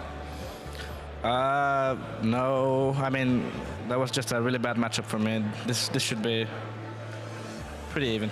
Oh, pretty even. Loving the little insights have started already. So Azul, no stranger to the top stages. You said you've won, what, 6 regionals already. Have you noticed much of a difference between playing in the US versus EU regionals? Well, this is my first European regional, and I'm already in the finals. So I'm hoping Hermanni puts up a little bit better of a fight than the rest of Europe so far. I'm looking for their strongest players. Haven't found them yet. So yeah, hopefully Hermanni puts up a better fight. Goodness gracious me, it started already. So I'm very excited to see how this will pan out. Hermanni, are we feeling confident? Yeah. Whoa, Azul! I imagine this could be a silly question, but are you feeling confident? So-so. So, let's go. Well, fellas, I don't want to keep you here much longer, in all honesty. I want to get this final cracking and started. So how about we have a quick little video break? I'm going to run around that corner, get behind the casting desk, and get this final started. Viewers at home, don't go anywhere. This final will be here soon.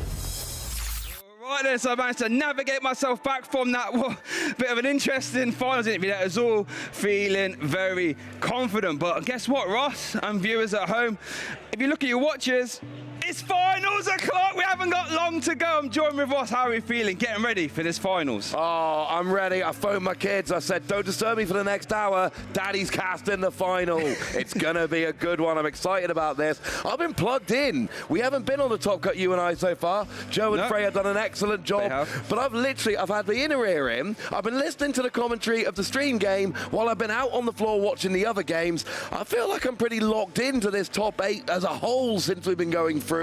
I will say Azul's game against John, it was Chen Pao against Snorlax. Yep. And it went exactly as Chen Pao against Snorlax usually does. And shout out to John Eng for ending that a little bit early. Yeah, worth noting, in that top 4 match, Azul did play a Misfortune Sisters, and it got 1 hit.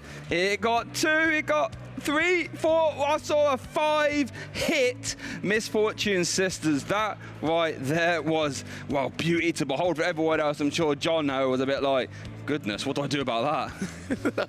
I mean, you don't see many 5-card Misfortune Sisters, quite frankly. No. But we saw it there. It was absolutely beautiful. It's one of those things that happens and both players kind of take a step back and they're like, hang on a second. You hit like 2 or 3 if you're lucky. Like 3 hits off of Misfortune Sisters.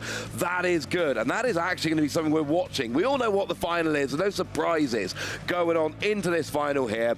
But it is going to be, you know, because Lost Zone plays a lot of switching cards. You've got Comfey, you've got Flower Selecting. It is a deck that naturally plays a lot of switching cards. And what does Snorlax not like? Cards that switch. Snorlax, he's a lazy boy. He likes to sit there and he wants everyone else to sit there with him. He doesn't want to be lonely. If you switch out a lot, Snorlax does not want to be your friend. But you've got Airy for the hand and you've got Misfortune Sisters for the deck. And those 2 cards can get rid of those switching.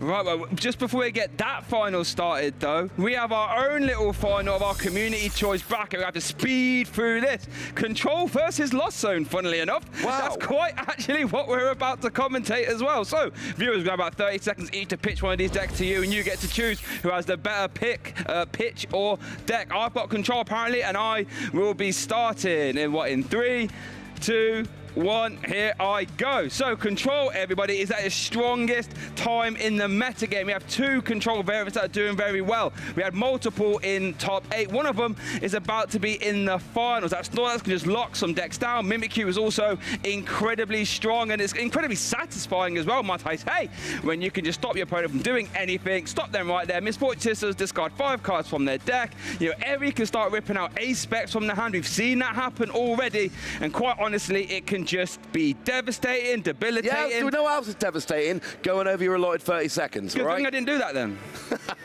Because I stopped you. Okay, that leaves me with Lost Zone, and quite frankly, shout out to the production team for giving me the better of the 2 decks. You know what's fun in the Pokemon TCG? Doing some stuff. You know what's even more fun? Doing everything. Want to accelerate energy? Fine. Want to switch a lot? Sorted. Want to draw a bunch of cards? Of course you can. Want to get 1 hit KOs on literally anything? Roaring Moon's got your back. Searching out supporter cards? Oh look, Luminion, you're golden. Want to take extra prizes? That's fine. Iron Hands has got your back. Want an early game attacker? Brilliant. Cramorant is your guy, no matter what you... Oh, 12 damage counters anywhere you like on the field. Saberline's got you. It does everything. No, it don't. It doesn't evolve. There you go. You said does everything. Doesn't do that. Where's the evolution in Lost Box? I mean... So you lied to everyone. You've lied to the viewers. You've lied to me. You sort of let yourself down a bit there. Lost Box has evolved to the point it doesn't need to evolve. What does that even mean? Like, I liken it to the fact I don't read books anymore. Audio books exist. I listen to books while I walk my dog, so I don't need to read books. Lost Zone has evolved to the point it doesn't need to evolve. In my head, they are analogous. So we're debating Control versus Lost Box, and somehow we're talking about reading books and your dog. Okay, didn't expect that to come out. not. But hey, anything can happen at Stockholm Regionals, apparently. So everyone get involved on the poll there on Twitch. Decide what is your favorite deck, who made the best argument in your opinion, and we'll get the conclusion of that, and then we'll be getting on to our final match here versus Azul versus Hermanni, which is funnily enough Control versus Lost Box as well. This could be a bit of a precursor. I mean, look, here's the deal, Twitch, all right? You guys have been right so far. You have nailed it. You have voted in this bracket to the point where you have actually predicted accurately the final of this tournament. It is a thing of beauty. Don't mess it up now. That is a great point. Maybe we should start, instead of having caster prediction, let's get a community prediction, because they're apparently better at predicting what's going to happen than us. So shout outs to Twitch chat for, like you said, perfectly guessing or predicting this final. We've nailed it, man. We've nailed it. Goodness gracious me. I'm just excited to get this kicking off. We saw how confident Azul was, basically saying it's my first EU regional. Well, where's all the resistance? I've just stumbled myself in the final. But it looks like our results for our poll are here. And let's see what they are. Control, Lost Box, what did you choose?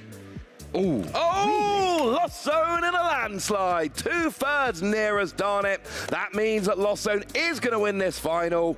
And like I say, shout out to the production team for giving me the clear, stronger of those two decks. It does everything. And I like to think on this stream, people have always also learned that evolution has more than one meaning as a word. But we do have our players sat down here. We've got Azul on the left. We've got Hermanni on the right. We have got Control on the left. We got Lost Zone on the right.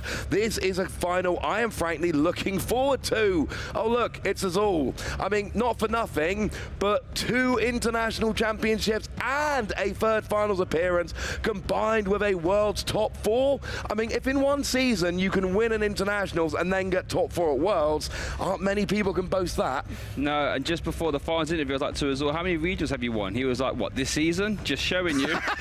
What an standard of play. But there is Hermanni, who will be doing his best to get this regional win. Hasn't quite got a regional win yet, was regional finalist back in Buckham. A long list of accomplishments there, and hopefully we're able to take this event down.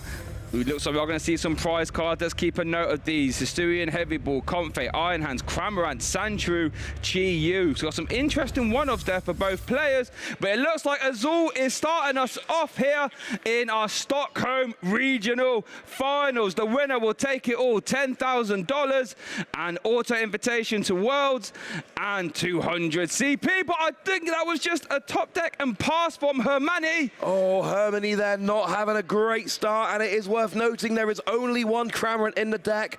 It is a great early game attacker.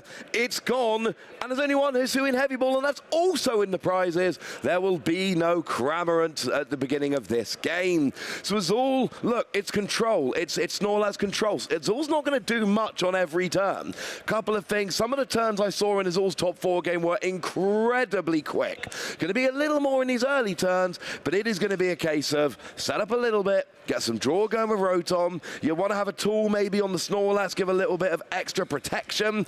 But outside of that, it is going to be a slow game. Azul wants to grind this game down. Hermanni really wants to just get set up, take quick prizes, and go to game 2. So it's probably worth noting. Let's have a quick rundown of both players' decks. Azul on the left is playing a Snorlax block deck. Will look to lock stuff in the active because your opponent's active cannot retreat while Snorlax is there. Azul will not be taking many prize cards for the most part. Instead, he'll be looking to deck out Hermanni. So if Hermanni hasn't got a card to draw at the start of his turn, he will lose the game and Azul will win. And Hermanni on the other side is playing a Lost Box deck. Wants to get cards in the Lost Zone to activate Mirage Gate so you can start throwing out big damage. Yeah, there's certain points when you get 4 cards in the Lost Zone, Cramorant can attack for free. When you get 7 cards in the Lost Zone, you can use that Mirage Gate item card to accelerate 2 energy from your deck. And when you get 10 cards in the Lost Zone, you can use Sableye to drop 12 damage counters for just a single energy. So, we've got Azul here, we've got Snorlax, we've got Rotom for draw. And, I mean, honestly here, like I say, get a tool, and it does look like we've got an Arven coming down here for a Poké Gear and a Forest Seal Stone. Forest Seal Stone, of course, phenomenal. Lets you search for any card in your deck. Must be on a Pokemon V, but of course, Rotom will fit the bill very nicely indeed. It really will, and worth noting, Azul has some really powerful supporters that I want us to keep an eye out for. Eri is the first one, and you look at your opponent's hand, discard 2 items. Not only does it discard powerful items like Apex, which we have seen, and Azul did do that in top 4, but also gives hand knowledge for Azul, which is really, really impactful. We also want to keep an eye out for the Misfortune Sisters, which let you look at the top 5 cards of your opponent's deck and discard any items, as Azul does end the turn with an instant charge from Rotom, letting you end your turn and draw 3. Over to Hermanni. And like we said, Azul did almost nothing on that turn. You got 2 Snorlax and a Rotom, no energy, no tools, but there's enough to get moving with in future turns. It really is up to Hermanni here, to just see what they can establish on this first turn. We do have a Nest Ball, and there is Chorus's Experiment in hand. Sometimes when you have a terrible just draw past turn 1, it's because you're waiting to play a supporter on turn 2. Hermanni does look like it's not quite as bad as we might have feared. No. And it looks like we are going to see that Nest Ball concluding. Roaring inactive, not the greatest Pokemon to have inactive, but it's worth noting that Hermanni does have a lot of switching cards. 4 copies of Switch Card, 3 copies of Switch, and Prime Catcher as well. So traditionally, the Snorlax decks don't really like switching cards, and as we said, Hermanni does play a few of them. So an interesting counter to the counter, as it were, and I want you to keep an eye out on those switching cards. Yeah, we're going to have to try as much as we can to keep track of those switching cards, see how many of them have hit the discard as we go through the game. We're going to try and keep a count. We cannot promise it's going to be perfect, but it is important to keep a real track. There's 3 Switch, 4 Switch Card, and 1 Prime Catcher. They are going to be absolutely crucial. We saw in the top 8 game of Azul, it was Prime Catcher. That's pretty easy to keep track of. Yeah. Especially in game 2, where Azul hit it like immediately.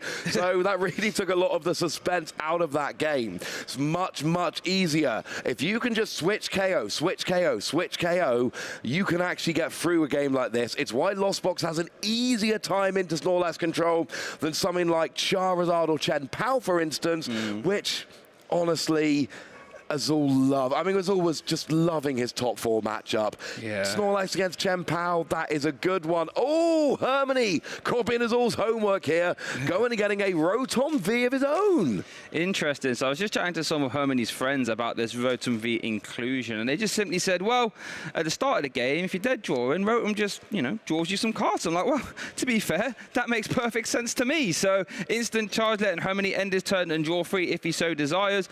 1 retreat cost, not too hard to move out the active, provided Snorlax isn't in the active, of course. But yeah, it's come up real clutch there for Hermanni so far, so I'm not surprised to see it hit the board there. Yeah, it's not something we generally tend to see in these Lost Box builds, but it is something which can help you get a bit of extra consistency. And look, if we see an unusual inclusion and it's in a deck in the final, I tend to believe it's pretty good. Now, we do see Chorus's Experiment coming down. There is a Chorus's Experiment for the following turn in there, but then there's also some cards like Super Rod, and there's a Switch and a Forest Seal Stone. You could even argue Lost Vacuum is really important for removing those sort of denial tool cards that Azul plays, like Defiance Vest.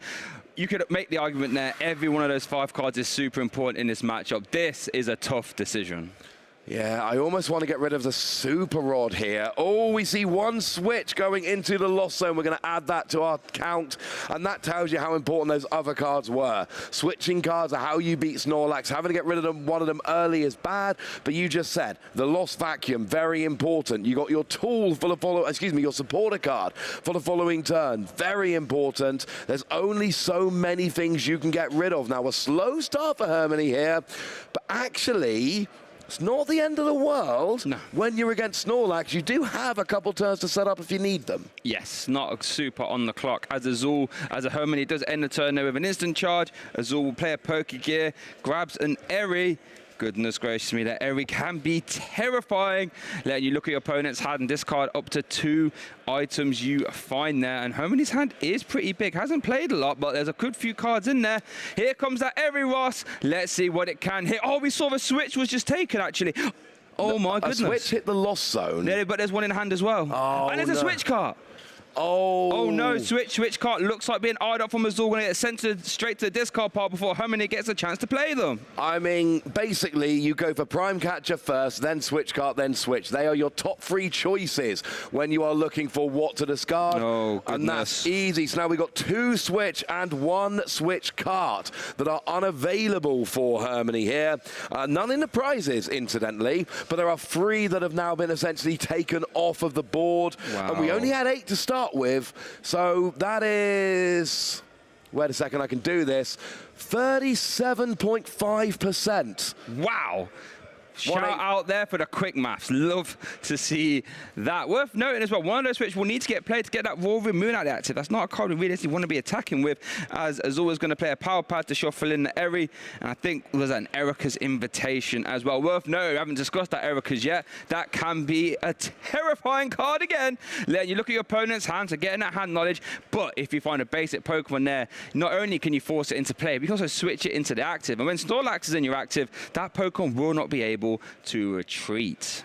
No, that's it's not ideal, frankly. No, but that's what you do, and we see Azul also plays Mantine here. Yeah. So if you just discard Pokemon, well, they can be brought out of the discard with Mantine, but Hermanni can actually lost zone Pokemon. And if you lost zone a Pokemon, that is the one place. In your hand, it's not safe. In the discard, it's not safe. In the lost zone, those Pokemon are safe from hitting the board, as we see another Chorus's Experiment coming down here. And, oh, did it actually get played, or is it just... No, it's not been played yet. It's there ready to use. Yes. Looks like we've got Raiding Greninja. There Ah, there we go. He went to play it, then he benched Raiding Greninja, and now he's playing it. Prime Catcher's in that Chorus, Ross. You've got to take the Prime Catcher. But that means it could get Eri. There's a Super Rod there as well. But you're right, you have to take it, right? But you don't have to show your opponent what you took. Oh, no, definitely off of Chorus's Experiment. Definitely not. So Poker Face important for Hermanni here, because if you give away the Prime... We saw in Game 2, I believe, of top 8, as all new Prime Catcher was in the hand. And, yeah, Eri came down well quick. Very, very disruptive there, as Hermanni is going to now play that Nest Ball, grab any basic Pokemon, pop it straight onto your bench. Hermanni now is at 4 cards in the lost zone, so I would say Cramorant would be live, but I believe it was prized, so it won't be there anytime soon. And Hisui and Heavy Ball also prized. Heavy Ball as well. So it ain't coming back from that, not anytime soon. We need to take some prizes before Cramorant comes out, and annoyingly, Cramorant is generally best for your early prizes. Yes. So that's slightly unfortunate, but never mind. We do with what we can. We'd love to get that Roaring Moon out of the active here. Really. Oh, but this is a Prime Catcher instant use. Going to bring up that Rotom V, get Comfey in the active, so Hermanni will be able to use his first flower selection of the game. Look at the top 2 cards, put 1 in your hand, 1 in the lost zone. Oh, maybe decided not to use it. One downside here is you've already used your supporter for the turn. You've only got 4 in the lost zone. So that means you would need to have 3 flower selecting in order to bring your Mirage Gate onto the board. And if you've just used Prime Catcher as a switch and not as a way to switch while taking a prize, that is not the best use of your Prime Catcher. No, it's really not. But I think, Hermanni probably knows it's not safe to hold on to it either, because if a Rogue Eri comes down, then it's now gone. Hermanni's going to use that Town Store to grab that emergency ball. I like that as 1 less card to draw into off this flower selecting. Was that Mirage Gate Super Rod? I think it might have been. There goes Mirage Gate. Is that a Super Rod? Poker Stop. Poker Stop. It was a Poker Stop. And with no Snorlax in the active, that board can actually be attached to Comfey to give free retreat, and you will get value out of it now with no Snorlax currently in the active. So there we go, and that is exactly what we are going to see. But no second Comfey, unfortunately. So it does look like we're just bringing Roaring Moon back into the active. And the hope here is that you can keep Rotom in the active for a turn or 2, buy yourself some time. I think Hermanni might be debating whether to play that Lost Vacuum to get to 7 in the Lost Zone. I'll activate Mirage Gate, and then Calamity Storm could be live. If there's a Stadium still, could get rid of the emergency board. We do. So that's 7 cards in the Lost Zone. Mirage Gate is now live. If Hermanni has a basic energy and Mirage Gate in hand, we could see a Calamity Storm for a big KO, and Hermanni will take his first prize cards in this final. And we do have a Mirage Gate. 1 got Lost Zone, but 1 is in hand, and there is a basic energy in hand. There we go. But it needs to be a Darkness energy in hand, because Mirage Gate has to get different types of energy. So you get a Darkness and another, which counts as a colorless. You will need Darkness in hand, and I'm sure I saw a Water, but I don't know if I saw a darkness. But you got to think there is if you're going for this play. Yeah, you'd have to imagine surely there is, otherwise you wouldn't be, well, I don't think we'd be confidently seeing these two ranges getting attached off this Mirage Gate. Hermanni also getting to shuffle the deck, have a look as well. Could see another Mirage Gate as well, even. That would get you there. Yeah, second Mirage Gate would work. There comes a Sableye down onto the board. That could be a nice attacker. Second Mirage. There's only one Mirage Gate left now, but it doesn't matter because you've got the energy you need onto, I mean, presumably, yeah, the Psychic onto the Sableye would be the other choice here. So we've got your Roaring Moon. Sableye's ready to go once you've got 3 more in the Lost Zone. And the other thing is, not only can you take a KO with Calamity Storm, but if something like a Snorlax with Hero's Cape comes out, you're like, bam, Frenzy Gouging, got it. Yeah, and I love that this Calamity Storm will discard that Town Store. It's actually a stage Azul could use for great effect, plucking out Bravery Charms, Hero Capes, Defiance Vest, all that business. But that Roaring Moon will be getting rid of the Town Store, demolishing it, you could say. And Hermanni takes his first 2 prize cards here in that Regionals Finals. Yeah, in a very good position. And look, this is not a great, easy matchup for anybody. Snorlax is well annoying to play against. But there are still 4 switching options remaining for Hermanni here in this matchup. You've taken 2 prizes, and you have decent attackers. And that is the key here. You've got decent attackers, you've taken some prizes, you've got some switching options left. You're not in a perfect position. But one of the things we've seen from Hermanni here, which I really like, they went slow at the beginning of the game. Yeah. They're not using a bunch of switches and benching a bunch of comfy. They're going, I can get to Lost Zone 7 in, I don't know, 4 turns, but it doesn't matter because my opponent isn't putting any offensive pressure on me. And I think it's going to be something worth noting as Azul does play an Arven, start his turn, going to grab a Nest Ball and a Hero's Cape. Lost Mine is really good if you can get to 10 in the Lost Zone. To be able to spread 12 damage counters. You can't penny 2 Pokemon at the same time, as Azul is going to play that Hisuian Heavy Ball and see if he can take anything from there. But Lost One will be fantastic in this matchup, I feel.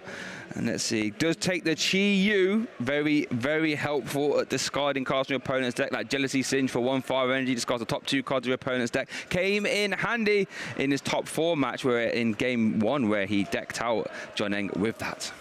Yeah, absolutely did. Worked out rather nicely. He waited till John had 2 cards remaining in deck, and the second John was down to 2 cards in deck, out came Chi-Yu, using the Jealously Singe to discard the last 2, and that was how Azul wrapped up game 1 of his top 4 match with John Eng. So here's a Nest Ball, and now we could see a Mimikyu coming down here, potentially. The problem with Mimikyu is that it doesn't really help against much in the deck, which is kind of annoying. Also, it doesn't actually even stop Roaring Moon because, of course, it stops damage, and Roaring Moon is an instant KO. So that kind of makes Mimikyu a bit rubbish.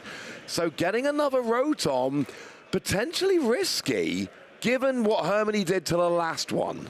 So we are going to see a counter catcher there from Azul as Nest Ball grabs out Rotom. I'm going to bring up Hermanni's own Rotom, get it in the active. Going to bench the Chi-Yu, attach Fire Energy and Hero's Cape to the active. That's a heroic Snorlax there with 250 hit points, as we do see instant charge being used. That's going to end Azul's turn and draw 3. Oh, maybe not. There we go. One other thing to point out about Hermanni's list here, I'm not seeing Boss's orders. No. We've got a counter catcher, but it's not going to work because it's going to be ahead all game. Yep. We've got a prime catcher, which ain't going to work because it's already been played. That's basically it.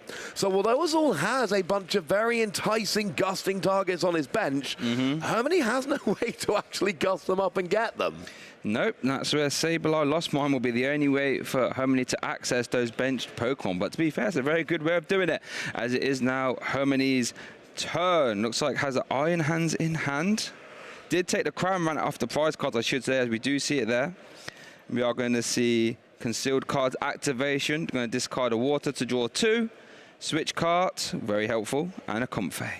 Yeah, I do like the idea here of just using Sableye to soften a bunch of Pokemon up to essentially bring them into Iron Hand's range. Okay. If you can fire off a few Lost Mine. Lost Mine's not very good at KOing very much in this deck. No. Everything's got more than 120 HP. But the idea of softening them up to, like you said, make sure not everything can be saved to a penny, but also bringing them into range of something like an Iron Hand could be fun. Do remember there's only 1 Mirage Gate left. 2 have been played, 1 got Lost Zone. owned. So there's only one Mirage Gate remaining available. So you can't even get Iron Hands rolling this turn because you can only attach 3 energy. Looks like Hermanni is debating whether to play that Mirage Gate as well. It is in hand. Does play it. Does bench the Iron Hands EX as well. That special illustration rare one, as we do see Lightning Energy and Dark Energy get attached. It is interesting to note, you know, Azul's clearly eyeing up that Chi-Yu. And we have got Misfortune Sisters that could potentially come down as well. So we could start seeing Misfortune Sisters combined with Chi-Yu. You could be milling 3, 4, 5, up to 7 cards in a turn. Okay, 7's unrealistic, but it happened. It did happen. So we are going to see the Pokestop coming down there from Hermanni, sorry, just to cut you off there. We do see the Pokestop activation as well. And it's going to be 3-hitter. Yeah, Misfortune Sisters would have been great right about now. We hit at least 3 yeah, cards. it would have been at least a great point, actually. But here's what's important. Azul just saw a switch go into hand. Now, we also know there's a switch card in hand. We know there's 2 switching options in hand. Azul only knows there's 1, but that's enough to have a cheeky go with Eri. So if I'm Azul, I'm eyeing up that Eri for next turn, and you will get potentially 2 hits off of it as we see Star Alchemy being used on that Rotom.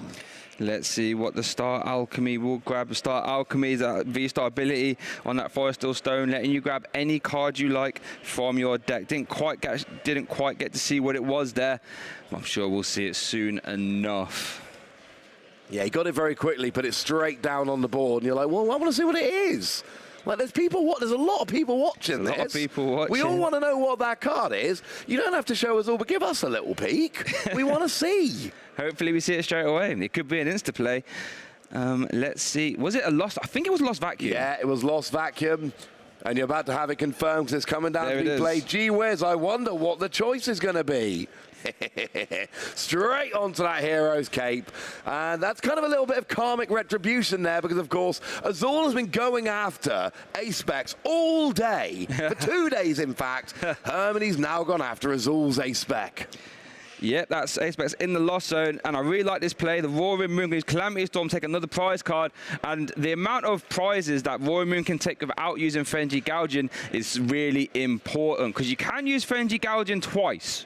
It would KO you, but the Roaring Moon can just take 2 prize cards, 2 cards, I should say, via Frenzied Gouging. Now, Roaring Moon's put in a lot of work, Ross. It really has put in a lot of work, and I love Hermanni's board here. The Roaring Moon's putting in work, but look, I know Sableye hasn't used Lost Mine yet, and we've mentioned it a couple of times, but let's face it, it's sitting on the bench with Psychic Energy attached. Hermanni is also thinking about Lost Mine. It's just not been the most important thing yet. Now, the thing that makes me a little bit sad is the Iron Hands. 2 energy, you would need 2 manual attachments to get working, but Misfortune Sisters is being played here. There's not a lot of cards in that deck, Wash, There's you know? not a lot of cards in that deck. We could see a milling action Switch here. card and a switch! 5 hitter! Off of the Misfortune gracious Sisters. Me! And it includes a switch card. Was there a switch as well, you said? There was a switch and a switch card and a super rod. Goodness gracious me, who invited these Misfortune Sisters to the party?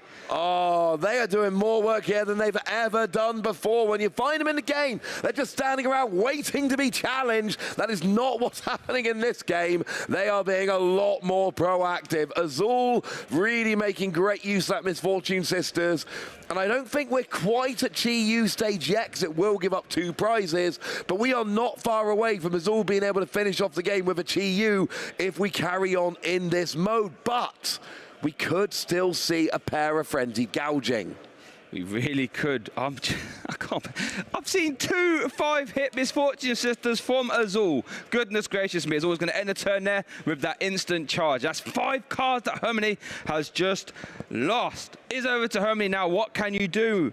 How do we get back in this game? Still in a very good position, but that's a lot of switching cards gone now. As far as my calculations are correct, Prime Catch has been gone. 4 switch and 2 switch cards. He's only playing 3 switch. Oh, it shows my calculations wrong then. There's probably only 1 switching card left is where we're going with this. Yes. Maybe 2. There are not many left at all. And are they all in hand? Yeah, I think so. So there's 1 switch card in hand. I can see that.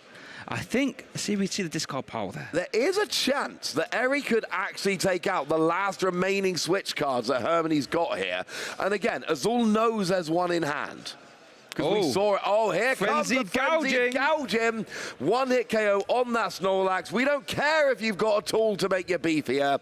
So now we are really coming down to it. Hermanni's got 2 prizes left to take, but no gusting. There will not be a Gust Chi-Yu or Rotom in the active and KO it. There is no option for Hermanni to gust here. So whatever Azul leaves in the active is what Hermanni has to attack. Hermanni's got very few cards left in deck, though. I mean, I would love to see another cheeky Misfortune Sisters. I'm sure you would. But as it stands now, if Azul can't play Ring Around the Rosy with his active, he will have to leave a 2-prizer in the active. So does have to do some maneuvering. Could use Penny to promote a Pokemon, play a Penny, pick it up, put down a 1-prizer. Let's see if Azul can do that. Because as it stands now, that would be game over. Well, Chi-Yu does have a 1 retreat cost and an energy attack, so we can definitely retreat the Chi-Yu. That's not going to be a huge issue. This is actually a real crazy poke here. There was a Misfortune Sisters and an Eri. Azul opted to go for the Eri, and we know there are switching cards in that hand. So this could be it. Again, the counts, it's awkward to keep hold of, but I think there is a chance that these are the last switching cards. I think they are. Oh, wait, he's gone Super Rod and Switch Card, I believe. That looks to be what he's going for. Super Rod and a switch card. I think that might be all the switching cards. I think it is. There might be a switch card left. I think that might be all the switching cards. So bringing up a Comfey or a Rotom or a Radiant Greninja with a Snorlax active could be the game for Azul here. Is he debating going for the KO? Oh, Flame Surge does do 100 damage. Wow, love that. Didn't expect to see that Flame Surge. 100 damage, going to KO that Roaring Moon. And Azul takes 2 prize cards. I wonder how often that's come up this weekend for him. And Hermanni is back. Over to him now. Hermanni doesn't have anything that can KO a Chi-Yu. No, 109. I was just thinking that's actually quite an awkward number. We know the Mirage Gates are gone, so Super Rod plus Mirage Gate isn't going to get you there. So Radiant Greninja will be 10 damage short because it hits 90 plus weakness is 180. Yep. Cramorant would do it if it hit for weakness, but it doesn't. So no, the only way you can one-hit KO a Chi-Yu is Roaring Moon. Did just top deck a switch card, so that must be the last switch card there for Hermanni. Okay, so there was one switch card remaining, but I'm pretty sure that is the last switching card in the deck, so we have got to be careful here. Oh, and Azul just wants to have another little bit of a look. You know you're counting up there. There's 2 switch card. We just see at the front there. Oh, well, we just saw a pay retreat as well, sorry, into the Cramorant. Yeah, Cramorant, I like this play. This is actually a great heads-up play from Hermanni because, of course, you do 110. Oh, what are you going to do? Retreat to the bench. Sableye would like a word with you on the bench. So a Psychic Energy will win the game for Hermanni next turn using that Lost Mind to KO the Chi-Yu. Does only play 1 copy of Psychic, so we'd have to try and find a Super Rod. I think, is there another one in the hand? He plays 4. Now, I know 1 got hit off of the Eri, but you played 4. I'm pretty sure they haven't used all 4 yet, so there should be 1 available. But a Psychic Energy will win the game with Lost Mind next turn. Defiance Vest attached to bench Snorlax via Artisan. Penny to pick up the Chi-Yu. Snorlax, there's a counter catcher in the hand. It will no longer win the game next turn. There goes Chi-Yu, gets re-benched. Bravery Charm attached everywhere. These are some brave Pokemon here for Azul. Is Azul going to play that counter catcher? Azul must realise there can't be a lot of switching cards left. Does he have an Eri in hand? I can't. Oh, I'm just so excited. What's he going to do? I was going to see an instant charge. He does play 3 copies of Eri, so it's not unusual to see another one. There will be more available, I believe. So Hermanni here, what do? You set up a great 2-hit KO with Lost Mine. But that's off the board now. Penny, frankly, ruined it for everybody. So we do just see a very quick attack for 70, because, of course, that Defiance Vest is reducing it by 40. But it should be enough. No, that's not even a 2-hit KO, is it? No. That's 10 away from a 2-hit KO, because Snorlax has 150. But Lost Mine will get the KO next turn. Stop me if you've heard that before, because Defiance Vest stops damage, not damage counters. Yes. Oh, look. It's Penny, so Lost Mo's no longer an option. Stop me if you've heard that before, Shay. We'll be hearing a lot of Penny. I can tell you that now for free. Penny for your thoughts, as it were, as we do see Power Pad there going to shuffle in 2 supporters. And I think were they both Penny there? Yeah, 2 Penny going back with the Power Pad. And this is the point of the game we're in right now. A lot of the trickery has been done. Azul is basically going, look, you're going to attack with Cramorant, and I don't care. I'm going to Penny every turn. You've got to take a 2-prize KO. You don't have any way to gust. As we do see the turn get passed over from an instant charge, Hermanni just going to use Spit Innocent in back over to Azul. Remember, the second it goes to Azul's turn, with 2 cards left in deck for Hermanni, that's it, that's game. That is where to you we mill. So we're not looking at 0 cards in deck, we're looking at 2. If Azul starts a turn with 2 cards in deck for Hermanni, that's going to be game. As we do see a Penny plus instant charge combination over to Hermanni. Let's see what it can do. Does have a switching card in hand, but can't really do a lot. Just going to see Spit Innocent. Hermanni only has 3 cards left in deck, Ross. Got to keep an eye on that over to Azul. Misfortune Sisters, if it hits a single item card, would end the game here. Misfortune Sisters plus Chi Yu would mill those final 3 cards and give Azul game 1. So I don't know if there is a Misfortune Sisters in hand, but I'm sure we saw one earlier. You said there was one off a Poker Gear. Yeah. And there are 2 in the deck. So I'm not saying you have to go here now. The game looks like in a very good position. But I am saying that if you hit the Misfortune Sisters, a single hit, that's game. There is Pidgeot, I should say. Pidgeot V. As I do see the Star Alchemy Beans, I think that was for switch card. I was going to see Vanishing Wings to shuffle it back in. So I think you might be right. We might be seeing a Misfortune Sisters plus switch card play. We could be seeing that. We're going to bench just Snorlax, Penny. No, we're not. There's no real reason to risk it, is there? We're not there yet. We don't need to be there yet. Next turn, it is literally just going to be switch card, attack with Chi Yu. That will be the game. So there's the attack from Cramorant. Wow. But now we just see Penny picking up. Chi Yu goes in the active, and Azul takes a lead in this final. 1-0. As Azul is going to jealously singe his way to victory. They're currently 1-0 up in his first EU regional and winning so in convincing fashion. Misfortune Sisters really stamping their authority on that game there. And that's the thing, right? When it came down to it at the end, Hermanni's deck was only going down by 1 card a turn. Yep. So let's say, for argument's sake, if Azul had only hit 1 card of Misfortune Sisters, that's potentially an extra 4 turns Hermanni could have had there. The thing is, Azul had the Penny loop very well established. Yeah. I'm not even sure the extra 4 turns would have done very much. No. There was a point in the game where Hermanni was taking KOs and doing significant damage. That went. And then it was just, I'll hit you for 70, and Azul was like, and Penny. Yep. And there was even, and here's the thing, right? What you really want to do is get Snorlax into range of Iron Hands so you can have you very much for your last 2 prizes. But I didn't even mention that, and the reason I didn't mention it, Iron Hands never even had free energy on. No. There was no Mirage Gate left in the deck, and Iron Hands was 2 energy away from attacking, and Hermanni never even got a 3rd energy on. So it wasn't even like, oh, if this damage sticks for 1 turn, I can help you very much. No, you can't. You're 2 energy away, and you're out of Mirage Gate. There's honestly, like, there was so many different moving parts there. The 5-hit Eri, Misfortune Sisters, Eri did get some good hits as well. And it just makes playing against these starter decks so terrifying. You can't hold your resources, you can't discard your resources, can't leave them in there. It's just, what do you do? Like, you lost zone them. True. But then you can't use them. Then you can't use them. Oh, you've got to start Roaring Moon or Luminion. Obviously, you start Roaring Moon there, but why not Comfey?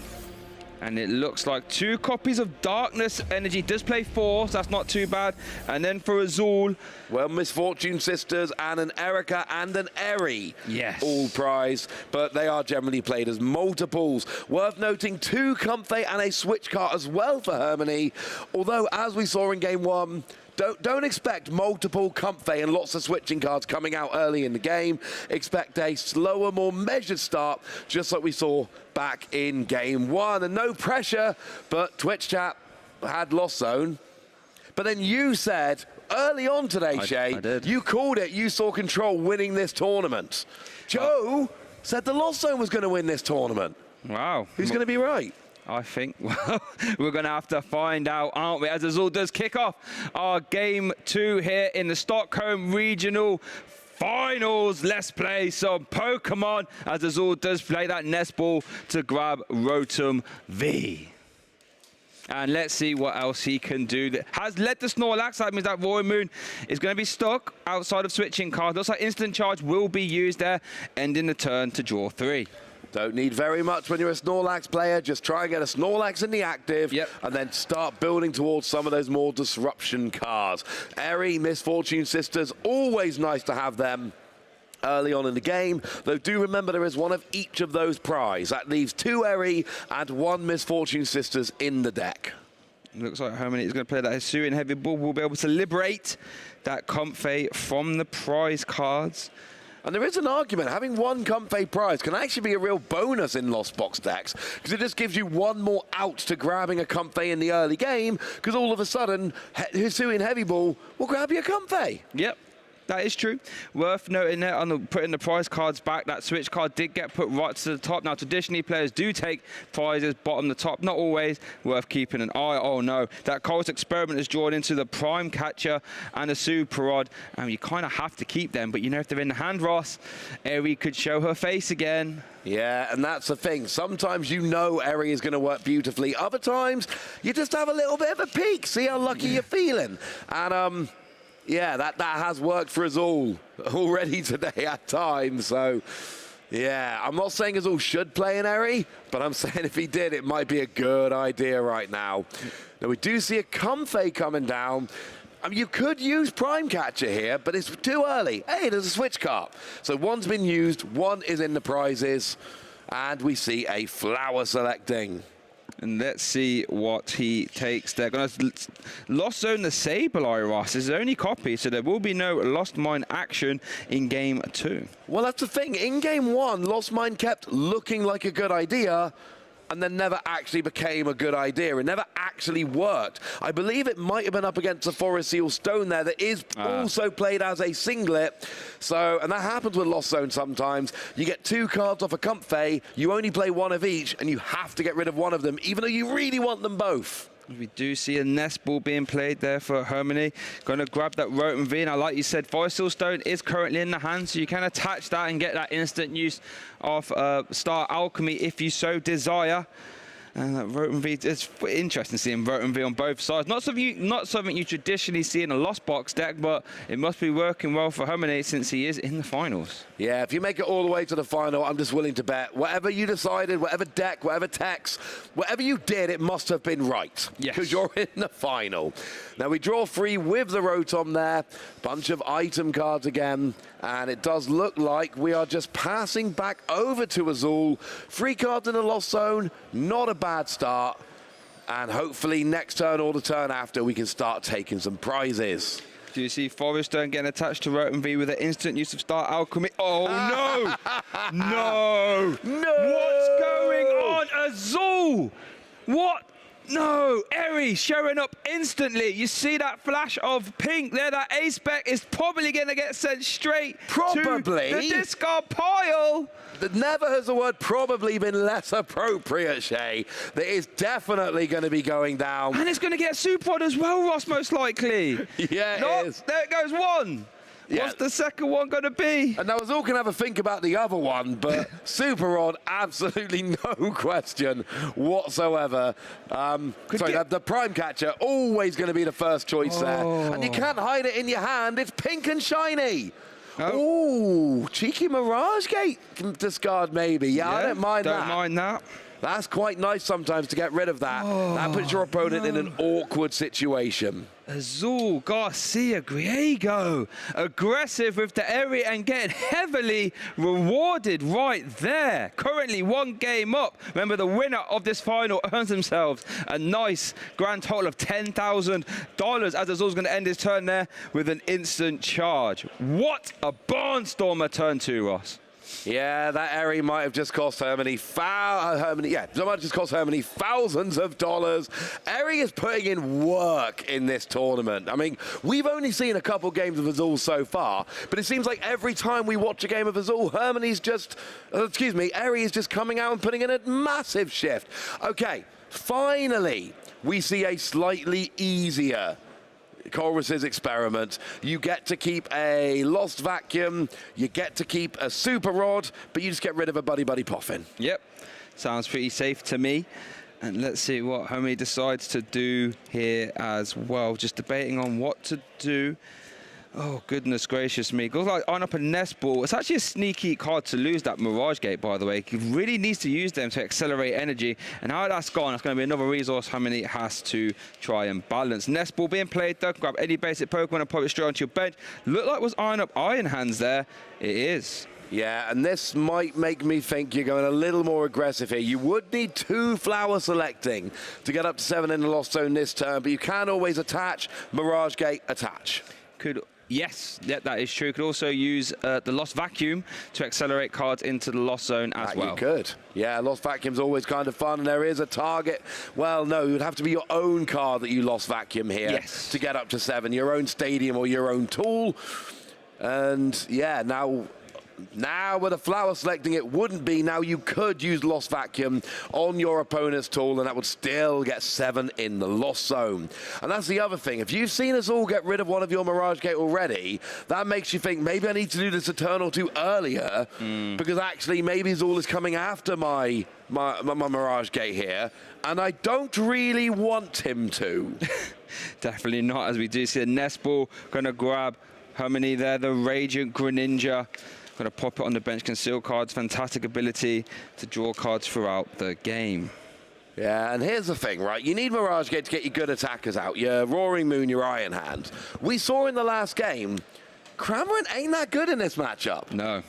It does not enough to KO Snorlax, and then Penny picks it up. Brilliant. We are going to see Pokestop coming down now. We are going to see it used. Look at the top 3 cards of your deck. Discard them. You can keep the items. Let's see where we get Cramorant gone. Cole's Experiment gone. Basic Darkness Energy gone. That was not a good Pokestop at all.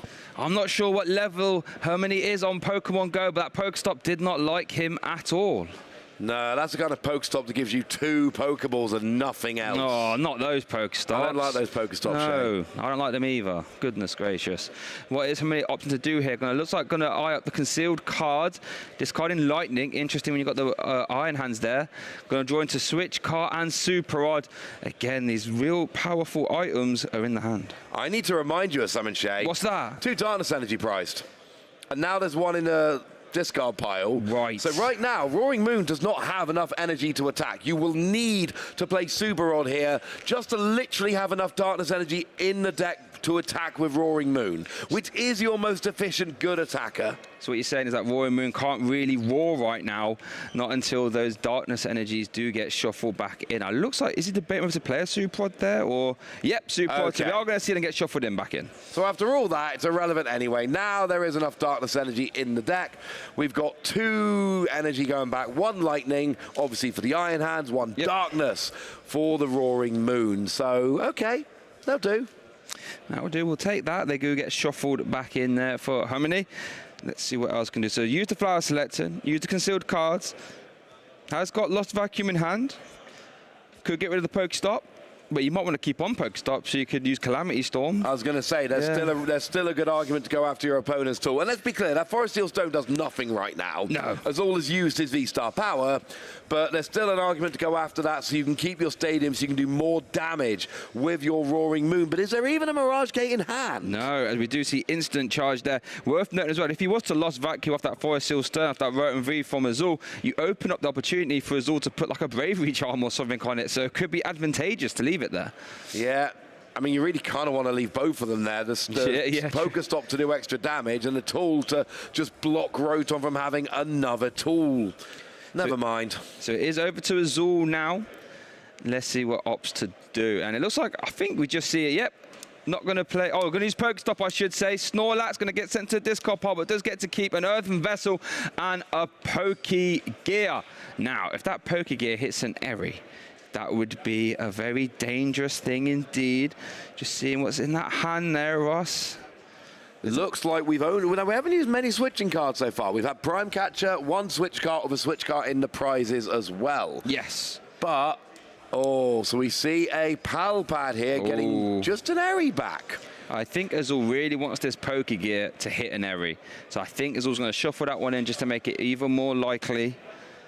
Let's see what opts to do here. And there are free power pad in the list, so sometimes you can afford to just get one supporter card back, knowing that you've still got 2 power pad. Now here's an Earthen Vessel, discarding that Pidgeot V, which did do a little something last game. Yep. But really all it actually did was use Forest Seal Stone, which you can't do this game, so okay, fine. Discard that, get yourself a couple of energy or even 1 energy, and then really try and maximize your chances of hitting Eri off of this Poké Gear, if that is what it is that Azul is looking to do. Well, if that Pidgeot is really good in the late game with its Vanishing Wings ability, it can basically mean your deck can go infinite, you will never deck out, but Azul does play a Super Rod to try and get it back. Big Poké Gear here, folks. Arven.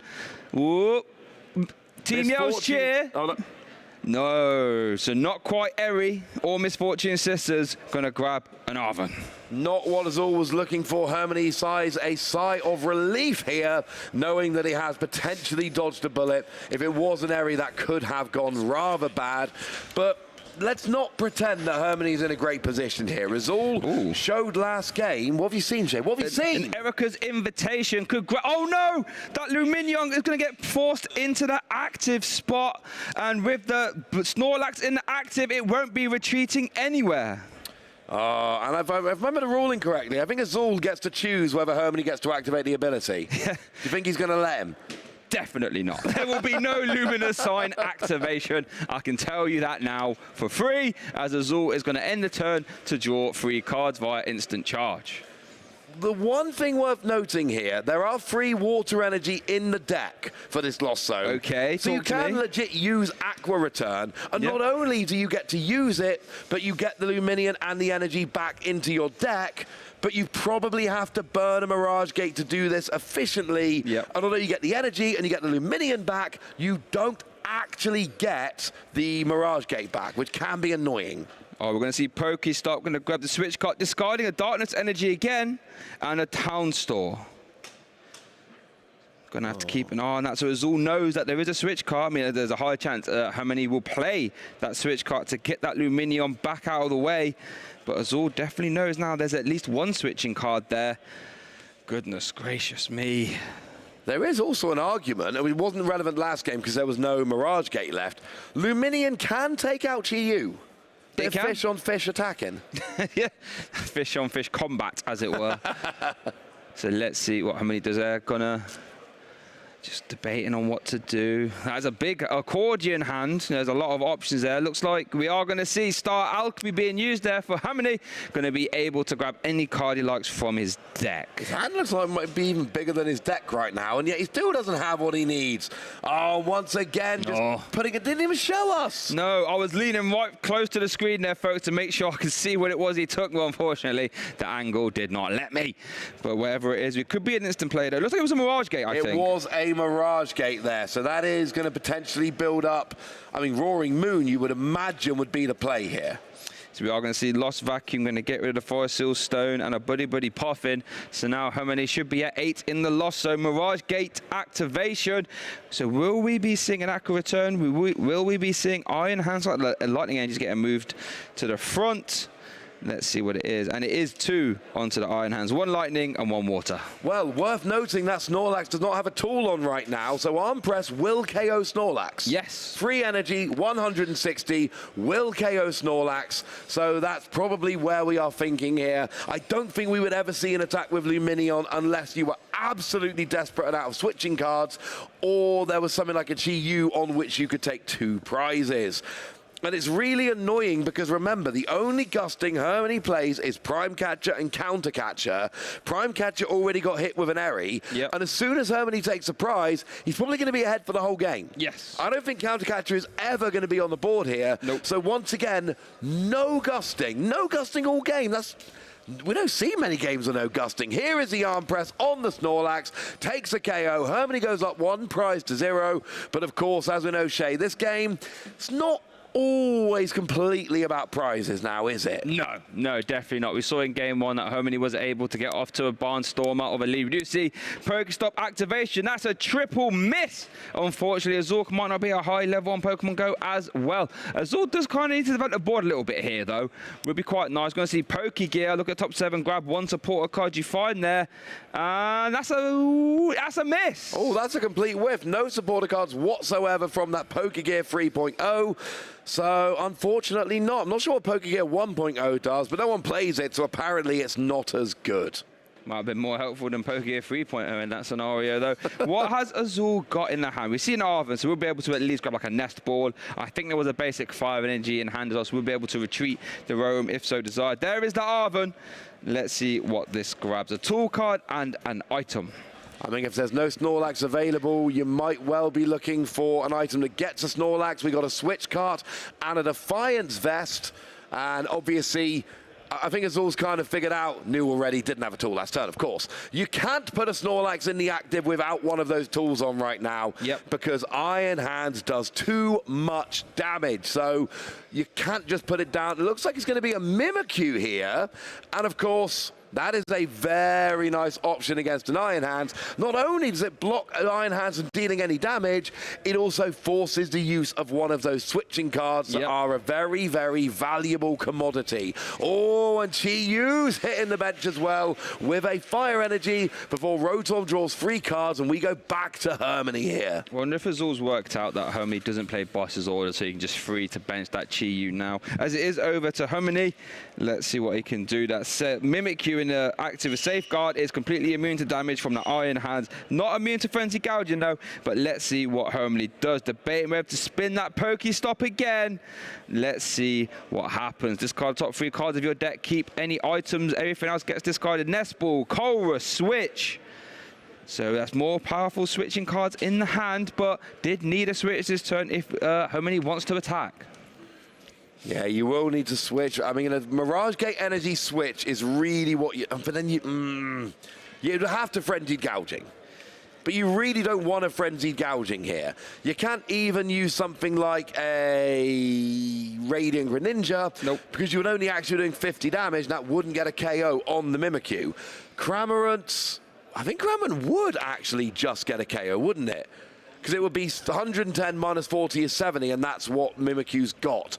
So Cramorant would get the KO if... There was a bench spot. There was a bench spot available, which there is not. So I think for what you've got on the board right now, kind of has to be Roaring Moon. We do see that Chorus Experiment does grab.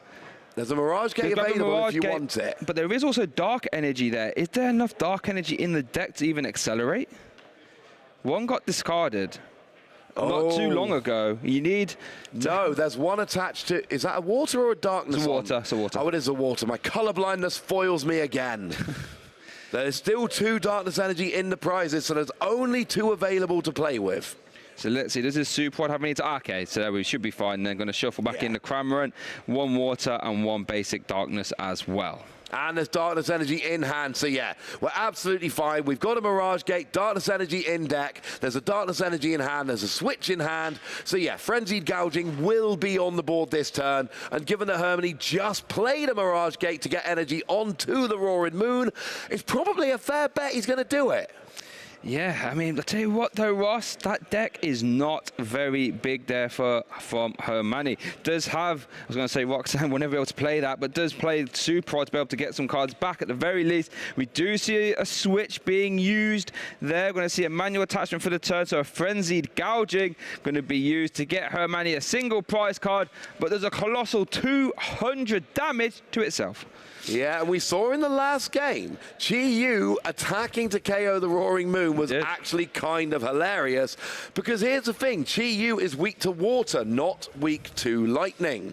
Iron Hands doesn't do 190. No. You need 2 Iron Crown or an Iron Crown and a Future Booster Energy Capsule to get yourself up to that 200 mark, and neither of those cards are in Hermanni's deck. So we might see a repeat of what we saw last game. We see 2 supporters, including Misfortune Sisters, hit the discard of Pokestop, whereby you just attack with Chi-Yu and be like, boom, you can't KO me. And I'm going to penny next turn. Yep. We know he's going to penny next turn. We know he's going to penny next turn. Could use a Misfortune Sister. I mean, Misfortune Sisters plus Jealousy Singe could actually, depending on how many you hit, could be a bit of a risk that I don't think is strictly necessary, but it is an option. I mean, if I was Azul, I would 100% be trying to Misfortune Sisters this turn, because you don't need to hit very much at all, and then you can just go for game. Here is a Pokegear 3.0. I don't think we've seen Penny. Yeah, Penny, the second and third card there. We'll see a Team Yell's chair as well, and an Iono. Yeah, we saw Penny, but we didn't see Misfortune Sisters. No, we didn't see Erica's as well. There's 4 supporters there that are an option. Unfortunately, not one of them is not Misfortune Sisters. Can you get a Pokegear off her? Can you get a counter catcher of Pokegear? Nope, doesn't look like it. So instead, going to go for the Penny. By the looks of it, there we go. It's going to say not quite. Can't grab counter catch off a Pokegear. Can grab Penny though. So it looks like that will be our target as Azul shuffles it up. Unfortunately not, but when you've been playing Control for, what, there were 14 rounds plus, so we've had, this is round 17 for Azul right now. That is a lot of rounds. That is a ridiculous amount of rounds, as it looks like just debating on what to do here. We're going to see Penny, see Super Odd, I think it's Erica's. I didn't see any other supporters realistically. Honestly, I think just Fire Energy and KO just get the KO here. Because the problem is, that could be a problem. That Roaring Moon can be a problem. It can KO your Rotom, it can KO your Snorlax. There is a Stadium in play you can use to discard, do 220 damage. You only ever actually need to use Frenzied Gouging to KO Mimikyu. Everything else is in range of Calamitous Storm in the entire deck. Oh, well, okay, other than something with Hero's Cape on. Yes. So you kind of need to get rid of that before it becomes a massive problem. As we do see Mimikyu there getting played, and we are going to... Doesn't that Artisan should still be in play, I think? Yep, there we go. I was going to say, I don't know how that got discarded, but there we go. It is back. As we do see, looks like a Penny going to get eyed up there. Maybe going to move the Chiyu, or we're going to see a Jealousy Singe. We're going to see Penny. There we go. Mimikyu in the active. Don't mind that, because I guess this is the same as KOing it, right? So if you want a Frenzied Gouging, you're going to KO yourself. Instant charge. This is very much a similar kind of thing. You can take the KO on Mimikyu. It's not quite the same because it will give Hermanni a third prize, but Azul's basically saying, I don't think one extra prize is that relevant for you in this matchup the way it's headed. I'm not going to bother wasting resources to KO you. I'm going to let you KO yourself. As it looks like, yep, we're going to see Frenzy Gouging Roaring. We're going to KO itself to take 1 prize card. And Hermanni looks like going to promote the Iron Hands. And let's see what Azul promotes here. That deck for Hermanni is not looking very good at all. No, there's how many? Three cards, I make that?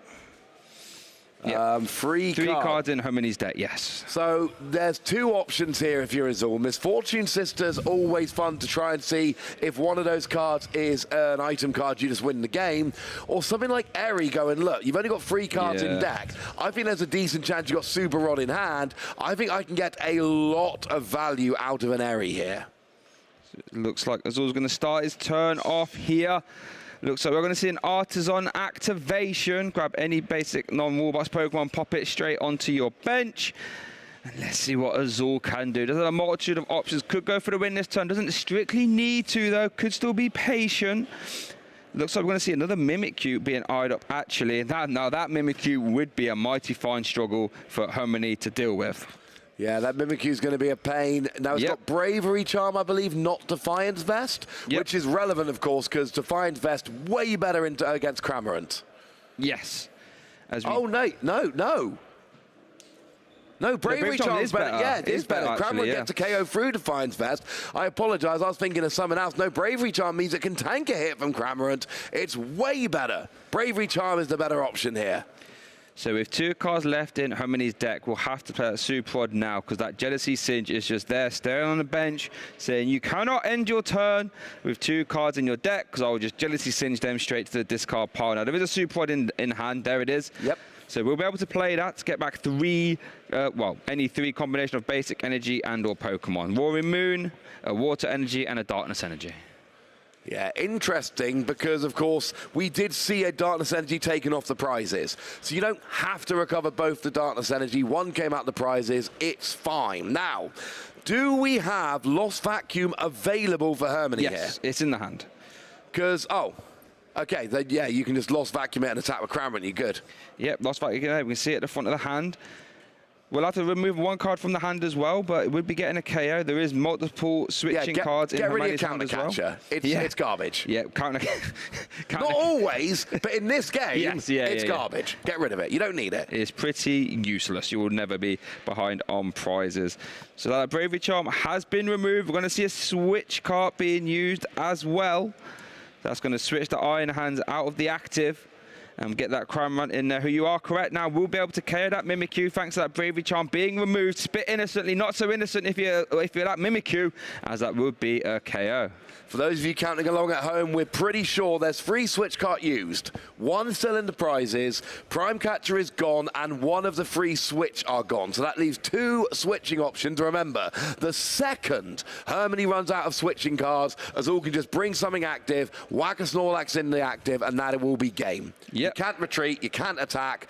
You know, Rotom, great thing, you could go there, or Comfey would work as well. So there's targets, is what I'm saying. As that will be Hermanni's turn there. Over to Azul. Going to start the turn off by promoting a Snorlax. Going to Artisan and get another Snorlax out. Got all the boys out there, as it were. It's our block party. And let's see what Azul does. Does have the Hero's Cape available. There's an Eri.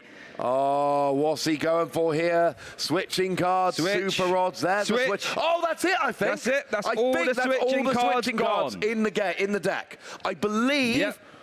And we've been trying to count along very carefully this game. There is 1 switch card remaining in the prizes, but you can't get that unless you take some prizes, which you can't do if you can't get out the active into an attacker. So there is a... Now here comes a counter catcher. Oh no! Comfey or Rotom. I think either is fine here. You're going to go for the Rotom. Obviously, Comfey can keep flower selecting. I think that's game for Azul. Yep, we are in the end game now for Azul. As we have been counting, that should be all the switching cards gone from Hermanni, and that Rotom is just going to be forced to stay in the active. Pass over to Azul, who's just going to pass it back. 2 cards left in deck, You don't pass it back, you cheat, you! I think he did, though. I think he did. You don't need to be honest. And let's see what happens there. Gonna draw another card. There we go. Can't quite see Hermanni's deck, but I think it's under 2 now, Ross. The writing could be on the wall. There is the concession. Azul is our Stockholm Regional Champion, playing in his first EU Regional and takes it all home in convincing fashion with that block party deck. What a performance! Yeah, that was pretty nice. You called it beginning of the weekend, Jay, or beginning of today. Control had a very good metagame here, and what do we see? We see a really good player who comes in with Control and goes, you know what, I agree. I think Control does have a metagame which is very well suited for it. And here's the thing, Azul's just come over to his first EU Regional and won the whole thing. What is Azul thinking right now? Is he just like, you know what, these EU Regionals, don't know what people are worried about, they ain't so tough. Yeah, I think he said that. Well, in the finals interview, he said, well, I've come over here to the EU, and I'll be honest, it's been a bit easy. When's the resistance going to start? Hermanni said the resistance starts right here, right now, but unfortunately, that wasn't much of a case, since Azul now takes home his 7th regional championship. Can't even do that on one hand. Oh my goodness. Now with a champion, we do have a completed bracket, so let's take a look at the bracket here. Remind ourselves of how we went through the top 8. And Azul, you'll notice, 2-0 against Yuho, 2-0 against John Eng, 2-0 against Hermanni. In fact, 2-0s all across the board. Every game in top 8. No one managed to go to a game 3, but Azul 2-0s. I mean, look at that, right? Yuho won LAIC. John Eng, one of the most consistent players we've seen year after year. And then Hermanni. I mean, that is not an easy route through top cut. It's really, really not. But I did say, I did say at the start of day 2 that I think Control has a real strong place in this metagame. I know a lot of top players were on it. We've seen it was at the top tables for the majority there of day 2. The metagame was just very well suited. Snorlax is just, honestly, it could catch you off guard. And, you know, when you see 5 hit Misfortune Sisters, every getting rid of ace specs, double switch cards and super odds, it can just get out of hand very fast, quite honestly. Yeah, we need to mention, of course, Snorlax. Don't get me wrong, Snorlax is well set up in this tournament. This was a good meta game for Snorlax, but also Azul just played it beautifully. Yes. Things like bringing forward that Mimikyu to be like, you know what, have an extra prize and lose your only good attacker, because actually Roaring Moon is a good attacker into everything, but it's really awkward to have to KO yourself against Mimikyu. Misfortune Sisters, Eri, played at the right time, and we do see a little bit of a reminder of the deck on the screen there. Yep, yeah, good matchups. Ancient Box, Charizard, and Chien-Pao. I believe they were, what, the 3 most popular decks in day 1, I think, or at least 3 of the 4. 3 of the 4 most popular decks in day 2 as well. Fantastic meta game call there, and wow, we even saw the little slight addition of cards like Sandshrew. We didn't see it there in the finals, but it was very pivotal in the top 4. A little addition that was made to the Snorlax deck, and that's why I think it was so well positioned. A lot of the top players identified that, made some slight changes to the list, and now it is our regional champion here via Azul. Wow. Yeah, not the first regional this season where we've seen taken down by Control, but we've seen the bracket. Let's have a quick look at the final standings here, because of course it is not always exactly the same. Obviously we got Azul there in first place, Hermanni in second, but then we've got Tord Reklev, John Eng, Brent Tonneson, Stian Nielsen, Yuho Kalama, and Faris Sakum rounding out your top 8. And I'm sure it's been said before, but I haven't said it on stream yet. That is a ridiculously stacked top 8. If you look at the names in that list of 8 players, that is way more stacked than normal. That's kind of IC level. Yeah, quite honestly, any one of those players could have won the regional and I wouldn't have been surprised, in all honesty. Fantastic roundup of players. They're all playing fantastic decks and a lot of innovation. Like we saw, you know, Tor playing that Charizard Control sort of hybrid. We saw John Eng on a hot streak there with Chien-Pao getting one step closer to that victory. They're getting a top 4 placement. Yuho and IC champion Faris Sakum, been a top player for a long time in the metagame. If you're from the UK, you've probably heard the name. Just quite honestly, so many great, fantastic players. But Ross, only one player could win, and today it was Azul. Yeah, it was.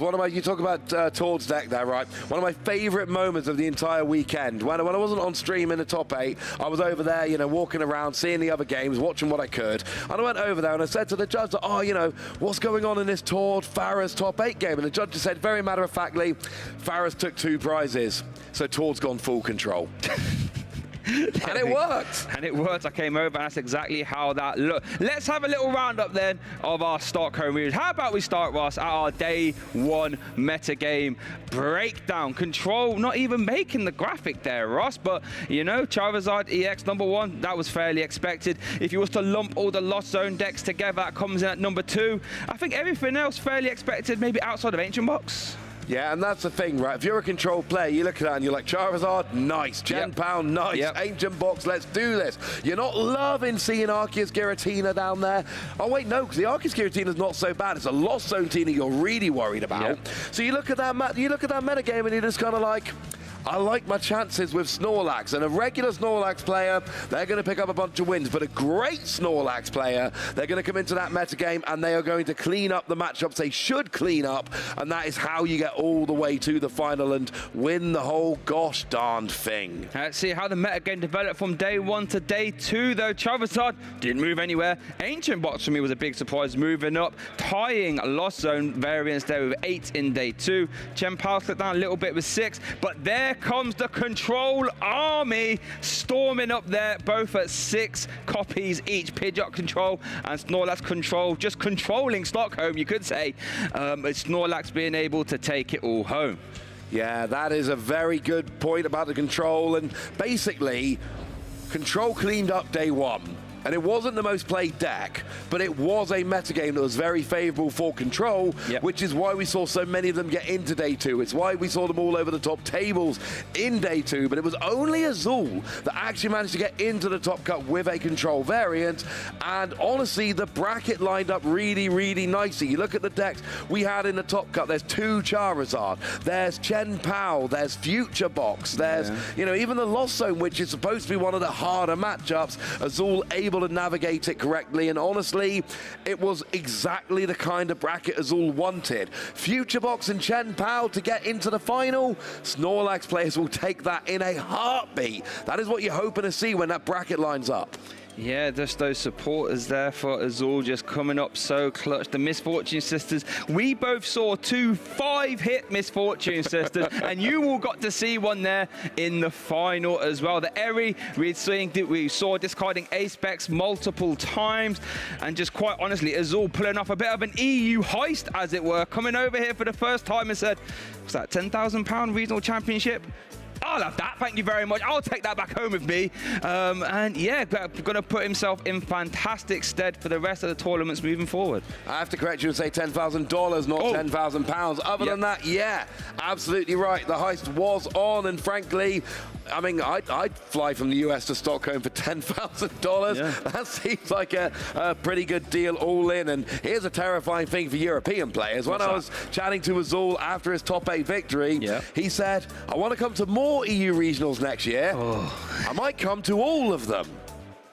All of them. All of them. Now, I will say special events, remember, we call them regional level events. Special events they're basically regionals without the cash prizing. Maybe you don't make the flight out for that one, but yeah, the regionals next year, if it's all serious in what he said, EU regionals just got a lot more difficult, because does anybody think Azul is the only high-level American player that's had this thought and going, well, maybe I should go for some of those EU regionals as well?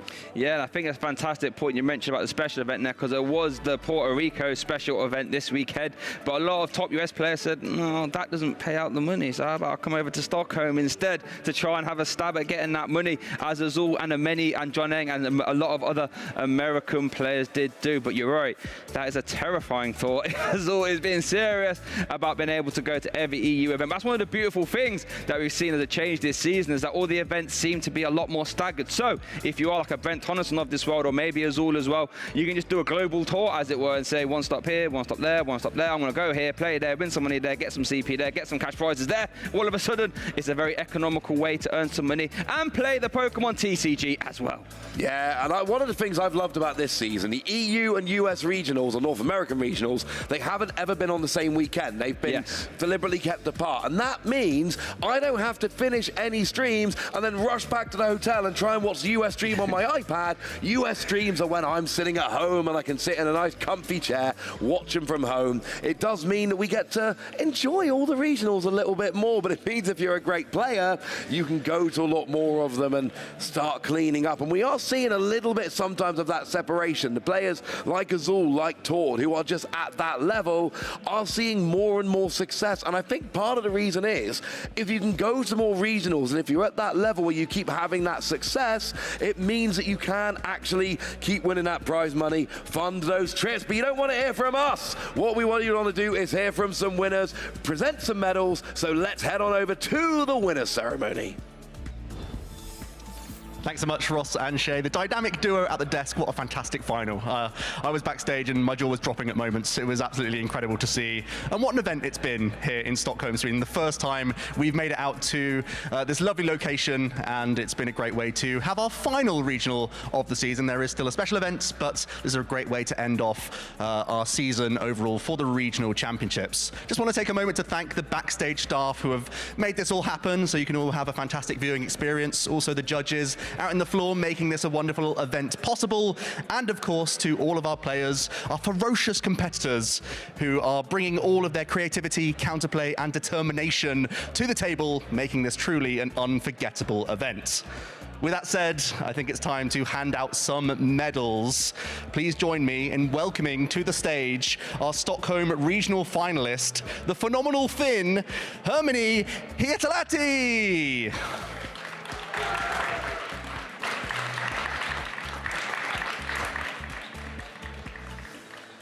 Congratulations, Hermanni. I'm sure we'll be seeing you back soon. And then there was one. He's done it again. It's Azul Garcia Griego, your regional champion!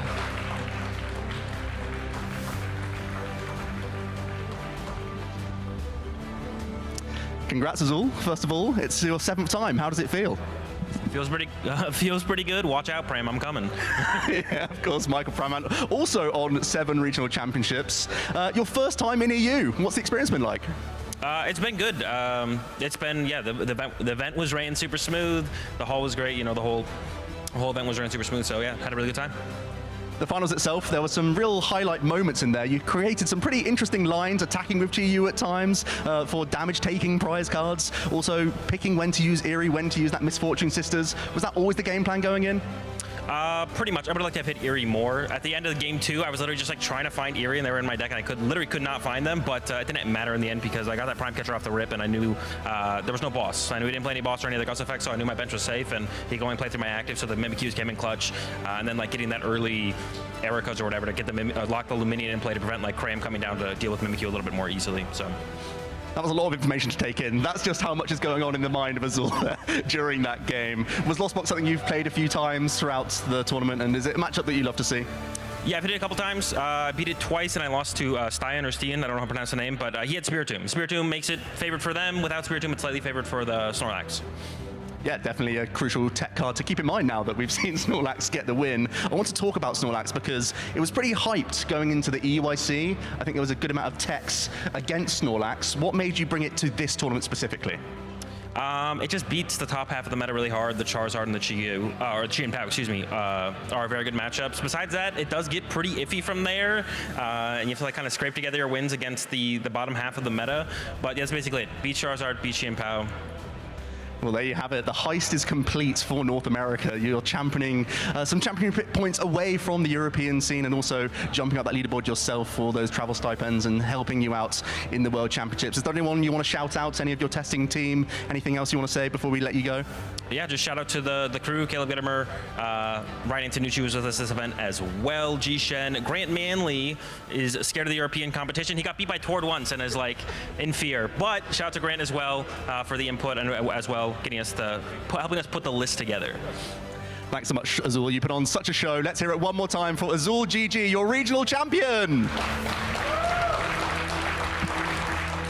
Go and celebrate, man.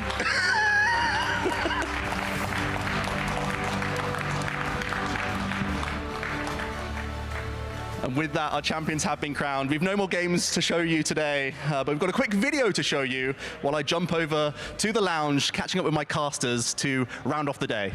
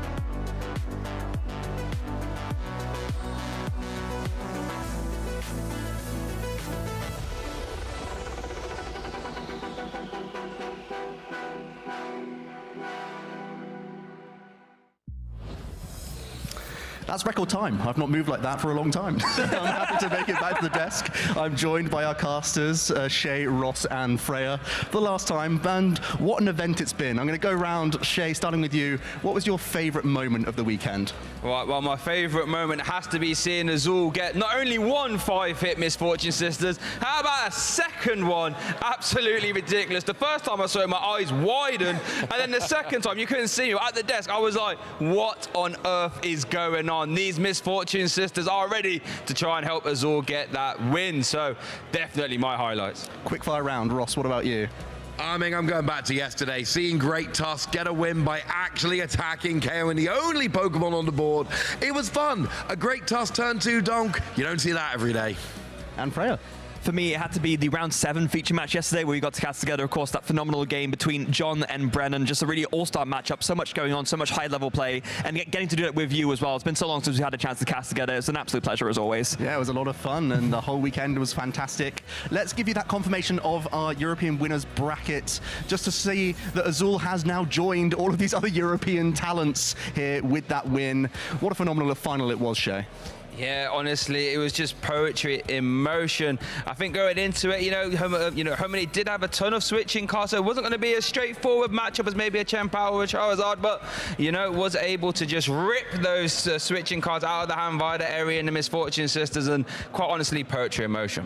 Sure was, Ross. That was our final regional championships in Europe, but not the last tournament on the schedule. What else have we got coming up in store? We've got Bologna, or as I like to call it, the Regional of Ridiculous Food regional level event. I've mentioned it several times on stream. I am hyped for Bologna. The food's going to be awesome. We've also got New Orleans over in North America for your North American International Championships, and there was a lot of hype when that was announced. And of course, Honolulu. Who doesn't want to go to Honolulu, Hawaii for Worlds? When they had Yokohama and London back-to-back for Worlds, I was like, next year's going to be wow disappointing. Oh no, it's not. They found a way to top it once again. So many fantastic locations on the calendar already for all of the regional championships, but also ending in Honolulu. Absolutely phenomenal. Let's have a look at what else you can see on Twitch here on this channel for the rest of the week, because there's even more things to stay in tune and in the game of Pokemon, and it's your favorite, Freya. It's Pokemon Advanced. Yeah, no, I did a little bit of a Freya faux pas yesterday. I went and sang the Pokemon Advanced theme, but of course... Do you want to correct yourself now? I'm unbeatable. I'm sorry, production, I had to do it. I need to point out, 2017 European Internationals, TCG, that's us. That is us. Yeah, it was a great tournament and another one to watch, It was a fantastic one. Speaking of tournaments upcoming, we have a North American Regional Championships coming right around the corner as well. It is their final regional of their season. It's going to be in the lovely Los Angeles. Go Chargers. Yeah, so LA is such a cool city. I've been there all the way back in Worlds, actually, 2017. Had a great time in Anaheim, but LA proper, going to be such a cool regionals venue. Shay, how do you think they're going to be reacting to this tournament as one of the next ones upcoming? Well, we already heard a little bit there from us. So I imagine the Spiritomb might start creeping in. So I imagine, I think Snorlax won the Polish regional, right, this season. And I'm sure instantly on the back of that, I know Spiritomb counts were getting a lot higher. So switching cards and Spiritombs come in. Maybe that means then Snorlax isn't as playable, so you can start playing the counters to that or react to that. So that's one of the best things about a constantly evolving metagame, is that you can never be too certain. Like, sure, you can make educated guesses, but nothing's concrete, meaning anything can happen. That's the best part of the Pokemon trading card game. Just a few tweaks and suddenly matchups change entirely. If you still want to get to the final European event of the year, we have a little teaser for Bologna, which is also not too far away, the start of June. No, not too far away at all. And I have already booked my ticket. I would say I will be absolutely there. Always a city I wanted to visit anyway, so what better excuse to tie a Pokemon event in? And much like Ross, that is going to be the foodiest Pokemon regionals imaginable. What special event. And possibly the last chance saloon for championship points for a number of our players out here in Europe as well. We've already mentioned that you need to get to that World Championships and you need a certain number of championship points to get there. Let us know your favorite moments. We've shared some here at the sofa because it's been such a fantastic tournament. We want to hear from you. You've been showing us a ton of support with the community choice and the community votes, and you can simply use that hashtag #PlayPokemon on X. Also follow all of our socials. There's /Pokemon. It's never been easier to find all of our content. That's the way to find it. Hashtag #PlayPokemon is such an easy thing to do. We got to show off a handful of tweets, but there was even more to show, and we love the support as always. What do you guys think about how this tournament's all panned out and some of the best socials we've seen today? I mean, I always like seeing some of my friends. It's weird. I'm following so many people on social media. Every tweet we show on stream, I'm like, oh, I saw that one. So, you know, shout out to Joe and Marty, who they were watching the stream and we shared their tweet and they didn't see us share the tweet. But don't worry, I told them. They went back and watched it. We're fine. Joe, if you're watching this, send me a message. If you're not, I'm gonna know. Fantastic stuff. Did you guys see that Corridon running around earlier, by the way? No. No. Oh, well. One of my social highlights as well, to be fair with you. Thanks so much, guys. We're out of time. It's been a fantastic tournament, but that's it. We're going to leave you with one final teaser for the upcoming international championships, the NAIC.